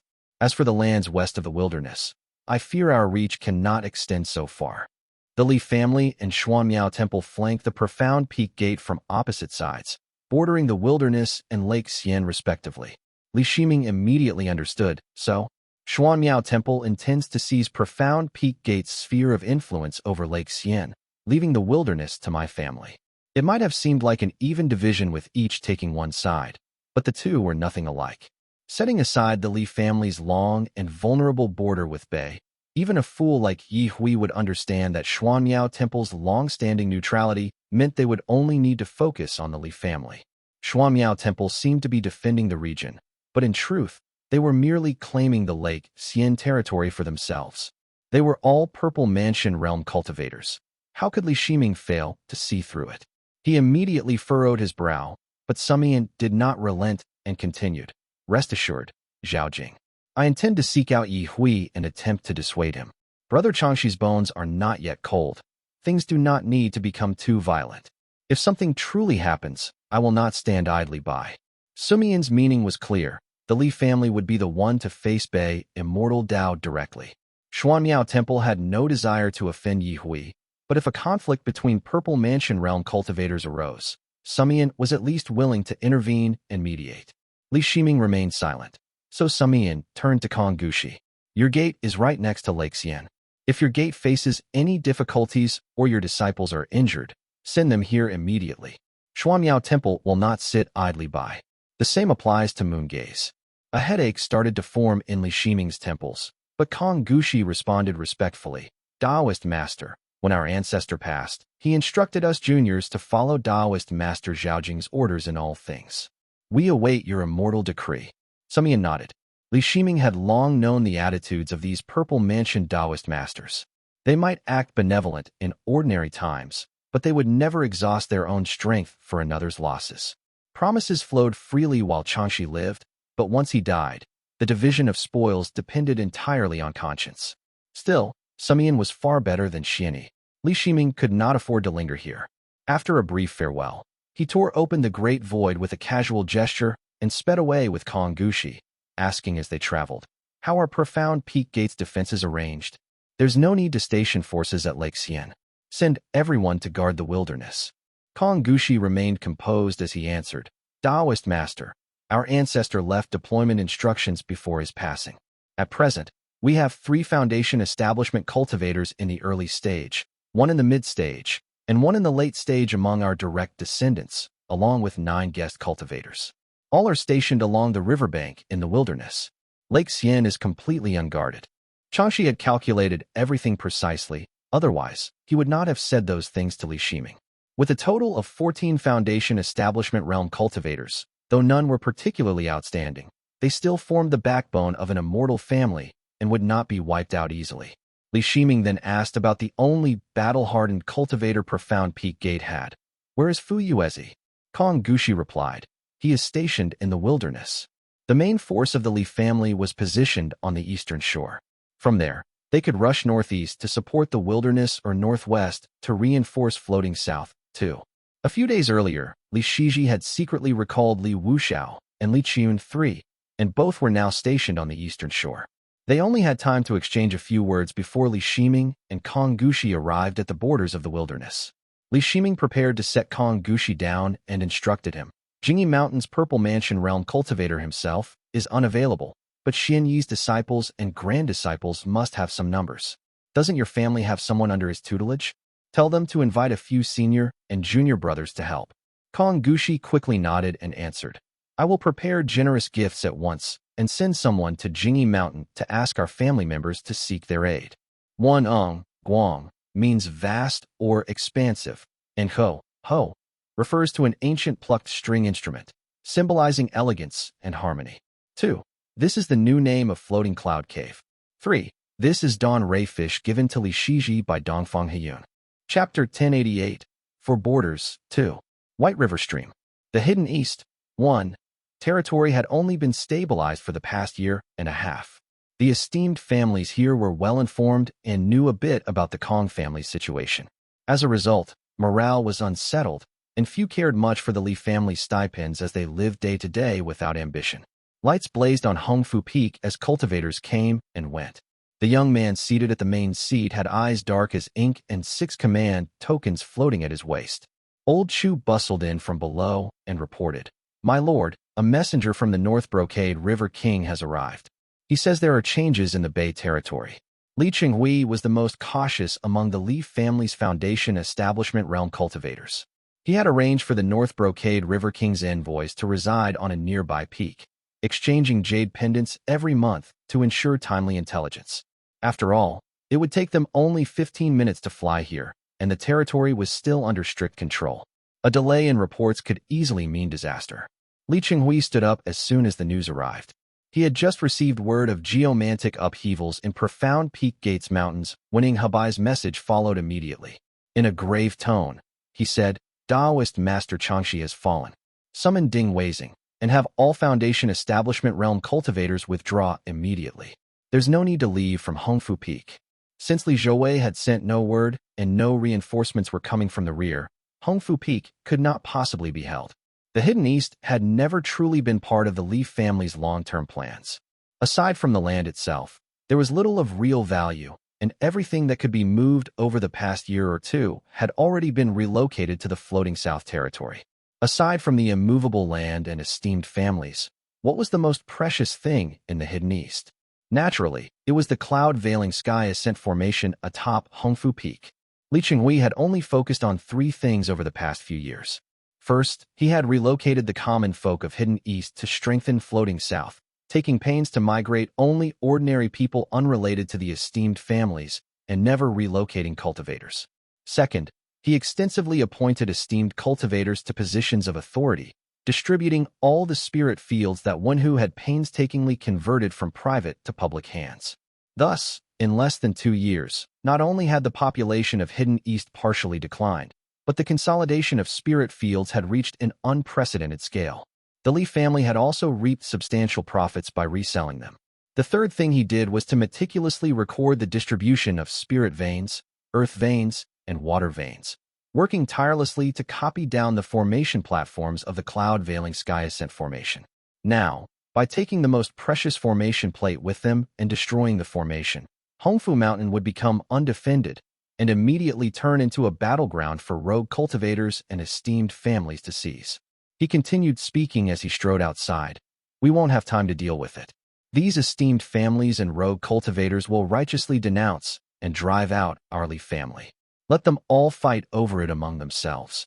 Once the capital Immortal Dao's forces arrive, they'll certainly station a few here to keep the area under control.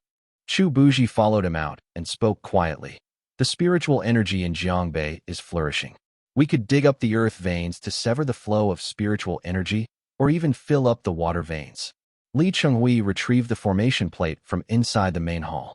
The one set upon the stone platform was immensely intricate, with silk-like patterns etched across its circular surface.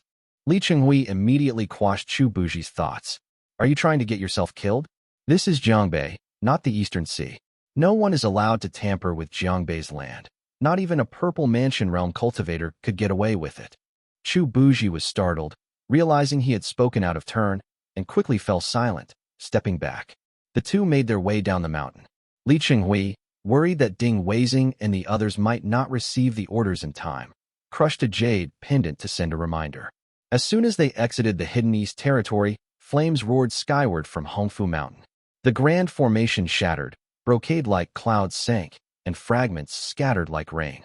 Dozens of beams of Dharma light shot into the sky soon after, all hesitantly rushing toward Hongfu Mountain. Clearly, the esteemed families had noticed the change. But Li Qinghui was already more than 5 kilometers out of the Hidden East and glanced northward with a hint of regret. Hidden East truly is a land of great wealth. Someday, if there's a chance to set foot here again, we'll bring order to the realm and rally the esteemed families properly, muttered Li Qinghui. He sped away on thunder, reaching the floating south territory in 15 minutes. There, the villages were sparse, the formations shone bright and orderly, and the land stood in stark contrast to Hidden East. A woman flew toward him from the distance. Li Minggong wore a crimson dress and wielded the 6-cornered scarlet flame lamp as she rode the flames toward him. Behind her, Siwei followed in jade armor with a spear on his back. Worry lined Li Minggong's brow as she said, "You've arrived just in time, Brother Chenghui. I've just received word that the capital Immortal Dao's chief disciple, Guan Gongxiao, has led a force into the wilderness. The family head has already gone ahead, and they've likely clashed by now. Fortunately, you weren't tied down defending Hongfu Mountain, so your hands are free. I must stay here to hold the line, so please hurry and reinforce them." Li Qinghui had not expected the enemy's assault to come so swiftly. He spoke in a deep voice. "How many cultivators are there?" Li Minggong looked anxious and shook her head. "It's hard to know the full number. Guan Lingdai and Gongsun Baifan have both appeared, along with several well-known Foundation establishment realm cultivators who've been recalled from the outer sea." Li Qinghui immediately pieced it together. It seems that Guan Gongxiao has sent local powers like Song Yunbai and Wang He to attack Jiangbei, while the main force is heading for the eastern shore. I'll ride thunder there at once. Ding Weizing will arrive here shortly. Speak with him when he does. Without stopping for even a moment, Li Qinghui led his forces eastward at full speed, vanishing over the horizon. Li Minggong was under orders to guard the floating south territory, which served as a barrier of Moongaze Lake and was in truth even more crucial than the wilderness. Thus, she could do nothing but watch him depart. Some time later, the earth veins to the east shifted. Before Li Minggong could even spot Ding Weizing's figure, a surge of golden light rose from the northwest. A wave of dread seized her chest as she rode the flames high to peer into the distance. Light streaked swiftly across the border, formations shattered, and golden chi surged into the heavens. Li Minggong immediately sensed that something was wrong. She summoned the Jade Court guards and ordered, "Go to the family estate at once and request reinforcements. Ask several Foundation establishment realm cultivators to rush to floating south. This is of utmost importance. We must not be negligent." The guard hurried off immediately. Li Minggong then took out a jade pendant and crushed it. 2 spirit beasts belonging to her senior were stationed on the eastern shore and would arrive in just 15 minutes. With these measures in place, she felt a surge of confidence and immediately took to the skies with Siwei. Siwei peered into the distance, and tension instantly clouded his expression. His father, Jiyan, was in that general area. Though there was still some distance between them, and the old man was clever enough to stay safe, and Siwei couldn't help but fly a little farther forward. "I should never have assigned him to that area," thought Siwei. Jiyan was an old man now and had been given the safest and most leisurely duties. Siwei had not expected a sudden attack from the northwest, and it had put Jiyan in unexpected danger. Fortunately, the old man had amassed quite a few treasures over the years, and since he was not stationed directly on the border, but somewhat deeper inland, he had managed to escape with his life. The 2 Foundation establishment realm cultivators sped toward his location, straining their eyes into the distance, and soon saw the old man flying toward them in a streak of blood-colored escape light. Jiyan had always been completely bald, but now even his beard and eyebrows had turned white. When Li Shiming had attained the Purple Mansion realm, he had personally restored the severed limbs of Jiyan and Li Qiuyang. The old man now had all 4 limbs and looked much healthier, though the wrinkles on his face spoke of deepening age. He hurriedly stopped before Li Minggong. The golden aura on the horizon was growing stronger. The old man spat out a mouthful of blood and spoke in a panicked voice. "My lady, Situ Mo, sect master of Golden Tang Gate, has led the Golden Tang cultivators over the mountains." 1. The new name of Hidden Cloud Cave. Chapter 1089. The Battle of Golden Tang, Golden Tang Gate. And Siwei's expression changed sharply. Li Minggong hesitated briefly, then retrieved another jade pendant and crushed it, signaling the Qi cultivation realm cultivators in the territory to retreat to Floating South's main peak for safety. She ordered, just withdraw the people and defend from within the formation. The harvest in Floating South's territory has already been collected. Losing a few years' worth is no big deal. Situ Mo has backing. He knows better than to touch the spirit vein. Li Zhouwei had in fact already discussed matters regarding the Golden Tang Gate with Li Minggong and Li Chenghui, so this development was not entirely unexpected. The Golden Tang Gate had declined from its former glory as the foremost gate of Su State since the death of Situ Tang. It had once boasted 3 Purple Mansion realm cultivators. When the Li family achieved the Dao, they had heard of the Golden Tang Gate's young master's reputation, but by then the gate was a mere shell of its former self, rotting away day by day. After the Lixia disaster passed and Qi Wei died, the gate's only remaining Purple Mansion realm cultivator, Situ Hua, offended Xiao Shooting, who had achieved the Dao through the life divine ability. As a result, he dared not even return to Jiangnan or Jiangbei. The Golden Tang Gate became nothing more than a stage for the struggle between the Azure Pond sect and the Golden Feather sect. Later, it had been battered by the conflict between the northern and southern factions. To put it bluntly, the current Golden Tang Gate could not even compare to Profound Peak Gate. There were only a handful of guest cultivators, who were hardly worth mentioning. The gate had merely 2 newly advanced Foundation Establishment Realm disciples. Only Situ Ku and Situ Biao were worth noting, and the former had already been captured by Li Zhouwei, leaving even the gate's seats in council half empty. The only one truly worth fearing was the gate master, Situ Mo. As Li Minggong led her people back, she said quietly, Situ Mo is a cultivator from the same generation as my grandaunt. He is exceedingly suspicious and treacherous. Years ago, when a senior of ours visited Golden Sack Island of the Golden Tang Gate with a bow and slew you, he was so terrified that he didn't dare leave the island for over 20 years.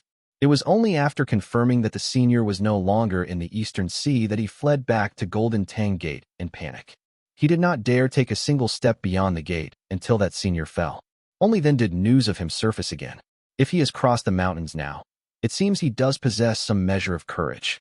At the mention of that name, and Jian, who stood nearby, showed a look of reminiscence. After swallowing a pill, he said, I once discussed this man with Elder Xianxian. His uncle is Ji Dengqi, a remarkable figure in his own right. And Jian spoke on the matter with authority. In his days as head of the Yin family, he had not only conversed with the Ji family head, but had even participated in a siege against Ji Dengqi himself. On the other hand, Li Minggong was unfamiliar with the man and simply said, Situ Mo has lingered at the peak of the Foundation Establishment realm for decades, and may even have cultivated secret techniques. The Golden Tang Gate's Heavenly Lustrous Gold Sutra is a renowned gung metal technique. It will be difficult to hold our ground here with just the few of us. I have already sent for reinforcements. No sooner had she finished speaking than a flash of light burst over the main peak of Floating South. A tall man streaked into the formation in a blaze of dark red radiance. His bold brows lifted as he clasped his hands together and spoke in a deep voice. Weizing greets you, my lady. You came at just the right time. Delight appeared on Li Minggong's face as she beckoned him over. But even before he could step forward, golden radiance streaked toward them from the horizon. And Siwei frowned and said, So fast. Ding Weizing scanned the skies and immediately recognized the incoming force. He reached into his storage pouch and drew out a bright red staff, planting it firmly on the ground. Fine, intricate runes emerged beneath his crimson armor, crawling up his arm and gathering densely in his pupils. Ding Weizing said, It's the Situ family. It was no surprise that Ding Weizing recognized Situ Mo. The Ding family had once been a powerful family in the Floating South territory and had frequent dealings with the Golden Tang Gate. As a trusted pillar of the family, Ding Weizing had even shared a friendship with Situ Ku. He raised his staff as a middle-aged man appeared in the sky, holding a golden ring in his hand. His face was slightly elongated and his brows thin. Gleaming gold hooks and rings hung from his body, and the feathered robe he wore was patterned with diamond-like motifs. He stood before the formation with his hands clasped behind his back. There was no doubt that this was Situ Mo. Several Foundation Establishment realm guest cultivators stood behind him, and at his side stood an elder, Situ Biao. whose features bore a resemblance to Situ Ku, the one once held in the underground prison. Situ Mo did not utter a single extra word and simply commanded, "Attack." Instantly, torrents of dazzling light rained down on the grand formation with a thunderous roar. The Qi Cultivation Realm cultivators on the formation platform all turned pale, and Siwei staggered back a step, his face grim as he held the formation plate. The formation atop Floating South's main peak was among the finest in the Qi Cultivation Realm, yet it could not withstand the combined assault of several Foundation Establishment Realm cultivators. If not for nearly every Qi Cultivation Realm cultivator in the Floating South territory being present to share the burden, that strike alone would have shattered the formation. However, sheer numbers alone could not guarantee they would hold. Otherwise, there would be no need for a Foundation Establishment Realm formation at all. Even with ample mana, the formation would shatter in a few more blows. Ding Weizing hastily rode the wind forward to buy time, shouting, "Master Situ, why do you trespass into Floating South territory?" Situ Mo raised his brows and drew the golden blade at his waist. Fierce golden chi surged, coiling around him as white waves. He spoke in a smooth tone. "So it is you, Weizing. You too are a cultivator of Floating South. Since this territory is about to fall, why not surrender to my Golden Tang Gate? I can recommend you to train in the capital Immortal Dao. Your merits will be acknowledged and your future secured. There is no need to throw your life away here." Of course, the Golden Tang Gate dared not truly recruit Ding Weizing directly, so the offer was made in the name of the capital Immortal Dao. But Ding Weizing knew better. His family was still on the lake, and he could distinguish clearly between loyalty and betrayal. Not to mention the debt he owed Li Shiming, who had sought out 4 Taoist masters to heal his injury. He refused without hesitation, but at that very moment, he caught sight of Situ Mo's hand. Situ Mo pressed one hand against his blade, while forming a hand seal with the other inside his robe. His ring finger crossed over his middle finger, hooking his index while the remaining fingers aligned. He smiled. "Go." A blade-sharp beam of golden light shot out from his sleeve, accompanied by a piercing shriek as golden chi plummeted downward. Ding Weizing reacted swiftly, gritting his teeth and shouting, "Ha!" His shout transformed midair into a tiger's roar, shaking the forest and slightly halting the golden blade. Ding Weizing locked his gaze on Situ Mo, who suddenly found his eyes drawn uncontrollably into the stare. A powerful force struck Situ Mo, forcing him back a step as golden stars danced before his eyes. That single step back slowed the golden blade, allowing Ding Weizing to evade it. Yet the elder behind Situ Mo, Situ Biao, who knew his gate master's temperament well, was already swinging a golden hammer straight at Ding Weizing. Waves of golden chi poured down upon Ding Weizing.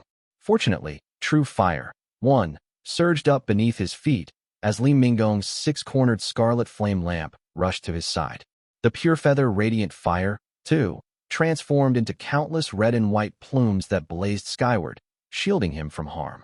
Li Minggong shouted, "Golden Tang Gate, you attack our territory without cause. Do you mean to challenge the authority of the Purple Mansion realm?" Situ Mo and the Li family had long been at odds, and he knew that the Li family would never spare his family whether they fought or not.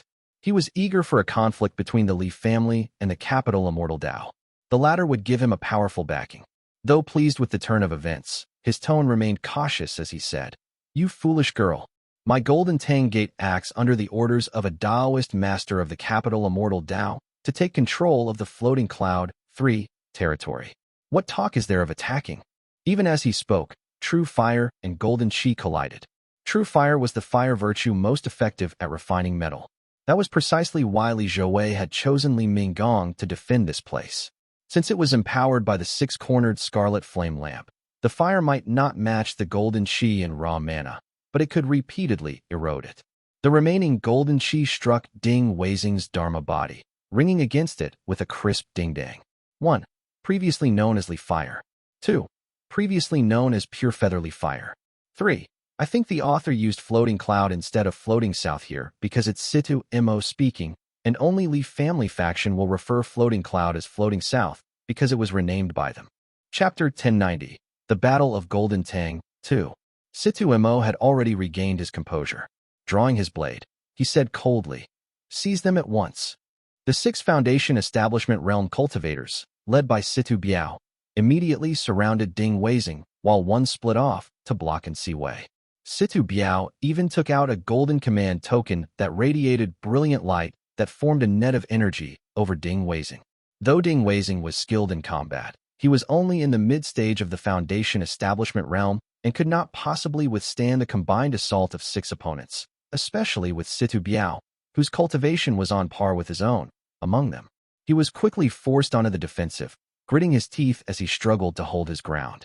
While Ding Weizing was caught in a perilous struggle, Li Minggong fared no better against Situ Mo. His blade techniques had overwhelmed her from the beginning, and the golden chi he unleashed spread like a chilling mist that bit into her skin.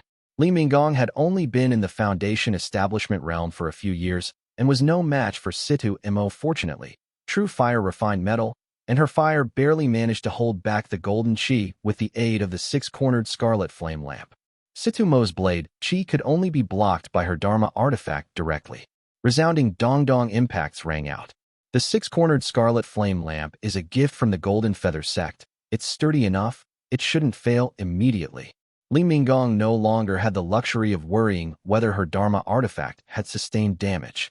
The golden blade in midair had already curved back and was now thrusting straight at her back. A chill spread across Li Minggong's back before the golden blade even reached her. She spat out a stream of flame from her crimson lips, barely forcing back the blade before her, then turned her lamp to block the incoming strike. Clang! A crisp sound rang out as sparks exploded in midair. The golden light retreated swiftly. Li Minggong let out a muffled groan. A deep gash now carved into her arm, revealing bone. Though the Golden Tang Gate had declined in talent, their spell arts remained formidable. This golden blaze saber strike was blindingly fast. Even though she had used her Dharma artifact to block in time, she had only managed to catch the edge of it with the artifact's body. The golden blade had been deflected, but still slashed her arm. The chilling poison of metal immediately sought to invade her body, but her true Fire Dao foundation surged and effortlessly dissolved it. Lifting her gaze, she saw Situ Mo forming seals once more, brilliant golden light shining in his palm. He is no ordinary cultivator, thought Li Minggong. Li Minggong had already been wounded after only a few exchanges with Situ Mo. If not for her true fire-restraining metal, her condition would have been far worse. Realizing the vast gap between herself and these veterans, she quickly retreated several steps and activated talismans to shield herself. But Situ Mo's spell was complete within a breath. He raised his hand as if throwing something, and countless golden needles shot from his palm. They came in such dense swarms they hurt the eyes to behold, like 10,000 birds returning to their nest. They all stabbed down at her. I cannot hold back after all. Li Minggong understood she was no match. Her cultivation and spells were far inferior to these seasoned elders. The golden needles would kill her if they struck true. She had no choice but to pull something from her sleeve and hurl it into the air.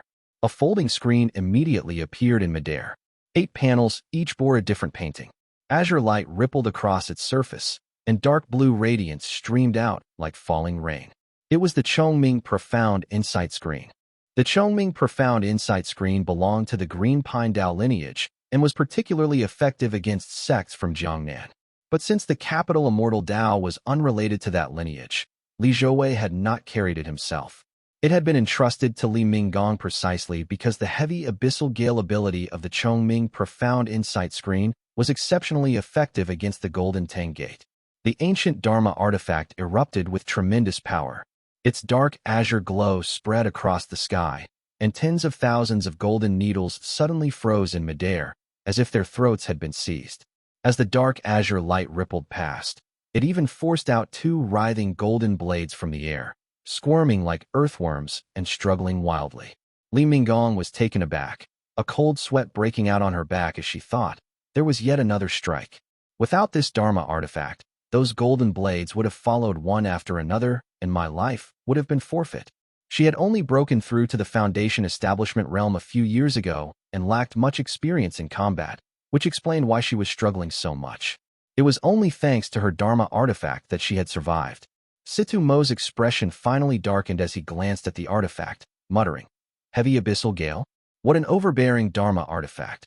Situ Mo and Li Minggong broke off their exchange after several clashes, but Ding Weizing had fared far worse. His dark red mana surged as he braced his staff against 2 golden spears. His eyes had turned entirely crimson. The Palace Sun Tiger's gaze was known for its deadly precision, so none dared meet his eyes, casting only spell arts at his body instead. He held 6 opponents at bay with just his Dharma body, leaving them unable to advance an inch. Situ Biao had taken a blow midway and still looked grim. Situ Mo's eyes narrowed as he said, "What a formidable Palace Sun Tiger." With Ding Weizing in peril, Li Minggong immediately activated the Golden Dao, one protective ability within the screen, slipping free from the golden needles and rushing to assist him. Li Minggong and Ding Weizing joined forces. True Fire and Hengzhu, bolstered by an ancient Dharma artifact designed to counter Golden Tang Gate, were no laughing matter. Situ Mo was the first to react, drawing his blade to intercept and shouting coldly, "Do not let them join forces." His reaction was lightning fast. He intercepted Li Minggong as he shouted, while Ding Weizing had already shifted his position. The guest cultivators of Golden Tang exchanged a glance and shouted in unison, "Go!" Several streams of golden light burst from their hands. Situ Biao also produced the Golden Command token once again, releasing beams of light that restrained Ding Weizing. In an instant, resistance closed in from above and below, left and right, sealing him within. Ha ha ha. This only made Ding Weizing laugh. His dark red pupils shifted slightly as he pressed one hand into the air before him and chanted, "Crimson Tiger flees. The king retreats from the hall. Meals are cut. The self is chastised. Amnesty is granted to all under heaven." He transformed into a gust of dark red wind, howling through the barriers around him as if they did not exist. The wind swirled once in the sky before landing beside Li Minggong, reforming into Ding Weizing's figure. In that instant, everyone from Golden Tang Gate froze in shock. The turn of events had happened too quickly. Even Situ Mo was momentarily stunned. He and Li Minggong reacted almost at the same time as they thought. The Palace Sun Tiger excels in battle, escapes imprisonment, shatters cages, charges through aim to transcend karma, and strikes through sight. The encirclement formed by Situ Biao and the others already bore the intent of cage, and their combined efforts had shaped the form of imprisonment. The Palace Sun Tiger's art of piercing through aim to transcend karma countered this perfectly, since it resonated with the very core of the Immortal Foundation. The tide of battle shifted dramatically. Situ Biao's face turned pale, while Ding Weizing's laughter showed no sign of stopping. Li Minggong, however, was the first to change expression, hastily steering the Chongming Profound Insight screen back. Siwei, high above, and Siwei was still fending off one of Golden Tang Gate's guest cultivators alone. But she was a step too late. How quick was Situ Mo? He appeared beside Siwei in a surge of golden chi. Before the Chongming Profound Insight screen could arrive, he struck a palm against him. The blow caused Siwei to spit blood and sent him hurtling toward Golden Tang's forces. Situ Mo even had the leisure to turn and block the incoming Dharma artifact, meeting it with a cold, unyielding gaze. And Siwei's Immortal Foundation was ordinary, his cultivation techniques mediocre, and he had been fully focused on dueling his opponent. How could he react in time? In the blink of an eye, he was caught within the encirclement of 6 cultivators and completely immobilized. 1. This technique first appeared in Chapter 900. Chapter 1091, Clash in the Wilderness. Situ Mo was truly no ordinary man. Even after being restrained by True Fire and targeted by the Chongming Profound Insight screen, and even after Ding Weizing managed to escape, he still seized a fleeting opportunity to turn the tide. Li Minggong and her companion had failed to arrive in time, and Siwei managed only 3 counterattacks before being gravely wounded and captured. In the next moment, Situ Mo's cold voice rang out as he shouted, "Attack the mountain!" Situ Mo removed a seal from his waist and tossed it into the air, where it transformed into a stone mountain and came crashing down upon the Chongming Profound Insight screen. Li Minggong recognized it immediately. It was a gift presented when Profound Peak Gate had forged an alliance with Golden Tang Gate. The Dharma artifact was not of a low grade. Li Minggong's mana consumption doubled as it pressed down. Situ Mo drew his blade and stood before the two, while 5 cultivators descended behind him, heading straight for Floating South's main peak. Situ Mo's experience in combat far surpassed that of his opponents.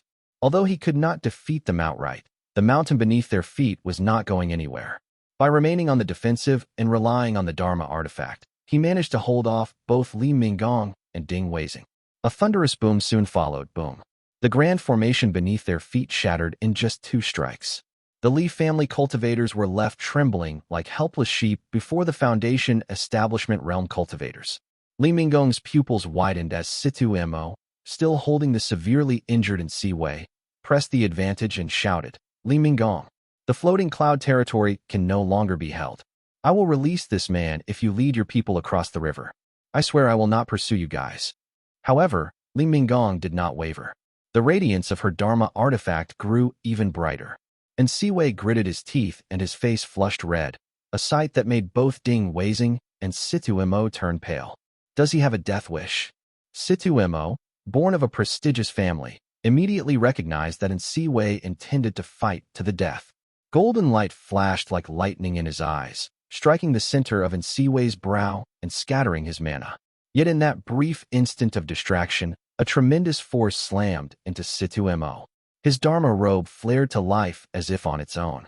It felt as though something had struck him head-on. The world spun wildly before his eyes, and he staggered back, nearly coughing up a mouthful of blood. But his will was far stronger than most. Even under such a sudden and brutal assault, he did not release the spell art he held. He dragged Siwei along as he skidded to a halt. When he focused his gaze, he saw that another figure now stood where there had been none before. It was a young man in a colorful feathered robe. His face was slightly rounded, his eyes were bright and clear, and the fine orange feathers at his temples marked him unmistakably as a demonic creature, a dawn rayfish. He hesitated for a moment. Several figures appeared atop Floating South's main peak. His forces had been pushed back and regrouped around him. Situ Mo tossed the captive into his subordinate's hands and suddenly tilted his head back as a pitch-black shadow streaked past his jaw, leaving behind a trail of dark red blood. "You motherless bastard." The vertical pupils of the hooked serpent emerged from the shadow as Li Wuxiao lunged at him with 2 black swords aimed at his ribs. Situ Mo's feathered robe fluttered as he shifted back several steps to evade the strike. Golden chi surged across his body, flowing into his frame through his robes as his long blade shone with dazzling light. Below, a massive white ape revealed its true form as Li Qinghuai, flickering in and out of sight, battled the Golden Tang Gate cultivators. Heavenly glow, true fire, and gung metal clashed and intertwined across the Floating South territory, sending spiritual energy into chaotic surges.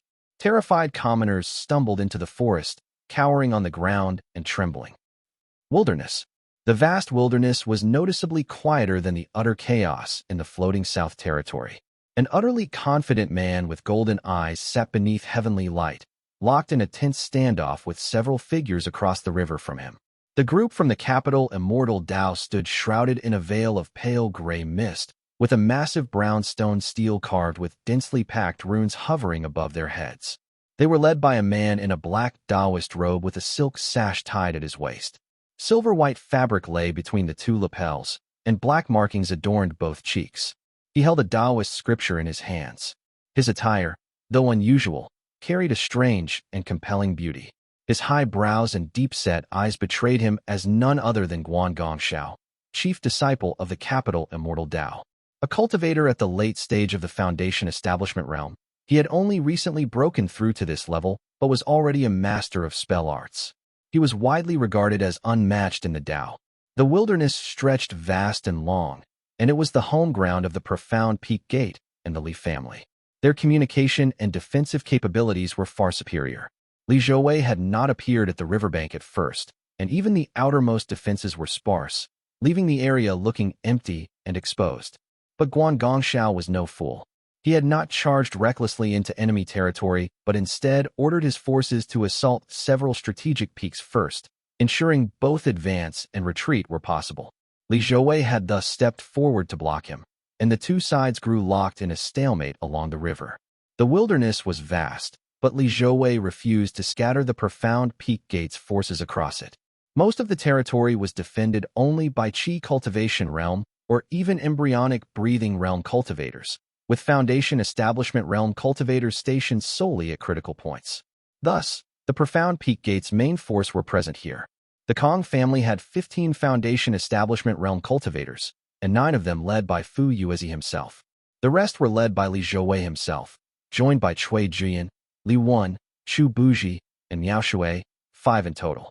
If they included the Kong family cultivators and the yet-to-arrive Li Chenghui, they numbered 15.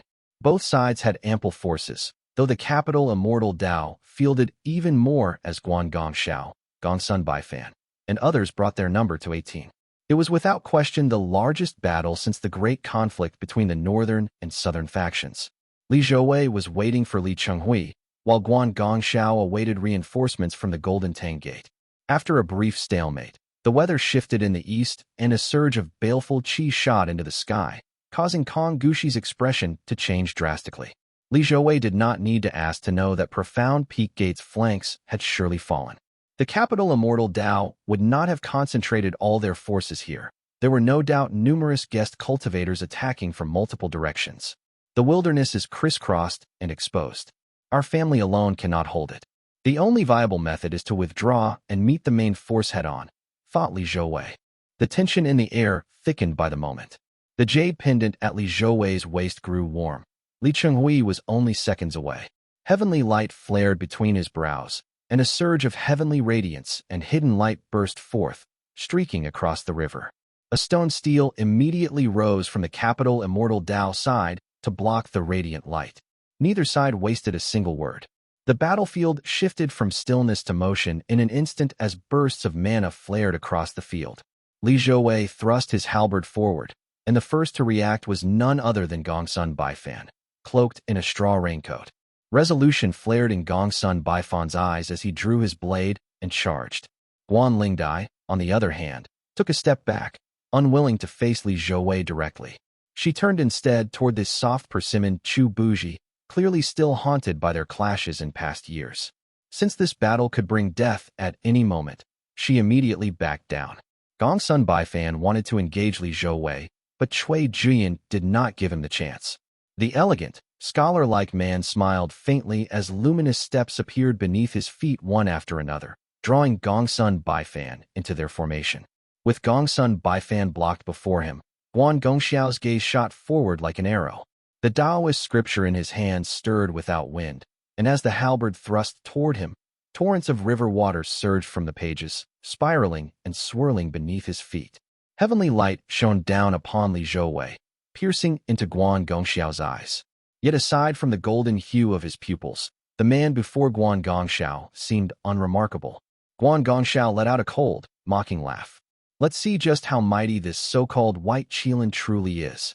Chapter 1092, Might of the Halberd Commander, I. Guan Gongxiao was Ye Hui's personal disciple and cultivated his master's most prized divine ability, South Cho Waters. However, it resembled water virtue more than capital guard. Standing upon the ashen waters beneath the descending heavenly light, he drew back his hand and formed a seal. Go! He was clearly prepared. A bronze mirror shot out of his sleeve and swallowed the heavenly light in one breath, while his other hand released a sheet of runes. The runes manifested drifting white shadows, accompanied by profound chanting. A gust of wind and sand shook loose from Guan Gongxiao's sleeve, mingling with the shadows as they swept forward. The sandstorm seemed unimpressive, yet it pierced the bright young heavenly light with unstoppable momentum. Li Zhouwei immediately recognized a natural counter to his family's radiant essence Dao lineage and swiftly formed a seal as he said, Heaven's patterns intersect, radiant yang punishment fire. 5 flames in ochre, pale yellow, gosling yellow, bright red, and vermilion surged downward in a sweeping cascade. Firelight surged into the sky, instantly suppressing the sandstorm as Li Zhouwei charged into the fray, sweeping his halberd in a wide arc. The heavenly light shone upon Li Zhouwei's halberd, staining it with a dark shadow. He practiced the armor cycle soul-refining halberd art, a halberd technique forged through the annihilation of sections. He had destroyed the royal court of Wanyu when he was still in the embryonic breathing realm, thus earning entry into the technique. But though northern Wanyu had a large population, it was merely a minor qi cultivation realm force. It was only enough for initiation. Later, when he exterminated Hidden Cloud Cave, a Zhongbei faction with many Foundation Establishment realm cultivators, the armor cycle's soul-refining halberd art had advanced greatly. Dark shadows leaped from the halberd, causing the sounds of slaughter to echo. The halberd sent the waters of the river surging even before it struck. Guan, a spell art cultivator with years of battle experience in the Eastern Sea, knew he could not allow Li Zhouwei to close the distance. He pressed 2 fingers to his lips and blew forcefully. A solid sheet of white light billowed forth and gently deflected the halberd's sweeping strike. Guan had used this spell art against countless cultivators and paid it no mind until a chill crept up his back. He glanced behind him and saw a jet-black flame flickering in Li Zhouwei's hands. Clang! There was no time to ponder. Li Zhouwei's halberd technique was ferocious and swift. The second thrust was already aimed at his face. Guan had no choice but to block with another spell art. As he pushed back, another jet-black flame rose around Li Zhouwei, bringing the total to 2. A sense of unease crept into Guan's heart. As a direct disciple of a Purple Mansion Realm cultivator, Guan had witnessed countless spell arts. The sight of Li Zhouwei's black flames told him, with near certainty, that they were a technique that continuously empowered the wielder. He knew he could not allow his opponent to sustain it uninterrupted. Guan immediately activated a Dharma artifact, and a black bell manifested behind him with a ringing chime.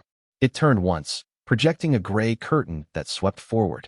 Li Zhouwei channeled his mana, and heavenly radiance. Hidden light burst forth from the center of his brows to surge ahead.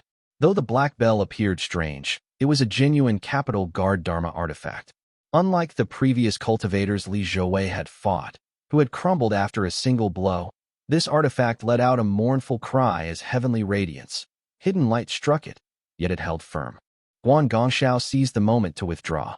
After retreating just 2 steps, he activated his South Cho Water's Immortal Foundation, transforming his body into water imbued with mana and merging into the gray waters surging from his Taoist scripture.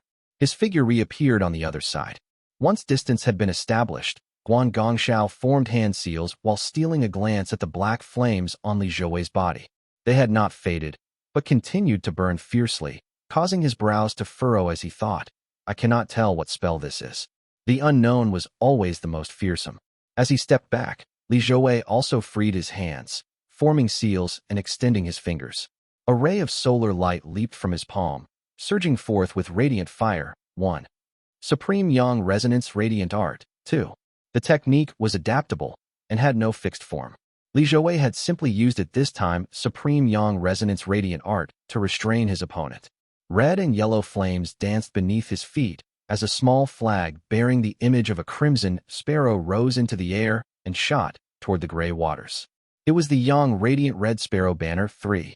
Guan's storm of wind and sand was merely a spell, rootless as duckweed. Even though Radiant Fire and Radiant Essence had no direct relation of dominance or submission, the storm was quickly eroded and swept aside as the banner arrived. Li Zhouwei seized the perfect moment, transforming into heavenly light and leaping in front of Guan.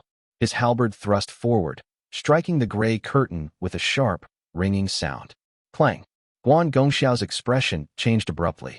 Relying solely on the bell's feedback, he quickly realized the incredible strength behind the halberd blow. Earlier, he had dismissed it since he had the assistance of spells. But this one strike sent his mana plummeting, and dread crept into his heart. The halberd in his hand is likely an ancient Dharma artifact. His gaze swept quickly across the battlefield. His own side now held a full advantage. Among the Li family and profound Peak Gate faction, only Fu Yuezi, who wielded a golden axe, and a scholar-like figure could still fight. The rest were little more than chickens and dogs, collapsing at the first touch. Many were already wounded, and relief flooded his chest as he thought, I just need to stall him. But in the span of that single thought, the gray curtain had already taken 3 halberd strikes, and its aura was starting to falter slightly. As a layer of black flame ignited on Li Zhouwei's body, Guan, unaware of the subtle transformation in his own mindset, formed another seal and cast another spell. Li Zhouwei also took in the state of the battlefield. His gaze swept the area, and he redirected his halberd. To everyone's surprise, he ignored Guan before him and turned to thrust at Gongsun Baifan instead. Although Gongsun Baifan's blade technique was exquisite, he was but a rogue cultivator.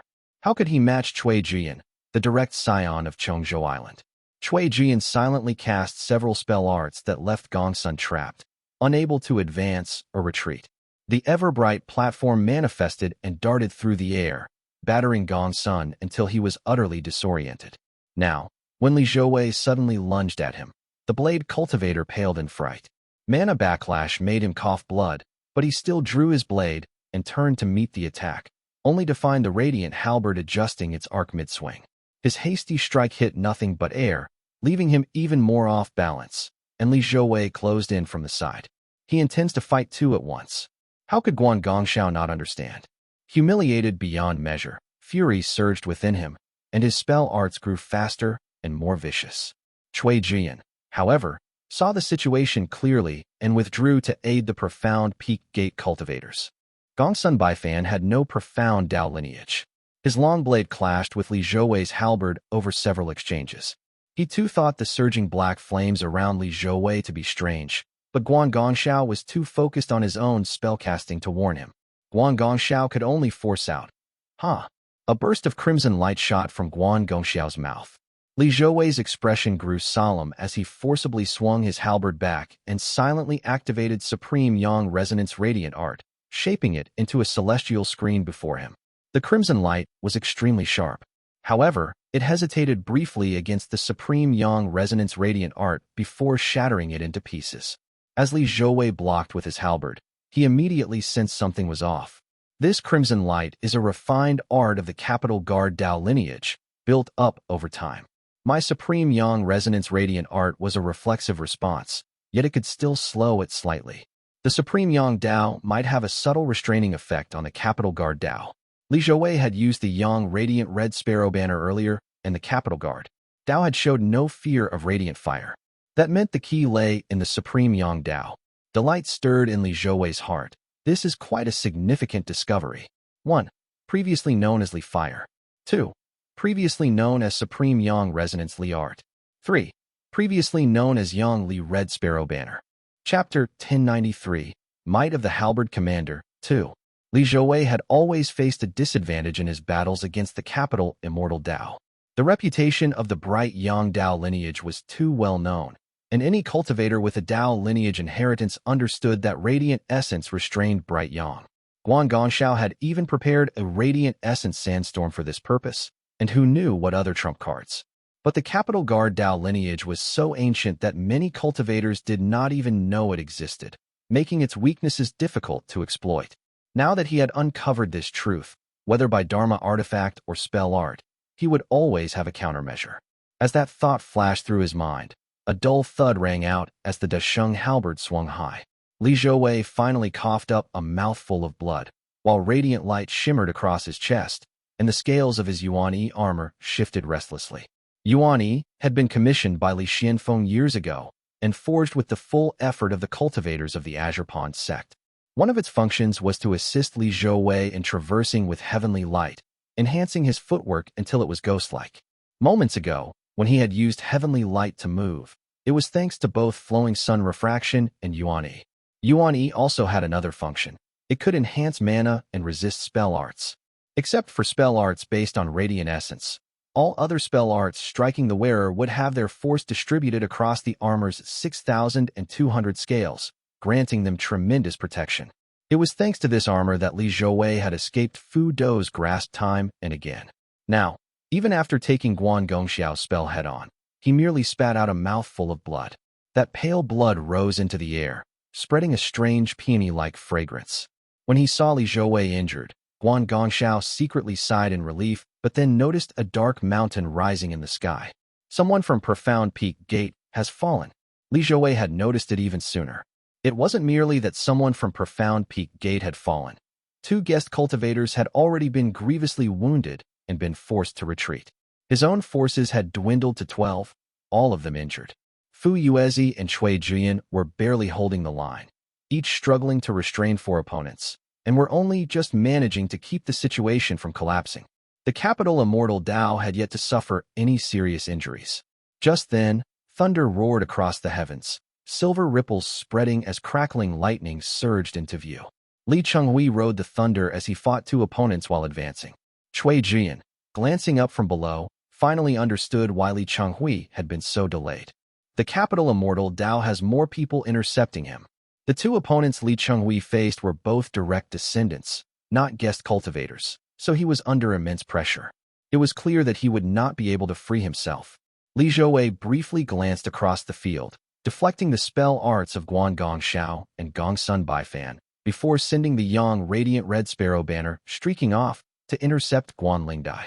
When she saw the ferocious flames bearing down on her, Guan Lingdai let out an incredulous laugh. After a brief moment of hesitation, she turned to the people beside her and ordered, "You and you, go stop him first." The direct lineage cultivators on either side were clearly reluctant to face Li Zhouwei and hesitated. However, an old man, Guan Can, stepped out from behind them, releasing Cui Juyan to intercept the banner. Li Zhouwei shook his head at the sight, the flames around his body flickering even brighter. The capital Immortal Dao may be a great Dao lineage of the Eastern Sea with powerful forces, but their command is far from unified. Guan Can, a cultivator at the late Foundation Establishment realm, joined the two to hold Li Zhouwei in place. Riding a current of water, he sped forward and drew over 10 interlinked cold iron rings from his sleeve. The aged cultivator squinted as he inspected them, then gently tossed the Dharma artifact forward. Seizing the moment while Li Zhouwei was distracted by Guan Gongxiao's radiant essence sandstorm, he chanted loudly, "Light covering 5,000 kilometers, green overturning 1,000 peaks, summon the pit water and bind all obstacles." His immortal foundation, grieving river departure, roared to life and resonated with the cold iron rings suspended in midair. Water light gathered within them, bursting forth as torrents of water that twisted into cords and lashed at Li Zhouwei. Li Zhouwei retreated on a path of heavenly light, but the cold iron rings were not ordinary artifacts. The water cords they unleashed were incredibly fast, coiling rapidly around his weapon. This old man is no ordinary foe, likely an elder of the capital Immortal Dao. The water cords dispersed and reformed endlessly. They were impossible to dispel. Empowered by late Foundation Establishment realm mana and the strength of an immortal foundation, they became the most difficult threat for Li Zhouwei to deal with. Guan Gongxiao and Gong Sun Baifan were of little concern with Yuan and Supreme Yang Resonance Radiant Art protecting him. What he feared was precisely this softness overcoming hardness. He hurriedly channeled his mana, recalling the Yang Radiant Red Sparrow banner that had flown out. He intended to match Radiant Fire against pit water. Guan Gongxiao reacted swiftly, and his black bell was about to intercept, but a deep voice rang out, "Descend." Another Dharma artifact? Guan Gongxiao froze for a moment as a brilliant radiant light surged into the sky. Clouds of many colors blossomed overhead, and the swirling mist parted to reveal a heavenly gate descending from above, its towering corner towers stabbing at his eyes with searing light. He cursed under his breath. I forgot about the Li family's suppressive immortal foundation. The capital Immortal Dao possessed a similar immortal foundation, Eastern Feather Mountain, which ultimately manifested as a spell divine ability. Yet even so, such immortal foundations wielded immense power at the Foundation Establishment realm and could seize a decisive advantage. Two white bastions crashed down onto his carefully nurtured Black Bell Dharma artifact, crushing it so forcefully that he spat blood. It was the Heaven-Venerating Gate. Li Zhouwei's attainment of the Radiant Essence scripture had always been rooted in the Heaven-Venerating Gate. At first, he had mistaken it for the Radiant Origin Pass and thought it quite different from Li Shiming's path. It was only after his own family had a Purple Mansion Realm cultivator that he understood the true renown of this immortal foundation. Li Zhouwei's figure appeared on top of the descending gate, and Guan Can's cold iron rings were suppressed beneath it. At last, the old man nodded, shook his sleeves, and descended from midair, clutching talismans to continue the fight. Though the Heaven-Venerating Gate was of exceptionally high grade, it was still ultimately an immortal foundation focused on suppression.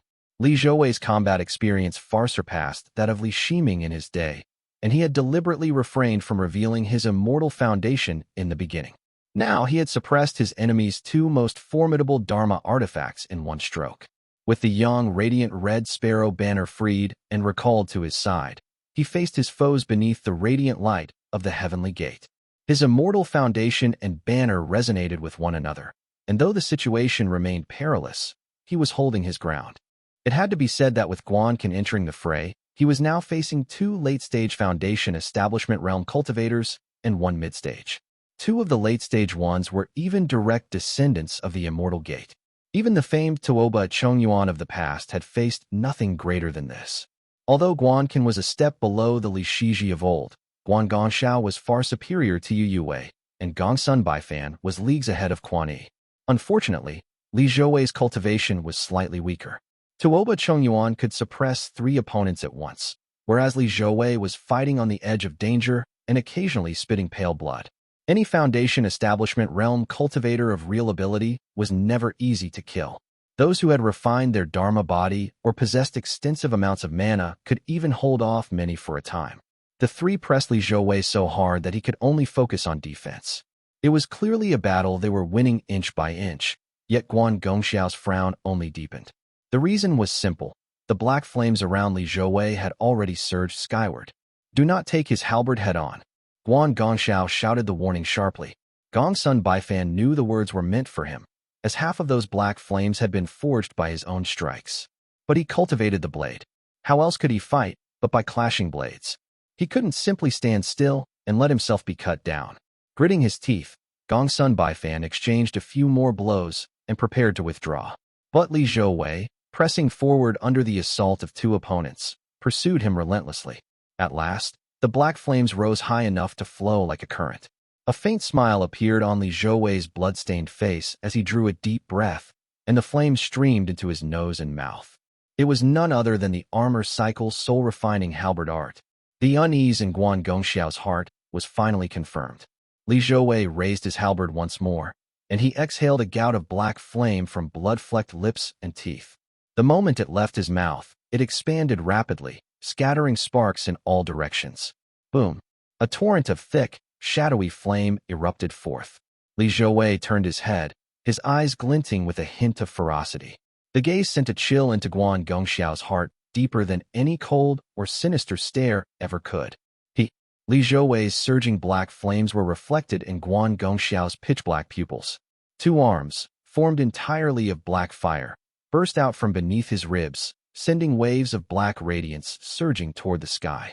The black flames he had exhaled condensed into 2 halberds, which fell into the grasp of those shadowy arms. As the arms slowly straightened and the halberds angled toward the ground, Guan Gongxiao's throat grew dry at the sight.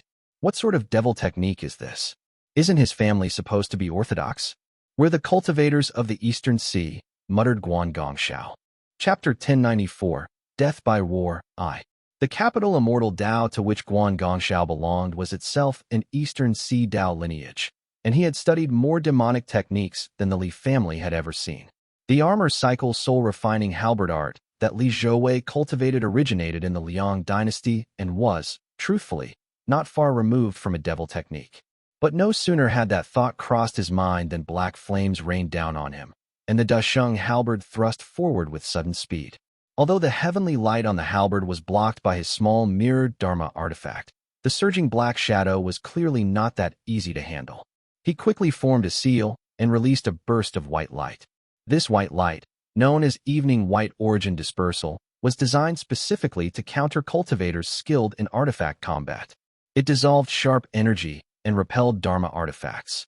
Guan Gongxiao had always found this spell invincible in battle, and it had indeed helped him resist the halberd's strikes earlier. Yet when the white light was released this time and rose before the halberd, a surge of black flame erupted from the weapon, causing the light to collapse like air leaking from a punctured bladder. The Dasheng halberd broke straight through, and the heavenly light upon it slipped free from the mirror artifact's restraining field, shining brilliantly. Clang! Caught off guard, Guan Gongxiao yanked his Taoist scripture before him. Its pages turned without wind, spraying streams of pure qi that barely managed to hold back the halberd. Guan Can and Gongsun Baifan broke out in a cold sweat as they hurried to assist. But Li Zhouwei, having finally seized the initiative, had no intention of relinquishing it. The Yang Radiant Red Sparrow banner surged at full power, sending 5 kinds of radiant fire crashing down. The heavenly light pouring from the celestial gate pulsed as well, and the 2 pinned Guan Can in place. On the other side, Gongsun Baifan, skilled in the blade, had barely stepped forward when a black shadow halberd ripped through the air and clashed against his blade. The rain-cloaked blade cultivator exchanged over a dozen blows in a heartbeat, then glanced upward to see that same shadow-wreathed man forcing Guan Gongxiao down with a single halberd strike. His face flushed as he teetered on the verge of falling from the sky. Gongsun Baifan was nearly the pinnacle of what a grassroots rogue cultivator could achieve. Ordinary family cultivators in the Foundation establishment realm were no match for him. Yet he still bore the common flaw of rogue cultivators: ignorance of spell arts and shallow Taoist attainment. He had clawed his way up relying on a single blade technique. He could hold his own against anyone, but he lacked any means of breaking through a stalemate. Perhaps if he served the capital Immortal Dao as a guest cultivator for 50 or 60 years, he might have transformed himself and soared like a great Pangwan. But for now, he remained a rogue cultivator, nothing more. Looking at the state of the battlefield, Gongsun Baifan knew that he would face harsh reprimands even if he returned alive. However, if anything happened to Guan Gongxiao, the consequences would be far worse. Guancan would surely be fine regardless, but what did Gongsun Baifan himself have to rely on? He had no choice now but to fight with everything he had. So he slapped his storage pouch, and 3 scarlet pills shot out, landing in his mouth. Biting his tongue, he spat a mouthful of blood essence onto his blade, causing lines of runes to flare instantly to life. In that brief instant, Li Zhouwei narrowed his eyes and said with a faint smile, "So it was merely a support Dharma artifact." Guan Gongxiao had always presented himself with a Taoist scripture, and anyone who fought him would naturally be wary of it as his trump card. But Li Zhouwei, who had struck unexpectedly with a halberd strike, had forced him into a desperate situation and discovered that the scripture was nothing more than a support Dharma artifact used for casting spells and releasing water techniques. The black bell is his true weapon, and it's already suppressed beneath the gate, thought Li Zhouwei. His halberd flipped and thrust forward, breaking through the scripture's protection and driving straight in. Heavenly light surged along the Dasheng halberd, its scorching heat igniting flames across Guan Gongxiao's face with a sizzling hiss. Not good. Guancan turned out to be the most surprised. The old man had clearly never imagined that the young gate heir he placed such high hopes on would truly have his life endangered by a single halberd strike. Startled out of simply observing, he immediately began gathering a spell in his mouth. At that critical instant, a white halo burst from Guan Gongxiao's body, and the runes on his chest lit up, repelling all the heavenly light and flames from his face. A metallic clang rang out as the barrier stopped the Dasheng halberd just in time. Li Zhouwei was not the least bit surprised. A man of Guan Gongxiao's status could not possibly be without protective life-saving items. Even he himself possessed 3 such treasures. But he had not missed his mark. The halberd slid upward at blinding speed and slammed into the mirrored Dharma artifact. Guan Gongxiao might have escaped injury thanks to the talisman, but his blood surged violently, leaving him no time to react. The Dharma artifact struggled twice before being pulled back and pinned beneath the heavenly gate by a sweeping strike of the Dasheng halberd. But before Li Zhouwei could press his advantage anymore, he was forced to turn his halberd as Gongsun Baifan broke free of the entangling black shadows and furiously charged in. A sharp clash rang out, forcing Li Zhouwei back a step. He was slightly surprised, but quickly understood that the man before him was fighting with his life on the line. He locked the Dasheng halberd with his long blade as 2 waves of black shadow spread outward. The halberd pulled back and swept in from the side, but Gongsun Baifan, having taken his pills, showed no fear. 3 water dragon shadows surged from his back, blocking the black flames from either side. At the same moment, he shouted, "Elder!" Prompted by the call, Guancan realized this was his best chance.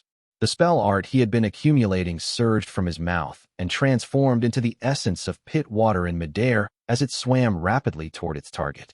But heavenly light flared between Li Zhouwei's brows, and Gongsun Baifan's hair stood on end.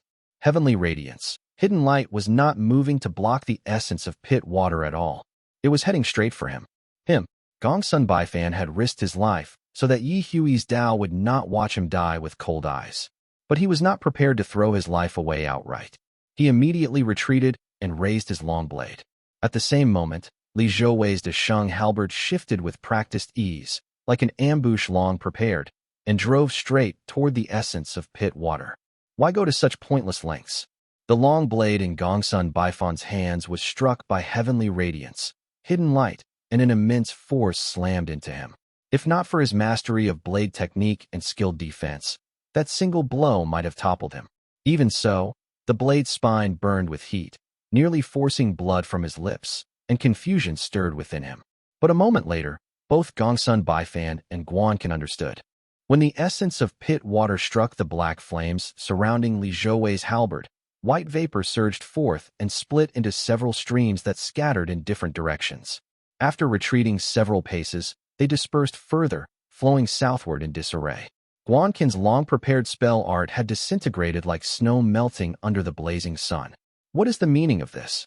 Gongsun Baifan stared in shock, while Guanqin's expression turned grave. Guan Gongxiao, the young gate heir, finally caught his breath and shouted, "That black flame is the great Liang's boundless essence spell." Guanqin understood immediately. When he saw Li Zhouwei wreathed in surging black fire, a sense of dread welled up within him. Boundless essence transforms pit water into radiant fire. Refined through the Liang martial era, it can now suppress, merge, and subdue. This just became troublesome, thought Guanqin. Li Zhouwei himself was astonished by the power of this halberd strike. The armor cycle soul-refining halberd art he practiced contained a hidden ability to break spells, which was how he had earlier forced out Guan Gongxiao's trump card so suddenly. Now a realization flashed through his mind. I only intended to use the spell-breaking ability within this technique, yet boundless essence can even shatter pit water. Excellent, excellent. Now that he had such an advantage, he immediately drew his halberd back and swung it around. Ignoring the crimson light, Guan Gongxiao spat out in a desperate attempt to relieve the pressure and thrust straight toward Gongsun Baifan. Everyone on the field now understood the situation clearly, except Gongsun Baifan. He only knew that Guanqin's spell art had been inexplicably shattered. His astonishment had yet to fade before the Desheng halberd bore down upon him, and shock gave way to sheer terror. Peng is a giant mythical bird from Chinese mythology that transforms from a fish called Kuan and soars across the heavens. It symbolizes great ambition and limitless potential. Chapter 1095, Death by Roar, 2. Li Zhouwei refused to relent. The heavenly radiance, hidden light between his brows grew ever stronger, condensing into a tangible white beam that locked Gongsun Baifan in place. If Gongsun Baifan tried to draw back his blade and retreat, his head would be blown apart. A dull thud echoed as the straw raincoat Gongsun Baifan had forged himself at the Qi cultivation realm tore with a sharp rip. Blood gushed from his mouth and evaporated before it even touched the ground. The three flood dragons were swept apart by a single halberd strike and erased under the heavenly light, sending Gongsun Baifan plummeting like a bird with broken wings. Black flames surged from his falling body, and Guanqin's eyelids twitched violently as he thought, that blade cultivator practices Jing Dragon King, 1, which also belongs to the pit water Dao. After that halberd strike, he'll be suffering indeed. Having forcibly brought Gongsun Baifan down, Li Zhouwei could not evade Guan Gongxiao's spell. The two fiery arms beneath his ribs thrust their halberds to block the crimson light, but he still took the blow with a muffled grunt, causing the scales across his body to ripple. He swung his blood-streaked halberd around and swept his gaze across the field, sending a chill down Guanqin's spine. He's coming for me. The fallen Gongsun Baifan was no different from a corpse. Now that Li Zhouwei knew his armor cycle soul-refining halberd art countered pit water, he naturally sought to use strength against weakness. Swallowing blood, he stepped onto heavenly light and advanced, terrifying Guanqin into hastily discarding the flickering yang radiant red sparrow banner still suspended in midair. With a sweep of his sleeve, he released several dark shadows. The shadows shifted and transformed before him, but Li Zhouwei did not spare them a glance. His grand-veined golden eyes glowed, piercing through the illusion in an instant. He stepped forward into the void, closing the distance in a single stride. At this critical moment, Guan Gongxiao finally rushed close enough. His body, now transformed into gray water, surged within the current Guanqin had summoned. He pulled a copper coin from his sleeve and flicked it lightly. Gung metal brings control. Protect and guard me. Although Guan Gongxiao could not match Li Zhouwei in battle, his reactions were far from slow. He had already deduced from their brief exchange that Li Zhouwei possessed a spell-breaking ability. Thus, without even casting a spell, he threw out a metal virtue Dharma artifact. A massive golden shield burst into existence in the air. It took the full force of a halberd strike wrapped in raging black flames, producing a thunderous roar before its light dimmed. But the two men had held their ground. When he saw his opponent bring out a metal virtue Dharma artifact, Li Zhouwei immediately activated the Yang Radiant Red Sparrow banner. Radiant fire surged downward, using fire to refine metal, while his halberd swept horizontally to extinguish the ongoing spells. The two direct disciples of the capital Immortal Dao suddenly found themselves caught in a dilemma. The reason was simple. Their Dharma artifacts were pinned beneath the heavenly gate and could not move, while Li Zhouwei's halberd strikes had a spell-breaking ability. Guan Gongxiao was holding on, but Guanqin was in deep trouble as his face contorted with pain. After barely a dozen exchanges, the two were still trapped, unable to advance or retreat. The metal virtue Dharma artifact was already sizzling and turning a glowing red. It was clearly on the verge of collapse. Guan Gongxiao finally grit his teeth and spat. This demonic wretch came prepared with boundless essence spell arts tailored against our gate. Gongsun Baifan's incompetence has brought us to this state. What are we to do now? The capital Immortal Dao's forces were still far stronger than those of the Li family. Even without Elder Guan Can, they retained a significant advantage. Guan Gongxiao's only aim was to stall Li Zhouwei. He had been confident that his side would have the last laugh and had no desire to call for more reinforcements.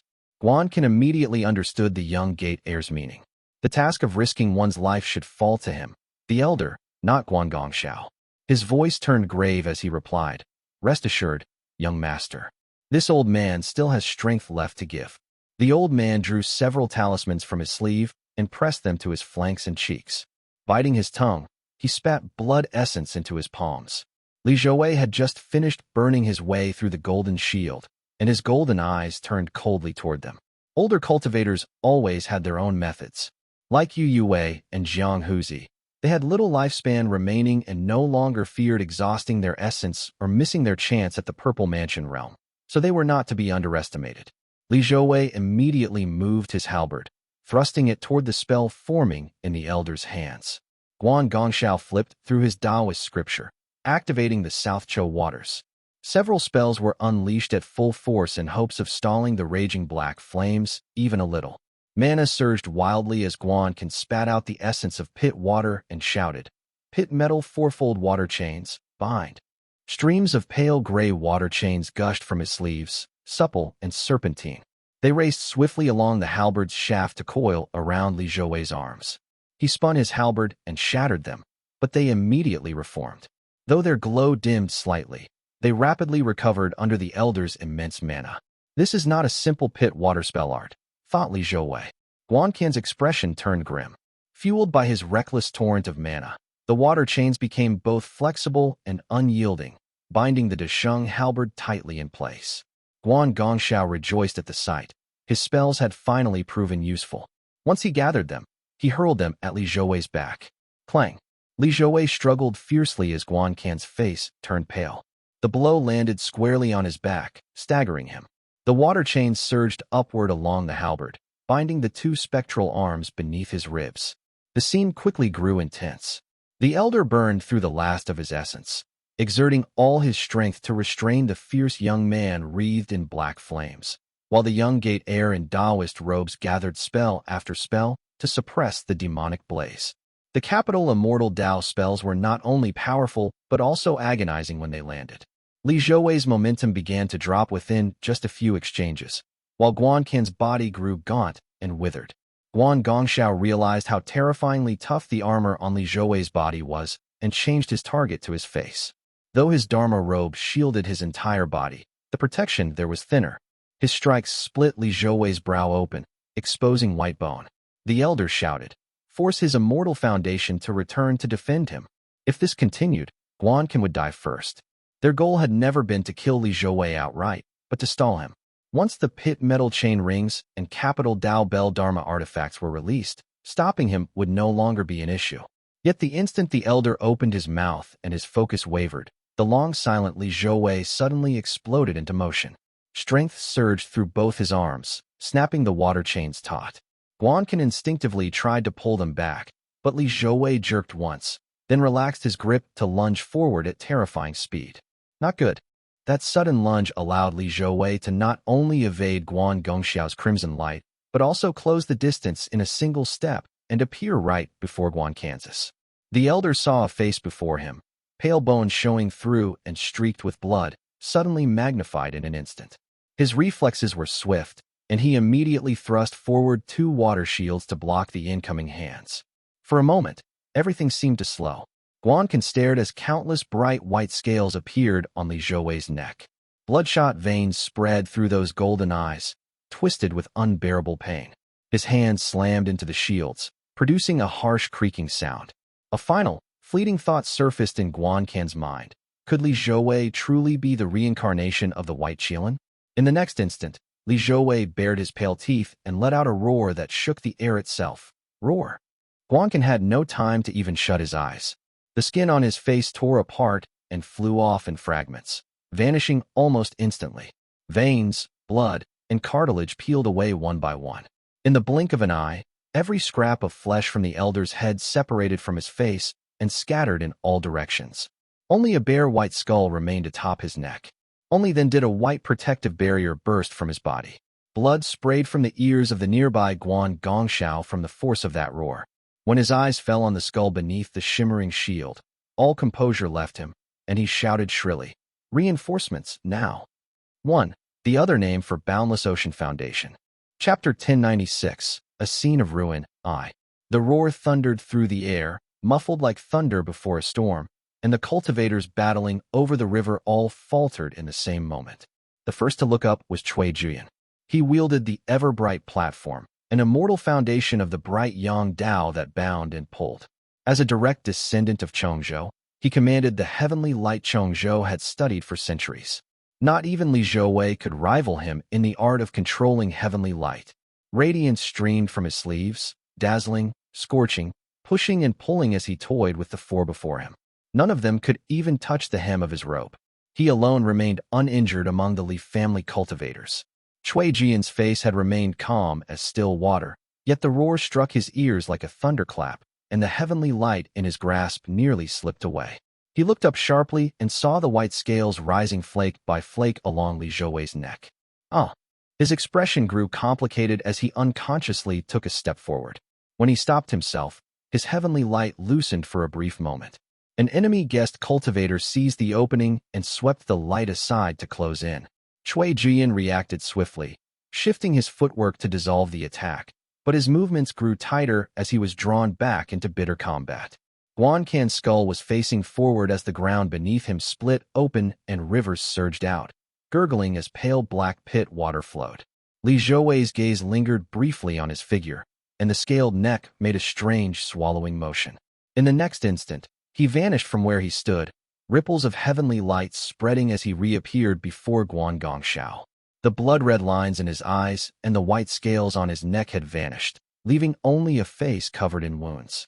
Guan Gongxiao, however, was desperately driving his spell art, crimson light flashing as his cry for help still echoed in the air. "Come quickly to my aid." The cry rang out, and the fierce formation of the capital Immortal Dao immediately fell into disarray. People tried to break free and rush over from all directions. The guest cultivators, elders, direct descendants all showed signs of coming to his aid. Li Zhouwei thrust his halberd with all his strength, shattering the crimson light Guan Gongxiao spewed, and heard a deep shout roll across the sky. When yang reaches its apex, 6 thunders are born. It was Li Chenghui. Li Chenghui's strength was considerable and his cultivation deep. He had broken through to Foundation Establishment realm even before Li Shiming had entered seclusion, and after more than a decade, he was already capable of challenging mid-stage cultivators. Yet breaking through required years of seclusion, and he had spent those years following Li Zhouwei everywhere, filling in gaps and putting out fires. He had no time to withdraw and cultivate. By the time Li Shiming emerged from seclusion, Li Chenghui had long been ready to step into the mid-stage at any moment. But as pressure from the Mifan 3 sects mounted, he devoted all his focus to his thunder arts. Capital Immortal Dao, after all, was a gate from the Eastern Sea. Of the 2 direct descendants battling him above the river, one wielded pit water and the other true fire. 1. The sect had clearly taken him into account, since the 2 they sent to block him were not particularly afraid of thunder. At that moment, silver-white lightning exploded and blazing light surged violently. The 2 opponents took the full force of his strike and were forced to retreat. Li Chenghui's ability to seize an opening was formidable. Using the brief distraction from his words, he fully activated the six-fold profound thunder punishment tokens. He shot through the thunderous cascade, stepping on lightning and arriving before Guangxiao and his companion in an instant. The instant the thunder roared, Li Zhouwei lifted his head, and a beam of heavenly radiance, hidden light burst from the center of his brow. Guangxiao no longer had the luxury to deal with Li Changhui. One hand held up a talisman, and the other formed a seal. The radiant essence sandstorm rose again to meet the light. Guangxiao's sandstorm was naturally no match for heavenly radiance, hidden light, but it was enough to hold it back for a moment, especially since there was some restraining interplay between them. However, even if he managed to defuse the immediate crisis, he was not relieved. Beside him, Li Changhui suddenly opened his mouth and spat out a brilliant white point of light. It was the purple talisman origin light secret technique. The point of light expanded in an instant. Guangxiao barely managed to lift his head high as the talisman in his other hand flared, and a thunderous boom followed. Boom! A circular wave of white light rippled through the air, its brilliance sweeping across the river. Waters surged and stones tumbled as the white light swelled and transformed into a purple thunder cascade pouring down from the sky. Guangxiao's shield dissolved rapidly within the thunderfall. The young master of capital Immortal Dao truly carried many treasures. Still, even though the stray arcs of lightning only brushed against him twice, a long halberd wreathed in raging black flames was already thrusting toward him. Guangxiao gritted his teeth and broke free from the lightning's grip. He circulated the South Chou waters, scattering into countless streams of ashen water and moving within the currents conjured by his Taoist scripture. But escaping was far from easy. Guangxiao had been grazed. His back was scorching hot, and his Taoist robe sizzling as it burned. He knew Li Zhouwei's perception technique could pierce his evasive maneuvers in moments, so he emerged from the edge of the water and charged toward the nearest person. The nearest form of aid was a guest cultivator of the capital Immortal Dao, square-faced and big-nosed. He had been hurrying over with what virtue radiance gathered in his hand. Yet before he could even reach Guangxiao, a long halberd wreathed in fierce black flames came hurtling toward him. The guest cultivator dared not intercept it. His spirit wind stopped abruptly as he retreated a step, leaving Guangxiao to fend for himself. The young master fumed with rage, but fortunately Guanlingdai, who had fought Li Zhouwei before, had been watching from afar. A white dart intercepted the halberd with a ringing clang, forcing it upward. Guangxiao quickly hurled out wind and sand to scatter the heavenly light, allowing him to slip through as water. Li Zhouwei finally withdrew his halberd, while Li Changhui used thunder to block the two enemies rushing in to entangle them. The battle over the river ground to a halt as the combatants gradually separated. A pale Guangxiao reappeared on the far side of the river. The cultivators of the capital Immortal Dao also withdrew one by one and gathered beside him. Since the capital Immortal Dao held the advantage, retreating was not difficult. Killing Guangxiao was entirely impossible. Ye Hui and Li Shiming were both in the Great Void, and there was no reason to slay the enemy's young master in combat unless the conflict escalated to the Purple Mansion realm. The Li family absolutely did not wish for this matter to escalate to the level where a Purple Mansion realm cultivator would intervene. Li Zhouwei had already broken through the suppression of 3 opponents, crippled Gongsun Baifan, and slain Guan Can, yet still had strength to spare. The outcome of this battle was already all but decided. Although the Li family's strength was inferior and its position was precarious, the capital Immortal Dao could no longer find anyone capable of stopping Li Zhouwei. Purple Mansion realm direct descendants like Guangxiao and Li Zhouwei entering the ranks of guest cultivators would be like tigers loosed among sheep, enough to turn the tide of battle. And that scholar of the bright Yang Dao, he is not simple either. All these years, it was not just our sect paying a heavy price. The Li family too has been preparing in secret. Having escaped danger, Guangxiao's heart steadied. He swept a heavy gaze across Li Zhouwei and the others, then touched the jade pearl bracelet hidden in his sleeve. Only 3 of the 10 jade pearls had shattered, which brought him some small comfort.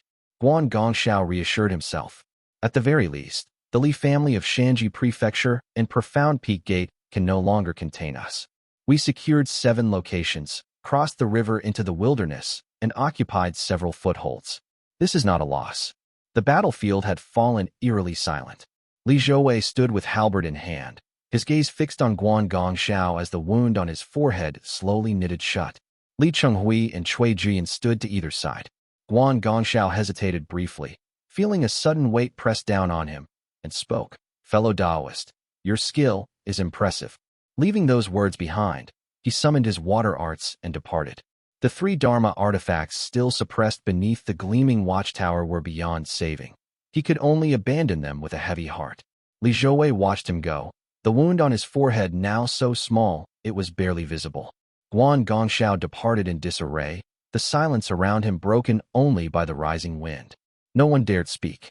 It was not until he reached the depths of his own territory that Guan Lingdai approached to comfort him softly.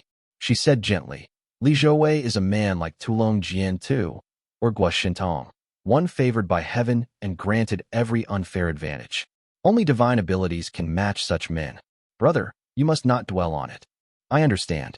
Though humiliated and defeated, Guangxiao did not lose heart and simply replied, there are those who will deal with him. We need only do our best. 1. Previously known as True Flame. 2. Previously known as Tu Longjian. Chapter 1097. A Scene of Ruin 2. Floating South Territory. Golden mist filled the skies, and true fire flowed like a river. Li Minggong raised the 6-cornered scarlet flame lamp high in her hand, its flames roaring skyward and holding back the surging golden mist. On the other side, the Chongming Profound Insight screen radiated with dazzling light, its cascading azure glow capturing streaks of golden brilliance. The great battle in the floating South Territory had already reached its final stage. Situ Mo hovered high in the sky, his diamond-patterned golden feathered robe billowing as he gripped Ding Weizing's long staff with all his strength. Streams of golden chi flowed down his cheeks, making him look terrifying. On the other hand, Ding Weizing was in even more miserable shape. His Dharma body was covered in wounds from head to toe, as dark red blood stained his robes, and a massive gash split open his abdomen, revealing glistening internal organs glowing faintly with Dharma light. Situ Mo stared at him with a dark expression, his gaze drifting from side to side. That wretched, foul-mouthed hooked serpent was still lurking nearby, its whereabouts unknown. Time is running out. Situ Mo had not fallen short of his fearsome reputation. His techniques had even surpassed the Li family's expectations. The Golden Tang Gate Master had single-handedly held off both Ding Weizing and the hooked serpent, one man and one beast, and pressed them so hard that Ding Weizing's injuries grew worse and worse.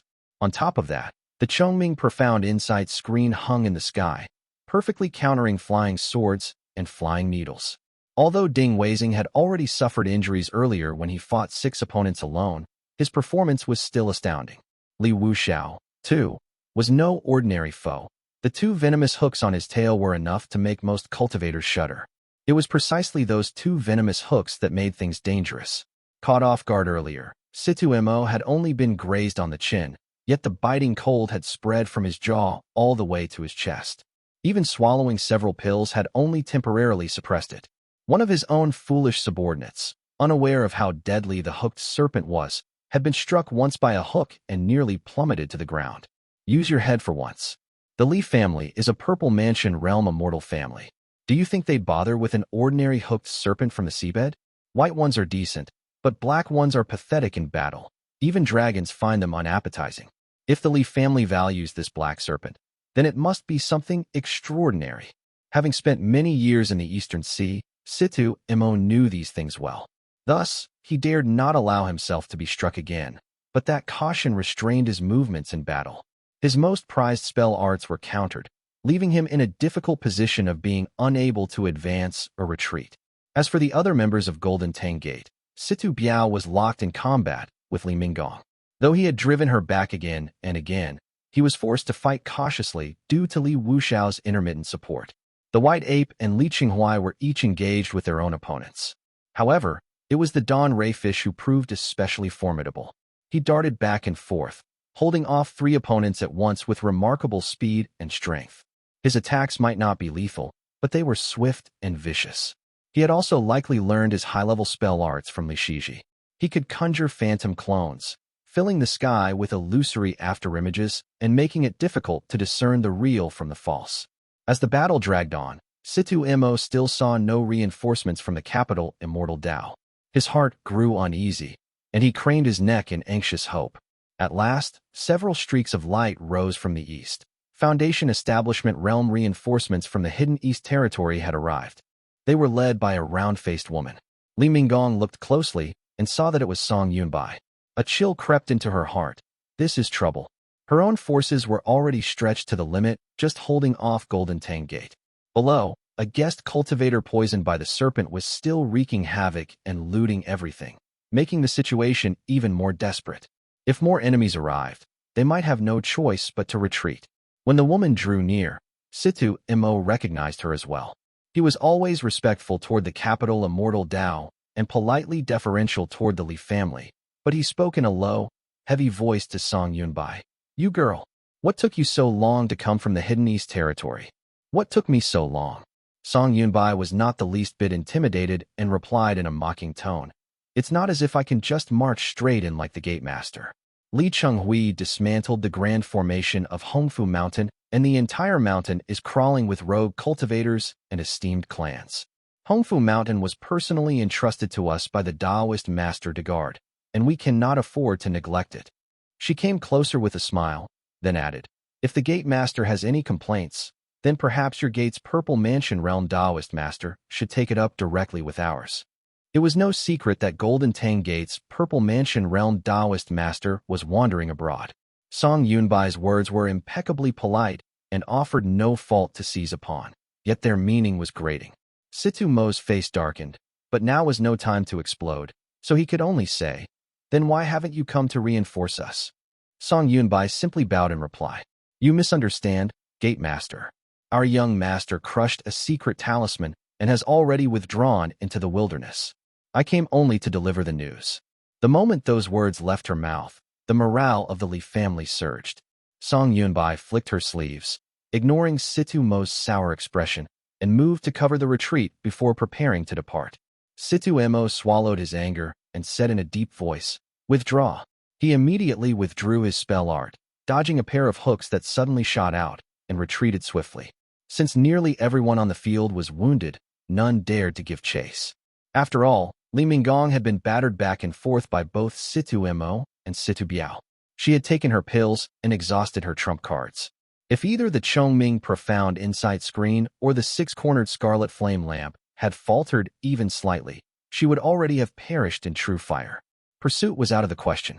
Ding Weizing was the most severely wounded, but thanks to the protection of his Dharma body, he still seemed in tolerable condition. The White Ape and Dawn Rayfish had sustained minor injuries, while Li Wuxiao had fought with stealth and cunning. Though he had played a significant role, he escaped with only a few cuts. Li Qinghuai lacked significant dueling prowess and had faced a mid-stage Foundation Establishment Realm opponent. Yet with the Upper Feather Knight robe and Night Ghost secret talisman gifted by his parents, his foe could not even touch him, while the Night Ghost left the enemy reeling. As a result, he was in the best condition of all, having lost hardly any mana. Li Minggong finally let out a breath and nearly collapsed. She beckoned Li Qinghuai over to handle matters and murmured, they captured Elder Siwei under my watch. I have no face left to see the old master. Li Qinghuai soothed her with a few words and had the White Ape support her back. Flames roared and black smoke billowed all around. The floating South Territory, which had only just begun to recover, was once again left in ruins, with most of its mountain formations shattered and devastated. Chapter 1098, The News from Jingyi, Wilderness. As the fierce battle came to an end, Li Zhouwei took stock of his severe injuries.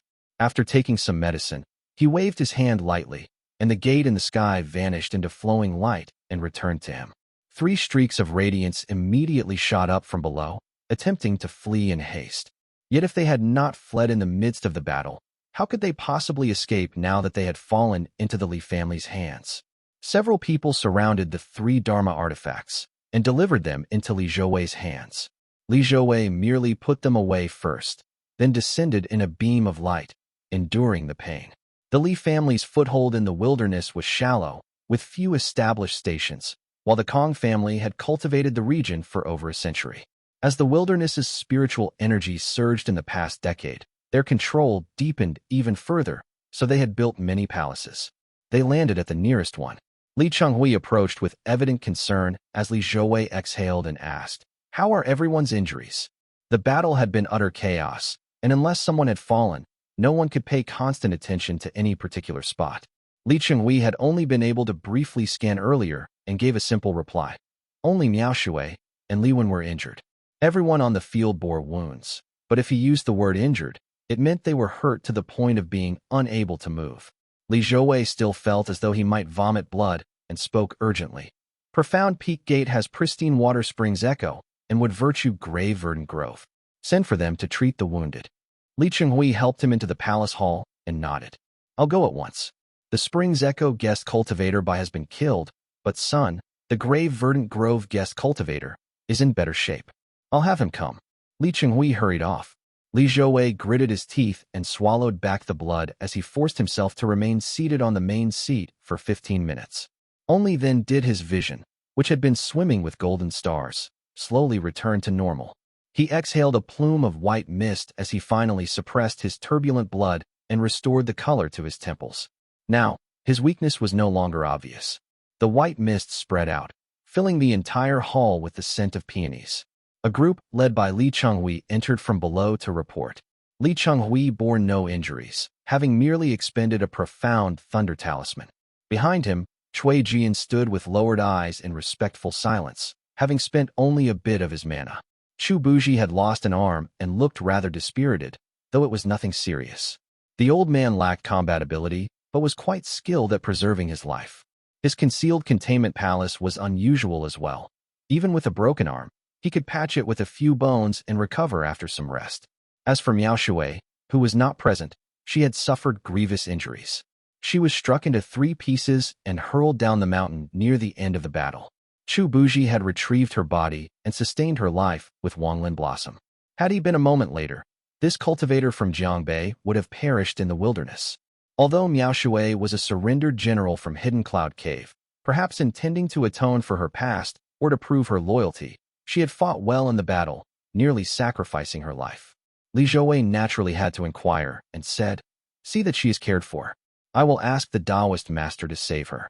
As for Li Wen, whose immortal foundation was the court guard, though his rank was not high, he still had a Dharma body. He had only lost 4 fingers and shattered much of his bones, rendering him immobile, but his life was not in danger. After hearing the full report of his cultivator's injuries, Li Zhouwei felt his heart settle somewhat.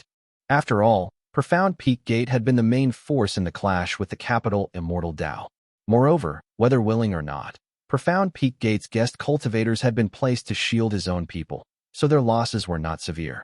But nearly all major casualties are on the Profound Peak Gate side. My family had gone all out. Yet the Profound Peak Gate's guest cultivators had been positioned to block with their lives. From a rough glance just now, this battle alone cost Profound Peak Gate nearly 10 Foundation Establishment Realm cultivators. Not just these guest cultivators, even the direct descendants of Profound Peak Gate must be deeply shaken right now. It was no easy feat to achieve the Foundation Establishment Realm. No matter where they went, such cultivators were at least regarded with respect, if not treated as honored guests. How could anyone willingly die in such numbers after a single battle? The Profound Peak Gate name was not a magic charm. How many would truly be willing to charge through fire and water for it? The fact that these people had not scattered from the very beginning was almost entirely due to the pressure from their own Purple Mansion Realm cultivator. He understood this clearly and deliberately turned to question the Profound Peak Gate. The Profound Peak Gate cultivator wore coarse robes. Guest cultivator Sun, who cultivated Grave Verdant Grove, looked aged and desolate as he answered. To answer the family head, we lost 2 early-stage Foundation Establishment Realm cultivators, 1 mid-stage cultivator, and 1 early-stage direct descendant was crippled. We did kill 1 mid-stage elder and 1 early-stage Foundation Establishment cultivator from the capital Immortal Dao, and he seemed reluctant to speak and, after a pause, continued. 2 of our consecrated ones were captured, and 1 of them surrendered before even leaving the territory. It was, after all, a shameful matter, and the remaining 1 would surely surrender as well. Guest cultivator Sun quickly fell silent, and Li Chenghui spoke up. At present, the remaining direct disciples are Kong Qiuyan and Kong Xiaxiang at early Foundation Establishment Realm, Kong Guli at mid-stage, and Kong Gushi, the Gate Master, at late stage. Among the guest cultivators, there is Sun Bai, a mid-stage Foundation Establishment Realm cultivator, and Fu Yuezi, at late stage. The other two guest cultivators are all lying on the ground. Li Zhouwei noted that these were all from the Kong family, but saw no sign of Kong Gushi. The profound Peak Gate Master had fought the hardest, so he was likely barely clinging to life. He asked directly, "How much of Shanji Prefecture has been held?" Sun Bai froze for a moment, then replied softly, "About 60% has been preserved. Only the 27 towns near the southern border remain. Several mountains have been lost, and the market city has been lost, but the mountain gate remains intact. The young master is cultivating within the mountain gate and is unharmed." This young master naturally referred to Li Jianglong. After Changxi's death, the people of Profound Peak Gate were eager for Li Jianglong to return safely to the Li family and would not dare mistreat him. Li Zhouwei paid it no mind and sighed inwardly. If no outside force intervenes, it will be difficult even to hold on to our current territory in the wilderness, let alone control Shanji Prefecture. It would have been better to yield it to the Purple Smoke Gate earlier and gain some assistance. Their Taoist master had yet to send word, and Li Zhouwei dared not act rashly. He dismissed the crowd and waited for a while. At last, news he had been longing for arrived from the west, and the figure of the white ape appeared before the hall. He hurried forward to meet him and asked, "How is the floating south?" The white ape reported everything in detail. Li Zhouwei exhaled slowly, but when he heard that Siwei had been captured, he froze briefly before speaking in a deep voice. "Send someone immediately with Situ Ku to try and exchange him for Elder Siwei. If the capital Immortal Dao takes him away, it will no longer be the same matter. If the Li family used Situ Ku to exchange for Siwei, Situ Mo would surely agree wholeheartedly. But if Siwei was taken away by Guan Gongxiao's people, things would change completely. Guan Gongxiao would not even glance at Situ Ku.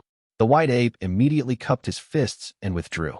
Though Siwei's strength was not exceptional, his loyalty was unwavering and his contributions significant. Li Zhouwei was unwilling to see anything happen to him. He paced back and forth in the hall. He felt that the chances of success were slim.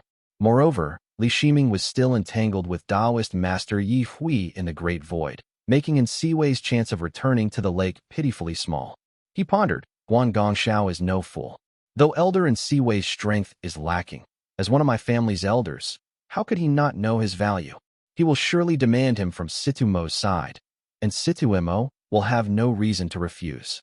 Chapter 1099, The News from Jingyi, 2. Riverbank. After a fierce battle came to a halt, spiritual energy still rippled through the sky, and the plants on the ground drooped and withered. Cultivators were stationed at several points to tend to the spirit veins damaged by true fire or gung metal. The scene was bustling amidst the ruins. Though both sides desired the wilderness and thus strove to fight in the air rather than on the ground, considerable damage had still been done during the battle. Fortunately, Guanqin had died at the source of the land's veins, causing the water vein to surge with vitality, so the loss of spiritual energy was not too great. Kong Gushi descended from the air and lifted his Dharma robe. His two legs looked as though they had been gnawed by dogs, missing chunks here and there, exposing translucent flesh and pale white cartilage. The capital Immortal Dao's Dharma artifacts are formidable. These wounds will be difficult to heal. His mana was nearly exhausted, leaving him unable to heal, and the wounds were further complicated by residual mana. He quickly swallowed 2 pills, hastily covered his legs again with the robe, and spoke to the Profound Peak Gate disciple approaching to greet him. The Peak Masters have all suffered serious injuries. I saw that Guest Cultivator Sun and Guest Cultivator Wu seemed in better condition. Where have they gone? The disciple hesitated twice before replying. Replying to the Gate Master, the two have gone to Lord Qinghui's hall to report. Kong Gushi paused for a moment, then quickly nodded. Good. I was too slow. I shall go there at once. He looked around and saw not a single guest cultivator in sight. Only his family member, Kong Xiuyan, was tending to their disciples within the formation. Most of the Foundation Establishment Realm cultivators had fallen, and those still standing had gone ahead to receive the Li family's people. When he looked more closely, he found that even the disciples dispatched from their own gate were few, with no more than a handful scattered about. A dozen or so lay groaning on the ground. Adds by Pubrev. He could not help but ask, the disciples of the 17th peak, why are there only a few of them left? There had been little involvement of Qi cultivation realm or embryonic breathing realm cultivators in this war between the two sides. Foundation Establishment Realm Cultivators fought in the skies, while the Profound Peak Gate disciples on the ground mainly faced esteemed families crossing the river, who were hardly formidable opponents. Although the enemy had more Foundation Establishment Realm cultivators and many accidental deaths had occurred, the losses should not have been this severe. The disciple paused, uncertain how to explain. A disciple like him could sense some things, but the lofty gate master might not. He quietly replied. To answer the gate master, the brothers fought along the river, retreating as they fought. Perhaps they flew a little farther along the way and lost their way. If we wait a while longer, they should return. Lost their way. Although Kongushi had not been in charge for long, he was no fool. When he heard those words and saw the disciple's expression, he suddenly understood. Pressing his lips together, he spoke bitterly. Oh, let them go then, perhaps it is for the best. The Profound Peak Gate was not a gate that had sprung from nothing. Most of its disciples came from the esteemed families of Lake Xian and Shanji Prefecture. If those places fell into enemy hands and they could not even protect their own families, then their disciples leaving on the wind was only natural. Though Kongushi felt bitter sorrow, he still understood in his heart, when Shanji is completely lost, more will leave. Enduring the pain, Kongushi took to the air. A man clad in ochre armor with a dark patterned face mask, wielding a spear and an axe, his body covered in blood, flew down. He descended before Kongushi and rasped. Fu Yuezi has just tended to his wounds, and has come at once to pay respects to the gate master. Fu Yuezi had just fought 4 opponents alone, and had 2 shattered ribs that were exposed to the air. Kongushi quickly helped him up, covering his own shoulder as he pushed him forward a step, and said, Go see Lord Chengwei. Why waste time coming to see me? Fu Yuezi refused to move. Kongushi, too injured to push him, sighed and stepped back. At that moment, an elderly man hurried up to him and halted hesitantly. His hair was disheveled, his crown askew, his appearance wretched, and his eyes bloodshot. Kongushi felt as if an ice pit had cracked open in his chest at the sight, chilling him to the soles of his feet. The back of his left heel, already sliced away, throbbed with hollow pain as he asked, Old brother, what is the meaning of this? This elder was the very one Kongushi had sent to Jingyi Mountain early on. After Changshi's death, he had crushed the jade pendant he carried to summon aid. Now he had returned in disgrace. The old man fell to his knees with a thud, crying and lamenting as he answered. The people stationed in the market at Jingyi Mountain said that Taoist Master Xian Yi was not in the mountain, and those disciples were so haughty they would not even lower their heads to look at me. I then asked about 17th brother, but they said he refused to meet me. The family sent 8 letters before, and he never replied to even one. Now, I went to Yuezhou Island and was driven out. What? Kongushi felt his breath leave his lungs, leaving him momentarily dazed. It took several breaths before he recovered as he asked in disbelief. Did he not request provisions from the gate just a year ago? Yes, replied the elder. Kongushi understood now and nearly collapsed. The man who had not shed a single tear even while fighting, covered in blood and flesh, now broke down crying, choking out 2 sobs before swallowing them back like a strangled rooster. Alas, it's over now. How am I to explain this to Taoist Master Zhaojing? He wiped his tears. With both his own younger brother and Taoist Master Xian Yi proving unreliable, Kongushi feared the Li family might reconsider their alliance, and if that happened, his own ruin would be absolute. Beside him, Changxiao was equally uneasy. Glancing at her gate master, she asked helplessly, What else can we do? He has reached the shore and refuses to set foot on a sinking boat. A heavy silence fell as they looked at one another. Kongushi's elder brother's expression was bleak. He glanced around and asked, Where are they? The 3 words struck them like a heavy hammer. The elder read their faces and understood, his body going limp as if his bones had been drawn out. He asked, With Profound Peak Gate's allies merely watching and Jingyi Mountain shutting us out, our family is in dire straits. It would be better to abandon the gate early and seek refuge on the sea. At least then there might be a chance at survival. Chongzhou closed her eyes silently and replied, Who would follow you to such a forsaken place? Sunbai, which guest cultivator would? How many Foundation Establishment Realm cultivators could you possibly support on some random island? Beside them, Fu Yuezi fell to his knees with a thud, choking with emotion as he said, No matter where the gate master goes, I will follow unto death without hesitation. Kongushi was horrified by what he heard. his soul scattering in fear as he shouted, "What nonsense are you spouting? We follow only the Taoist master's orders. Where do you two get the courage to speak out of turn? Leave the mainland?" Leaving was unthinkable. The profound peak gate was too important, and there were still elders within striving for breakthroughs. Even if the gate were to fall, Konggushi would not dare harbor even a thought of departure. One would have to be mad to do so. What are they trying to do? This would be a slap in the Li family's face. And if that happens, where in this vast world would we still find a place to exist? The chill crawling up his spine snapped him out of his grief and rage. His face flushed red as he shouted loudly, "Remember this well. Even if we die, the Kong family will die in Jiangnan. We will die fighting the capital Immortal Tao.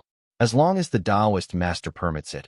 Even if there is but one patch of land left in Jiangnan, as long as we can raise our heads and see the Spirit Mountain in the north, we will go nowhere else. If elder brother dares speak such words again, do not blame me for showing no mercy with my sword." Chapter 1100. First Encounter, I. Konggushi's words made several members of the Kong family lower their heads. Changxiao answered softly, regret clouding her face as she shook her head. "My uncle meant no harm. I beg the gate master's forgiveness. If our uncles had not been slain by Changxiao Gate at sea, we would not have fallen into such hardship. Forgive us for troubling you." Before Konggushi could reply, a streak of purple lightning raced through the sky and landed before them, transforming into a silver-armored man.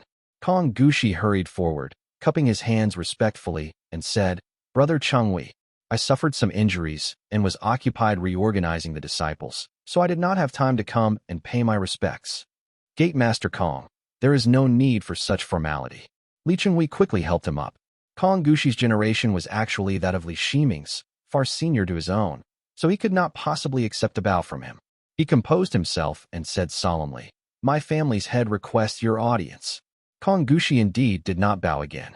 He rose at once and followed Li Chenghui closely. Li Chenghui knew that Profound Peak Gate had suffered heavy losses and offered words of comfort. "I heard several guest cultivators were injured, most while shielding our people. I offer you my gratitude on their behalf." It was only what ought to be done.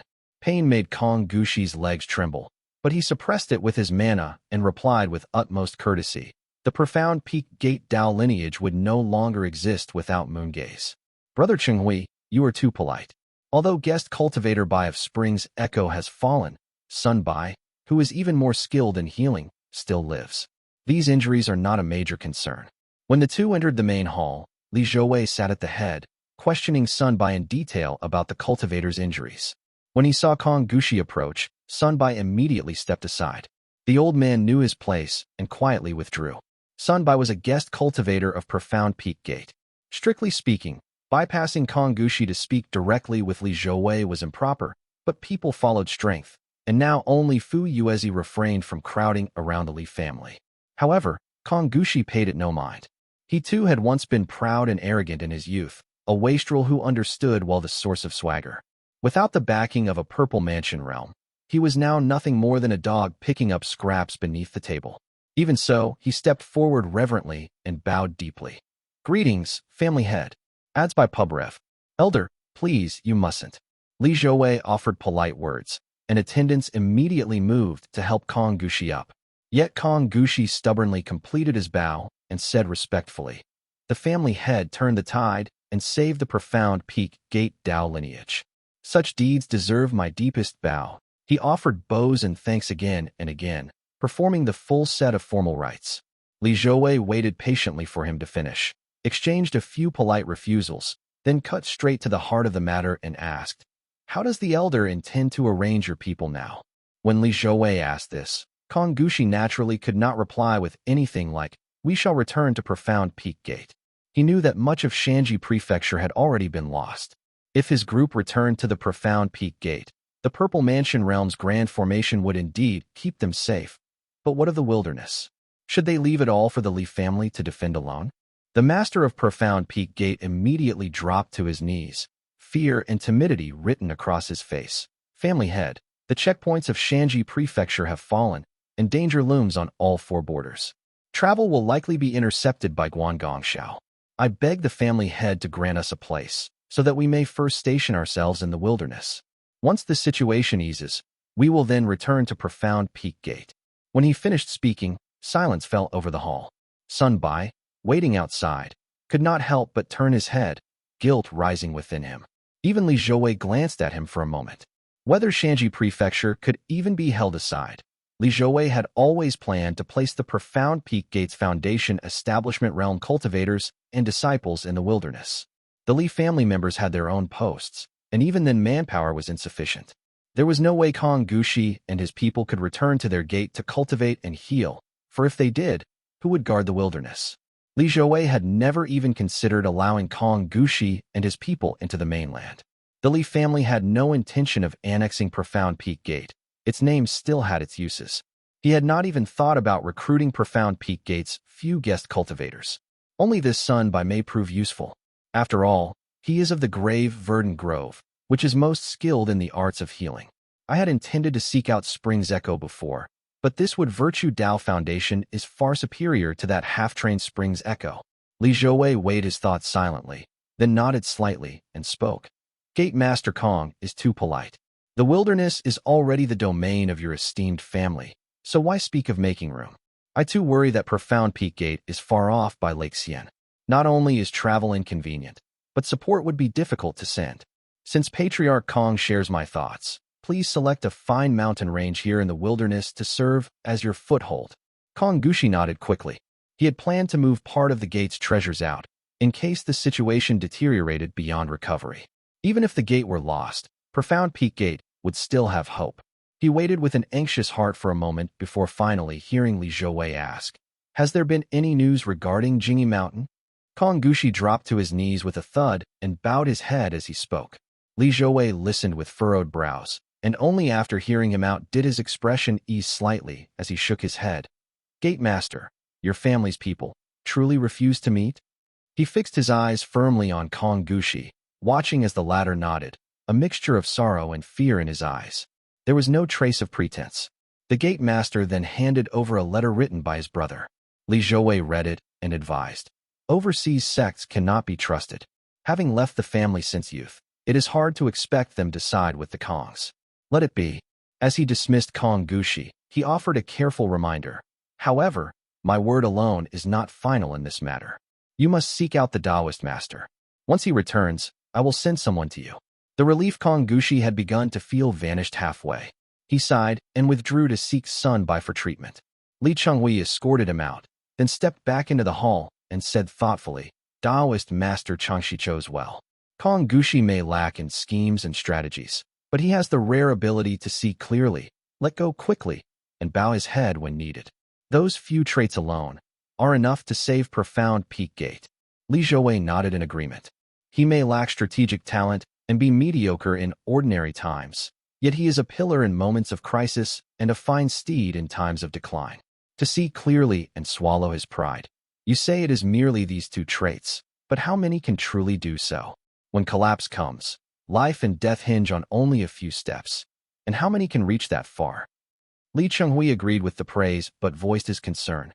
Only, with the Taoist master still absent and Jingyi Mountain's situation shifting again and again, the path ahead grows ever harder.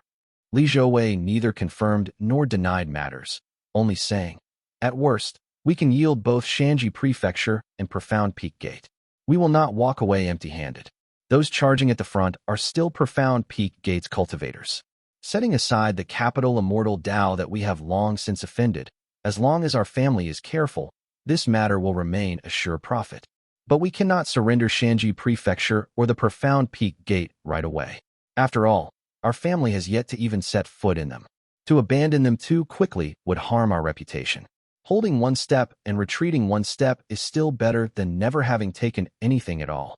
In truth, the Li family had suffered almost no substantial losses apart from Siwei in this great battle.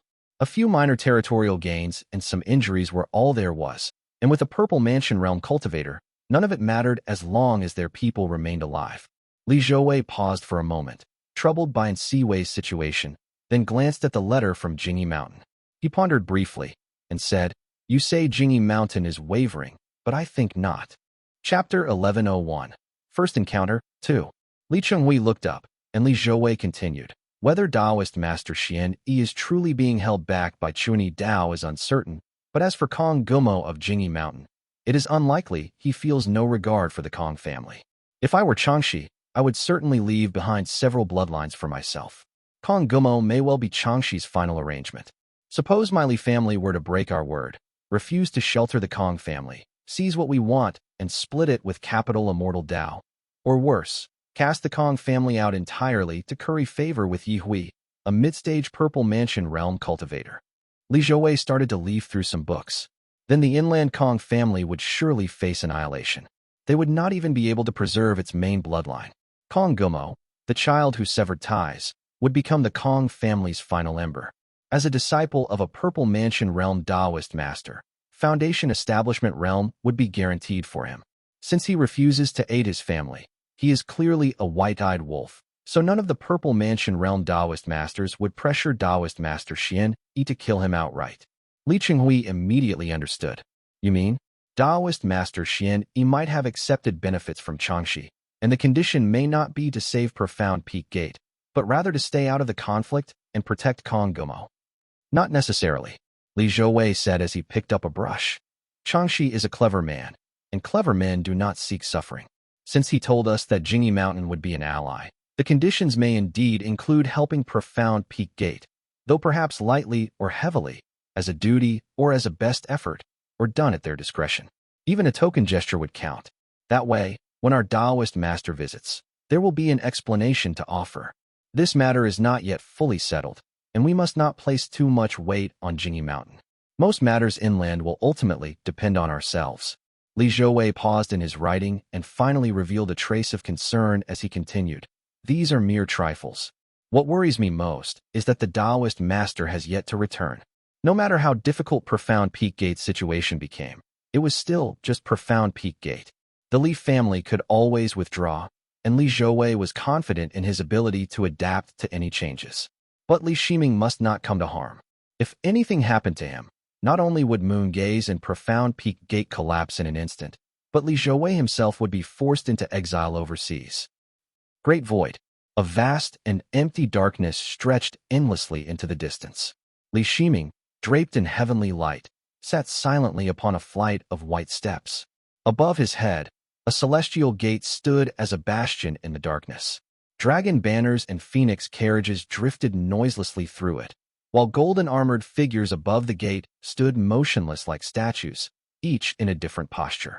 Only the white gold banners stirred gently, casting down streams of heavenly light like countless golden threads drifting softly through the air. Beneath the celestial gate were 3 white steps, each more than a few meters high. Li Shiming sat cross-legged on the highest step, torrents of violet flame flowing around his body. He remained silent, and his hands were locked in a sealing gesture. Outside the celestial gate, a dense dark purple radiance surged and retreated, almost merging with the void's blackness. From time to time, the heavenly light would disperse a portion of it, revealing an even denser surge of divine ability mana that sealed the entire gate within its grip. Ye Hui did not speak a single word, pressing his divine ability upon the great void and forcing Li Shiming to sit and respond.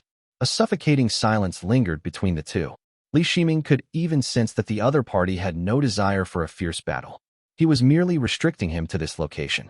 Although he held the Profound Peak Gate's treasured artifact, the mountain-charging sea-pacing tiger, and could use it to leave this place and rush to Li Zhouwei's aid if a crisis arose, Ye Hui too had his means. Li Shiming had no wish to truly clash with him. He simply sat there quietly, though the feeling of being restrained by another's ability was deeply unpleasant. Ye Hui's strength was undeniably superior. Li Shiming could feel the precision with which the man's divine ability mana pressed down and shrouded the great void. With the divine ability of South Cho waters veiling the area, he could not even discern the distances within the void. All he could see was a narrow patch of land beneath his feet, facing directly toward the wilderness.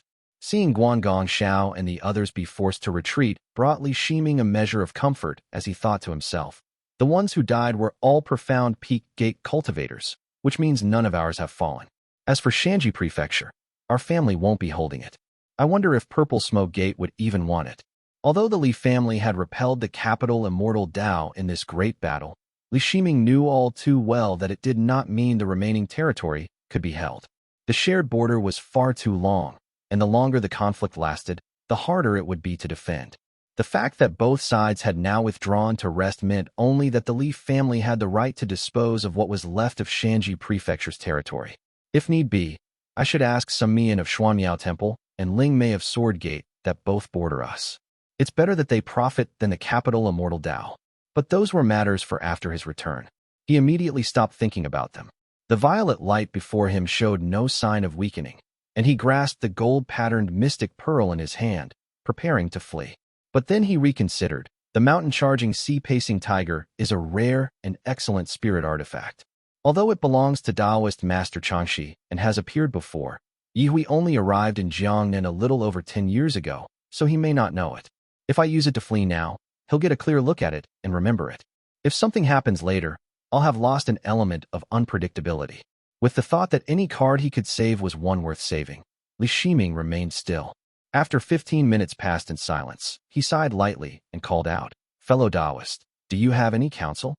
He waited a few seconds before Taoist Master Ye Hui's figure finally emerged from the great void.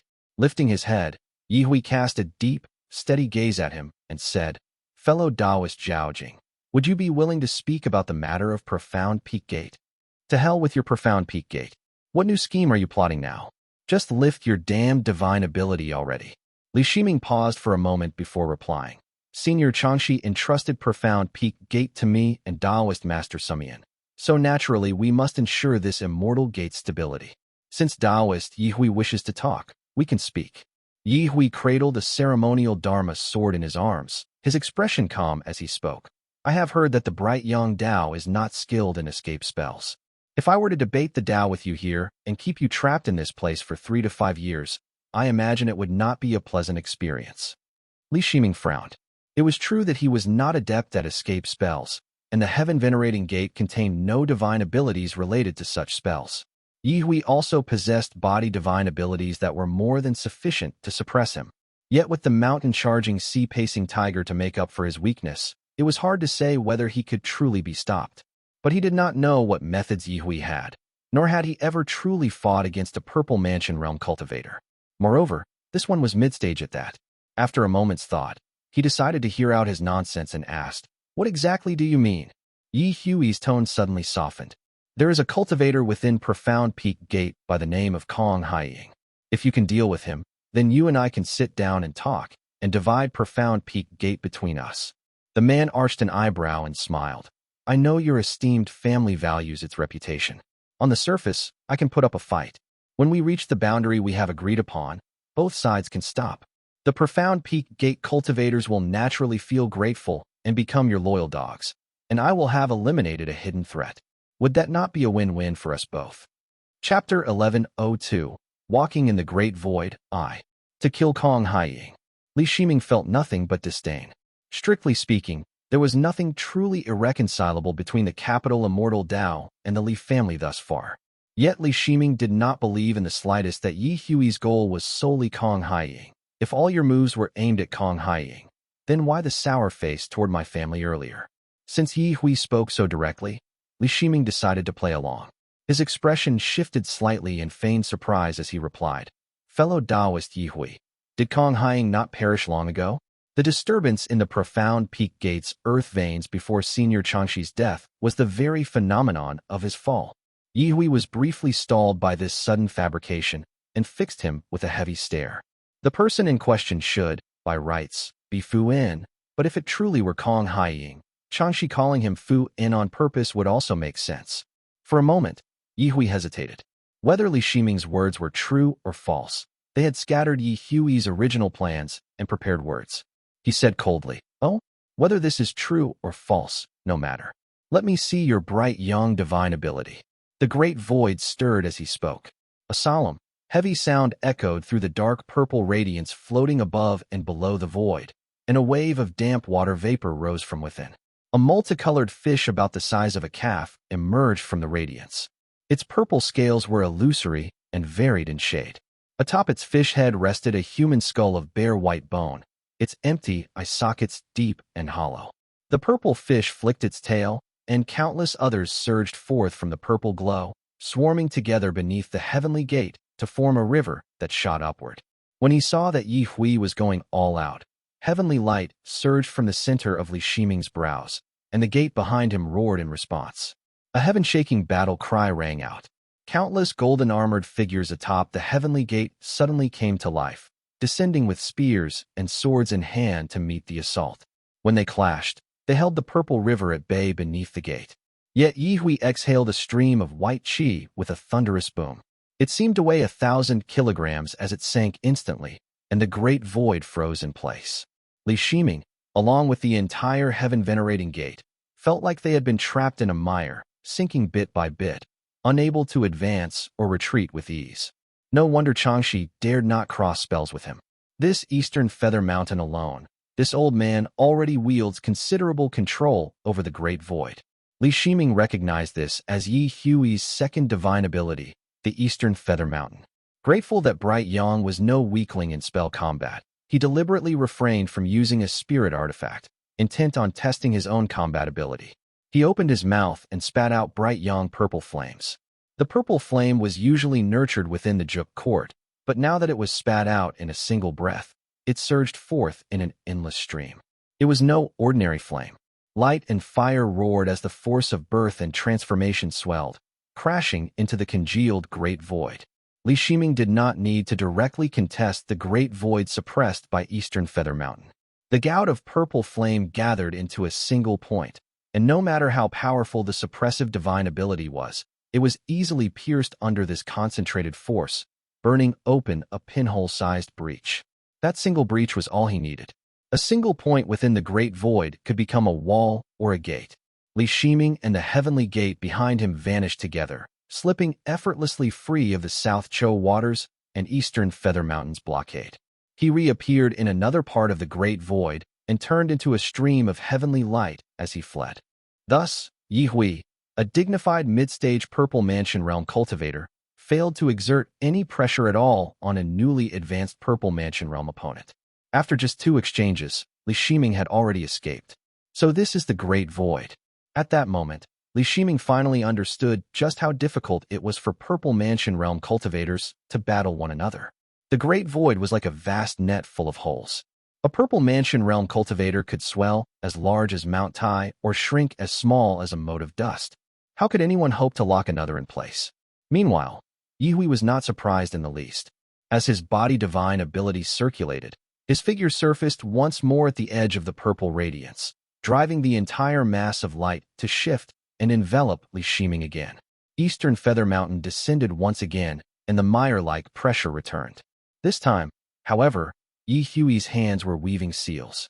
The instant Eastern Feather Mountain manifested, the great void beneath Li Shiming twisted and hollowed, causing his foot to slip into emptiness, preventing an immediate escape. Yet Li Shiming displayed no fear, gathering flame in his mouth and spitting it directly at the Dharma sword in Ye Hui's hand. The Dharma sword resisted the flames slightly, but a razor-sharp aura rose from the great void. Li Shiming recognized it as his opponent's spirit artifact. He suppressed the urge to draw his own and let heavenly light surge from the center of his brows as he shouted. Chi! Dazzling heavenly light instantly flared throughout the great void, finally revealing a gleam of brilliant gold. Heavenly radiance. Hidden light burst forth from the center of Li Shiming's brows and crashed down with a thunderous impact. Li Shiming had only cultivated heavenly radiance, hidden light, for a short time. It drew upon the innate divine ability of the Purple Mansion realm and his own heavenly light at the center of his brows. The combination of both abilities managed to block the spirit artifact's force. I may not match you in a duel, but can I not simply leave? Thought Li Shiming. Once was practice, twice was skill. Purple flames surged around Li Shiming as he escaped once again. Ye Hui stepped forward in pursuit, appearing close behind as his Dharma sword thrust straight toward him. Li Shiming immediately summoned the heavenly gate to block with divine ability, but felt a sudden chill in his hand as a streak of purple light shot up the back of it. Li Shiming blocked the divine ability without serious harm and seized the chance to widen the distance, flying for several seconds. When his opponent closed in again, he was wiser this time and spat a mouthful of purple flame directly onto the sword, dissolving the Eastern Feather Mountain's energy once again and escaping unharmed. Yet as he shifted sideways this time, the great void suddenly grew steeper making each step difficult. His spiritual sense swept out, and, sure enough, he saw the distinct pit water formation. A glance toward the manifested world showed towering mountains beneath his feet, streams winding around them. They had reached Mount Xianyu. Li Shiming had no intention of seeking aid from the Shao family.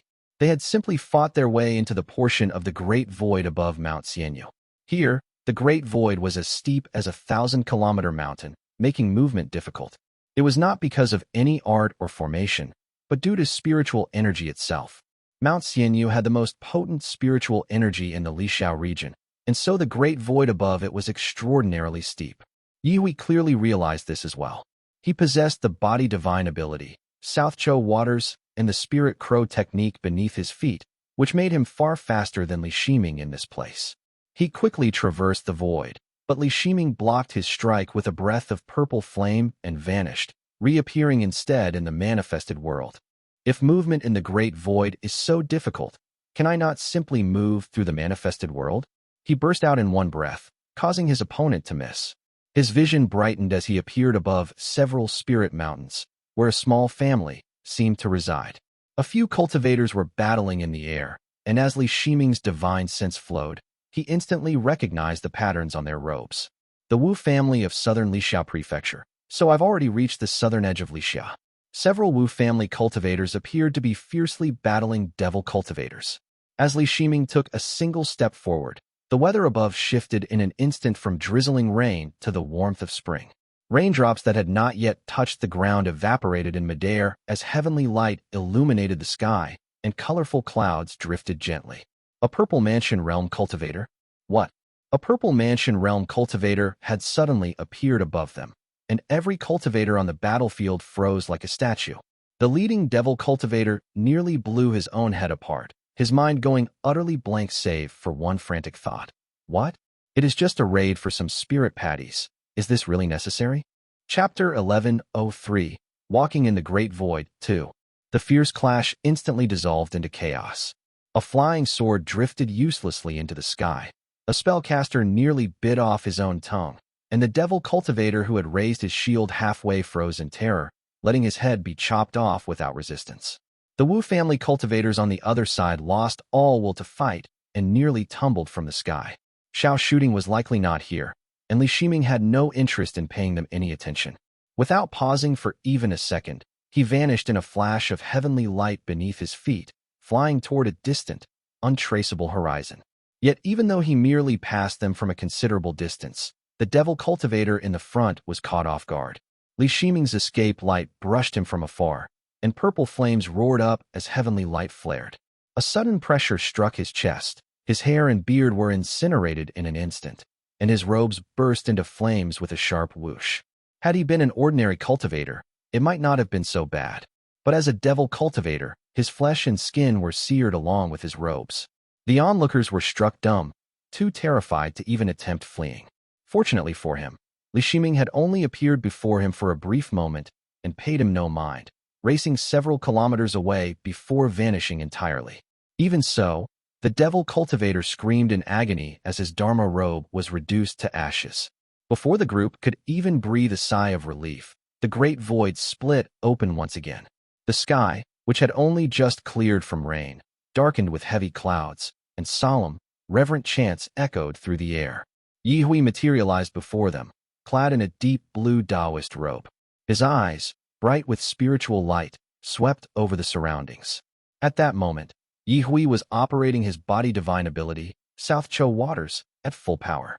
Nearly half his body had transformed into a purple halo and was further strengthened by Eastern Feather Mountain. That single glance struck like a thunderbolt under clear skies. Ye Hui vanished in a moment, but only after he disappeared did the 6 cultivators react, crying out in pain as purple light dragged them down from the air. Li Shiming had not yet left the Xianyu region. The moment the spiritual energy eased even slightly, he slipped back into the great void, but Ye Hui's purple light flared again right behind him. Southzhou waters was indeed fast, forcing Li Shiming to take another of his blows. Looking up, he saw the profound Peak Gate's mountain gate just ahead, but Ye Hui was already upon him again. The Dharma sword in his arms gleamed as every ghostly blue rune upon it lit up. Ye Hui's face remained cold and grim as he pursued Li Shiming.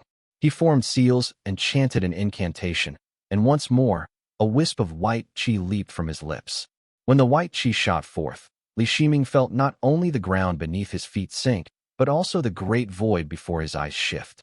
The stable earth formation light of Profound Peak Gate dimmed in an instant, as though veiled by a hazy white glow, and even the great void under his feet grew uneven and unstable. Eastern Feather Mountain still has such power? Li Shiming's spiritual sense stirred. The great void around Profound Peak Gate had become as still as dead water, and the entrance to the Purple Mansion realm formation now appeared hazy, shifting between near and far. He had known that the divine ability mana of Eastern Feather Mountain could affect the great void, but he had not realized it could wield such subtle influence. He spat out flames and slipped free of the great void, entering the manifested realm of Profound Peak Mountain. A vast expanse of purple radiance blanketed the mountain like smoke and mist, drawing the awed attention of cultivators across Shanji Prefecture. Ye Hui sat calmly atop it, astride a pitch-black crow. No wonder Ye Hui is confident he can drag this out for 3 to 5 years.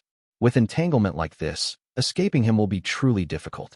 Even if he cannot kill me, he could easily wear me down to light injuries over the course of a few years. Li Shiming could not enter, but he felt little discouragement. As long as Ye Hui was determined to entangle him, even entering Profound Peak Gate would only mean being trapped in another place. For now, it made little difference if he remained outside, but he had already prepared his retreat before coming here. How could he let himself be trapped so easily? He watched coldly as Ye Hui's purple radiance swirled above Profound Peak Gate. Still, could Taoist Master Qilao possibly remain seated through this? He let out a cold laugh as he slipped into the great void once again. Though he could not enter Profound Peak Gate, he darted back and forth around it, circling and weaving in an unending pursuit. Even after taking several blows from a divine ability, the purple aura remained locked over the mountain gate for 15 minutes. Li Shiming knew that Sumian cared deeply for his reputation, so he deliberately kept the stalemate with Ye Hui going. As more and more cultivators gathered around, Li Shiming slipped into the great void again and finally saw Taoist Master Sumian reveal himself in the distance. The old Taoist sighed and spoke. "Fellow Taoist Ye Hui, cease your actions. I gave my word to Taoist Master Changxi to safeguard Profound Peak and cannot stand idly by." Taoist Master Changxi had died within Sumian's own Xuanyao temple, and even his corpse had been delivered to its gates. Which cultivator in Jiangnan or Jiangbei did not know of this? Lake Xian remained under Xuanyao temple's protection. The capital Immortal Dao had simply chosen not to attack. But now that Ye Hui had brought the fight to the mountain gate itself, Li Shiming was striking again and again without Sumian showing himself. Such an action would leave his reputation in tatters. Sumian had cultivated his reputation for centuries, much of which was tied to his legacy after death. Naturally, he could not abandon it. Forced into action, he stepped into the great void, and with that, Ye Hui finally halted his assault. "So it is Taoist Master Qilao." Ye Hui chuckled and replied, "I was merely sparring with Taoist Master Zhaojing. I did not expect the disturbance to grow so large as to trouble you, old master. In that case, let us end it here." He seemed to share a fairly cordial relationship with Sumian.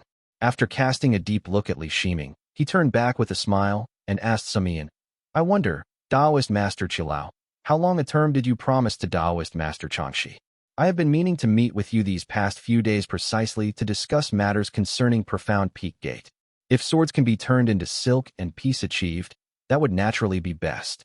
Sumian responded briefly.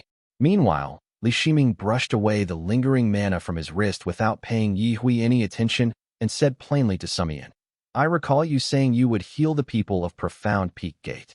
One member of the Kong family has been crippled, and 3 others gravely injured. I will send them to you when the time comes. I'll trouble you with their care." Li Shiming had no intention of exchanging hollow courtesies with Ye Hui.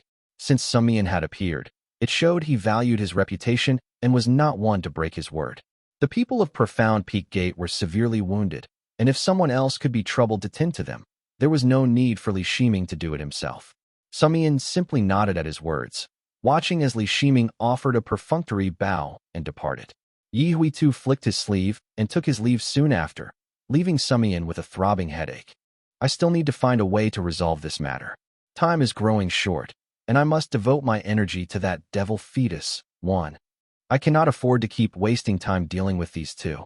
Sumian let out a weary sigh and made his way back to Xuanyao Temple, pondering quietly as he went. I must also find a way to open the treasury of Mount Shaoshi and resolve this matter quickly. Otherwise, idle eyes will keep turning this way one after another, dragging me into their mess and tying my hands. 1. This is referring to the essence stone devil fetus that Changxi gave him before his passing. Refer to Chapter 1086. Chapter 1104. Changxiao and Ye Hui. After traversing through the great void for a while, Ye Hui returned to his own Bay Mountain. There, Guan Gongxiao was kneeling before a stone stele at the mountain's summit, his forehead pressed tightly to the ground as he spoke with utmost respect. Greetings to Taoist Master. Your disciple has failed in his duties. We suffered casualties, lost men, and even misplaced a Dharma artifact. I beg the Taoist Master to punish me. Silence. Ye Hui raised a hand to stop him and frowned. This matter is not your fault. Our objective was achieved, and Profound Peak Gate suffered heavy losses. We reclaimed the territory we were meant to reclaim. It's only 3 Dharma artifacts, and not ancient ones at that. Guan Gongxiao kowtowed repeatedly, wanting to say more, but Ye Hui swept him aside with a wave of his hand. A moment later, even his shadow had vanished. A pity about Guan Qin. He was an old veteran, yet he was killed by Li Zhouwei. Still, he served his purpose to the end. It's not a loss in the grand scheme. Ye Hui poured himself a cup of tea by the table. After 15 minutes, someone stepped out from the great void. The Taoist master who appeared wore a robe embroidered with cloud patterns. His face was kind and gentle, like that of a benevolent elder of a family, though his eyes were narrow. He sat down by the table, his mood seemingly pleasant. After all the circling and scheming, this old thing finally got his way. Ye Hui inwardly held nothing but displeasure, yet outwardly he smiled and said, "Greetings, fellow Taoist Changxiao." This man was none other than Changxiao, master of Changxiao Gate. It was once a name that had resounded far and wide of a man who had carved his way through the 3 sects and 7 gates to achieve the Purple Mansion realm. Changxiao smiled faintly. "Greetings, Taoist friend. How fares your cultivation of the 3rd divine ability? The Purple Mansion threshold is difficult to cross. Take care." Ye Hui smiled without answering and asked instead, "It has been many years since I last saw fellow Taoist Chengyan. How is he faring these days?" Ye Hui had arrived in Jiangbei later and had not been involved in the Anhui Heaven affair, though he had heard bits and pieces. He bore no grudge against Chengyan. He simply detested fools and could not resist bringing him up. Changxiao understood the barb in his words and replied casually, "Him? He raised a promising disciple a few years ago, one who seems on the verge of bearing fruit. Since then, he's been reluctant to leave the sect until he has perfected his 2nd divine ability." Ye Hui hesitated for a moment before finally steering the conversation back to serious matters. "We've spent considerable effort on this, and my side has sacrificed more than a few people. The goal has at last been achieved. Taoist friend, can you see it clearly now?" "I have seen it clearly." An odd expression, tinged faintly with excitement, appeared on Changxiao's face as he nodded. "Li Zhouwei is indeed tied to the destiny of metallic essence. I used my life divine ability to witness from afar. It was the form of the white Qilin itself. All these years of suspicion truly had a basis. At last, we have a lead." Ye Hui seemed uninterested in his excitement and said in a measured tone, "To help you confirm this, I provoked the Li family for no good reason, lost an elder, disgraced myself, and failed to fracture Profound Peak Gate. I'm letting unforeseen variables arise. The price I paid was steep. You have truly troubled yourself, Ye Hui." Changxiao was clearly in high spirits. He laughed heartily and cupped his hands in thanks. "Sima Buoxiu is always on guard against me, and several families around the Divine Lake hold resentment as well. Without your righteous aid, it would have been quite difficult for me to uncover the truth on my own." Ye Hui, seeing him circle around the topic without getting to the point, lost his patience. He offered a polite smile and asked, "Fellow Taoist Changxiao, can you now hand me the crimson-headed profound soul?" No need to rush." Changxiao chuckled twice before answering.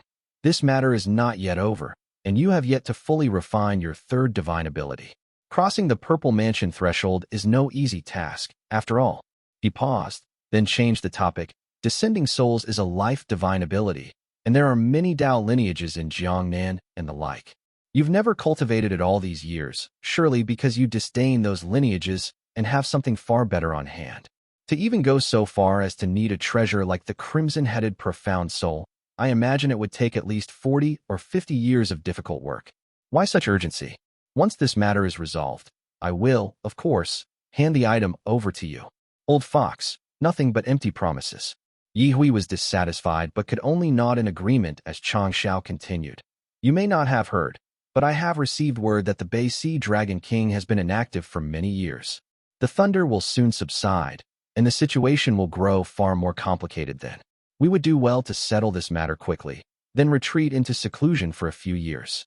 Ye Hui himself was a cultivator of the Eastern Sea, so how could he not know? He replied, that hardly counts as news. Changxiao understood his temperament well and said simply, but I do have a piece of good news to share with you. He smiled. Xian Yuan and Chuan Dao have come to blows, and their battle shakes the very seas. Even the Reef Sea Dragon King had to intervene to stop them. If this is true, then we need not concern ourselves with Jingyi Mountain and future matters. This piece of news finally made Ye Hui nod in satisfaction. Xian Yi was not a small figure, and if the cultivators of Jingyi Mountain had come forth, even his capital Immortal Dao might not have been able to match them. But now that Xian Yi was embroiled in trouble, it was unlikely that Jingyi Mountain's direct descendants would emerge, and that could only be considered good news. After exchanging a few more words with Changxiao, Ye Hui politely saw him off. When he returned to the table, his expression darkened as he stared gloomily in the direction Changxiao had departed. Only after a long while did he murmur softly, if the crimson-headed profound soul weren't so difficult to obtain, if that old fox weren't the only one in Doshuan to have a portion, I wouldn't have to endure his coercion like this. It's a pity that far too many arts within my Doshuan Dao lineage have failed and too much spiritual qi has vanished. Otherwise, I wouldn't have fallen to this state. The Doshuan Grotto heaven opens so rarely. Who knows when the next time will be? Waiting is not an option. He exhaled deeply, rubbed the center of his brow, and ground his teeth. That old thing must be doing this on purpose.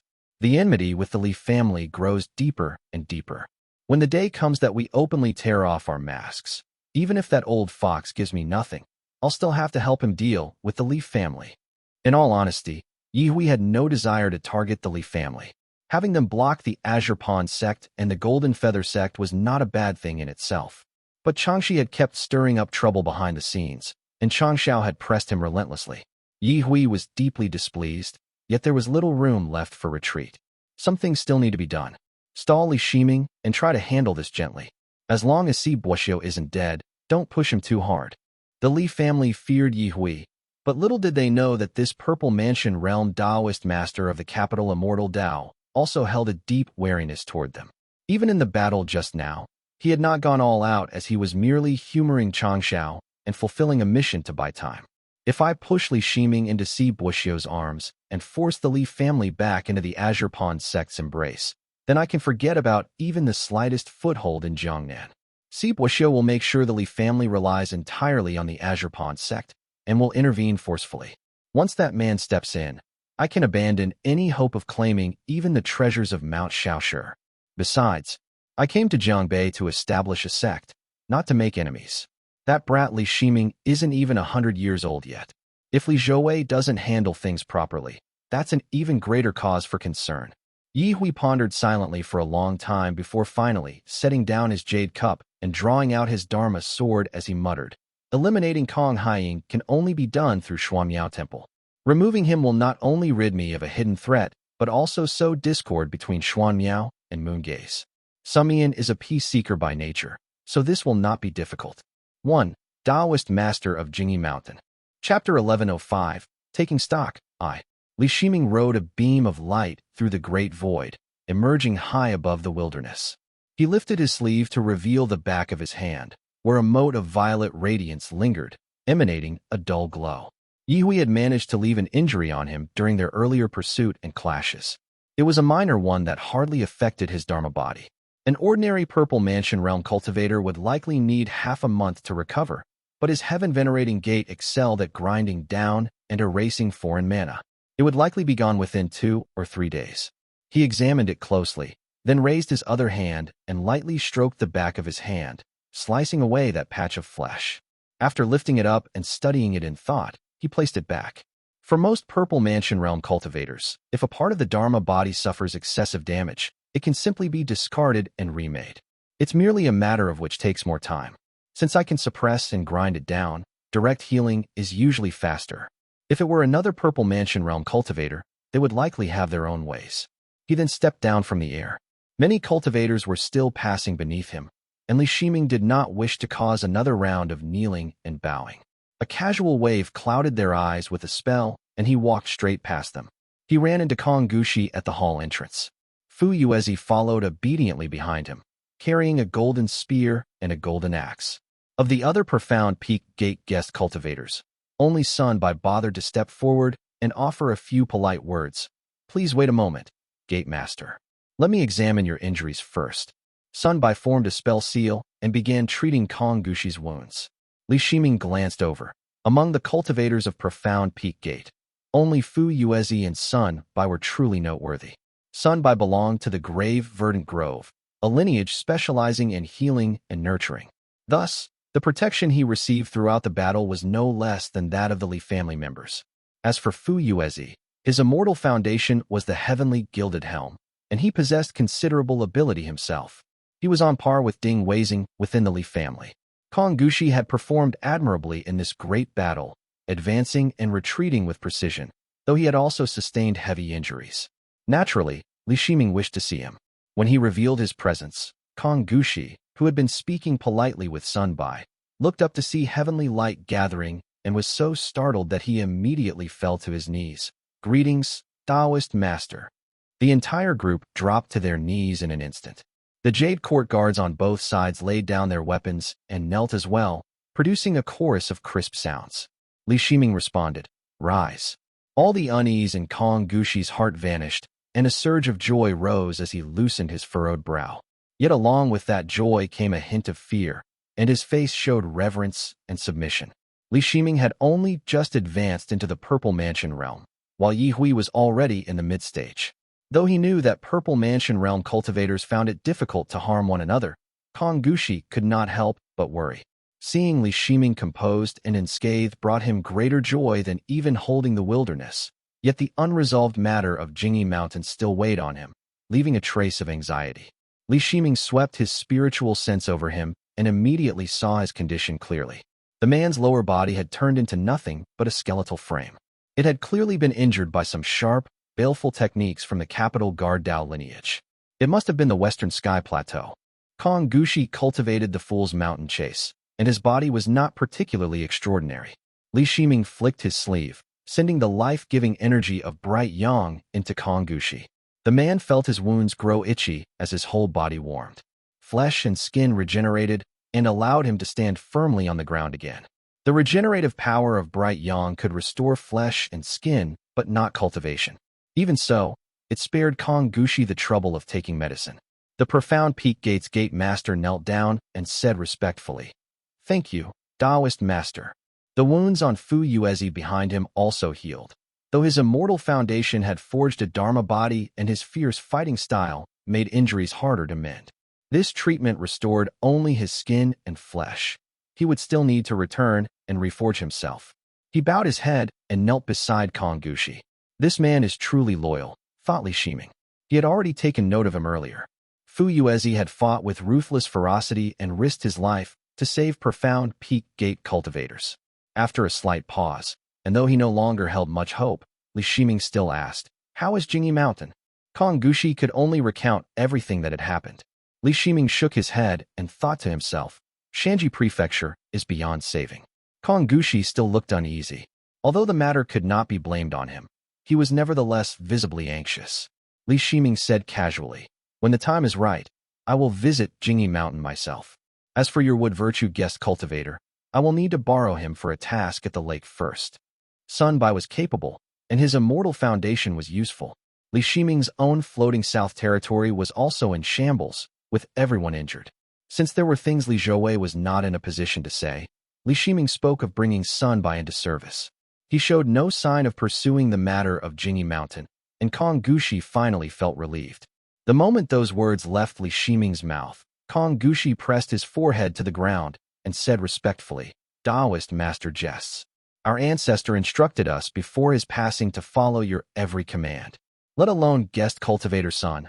All matters of profound peak gate, great and small, are to be guided by your will. This junior has no right to speak out of turn, nor any thought of overstepping. I await your immortal decree. Li Shiming had long known he was obedient and useful, so this did not surprise him. He swept his gaze around and said, now that the battle is over, all of you should visit Xuanmiao Temple. Do not be overly formal with Sumian. He transformed into heavenly light and departed, leaving the Kong family members staring at one another. Kong Gushi had scoffed when Changxi died and did not actually wish to go to Xuanmiao Temple. But with his people's injuries so severe, he had no choice but to ride the wind and follow. Li Shiming stepped into the hall, and Li Zhouwei's eyes lit up as he descended from the main seat. Before he could speak, Li Shiming was already laughing heartily. How impressive! Li Zhouwei knew he was referring to the matter of Guan, Kansas. He chuckled in agreement, then summoned someone forward and instructed, bring Miao Shui here. Only then did he speak. That Ye Hui truly could do nothing to the Taoist master. The old elder sent me 3 letters in succession, and now I can finally reply. Li Xianxian remained in the lake, his thoughts still lingering on the river. Li Shiming answered with a smile, but Li Zhouwei had not brought this up without reason. Li Zhouwei continued with a sigh. Unfortunately, Elder in Siwei was captured. I had sent people to intercept them midway, but Situ Mo withdrew into his sect grounds the moment he left the territory and refused to move again. When I sent men to inquire, Golden Tang Gate did not respond at all. The old lord mentioned this repeatedly in his letters. I do not know how to reply. And Siwei was captured. Li Shiming felt a headache coming on as well. Although in Siwei's strength was lacking and he possessed no extraordinary Dao lineage or mystical ability, he had been a loyal retainer for many years. The Yin family had been tied to the Li family by marriage for a century. In truth, Siwei's status was little different from that of a Li family foundation establishment cultivator. He understood what Li Zhouwei meant and said gravely, this matter, we must first investigate thoroughly. If Siwei is still at Golden Tang Gate, or has been sent westward, there may still be a chance if we turn to the Golden Feather sect. But if he has been taken to Bay capital Immortal Dao, then things will not be so easy. Li Zhouwei nodded. A thoughtful expression crossed his face as he replied, when I crossed spells with Guan Can, the White Qilin manifestation appeared at the most critical moment. Although it broke the siege, I did not intend to kill Guan Can, yet I have no idea what his standing is within the capital Immortal Dao. Li Shiming hesitated slightly, but Li Zhouwei continued seriously. In the matter of Profound Peak Gate, our house certainly acted out of regard for our ties. But from another perspective, to all the forces surrounding Profound Peak Gate, this is nothing more than a feast for the carving. As the capital Immortal Dao pushes south, whether they gain much or little, they still profit. Xuanmiao Temple, which aided Profound Peak Gate, and my Moongaze Lake, in a sense, too are taking a share. In this great war, no one has truly suffered losses, save Profound Peak Gate itself, whose centuries-old foundation has been placed on the table. He shook his head, a hint of unease showing on his face as he continued. From Guan Gongxiao's attitude, the battle on the river was about flexing strength, showing power, and seeing who would get the bigger share. But now that a Guan family member has died, I fear Guan Can may have some bloodline background. If our two sides truly come to blows, that will spell real trouble. Li Shiming nodded slightly. He too had sensed something from Ye Hui's attitude and calculated inwardly. Compared to his harshness toward Changxi, Ye Hui seemed to maintain a certain ambiguity in his actions, as if unwilling to become entirely hostile toward me. It seems that, to these Purple Mansion realm cultivators, certain Foundation establishment realm figures are not even worth a furrowed brow. Chapter 1106. Taking Stock, 2. After some discussion, Li Zhouwei set the matter aside and turned to another topic. Moreover, now that I have revealed my presence, I fear that falling into the eyes of watchful people will not be a good thing. Li Shiming nodded and sighed. I finally understand why those Purple Mansion realm cultivators nurture powerful Foundation establishment realm cultivators. If we had 1 or 2 more reliable pieces on the board, you wouldn't have needed to enter the battlefield yourself. How are your injuries? Though quite severe, they are not serious. Li Zhouwei's wounds were not minor, though they did not hinder his daily functioning. Li Shiming simply said, send Sunbai here. Tomorrow, I will make a trip to the Eastern Sea, capture a demonic beast, and refine it together with our family's treasured panacea. That should heal your injuries quickly. Once you take the talisman pill, enter seclusion and break through to the late stage of the Foundation Establishment realm first. After giving his instructions, Li Shiming glanced around to make sure no one was present in the Great Void. Only then did he use secret techniques to transmit his voice. What does Ming Huang think about the matter of receiving the talisman? Li Zhouwei had long wanted to ask him about this and seized the chance to reply. Now that you have broken through to the Purple Mansion realm, has the talisman Qi undergone any transformation? Li Shiming paused slightly and shook his head. No, none at all. It remains the same. It's able to kindle fire, draw in Qi, and refine mana. I rarely engaged in combat before breaking through to the Purple Mansion realm, so among all the brothers, I am the least skilled at harnessing talisman Qi. Moreover, the heaven-venerating gate itself can draw fire, so for the moment I cannot discern any new abilities. Li Zhouwei pondered for a moment before replying. I have been considering the matter. First, our family's Purple Mansion realm grand formation has not yet been built, and erecting an altar to request the talisman would draw great attention. Many eyes are already watching you because of me, so it is best to proceed cautiously. If it truly cannot be helped, we should at least conduct the ritual at the Profound Peak Mountain. And one more thing. Li Zhouwei paused briefly, then transmitted his words quietly over mana. Since I am about to reach the late stage of the Foundation Establishment realm, wouldn't the talisman Qi's ability to enhance cultivation become wasted? Why not wait until I break through to the Purple Mansion realm? With 2 Taoist masters in our family and an exalted immortal artifact in hand, perhaps we could plan a venture to the southern border or the 4 seas and bring back a Purple Mansion realm demonic creature. By then, we will also be able to observe the various mystical differences in detail. Perhaps this method could even aid in cultivating one's divine ability, catching our enemies off guard, and possibly serving as a trump card. Purple Mansion realm demonic creature. Li Shiming had truly never considered such a possibility and was momentarily stunned. Having broken through to the Purple Mansion realm himself, he understood how difficult it was to encircle and slay a Purple Mansion realm cultivator. Yet the more he thought about it, the less reason he found to discourage Li Zhouwei. Though difficult, it was not impossible, and since Foundation Establishment Realm Talisman Qi could be used to advance one's cultivation, it would be far better to save it for improving divine abilities rather than spending it in the late stage of the Foundation Establishment Realm. Good. He nodded repeatedly, and the two gathered their thoughts. At that moment, Chu Buji had already sought permission to enter from outside the hall. Kneeling, he said, "Greetings, family head. Greetings, Taoist master. I have brought Taoist Miao Shui." Behind him rested a solid and sturdy stone coffin. The old man opened it, revealing a woman whose body had been severed into 3 parts, cut through at the neck and the abdomen. Her belly was hollow, and only a shriveled heart remained within the abdominal cavity. Taoist Miao Shui was cut into 3 pieces. Although the mana at the wound sites was neutralized in time, and she took the Wanglin blossom, her life was still in grave danger. The family head ordered guest son to piece her back together, and with the aid of my concealed containment palace secret technique, we barely managed to save her. Though the old man was cunning and more skilled at fleeing than fighting, he still possessed a trace of compassion. His brows furrowed as he looked at Miao Shui and pleaded, "I have known her for years due to matters concerning the water veins. Although Miao Shui once roamed the Eastern Sea in her youth and her mana is not entirely pure, she is a good girl that's usually quiet and well-behaved." Li Shiming glanced at Miao Shui and nodded. It is enough that she still lives. He took a pill from his sleeve and placed it inside Miao Shui's abdomen. A beam of heavenly light descended from between his brows, and the life-giving energy of bright Yang manifested. Miao Shui's complexion immediately turned rosy. She suddenly exhaled sharply and sat up straight, looking around in a daze. After 2 breaths, she climbed out of the coffin.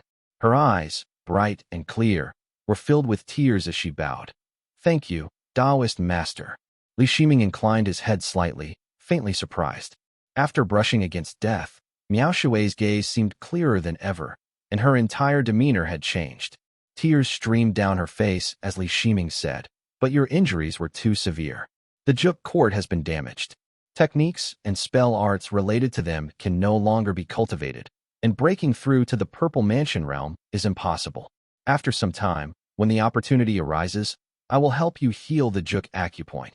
Miao Shui wept uncontrollably. As she had been hacked into 3 pieces, she had felt herself dying bit by bit. It was a torment and shock no one else could understand. She kowtowed and said, "Thank you, Taoist master, for saving my life. I do not hope for divine abilities, nor do I seek any such marvelous arts. Having been granted even a single thread of life, I feel a joy beyond words. All else matters no more. I only wish to return to my mountain, see my parents once again, and embrace them in tears." Li Shiming's expression grew complicated, while Li Zhouwei nodded and dismissed the two. He then said, Ding Weizing displayed remarkable power in floating south, fighting many alone and retreating with ease. If not for him and the Chongming profound insight screen, floating south might have been lost for a time. Even so, he has suffered heavy injuries. He swept his sleeve over the desk, and 3 Dharma artifacts immediately floated onto the table. Each gleamed with radiant Dharma light, their edges smooth and their inscriptions intricate. All of them were supreme-grade artifacts. Li Shiming nodded and smiled at the sight. The capital Immortal Dao has spent so many years in the Eastern Sea and then reaped a great harvest in Jiangbei. They are indeed overflowing with wealth. With these 3 Dharma artifacts, the losses at floating south and the wilderness are almost negligible. Li Shiming's words were rather conservative. Even the life of a rogue Foundation establishment realm cultivator from the Eastern Sea might not equal the value of a single one of these artifacts. The few profound Peak Gate guest cultivators who had died at the hands of the capital Immortal Dao were certainly worth less than these Dharma artifacts. Li Zhouwei chuckled. It is precisely because these Dharma artifacts are powerful that refining them takes time, a month or 2 at least. That's simple. Li Shiming raised an eyebrow, gathered mana into his mouth, and blew gently. A stream of radiant light swept over the artifacts, and all 3 were immediately refined by his divine ability. Heavenly light lifted them into the air. The first to stir were the series of cold iron rings wielded by Guan Kansas. These silver rings, 18 in total, were each about the size of a fist, and all bore pit water patterns. Li Shiming said casually, "These are the pit metal chain rings, a high-grade Dharma artifact of the pit water, primarily used for binding and entanglement. Though inferior to the 6 profound thunder punishment tokens or the profound insight screen, they can nearly match Mingong's scarlet flame lamp." Chapter 1107, The Sword Gates Retrieval, I. Chapter 1107, The Sword Gates Retrieval, I. Li Zhouwei had been restrained earlier by the pit metal chain rings, but he had fortunately, and unexpectedly, subdued them with his immortal foundation, or he would have faced far more trouble. He said, "This item may not be highly lethal, but its restraining power is remarkable. Against cultivators with powerful Dharma bodies, it is a tier above most tools, perhaps enough for 1 or 2 people to trap them." Li Shiming nodded. Such tools were of little use to him, but they were treasures to Foundation Establishment Realm cultivators. He replied, "This artifact is primarily for restraint and works well, but our family has no pit water Foundation Establishment Realm cultivator. The closest we have is Miao Shui, a single cultivator aligned with the water virtues. She contributed greatly in this battle, but many were injured. The pit metal chain rings are precious, and casually granting them is not a wise way to manage the family. Let us store them for now, and only bring them out in wartime." Li Zhouwei put away the pit metal chain rings, then picked up the pitch-black capital Dao bell. Sweeping it with his spiritual sense, he said in mild surprise, "It is pure essence." Pure essence was the most common Dao lineage among rogue cultivators, especially in Jiangnan. 8 out of 10 rogue cultivators belonged to the minor pure spiritual Qi Dao lineage. Most of them never advanced beyond the embryonic breathing realm, and a single Dharma artifact might be passed down for 3 generations. As a result, pure essence embryonic breathing realm artifacts were extremely common. Pure essence cultivators were plentiful at the lower levels, but far fewer reached Foundation Establishment realm. Still, they comprised a significant portion of cultivators in that realm. As for pure essence cultivators who reached the Purple Mansion realm, Li Shiming had never even heard of one. Foundation Establishment realm artifacts of that lineage were rare too, and those he had seen were crude and unimpressive. This was the first time he had encountered one of such fine quality. He turned the black bell over and examined it closely. Its material, refining techniques, and formation patterns all reflected a contemporary style. Li Shiming frowned. How strange. Guan Gongxiao, the dignified young master of the capital Immortal Dao, personally refines a Dharma artifact for nurturing and cultivation, yet instead of using capital guard, he chose pure essence. Exchanging a glance with Li Zhouwei, he said, "It seems the Capital Guard and pure essence share some connection. Interesting." The pure essence Dao had no pronounced strengths or weaknesses, yet the capital Dao bell was of even higher grade than the pit metal chain rings, nearly rivaling the Yang Radiant Red Sparrow banner. 1. Li Shiming allowed Li Zhouwei to keep and use it himself, then turned his attention to the small mirror. The mirror was no larger than a palm and cast in an antique bronze hue, with 2 concentric rings etched with galloping beasts. Though its patterns were the most ornate among the 3 items, its quality was the lowest, and even its refining technique was unimpressive. Li Shiming glanced at it and said, "This Dharma artifact is the copper-winged bright white mirror. Its frame is forged from virtue-bestowed copper, while the mirror surface is crafted from white crane-glazed stone, a material of the true essence Dao. The artifact is not very old and was likely prepared specifically for our heavenly light." Li Zhouwei was not particularly interested in the item and planned to bestow it upon Ding Weizing. He slipped it into his sleeve for the moment. At last, Li Shiming spoke. "That old fox Ye Hui. Who knows what tricks he's playing? I had better quickly resolve the matters in Shanji Prefecture, and as for Mount Shaoshi, I should pay a visit to Chongyun Gate." He mounted heavenly light and vanished into the great void, leaving Li Zhouwei in the hall, pacing in thought. Li Wen entered from below, his face still a little pale. He stepped into the hall and knelt, saying, "Master, the old elder sent someone to inquire about Siwei. He said that Eldarin, our guest cultivator, has returned to the lake but has not spoken a word. He cannot be left in such disheartenment." And Siwei had been captured by the Golden Tang Gate, and that fellow Situ Mo had holed up. Unless someone from the Purple Mansion realm went personally, there was little Li Zhouwei could do. He could only send back words of concern from their true personages and have someone deliver the message first. Folding his hands behind his back, he rose and asked Li Yuan, who was still in the hall. "The old elder has been asking every single day. Quite frequent. Has he been sending messages through the Jade Court?" Li Yuan, himself a Foundation Establishment realm cultivator serving in the Jade Court, understood the situation well and replied, "There is no record in the Jade Court, so the old elder must have sent a trusted aide, delivering the message to the Eastern Shore first." Li Zhouwei's suspicions were confirmed. The Eastern Shore was currently being overseen by Li Jiangxia, the son of Madaman, and it was clearly this young man's people who were running back and forth between the 2 sides. He merely tapped his brush and said, "He is certainly anxious." Li Wen lowered his head and pretended not to have heard. Li Zhouwei said, "Send a reply through the Jade Court and explain it clearly to the old elder. The Golden Tang Gate would not dare harm the family elder, nor would the Golden Feather Sect. If he were to fall into the hands of the capital Immortal Dao a bit earlier, he might suffer some hardship, but his life would not be in danger. What is monumental for the Foundation Establishment realm is, in the eyes of the Purple Mansion realm cultivators, merely a word or a token. He can rest assured." He dismissed Li Yuan with those words, then finally began tending to his injuries. Li Zhouwei had suffered primarily head injuries in this battle. 2 fractures ran through his frontal bone. Although the flesh and skin on the outside had healed, injuries involving bone and sinew were far harder to treat. The rest were wounds inflicted by water bindings when he had taken Guancan's life, and those were healing quickly with medicine. Li Zhouwei cultivated in the hall for a little over 10 days, occasionally pausing to send replies, when Kong Gushi and the others unexpectedly returned. Sumian had kept his word, and Xuanmiao Temple had indeed put forth genuine effort. The injuries of the Profound Peak Gate cultivators had greatly improved. The lightly wounded were nearly healed, and even the severely injured would recover within half a year. Only Kong Gushi's expression was sour.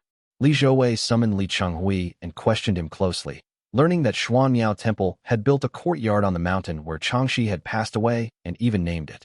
As it faced Lake Xian directly, they called it Gehu too. Peak, symbolizing tribulations like a vast lake, now separated from the temple by this peak. Whether this development was good or bad was hard to say. The Kong family was in dire straits and still had to seek Xuanmiao Temple's aid for healing. Kong Gushi had naturally worn a fawning expression when he went, but he had fallen silent after returning to the wilderness. After Li Chenghui finished reporting, Li Zhouwei replied, "It's fine if he feels unsettled.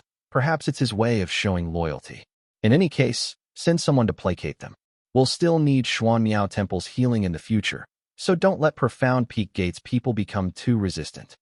After all, Xuanmiao Temple was of the Treasure Earth Dao lineage, which was highly skilled in healing arts. With such a resource to exploit, neither Li Shiming nor Li Zhouwei would let the opportunity slip easily. Li Chenghui answered and withdrew.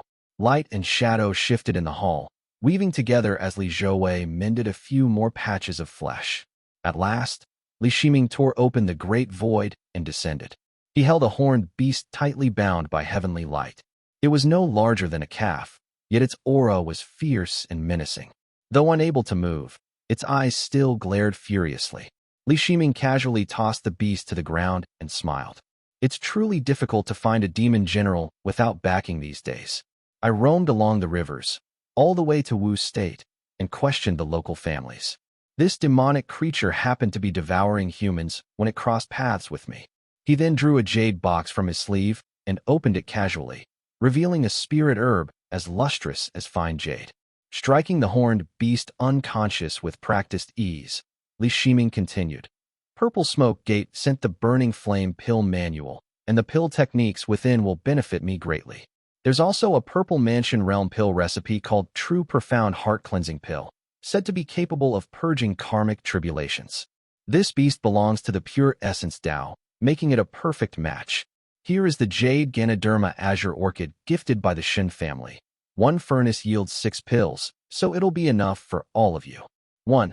Previously known as Yang Li Red Sparrow Banner. 2. Ga means to separate or stand across, and Ku means lake.